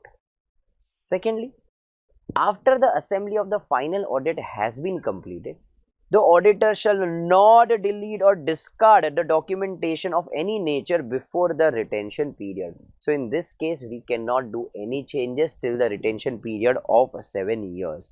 But however, some changes which are administrative in nature are allowed. So changes may however be made to the audit documentation during the final assembly if they are administrative in nature. What do you mean by administrative in nature? So for example, deleting or discarding or superseding documents. So if I hold older documents, now I have superseding new document, I will discard the older one. Sorting, collating and cross-referencing working papers. So I can do that. That is completely okay. This is administrative in nature. I can sign off on the completion checklist relating to the final assembly process. So I have a checklist. Whether I have inserted everything in the final assembly, obviously I can sign off those things, no problem at all. Documenting evidence that the auditor has obtained, discussed and agreed with the relevant member of the engagement team before the date of the auditor's report. So I have this audit documentation, audit evidence before the date of the auditor's report. But can I document the same now? Yes, definitely you can do that. No problem in that. Next important concept is completion memorandum. So let us say if we are auditors of large entities, listed entities who have huge volumes, let us say Amazon India, Flipkart or probably Reliance, they have huge volumes. So we'll have so much of audit documentation. At any point of time, will it be even viable for us, to go through the whole audit documentation? No, right? So what we can do is we can make a summary of those audit documentation. We will involve all the significant matters and how they were addressed in those summary. So at any point of time, if I want to go through what were the significant matters in the previous year, how they were addressed, then I need not go through the whole documentation because it was really one huge file. We cannot go through every damn thing. So in that case, what we prepare is a completion memo. So with this, we are also done with our discussion of essay 230, which was the last standard in this particular chapter. But before we move ahead, let us go through the important questions from here. Mr. A practicing CA, has been appointed as an auditor of True Private Limited. What factors would influence the amount of working papers required to be maintained for the purpose of his audit? So we have already discussed what are the factors that affect. Neha and Neetu miss. Question number 2. Define the audit documentation. Also give some examples. So that is the reason I give you the examples which you need to write in the case of audit documentation. Audit documentation serves a number of additional purposes. So we have also understood what is the purpose of additional audit procedure. Purpose of audit documentation, which is nothing but FAD 5. Completion memorandum is helpful as a part of audit documentation. So we also read in question number 8 what is completion memorandum. Factors affecting form, content and extent of documentation. This is again a repetitive question. This is nothing but Neha and Neetu miss. RK & Company is the auditor of PQR Limited. The MD of the company demands copies of working papers from the auditors, or the auditors bound to oblige the MD. Are we under a compulsion that we will have to give it? No, my friends, as per SQC1 we read it. It is at the discretion of the auditor. He may or he may not provide. So with this, we are done with our discussion of SA 230 as well. So in this particular chapter, so far we have done SA 500, we have done SA 501, we have done SA 505, we have done 510, we have done 550, 560, 570, 580, and lastly we did 230. So these are 9 standards on auditing. Now we need to do one concept, the concept which talks about true and fair view. So though this is a very basic concept which we have been using in and out, that everything should be true and fair, but if you are not aware of this concept, if you do not have content to write, you will face a lot of troubles. So let us go to the last part of this chapter, that is the concept of true and fair, and finally we'll put an end to this particular huge chapter, that is our chapter number 3, audit documentation and evidences. So moving ahead with the last concept, that is concept of true and fair view. Now this is one of the fundamental concept, because from the start of the first chapter we have been saying we want to give an opinion whether everything is true and fair or not. So this requires the auditor to examine whether the accounts are prepared with a view to verify all the assets, liabilities, income and expense are stated in accordance with the accounting principles and policy which are relevant, and no material amount, items or transaction has been omitted. Now what is true and fair is based upon the auditor's judgment. But to ensure that it is true and fair, auditor has to see what PODU. We have to see what PODU. Firstly, what do you mean by PODU? First, profit and loss account and the balance sheet discloses all the matter required to be disclosed. Secondly, no material asset has been omitted. So every asset has been disclosed appropriately. O2, no material liability has been omitted. Every liability has been recorded. The charge, if any, on the asset are disclosed. So if there is any charge on the asset, if it has been kept, then in that case we will have to disclose this. No asset had been undervalued, no asset has been overvalued in accordance with the applicable accounting policies and the principles. There is no unusual, exceptional or non-recurring items. If there are, then the same have been disclosed separately. So whenever we want to give what a true and fair view, then we need to see whether the profit and loss and the balance sheet discloses all material required to be disclosed. No material asset is omitted, no liability is omitted, if there is any charge on the asset, the same is disclosed. Asset and liability not overvalued or undervalued, and if there are any unusual, exceptional or non-recurring item, the same have been disclosed. So this was a very small concept, that is a concept of true and fair. But with this we are finally done with our discussion of what? Chapter number 3, that is audit documentation and evidence, which was very crucial and a very important chapter. So with this we are done with our discussion of chapter number 3, where we discussed 9 standards on auditing and one concept of true and fair. So far in this revision lectures, which essays have we covered? We have covered SA210 from our chapter number 1. Now I am also telling you which are the essays that you are again supposed to revise. SA220 from the same chapter. Then we started with chapter number 7, where we did SA 530. Then we moved to chapter number 8, where we did SA 520. Then we moved to chapter 11, where we did SA 700, 701, 705, 706, 710. Fine. After that we moved ahead with our discussion of chapter number 3, where we did 500, 501, 505, 510, 550, 560, 570, 580 and SA 230.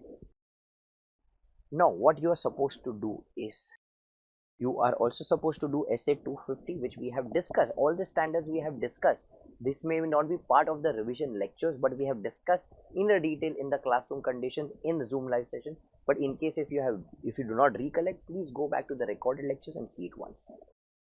250.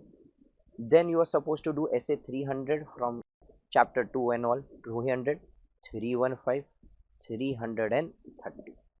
You do not have 402, 450 in your syllabus.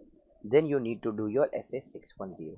So these are the standards which you are still to do it. So please ensure you also go through this particular standards as well. Also, make sure at least you recollect the name of the standards. Please do not go for in writing the name of the standards and also the section numbers. I have discussed all this in do's and don'ts, but make sure you remember the numbers and write it well. Now moving ahead with our discussion of the chapters which are not related to standards on auditing. So I'm starting with our discussion of audit of banks. There are a lot of crucial discussions there. How do we classify the asset? How do we make the provisions? How do we classify an asset as an NPA? When do we classify as an NPA?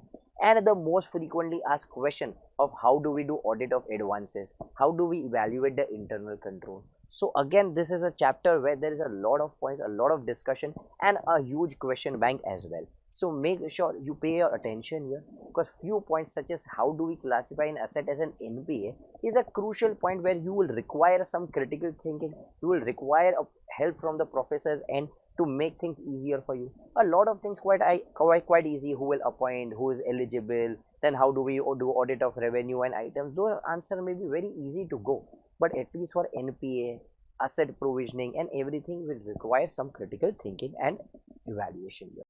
If you see the chapter, on an average you can expect somewhere 4 to 8 marks out of this particular chapter, that is audit of banks. Again, making a disclaimer note that this does not include what? This does not include the MCQs. This includes only the descriptive part. So let us begin with our discussion of audit of banks. So moving ahead with the next chapter, that is chapter number 12, audit of banks. So there is a lot of crucial discussion in this particular chapter. So you need not refer only this that we are doing in the revision lecture. You will refer everything that we have done, starting with your bank audit provisions. Firstly, who is eligible and qualified to as per section 141(1) that we have studied in the Companies Act. The eligibility and qualification is the same. Who will appoint? In case of a nationalized bank, BOD will appoint. We'll discuss who will give the approval, but who will appoint? BOD. In case of State Bank of India, who will appoint? State Bank of India being a government company, who will appoint? CAG. In case of subsidiaries of SBI, who will appoint? Board of Directors of SBI. In case of Regional Rural Bank, who will appoint? BOD. And in any other case, who will appoint the shareholders in the general meeting? So in case of nationalized bank, who will appoint? BOD. In case of State Bank of India being a government company, who will appoint? CAG. In case of subsidiaries of SBI, very simple, Board of Directors of SBI will take care. In case of regional rural banks, who will apply? BOD. And in any other case, who will apply? Shareholders. Now if we talk about approval, in case of NA, approval of RBI is required. Who's NA? Nationalized bank, and any other case, approval of RBI is required. In case of Regional Rural Bank and State Bank of India, approval of central government is required. In case of subsidiaries of SBI, no approval is required because Board of Directors of SBI is taking care. So important and a crucial point, who will appoint. Then remuneration. If the auditor is of a nationalized bank or SBI, then remuneration shall be fixed by central government and RBI. So if he is an auditor of nationalized bank or SBI, remuneration will be fixed by RBI in consultation with CG. In any other case, section 142 of the Companies Act will be applicable. I hope you all recollect section 142 of the Companies Act, that is remuneration. Powers of an auditor. The powers are as given under section 141(2), 141(3). So power are similar as what we have discussed under the Companies Act. Now audit report. In case of a nationalized bank, the auditor is required to make a report to the central government in which he has to state the following: whether in his opinion the financial statement present a true and fair view of the affairs of the bank, and in case he has called for any particular information which has been given and whether it is satisfactory. So firstly, in case of nationalized bank, we need to make a report to the CG that the financial statements are true and fair. Secondly, whether or not the transactions of the bank which have come to his notice have been within the powers of the bank. So firstly, we said whether everything is true and fair or not. Secondly, we said the transactions of the bank are within the powers of the bank or not. Third, whether or not The returns received from the offices of the branch have been found adequate. Any other matter as he considers would be brought to the notice of the central government. Also, the report of State Bank of India, auditors of State Bank of India, is also to be made to the central government as almost identical to the auditors in case of a nationalized bank.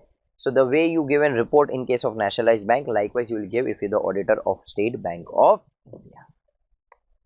Format of the report, we will follow the format as prescribed under SA 700.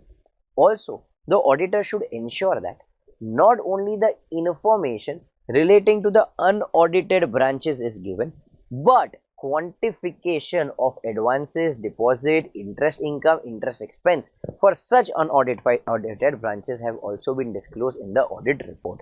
So if there are 5 branches which have not been audited, we will just not mention that 5 branches are not audited. We will quantify what were the advances in those 5 branches, what were the deposit in those 5 branches, what were the interest in those 5 branches, and so on. Right? The most important point, long form audit report. You can expect a 4 mark or 3 mark short note on this. LFAR, that is long form audit report. So RBI prescribes what long form audit report. They will specify the matters on which we are supposed to report, which is to be submitted 30th of June every year. My friends, the financial year ends on 31st of March, and by 30th of June we are supposed to submit LFAR, and hence what will be required is proper planning, because if we do not do proper planning, it will be very difficult to perform this particular audit in the next 3 months. So LFAR nowhere specifies that executive summary is required. There is no compulsion to make executive summary, but however the auditor may make an executive summary just to bring out the key observations from the whole document. However, it is not mandatory. If the auditor wishes, he can prepare an executive summary. Next, moving ahead with the next important concept, advances. So advances can be divided into 2 broad classes, funded and non-funded. In case of funded, there is a transfer of funds. In case of funded, there is a transfer of funds. For example, if I have given you a term loan, if I have given you a demand deposits, if I have purchased bill, so in this case, the money has transferred from my account to your account. Non-funded, there is no such transfer of funds.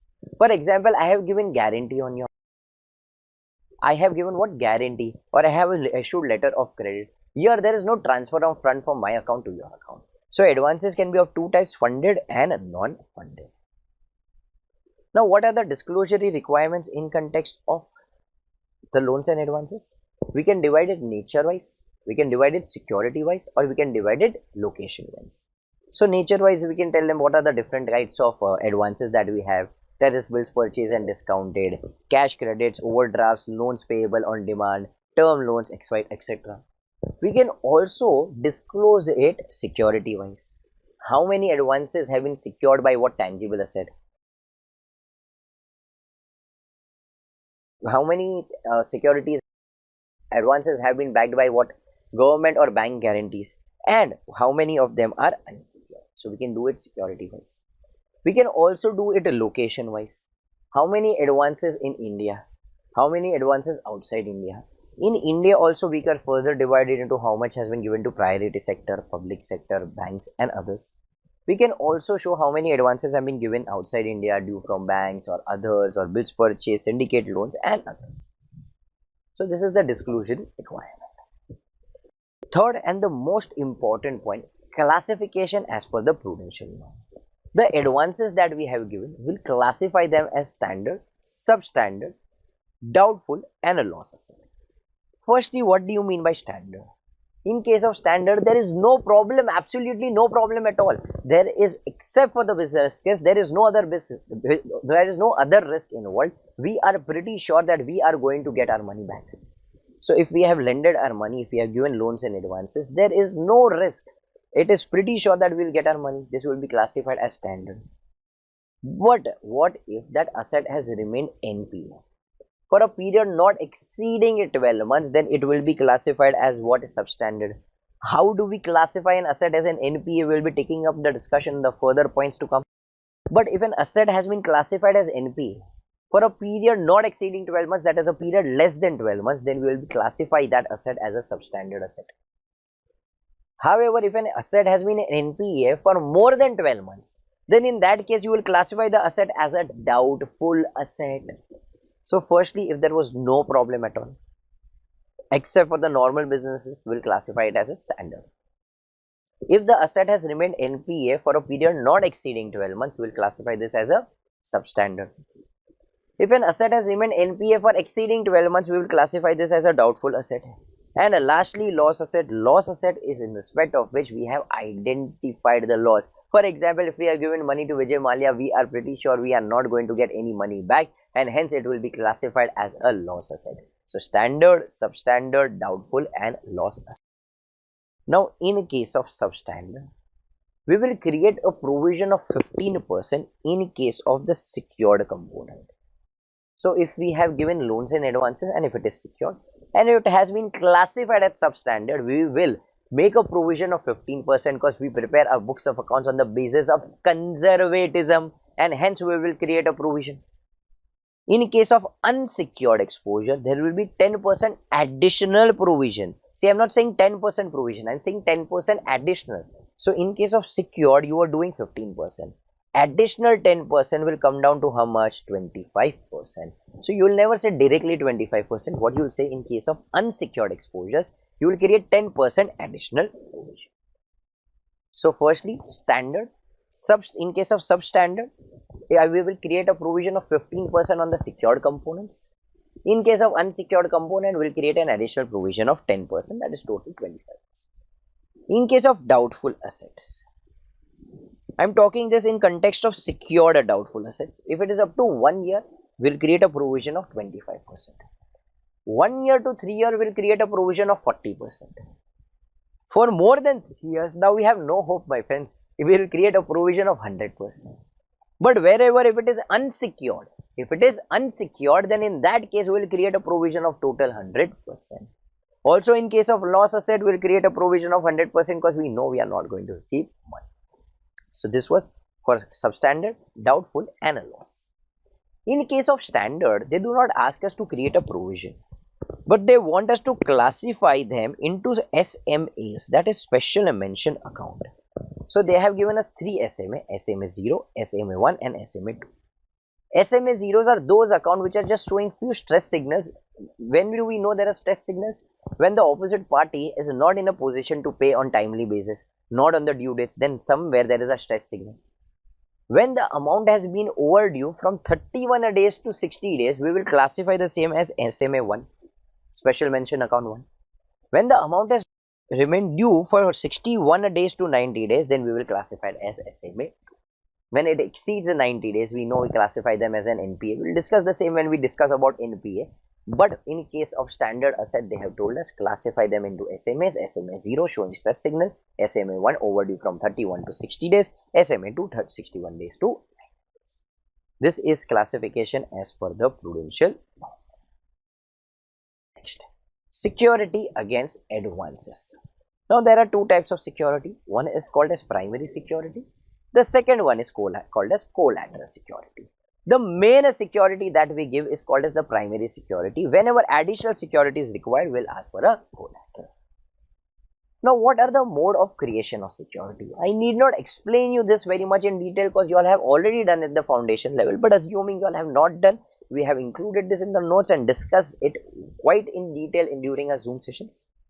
Firstly, mortgage. So, in case of mortgage, it is in case of what? Immovable properties.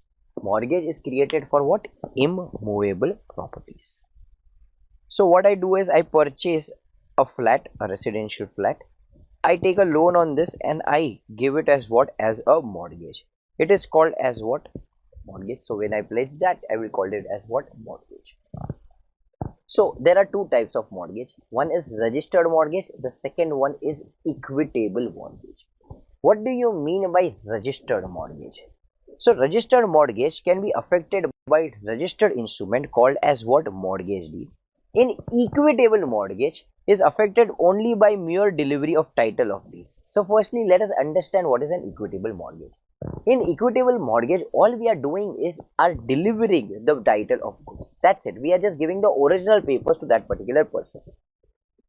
But in case of mortgage deed, along with giving the original paper, we prepare a deed called as the mortgage deed where we sign it.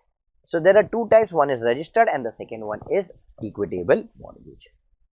Then a pledge and a hypothecation. So both are talking about what? Movable goods. Pledge or hypothecation, both of them deal with what? Movable goods. In case of pledge, the possession and the ownership. The ownership is with us, but the possession is with the third party. Possession will not be with us. For example, I pledged my gold. And I took a loan. So possession is with the third party. If I do not pay my installments on time, they may take away my loan. This is called as pledge. But whereas in hypothecation, the ownership is with me, also the possession is with me. Let us say I own an auto rickshaw. I took a loan from Saraswat Cooperative Bank. So when I took a loan from Saraswat Cooperative Bank, I hypothecated my auto rickshaw to them.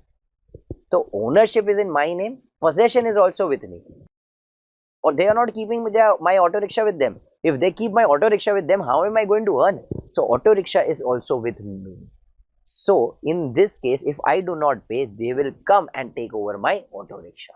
So this is pledge. In case of pledge, the possession is with the third party, ownership is with us.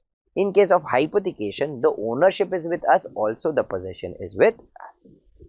Assignment. In case of assignment, what I do is I transfer an existing or future debt, right, or property belonging to a person in favor of another person. So if I have book debts, I have insurance policies, I will assign it to someone else. Okay, so for example, if I am going to collect, let us say 10 lakh rupees from my debtors in the next 3 months, I will assign it from the person from whom I have taken the loan. I will tell them, okay, I am giving you as an assignment, you collect the debt from them. Or else my life insurance policy is maturing after 3 months or after 6 months, I will tell him, whatever proceeds comes, you will take it. This is called as what? Assignment. Set off. Set off is possible when you have what? A saving or a fixed deposit account and also a loan account in the same bank. So in Axis Bank, let us say I have fixed deposit account. Also at the same time, I have what? A loan account. So I will tell him, in case if I do not pay your loan or your installments on time, what you can do is you can set off this fixed deposit and take the money from those fixed deposit. But that is possible if it is in the same bank and also in the same right. So if I hold that particular fixed deposit in the name of Rohit Shroff, very good. Loan is also in the name of Rohit Shroff, yes, very good, you can do the set off. But if I hold the loan in the name of Rohit Shroff and fixed deposit is in the partnership firm of Rohit Shroff or in the current account of Rohit Shroff, then probably this may not be set off. So this is what? Set off. And lastly is what? Right of lien. In case if they do not pay, we can seize it. Now comes the most and the important criteria. Criteria for classifying an asset as an NPA. When do we classify an asset as a non-performing asset? When do we classify an asset as a non-performing asset? So firstly, let us understand there are several points. In total, we are going to discuss about 10 points here. How are we going to classify different asset as an NPA? So firstly, in case of term loan, when will you classify a term loan as an NPA? If it has remained overdue for a period of 90 days or more, you will classify that term loan as an NPA. Secondly, cash credit and overdraft. Now let me give you an example and then we'll come back to this. In case of cash credit and in case of overdraft, we firstly need to see whether it has exceeded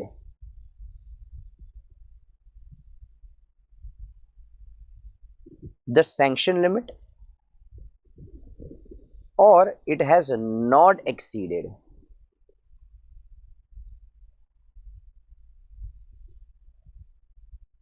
the sanction limit.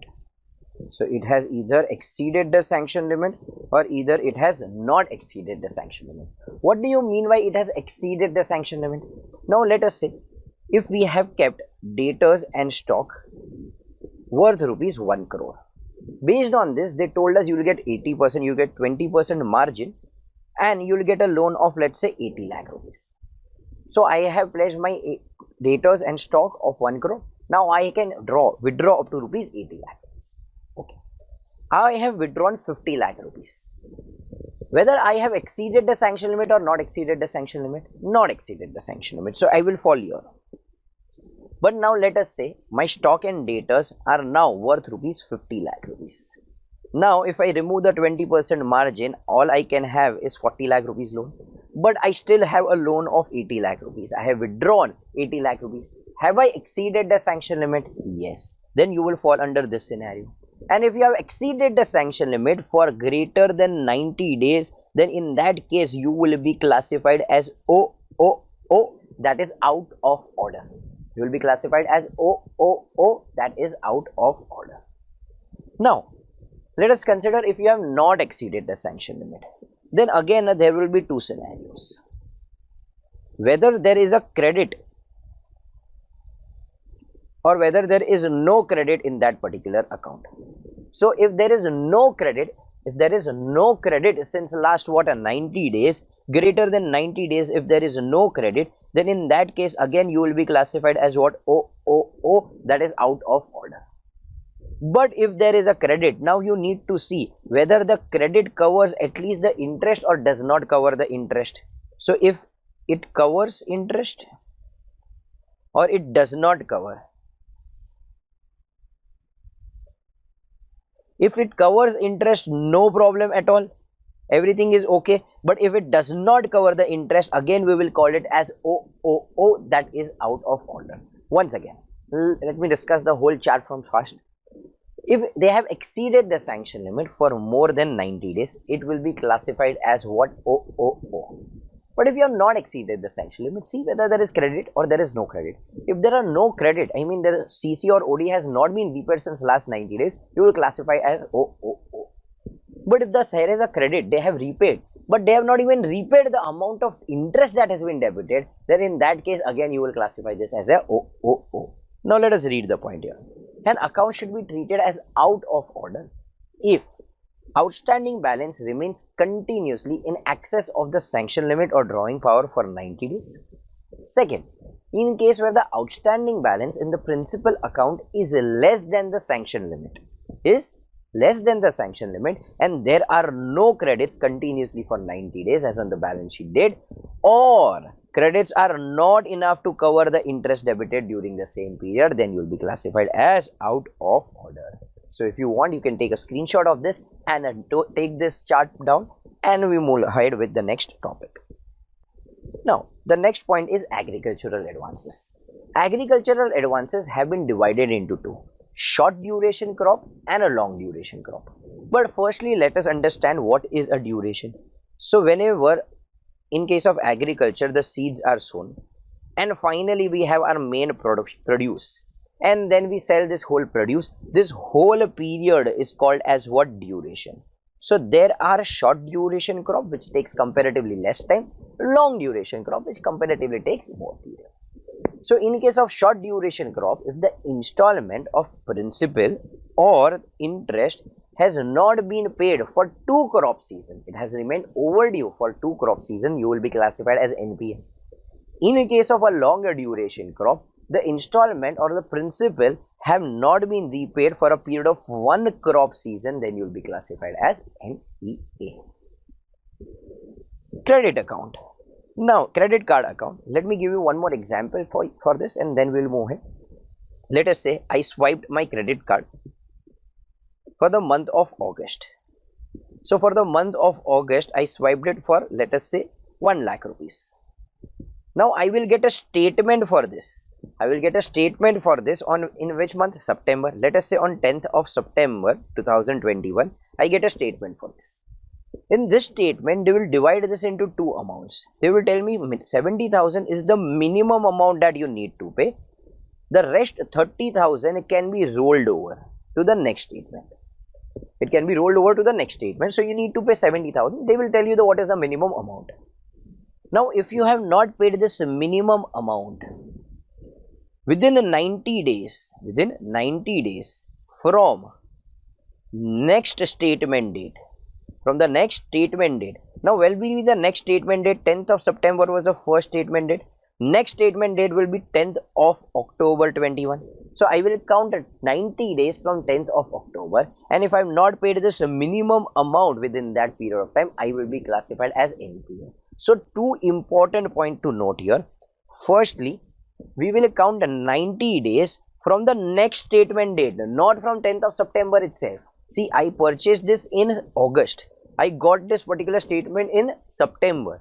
Next statement date will be in October. 90 days from October, I will count from classifying what? NPA. In case of what? This amount we need to see, we don't need to see the whole amount. All we need to say is the minimum amount. We need to pay the minimum amount. So for example, if I paid 70,000 and but not paid 30,000, it is okay. You will not be classified as NPA because they give you an option that you can roll over this 30,000 for the next statement. Let us go back to the particular concept and read it. A credit card will be treated as a non-performing asset if the minimum amount due as mentioned in the statement is not paid fully within the 90 days from the next statement date. So the two important points are, one is minimum amount and the second one is next statement date. Okay, so I hope you have understood. Again, you can take a screenshot of this, make this chart and then go ahead with the next concept. Okay. Now, erosion in the value of security. So I obviously might have given some securities. So if let us say we are a bank and we have received some securities for the advances that we have granted. Now if there is a fall in the value, if there is a diminution, gradual destruction in the value of what that security, and the value of security has gone more than 50%, then in that case you will directly classify the asset as a doubtful asset. In this case you do not classify firstly this as a substandard, then doubtful, then lost. Here you need not follow the prudent stages of asset classification. So if the securities value has gone down by 50%, you straight away classify that particular asset as a doubtful asset. Secondly, if you think you can recover only 10% of the amount that you have given to them, let us say we have given a loan of 1 crore rupees. We have given a loan of 1 crore rupees. Now the value of security is hardly 8 lakh rupees. I cannot recover even 10% of the amount that I have given as an advance. Can I even recover 10 lakh rupees? No. In this case, straight away classify this as a loss asset and write it off and make a provision for the same. So in the erosion in the value of security, see, usually in case of assets, what we do is firstly we classify them as standard, SMA 0, SMA 1, SMA 2. Then we classify them as substandard, then we classify them as doubtful, and then we classify as a loss asset. But in these two scenarios where the value of the security is reduced by 50% or more, straight away classify them as a doubtful asset. If you think so you can recover not more than 10%, then straight away classify them as a loss asset. So this is erosion in the value of security. Now if central government has guaranteed, let us say you have given money to Nairobi. If you have given money to whom? Nairobi. Loan of rupees, let us say 5 crores have been given to Nairobi. Now Nairobi is not returning the money. Nairobi is not repaying. What will you do in this scenario?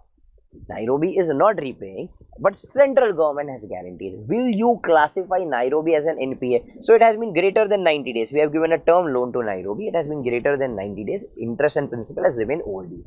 Will you classify Nairobi as a non-performing asset? No, you will not. Because if you classify Nairobi as a non-performing asset, directly or indirectly you are saying our central government is an NPA. And can you say that a central government is NPA in my books of account? It is as good as calling your own country a bankrupt country. You cannot do that. So if central government has given a guarantee, we will not classify Nairobi as an NPA. But now let us say I have given 5 crore rupees to Nairobi. I prepare my books of accounts on accrual basis. So on 31st of March, let's say for ease of calculation, I charge 10% interest. So 50 lakh rupees is the interest income that will accrue. 50 lakh is the interest income that will accrue. So on 31st March, will I accrue interest of 50 lakh rupees? No. Now in this case, I would like central government, see, I am not classifying Nairobi as a NPA.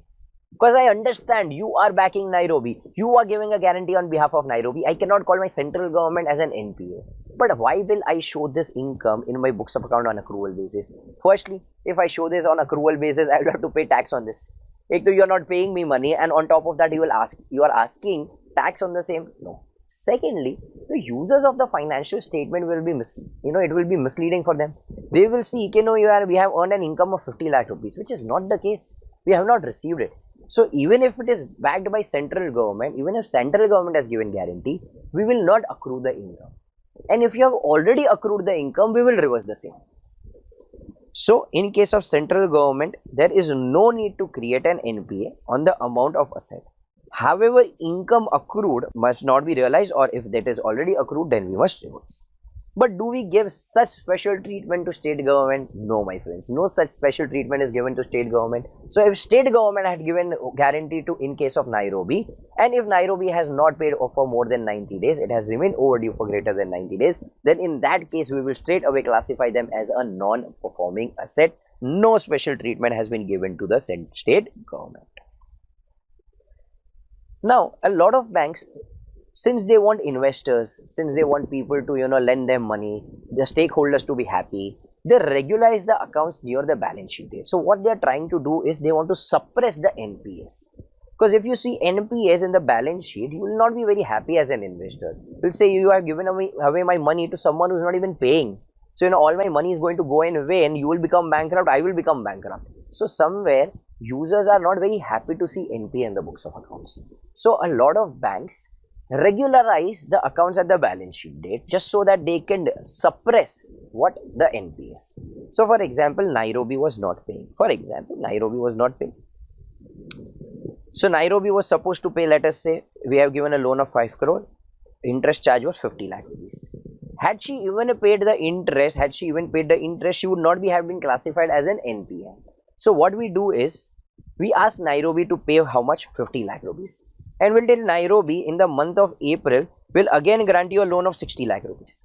So right now during the year end, during somewhere in the March, Nairobi is paying, just so that Nairobi is not classified as an NPA. Now again we are reissuing a new loan of 60 lakh rupees. Tell me, does this make sense? So we did this just to make sure Nairobi is not classified as an NPA. We cannot do that. So if there are inherent weaknesses, if there are weaknesses in that particular account and we think so they will not be able to pay it, and then in that case you will be classifying that as an NPA. So asset classification of borrower where a solitary or a few credits are recorded before the balance sheet date should be handled with care and without the scope of subjectivity. Where the account indicates inherent weakness, on the basis of data available, the account should be deemed as NPA even if you have received 50 lakh. Next, advances under consortium. Firstly, let us understand what is a consortium. When group of banks come together and they lend them money. So now let us say Mukesh Ambani ji is trying to acquire REC, a company based which is dealing in solar panels and all. So he wants to acquire the company for $1 billion. For how much? $1 billion. Now, does any single bank have so much of money? He wants to acquire it for $1 billion and he is looking out for a loan of $500 million from the global banks. Now, let us say HDFC has some money, but will HDFC have $500 million to give it to Mukesh Ambani ji? No. So what HDFC will do is, HDFC will call up Axis Bank, will call up State Bank of India, they will call up Kotak Bank, and probably 5 banks will come together and they will lend Mukesh Ambani ji. These 5 banks who have come together will be called as consortium. So consortium advances means advancing loans to a borrower by 2 or more banks jointly by forming a consortium. The person who has the highest share and who got the business will be called as the lead. So in this case, HDFC will be the lead. Now consortium advances should be based on the record of recovery of respective individual member banks and others having bearing on the recoverability of the advances. So I need to check my own balances. So for example, HDFC will see, is Mukesh Ambani ji paying me regularly? Okay. Axis Bank will see their own books of accounts. Is Mukesh Ambani ji paying me regularly? They are not an NPA. But now let us say Mukesh Ambani ji is paying HDFC on time, Axis Bank on time, but not paying State Bank of India on time. So in case of State Bank of India, they have classified Mukesh Ambani ji as an NPA. Then in that case, even though he is paying on time to HDFC and Axis Bank, HDFC and Axis Bank will classify Mukesh Ambani ji as NPA in their books of accounts. Because if one single member have treated you as an NPA, every other member of the consortium will treat you as an NPA even if you are paying them on time. This is called as what? Advances under consortium. Now, if you have given a loan against fixed deposits, national savings certificates, Kisan Vikas Patra, Indira Vikas Patra, all these are government backed securities. In that case, if the margin is available, you will not classify the account as an NPA because you know you are going to get your own money. Last point, that is advances to staff. So a lot of times we give advances to staff which are interest bearing loans. So a lot of time we do not charge them interest, but a lot of times we charge them interest as well. But when we have given loans to our own staff, we give them some advantage, we give them some benefit. So what we usually tell them is, so we are giving you advances, we are giving you loans. What you can do is firstly pay off the principal. After you have paid the principal, you can start paying the interest. So in case of housing loan or similar advances granted to the staff members, where interest is payable after recovery of principal, interest need not be considered as overdue from the first quarter. Now since the interest is not due, how can you call it as overdue? Such loans and advances should be classified as NPA only when there is default in the repayment of installment of principal and or interest on the respective due dates. This is called as nothing but what? Advances to staff. You will classify the advances to staff under the other assets. Now here they have given us three exceptions rather. Firstly, if there is a temporary deficiency, for example, the opposite person has not given us the updated stock statement or the debtors list, then based upon this existing, the prior stock statement that we have, it seems that, they have exceeded the sanction limit, but which is not the case. So that is a temporary deficiency. Secondly, I'm just into a lending arrangement. So what I have done is, I have taken money from Axis Bank and given to Mr. Z. So now I took money from Axis Bank and I gave this money to Mr. Z. I am just a mediator here. Now if Mr. Z is not paying this amount, will I classify Mr. Z as an NPA in my books of accounts? No, this is not my money at all. All I have done is charge per rate of interest to a commission to Axis Bank, a commission to Mr. Z. So I am just a mediator here. Okay, I am just a middleman here. So I just took money from Axis and gave it to him. Axis will classify Mr. Z as what? NPA. Will I classify him as an NPA? No. And the third and the last exception, if there are natural calamities, then in that case we give some benefits to the agricultural borrowers. So bank may decide on their own a relief measure. What they can do is they can convert the short-term loan into a long-term loan. They can give you a rescheduling of the repayment. They can issue a fresh loan to repay the existing loan. So everything is subject to the guidelines that RBI gives you, but you can give such measures, or such relief measures are usually given to the agricultural borrowers. So these were the three exceptions that we have. You can expect an MCQ out of this. This whole concept of NPA was very important and very, very, very crucial. This is the only topic of this particular chapter which requires a very crucial understanding. So I hope you have understood all these 10 points. In case if you have not understood, my friends, please pause the video here. Review the same things, read out the things that you have in the notes. If you want more detailed explanation, go back to your recorded lectures, see it, and only then move ahead. Because here you are not going to get marks only for viewing the lecture. It is for what you understand, what you recollect, and what exactly you write in that 3 hours of paper. So in case if you have not understood this, do not go ahead. Please revise it and only then go ahead to the next concept. Reversal of income, again one of the frequently asked questions. So if any asset has been classified as an NPA, we will not accrue income on that particular asset. For the obvious reason that we are not receiving it. Why will we pay taxes on the same? Why will we mislead the other stakeholders? So if any asset has been classified as NPA, we will not accrue the income on it. If we have accrued, we will reverse the same. This will apply to government guaranteed also. We studied the same in central government guarantees. Yes, even if central government has given guarantee, in case of Nairobi, we will still stop accruing the income. And if we have accrued, we will reverse the same. Now let us say I have classified Tokyo as an NPA. I was supposed to receive interest from Tokyo. I was supposed to receive fees from Tokyo.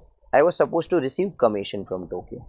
Now Tokyo has not been paying interest on time, and hence I classified Tokyo as NPA. Now I will not just accrue income, I will not just reverse interest income, I will also reverse the fees and the commission that I am supposed to receive from Tokyo.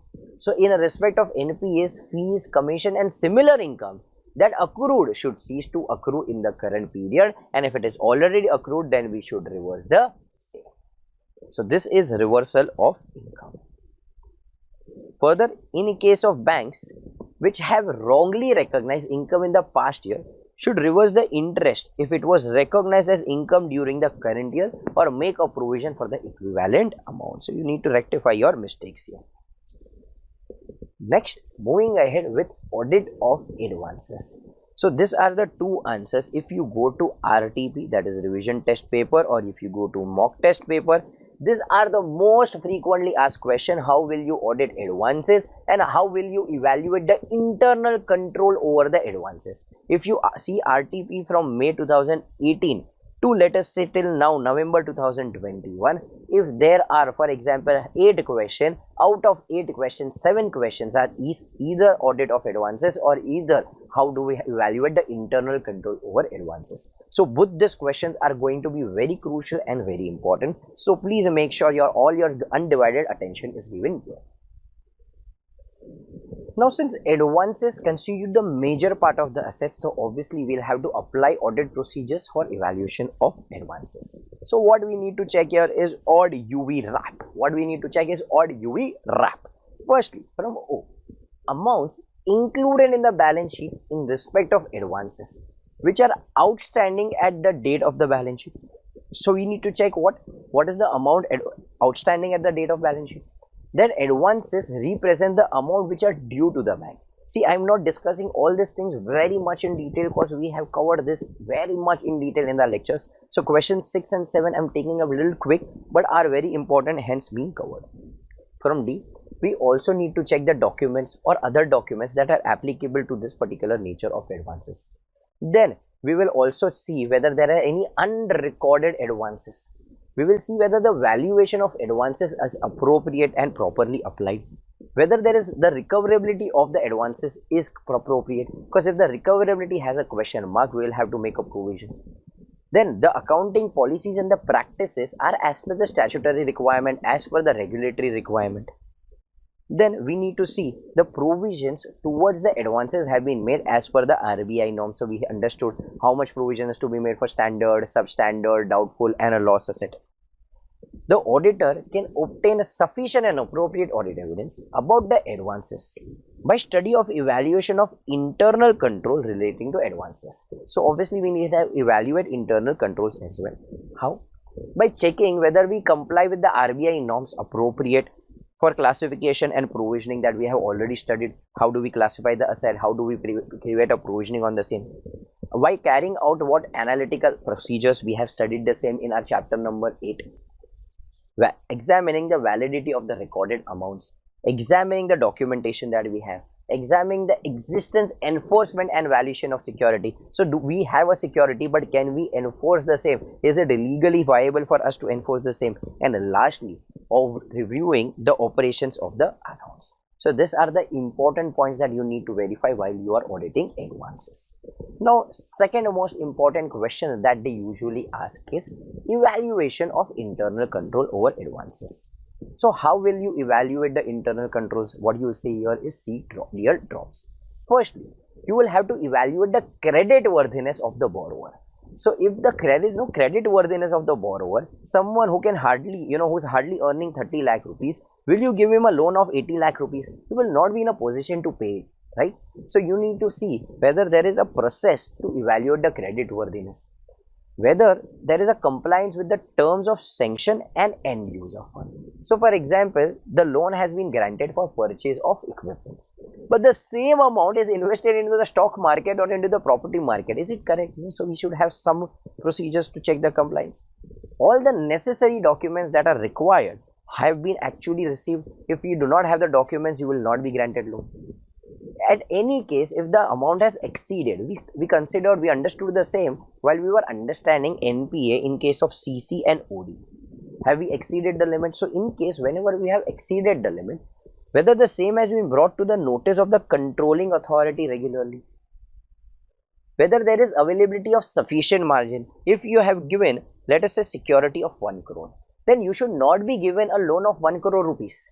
At least there should be 20%, 30% margin. So if I have given my house as a mortgage, And if I am willing to take a loan, I should not be given more than 80 lakh rupees if my value of my house is 1 crore rupees. All I should get is 80 lakh rupees. Because if the value of the property crashes, and again if 1 crore, if I am given a loan of 1 crore, then probably I will not be willing to pay. This is something what happened in 2008 recession which hit US. Because a lot of people, a lot of borrowers defaulted in repaying because the property market was crashing and they were having amount in their hand and they were repaid. All the securities which require registration have actually been registered. The drawing power register should be updated every month just so that we understand what is the drawing power of that particular borrower.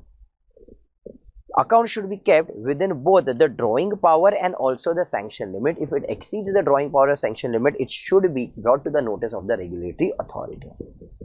The operation of each advances should be reviewed at least once a year or at more frequent intervals in case where the withdrawals are large. The securities are in when the nature of what shares, debentures. The ownership of same should be transferred in the name of bank. So if I have taken securities as what, let us say as securities, but now I have not changed the ownership in my name, will I be able to sell it? Will I be able to get my own money? No. In case of goods in possession of the bank, contents of the packages should be test checked at the time of receipt. The godown should be frequently inspected by responsible officer of the branch concerned in addition to the inspectors just to evaluate there are no theft. All the accounts which have exceeded the sanction limit, which we have already covered in the last point, or drawing power or otherwise irregular, should be brought to the notice of the regulatory authority. So this is nothing but what CDO.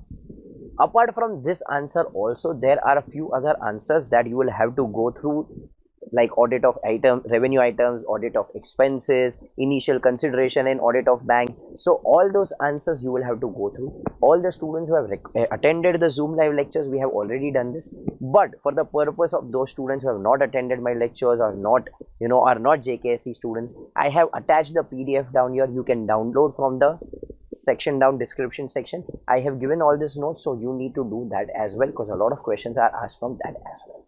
With this, we are done with our discussion of audit of bank. Let us quickly go through the question bank and then move ahead with the last chapter of discussion. So, moving ahead with the discussion of question bank, let us see the questions from the module. Question number 1.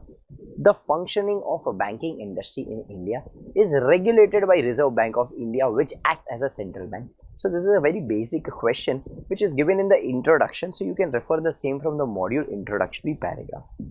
Secondly, the engagement team should hold discussion to gain better understanding of the bank and its environment, including the internal control, and also assess the potential for material misstatement for all the financial statements.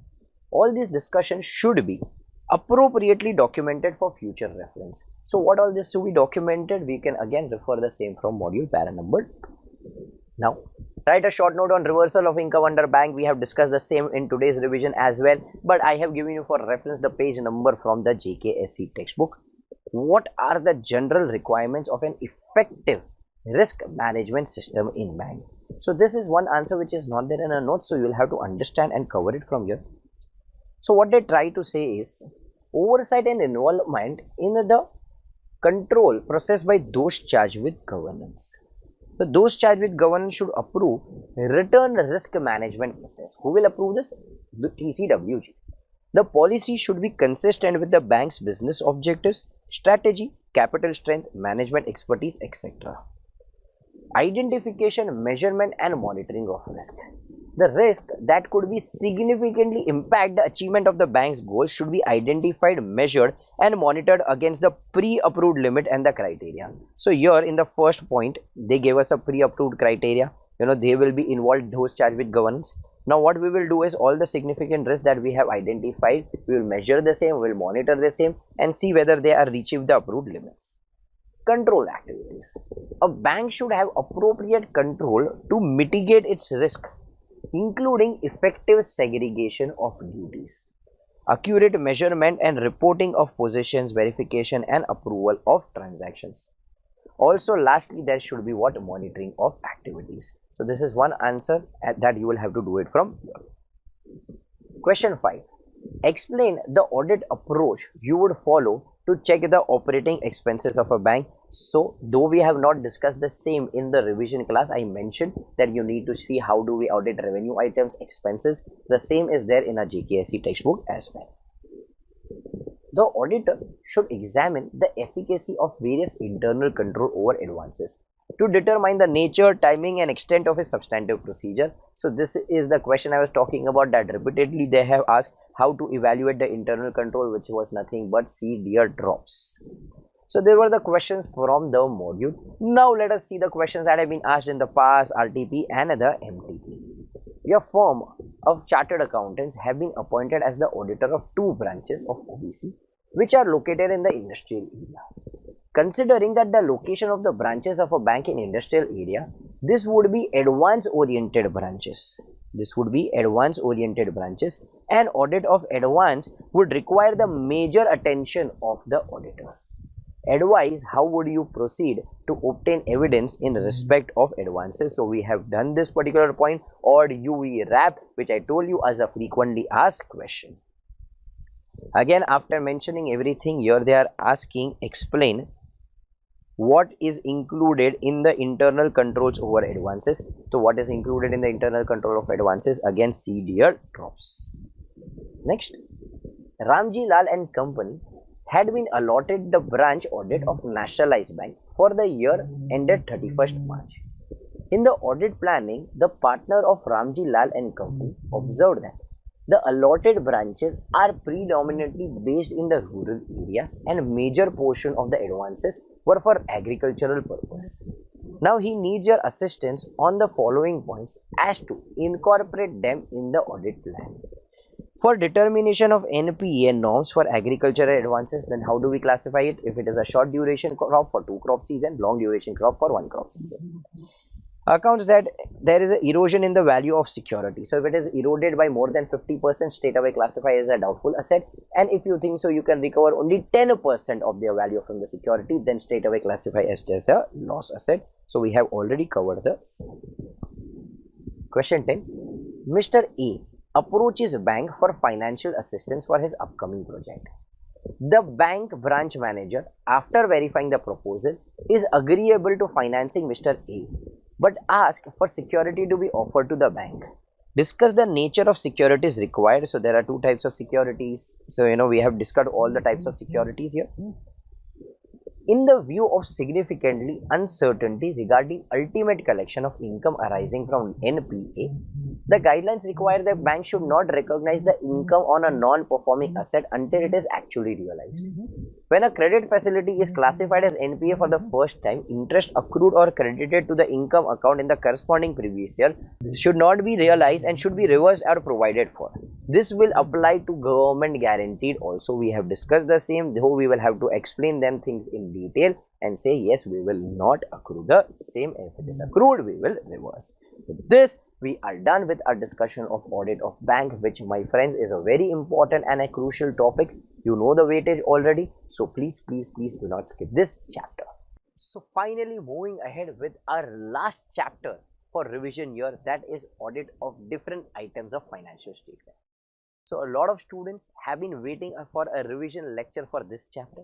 A lot of students got in touch with me via WhatsApp helpline, Zoom sessions, and a lot of students who have attended my lectures requested, sir, please give us summary notes for this chapter as well, because it gets very difficult for us to memorize. We are not getting confidence in this chapter, because when we go to module, there are 70 pages.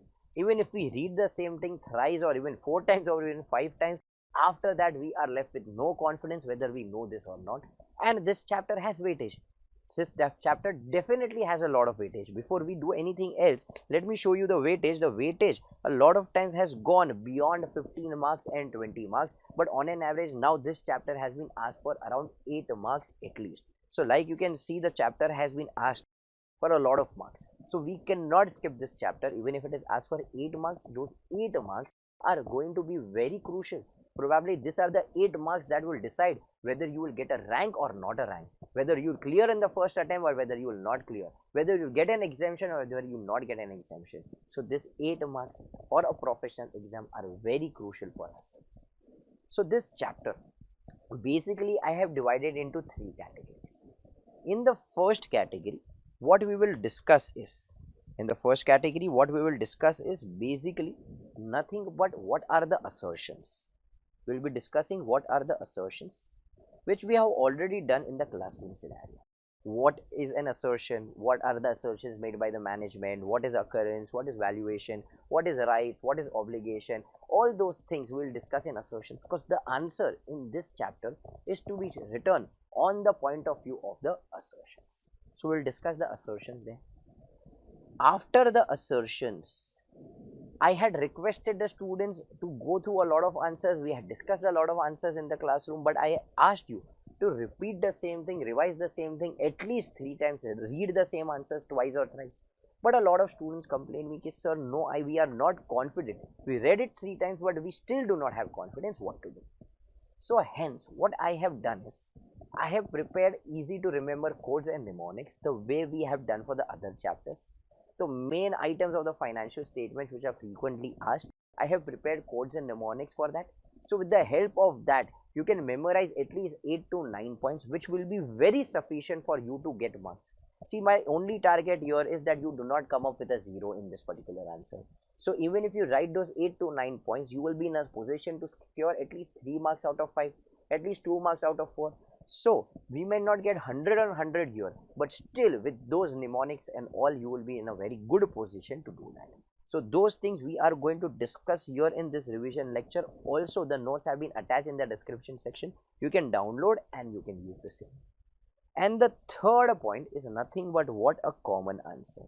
In the worst case, if you can recollect nothing, absolutely nothing, and if you are left with very short amount of time in the examination, a lot of times it happens, paper is lengthy or you were stuck somewhere, you wrote an answer which you had to cancel out, and a lot of times we are left with a very short amount of time in our hand, and we cannot do thinking, what should write and what should we not write. So I have given you a common answer here. In worst case scenarios, you can use this. But is this common answer going to fetch you a lot of marks? No, my friends. But the only reason to give you a common answer is that you do not come up again with a 0. So if you write a common answer, you will be in a position to secure some marks. But this is to be used absolutely as a last resort. Absolutely as a last resort. If only and only the common answer, if could have sufficed, then I would have not taken efforts to teach you what are the assertions. I would have not taken efforts to make notes for you and discuss in this revision lecture about every item of the financial statement. I would have taught you only and only the common answer. But my friends, that will not suffice. That is only to be used as a last resort. So please do all the 3 things. When you do all the 3 things, only then you are in a position to say that yes, we are done with our preparation of chapter number 9, that is audit of items of financial statement. So the point number 1 and a point number 3 very much have been in detail discussed where in the classrooms condition, that is in the Zoom live sessions. In case if you are not comfortable, go through that particular session, go through the assertions, go through the common answer. And here what we are going to discuss is different items of the financial statement. I will give you codes and mnemonics, notes via which you can make things little easier as compared to what you could do from the module. So here our discussion is going to be restricted to this point. Point number 1 and 3 covered in the classroom scenario. I am not wasting your time on that. So directly let us jump to our point number 2, discuss the various items of the financial statement. For ease, I have divided the way module have divided into the balance sheet items and P&L items. So let us start with our discussion of the P&L items here. So let us go through the balance sheet items first. Let us start with the share capital. So in case of share capital, if I want to evaluate the existence, completeness and valuation, what will I do is I will say PWC NR, that is PWC is a non-resident. Firstly, I will tally the previous year share capital balance with the prior year end. So I will see whether the previous year balance has been correctly brought forward.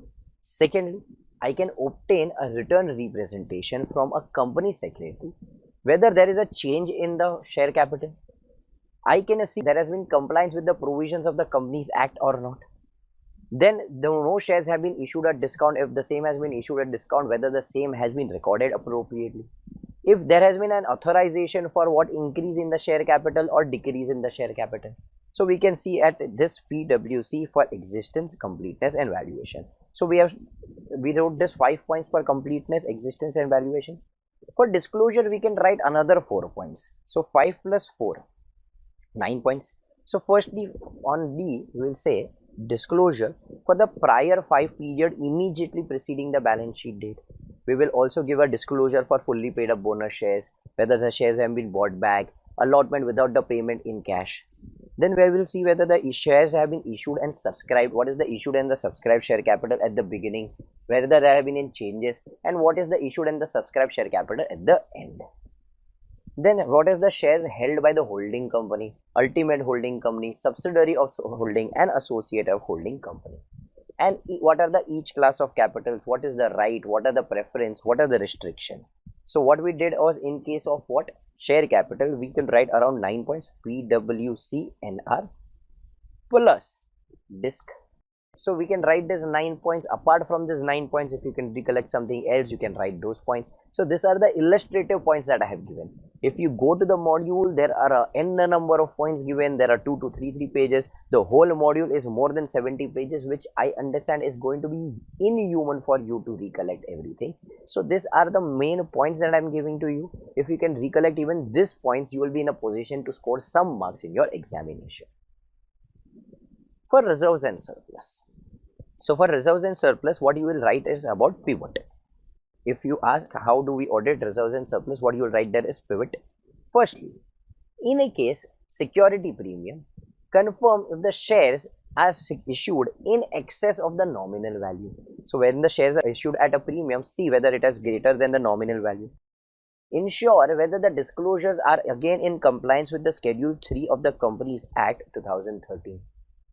Verify the resolution has been passed by the board of directors and the shareholding regarding recommendation and declaration of dividend. So you all know, you have studied the same thing in the company's law as well. First it is recommended, then the same has been approved by the board and the dividend is declared. Obtain an evidence whether the reserves and surplus balances to be recorded this year have been recognized.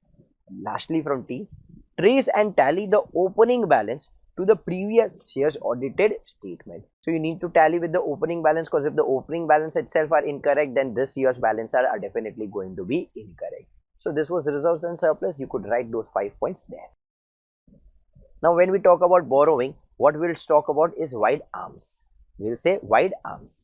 Firstly, we can obtain a return representation that all liability represent a valid claim by the lenders. This is one of the most frequently used audit procedure in case of borrowings. We always obtain what return representation from them.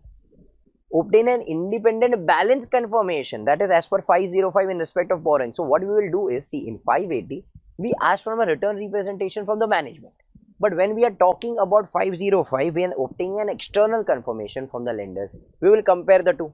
So we'll get sufficient and appropriate audit evidence. This is the most repetitive point, that disclosure is as per the Schedule 3 of the Companies Act 2013. So if you recollect the lectures that we have had in the Zoom live sessions, I always mention this point while teaching chapter 9. In a presentation and disclosure, though they have given a lot of things there, but in the suggested answer, what they write is that it is as per the Schedule 3 of the Companies Act 2013. Also, in case if you are aware about the relevant AS and the disclosure requirement as per your relevant AS, you can mention those as well in your answer. From E, examine the purpose of borrowing and ensure that the amount is used in the interest of the company. So in case if the amount is borrowed for what, for the purpose of purchasing equipments or anything as such, it is used for that very purpose. The same amount is not invested in the equity market just to have unjust environment where they want to earn substantial profits. So if it is used in the interest of the company. So borrowings, this is the wide. Now moving ahead with ARM, determine that the accounting policies and the methods of recording debt are appropriate and consistent. All the accounting policies should be consistent. If there is a change in the accounting policy, you will have to evaluate whether the change has been appropriately accounted and disclosed. Recompute the interest and discount or premium on the redemption if there is any. And lastly, from M, review the minutes of approval of the new lending arrangement. So if there is any new lending agreement that we are entering into, the same will be discussed in the meetings. We can read the minutes for the same. So that was for what? Borrowings. Now for trade receivable, I have divided this into four broad categories. What do we verify for existence? What will we verify for completeness, for valuation and disclosure? So for existence, we have 4 points here. For completeness, we have 2 points here. For valuation, we have 3 points here. And for disclosure, again 3 points. So 4 plus 2, 6, 6 plus 3, 9, 9 plus 3, 12 points. Out of this 12 points, even if you are in a position to write around 8 to 9 points, you will be in a good position to secure some marks.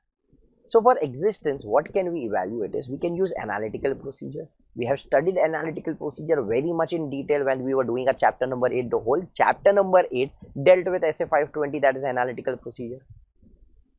Then you need to check the accounts receivable aging report. So from how many months the same has been pending, how many debtors have not paid since 3 months, how many have not paid for greater than 6 months, greater than 12 months, greater than 24 months, greater than 36 months. You can obtain a direct confirmation as per SA 505. You can also verify the original invoices, that is the invoices that we have recorded at the time of sales. Completeness. What we will verify here is CM. Firstly, the cutoff procedures. The cutoff procedures to prevent under or overstate. So I hope everyone understand what is a cutoff procedure. If there is a transaction which has occurred during the year end, for example a transaction which has occurred during 31st of March, whether it has to be recorded for the financial year 2021 or whether it will be recorded for 21-22, special care and special attention should be given for the same. You can also match the shipping dispatch log to verify whether it has been recorded in the correct period. So example, let us say it is recorded in the period of 2021. However, when I compared it with the shipping document and the dispatch document, I realized same goods have been sent from our warehouse in the month of April or May. Then the same should not be recorded in the financial year 2021. Then valuation. While we are doing valuation of trade receivable, the most important point is going to be what? Doubtful debts. We need to see whether there is any provision is required. We will compare with the previous year. What was the RDD in the previous year? We will check the appropriateness and the reasons. Here again, aging report. People will say here also we saw the aging report, here also. Why are we again writing aging report is debtors who may have not paid for greater than 36 months, now a provision will be required for the same. We might have to write off those particular assets at bad debts, those trade receivables at bad debts. If there are debtors under litigation, compare with the previous year, and if it is required, you can show the same under contingent liability as well. For disclosure, firstly, that the transactions are reported under CARO 2016. So in your attempt, CARO 16 is applicable. Related party transactions we need to assess, and a restatement of the current foreign transaction. So now foreign transaction on 31st March, you need to restate what is the amount receivable on 31st March, what is the amount payable, and as per the foreign exchange policy that you are already aware of that accounts, we will have to restate those accounts as well. So this was about the trade receivables. Like I said, there are almost 12 points here. What you can do is out of this recollect around 7 to 9 points and you will be in a position to get the marks. Inventory, I'm not discussing it here because in SA 501 we have discussed a lot of things about inventory. We had divided the whole thing into 4 parts to be precise. If you are there for physical counting, what will be your procedure? Ekta Kapoor and Osama bin Laden, if you can recollect, we have revised the same in this revision lecture itself. Then if you count it on an alternative date, counting is on an alternative date. Third, the inventory is lying with the third party. And the fourth case was discussed where it is impracticable. In case of impracticable, we also discussed about the COVID-19 guidelines that we have received. So inventory we have discussed a lot in SA 501. So you can refer the same as for 501, and even the questions are asked based on SA 501 and not here. Tangible assets. So for tangible assets, for verification of what existence, what we need to do is definitely check what physical verification, what is the entity's plan, whether the own staff is going to do it, whether the third party is going to do it, what is the periodicity, are we going to do it quarterly, monthly basis, how are we going to do it. Then what we need to check here is RSDP. We need to check the supervision, reconciliation with the working sheet, fixed asset register. We will have to verify the depositories. For completeness, what we will do is we will verify the opening balance, tally the previous year's audited financial statement. We will also check the additions, deletions made during the year. So opening, though you will get it from the previous year. For addition, you might have obtained list of all the assets, all the tangible assets that you have obtained. Check the compliance with AS10, whether the same has been authorized or not. Test the documentation. You can see the purchase invoices there. You can see the installment certificate.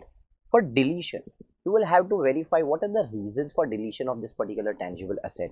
What is the manner of disposal? For disposal as well, have we received the quotes and the tenders?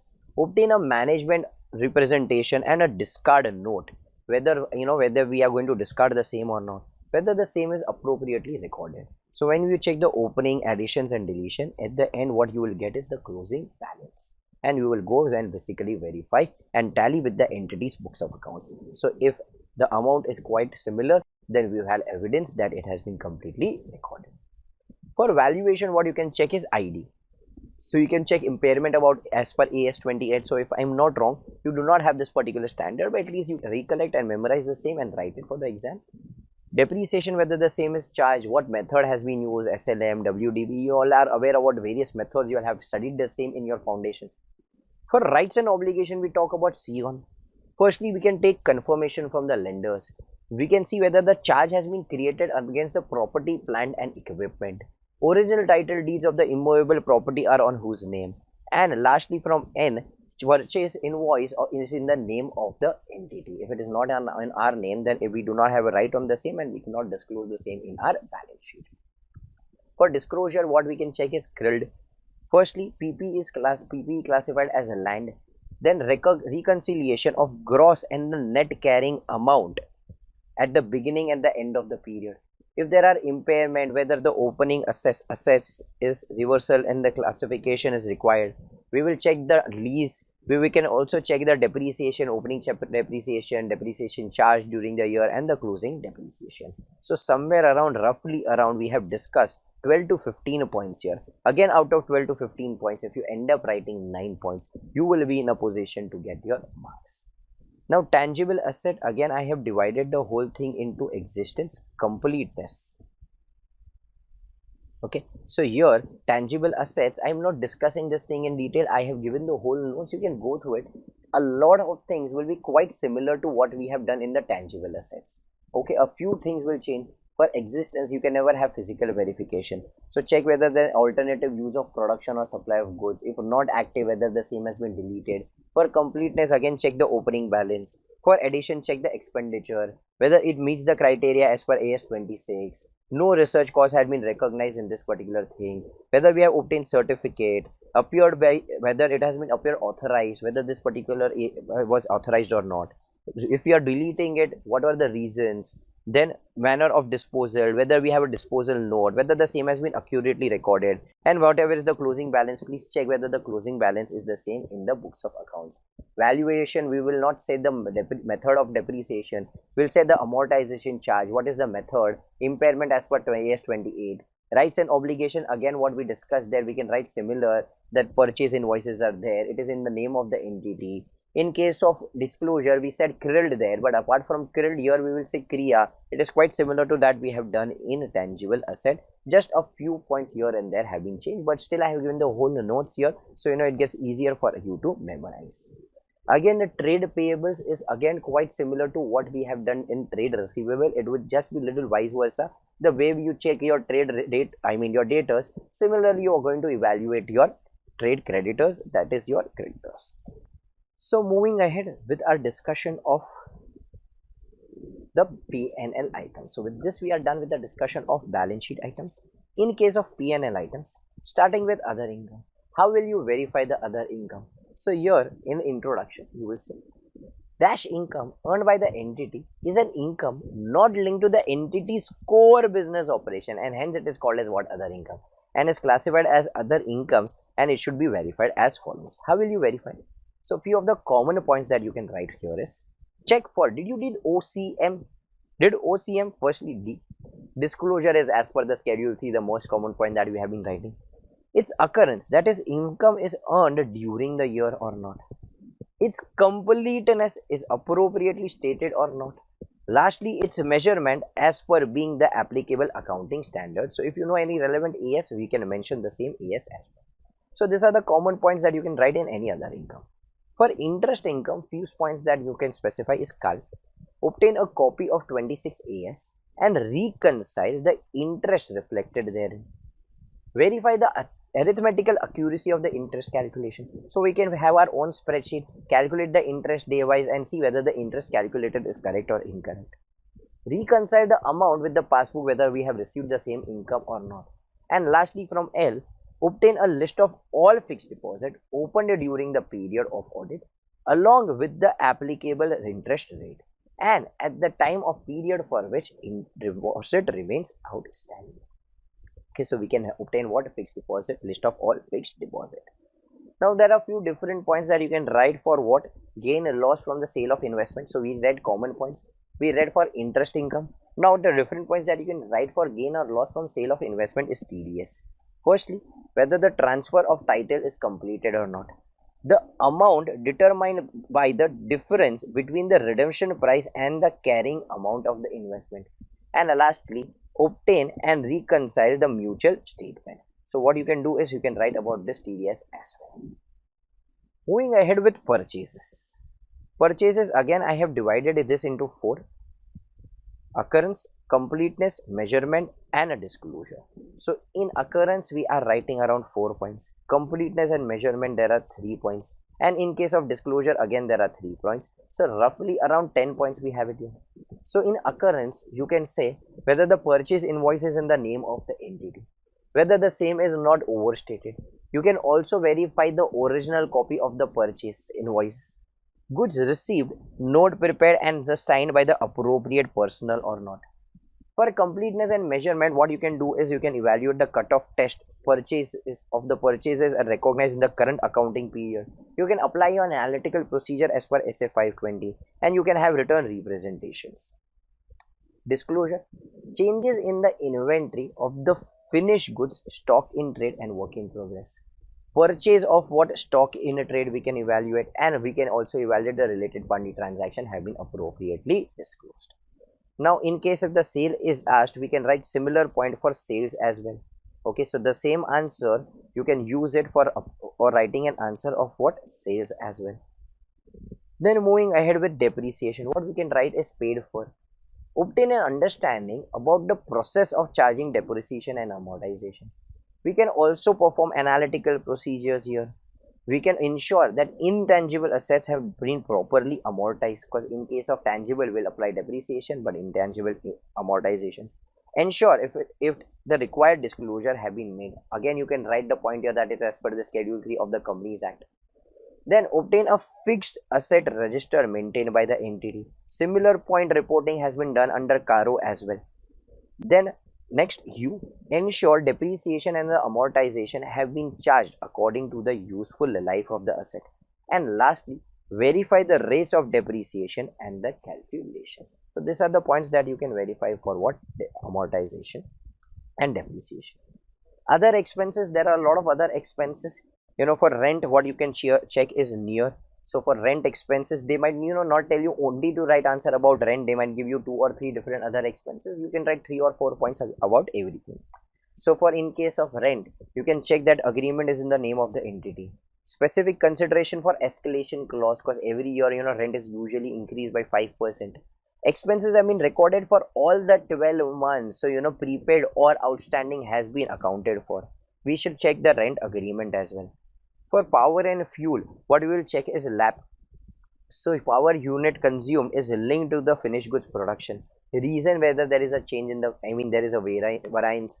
Arithmetical accuracy of the bill, what we can do is unit consumed into what is the applicable rate and verify whether the amount is correct or incorrect. Expenses recorded for all the 12 months and the power kills. Insurance, we can check whether the insurance policy taken are valid or not. Expenses correctly classified as prepaid, because usually we'll never take a policy exactly on 1st of April, so we'll have to have a consideration of prepaid expenses. Likewise for legal and professional, you can check consultant wise summary and monthly summary. You can also check the retainership agreement. Again you will see the amount has been paid for all the 12 months. Sample for what? Non-recurring expenses and vouch. So these are the points that you can write. Again, the points have been given similarly for what travel, repair and maintenance expense. Here you can specify about what SAC. So again, I'm not repeating every point. The only thing what I have done here is prepared this notes just so that it gets easier for you, to understand how are you supposed to write, because a lot of students had trouble in memorizing this particular chapter. So as I have already discussed with you, what you will be doing is you will be going through all the assertions. After you are done with all the assertions, you will go through this particular notes that we have prepared, summary notes right now. And after that, what you will do is you will also prepare the common answer that we have discussed in the class. Once you are done with everything, only then we will move ahead with the next chapter. So these are the three things that you need to do in this particular chapter. With this, we put an end to our discussion of this particular chapter. So with this, we are finally done with our revision of November 21. In this, we discussed 8 chapters. We had a revision of chapter number 1. We had a revision of chapter number 3. We had a revision of chapter number 7. Your chapter number 8, chapter number 9, chapter number 10, chapter number 11, chapter number 12. So in all, we have done 8 chapters in this revision. But are you supposed to do only this 8 chapters? No, my friends, you will have to go through all the 13 chapters and only then you are done with the preparation. Not just this, you also need to do your RTPs from May 2018 onwards till your relevant attempt. Also, you need to do the JKSE book, which we have covered in and out, along with the summary notes that we have developed for the last day revision. Not just that, all the MCQs, all the correct and incorrect you will have to solve. Also, the booklet given by ICAI on their website, you will have to prepare for those as well. So all these things are something which are very essential, which you will have to do it. That is the RTPs, the JKSE book, the MCQs and everything, and only then you will be done with your preparation. Now again, in the chapter number 9 as well, they have given us a small update here. So let us understand what exactly is the update. Not very material, but still let us go through it, because you never know, ICI may end up asking an MCQ or correct incorrect. So every minute detail will be important. So a lot of students with whom I discussed this, they were of the opinion, so that is okay, will not write this particular point when we are asked about to write, how do we evaluate share capital. But the same can be asked for what, MCQ. So at the page 9.1 in the module, I'll take you there as well. In the topic of issue of sweat equity shares, clause number 9 has been omitted. I mean clause number C there has been omitted. So let us go to page 9.11. Here point number C, not less than 1 year has at the date of such issue elapsed since the date on which the company had commenced the business. So this particular line has been omitted. We will not write this particular point there. So this was a small update about what? Our chapter number 9. Also a small update has been given for our chapter number 5, okay, which we have already discussed in our chapter number 10, that is company audit. But still a lot of students are really scared. So why have they written so many things in the RTP? So let us go through that as well. Let us understand what update has been given in chapter number 5. So here in chapter number 5, they have again discussed about 143.12, that what will be the penalty for an auditor, a cost auditor or a company secretary in case of a listed company if we do not comply with 143.12. Penalty will be 5 lakh rupees, and in case of any other company the penalty will be 1 lakh rupees. So we have already discussed this in the amendments of the Companies Act. So these were all the amendments, though they have reprinted the whole chapter number 5. Chapter number 9 they have mentioned 1.9, and chapter number 10. My friends, do not worry, these were the only amendments that we have gone throughout the revision lectures. So with this, we will finally put an end to our discussion of amendments as well as the revision lectures. Now if you have any doubts, my friends, get in touch with us via the Zoom doubt solving sessions that you have been given. Get in touch with us via the WhatsApp helpline numbers that you have, and make sure you clear out every doubt of yours and go with all the confidence that you need for your examination. Thank you very much. See you all sometime soon, which is going to be in your final CA examination. So thank you very much. Signing off, Professor CA Rohit Shaw. Thank you.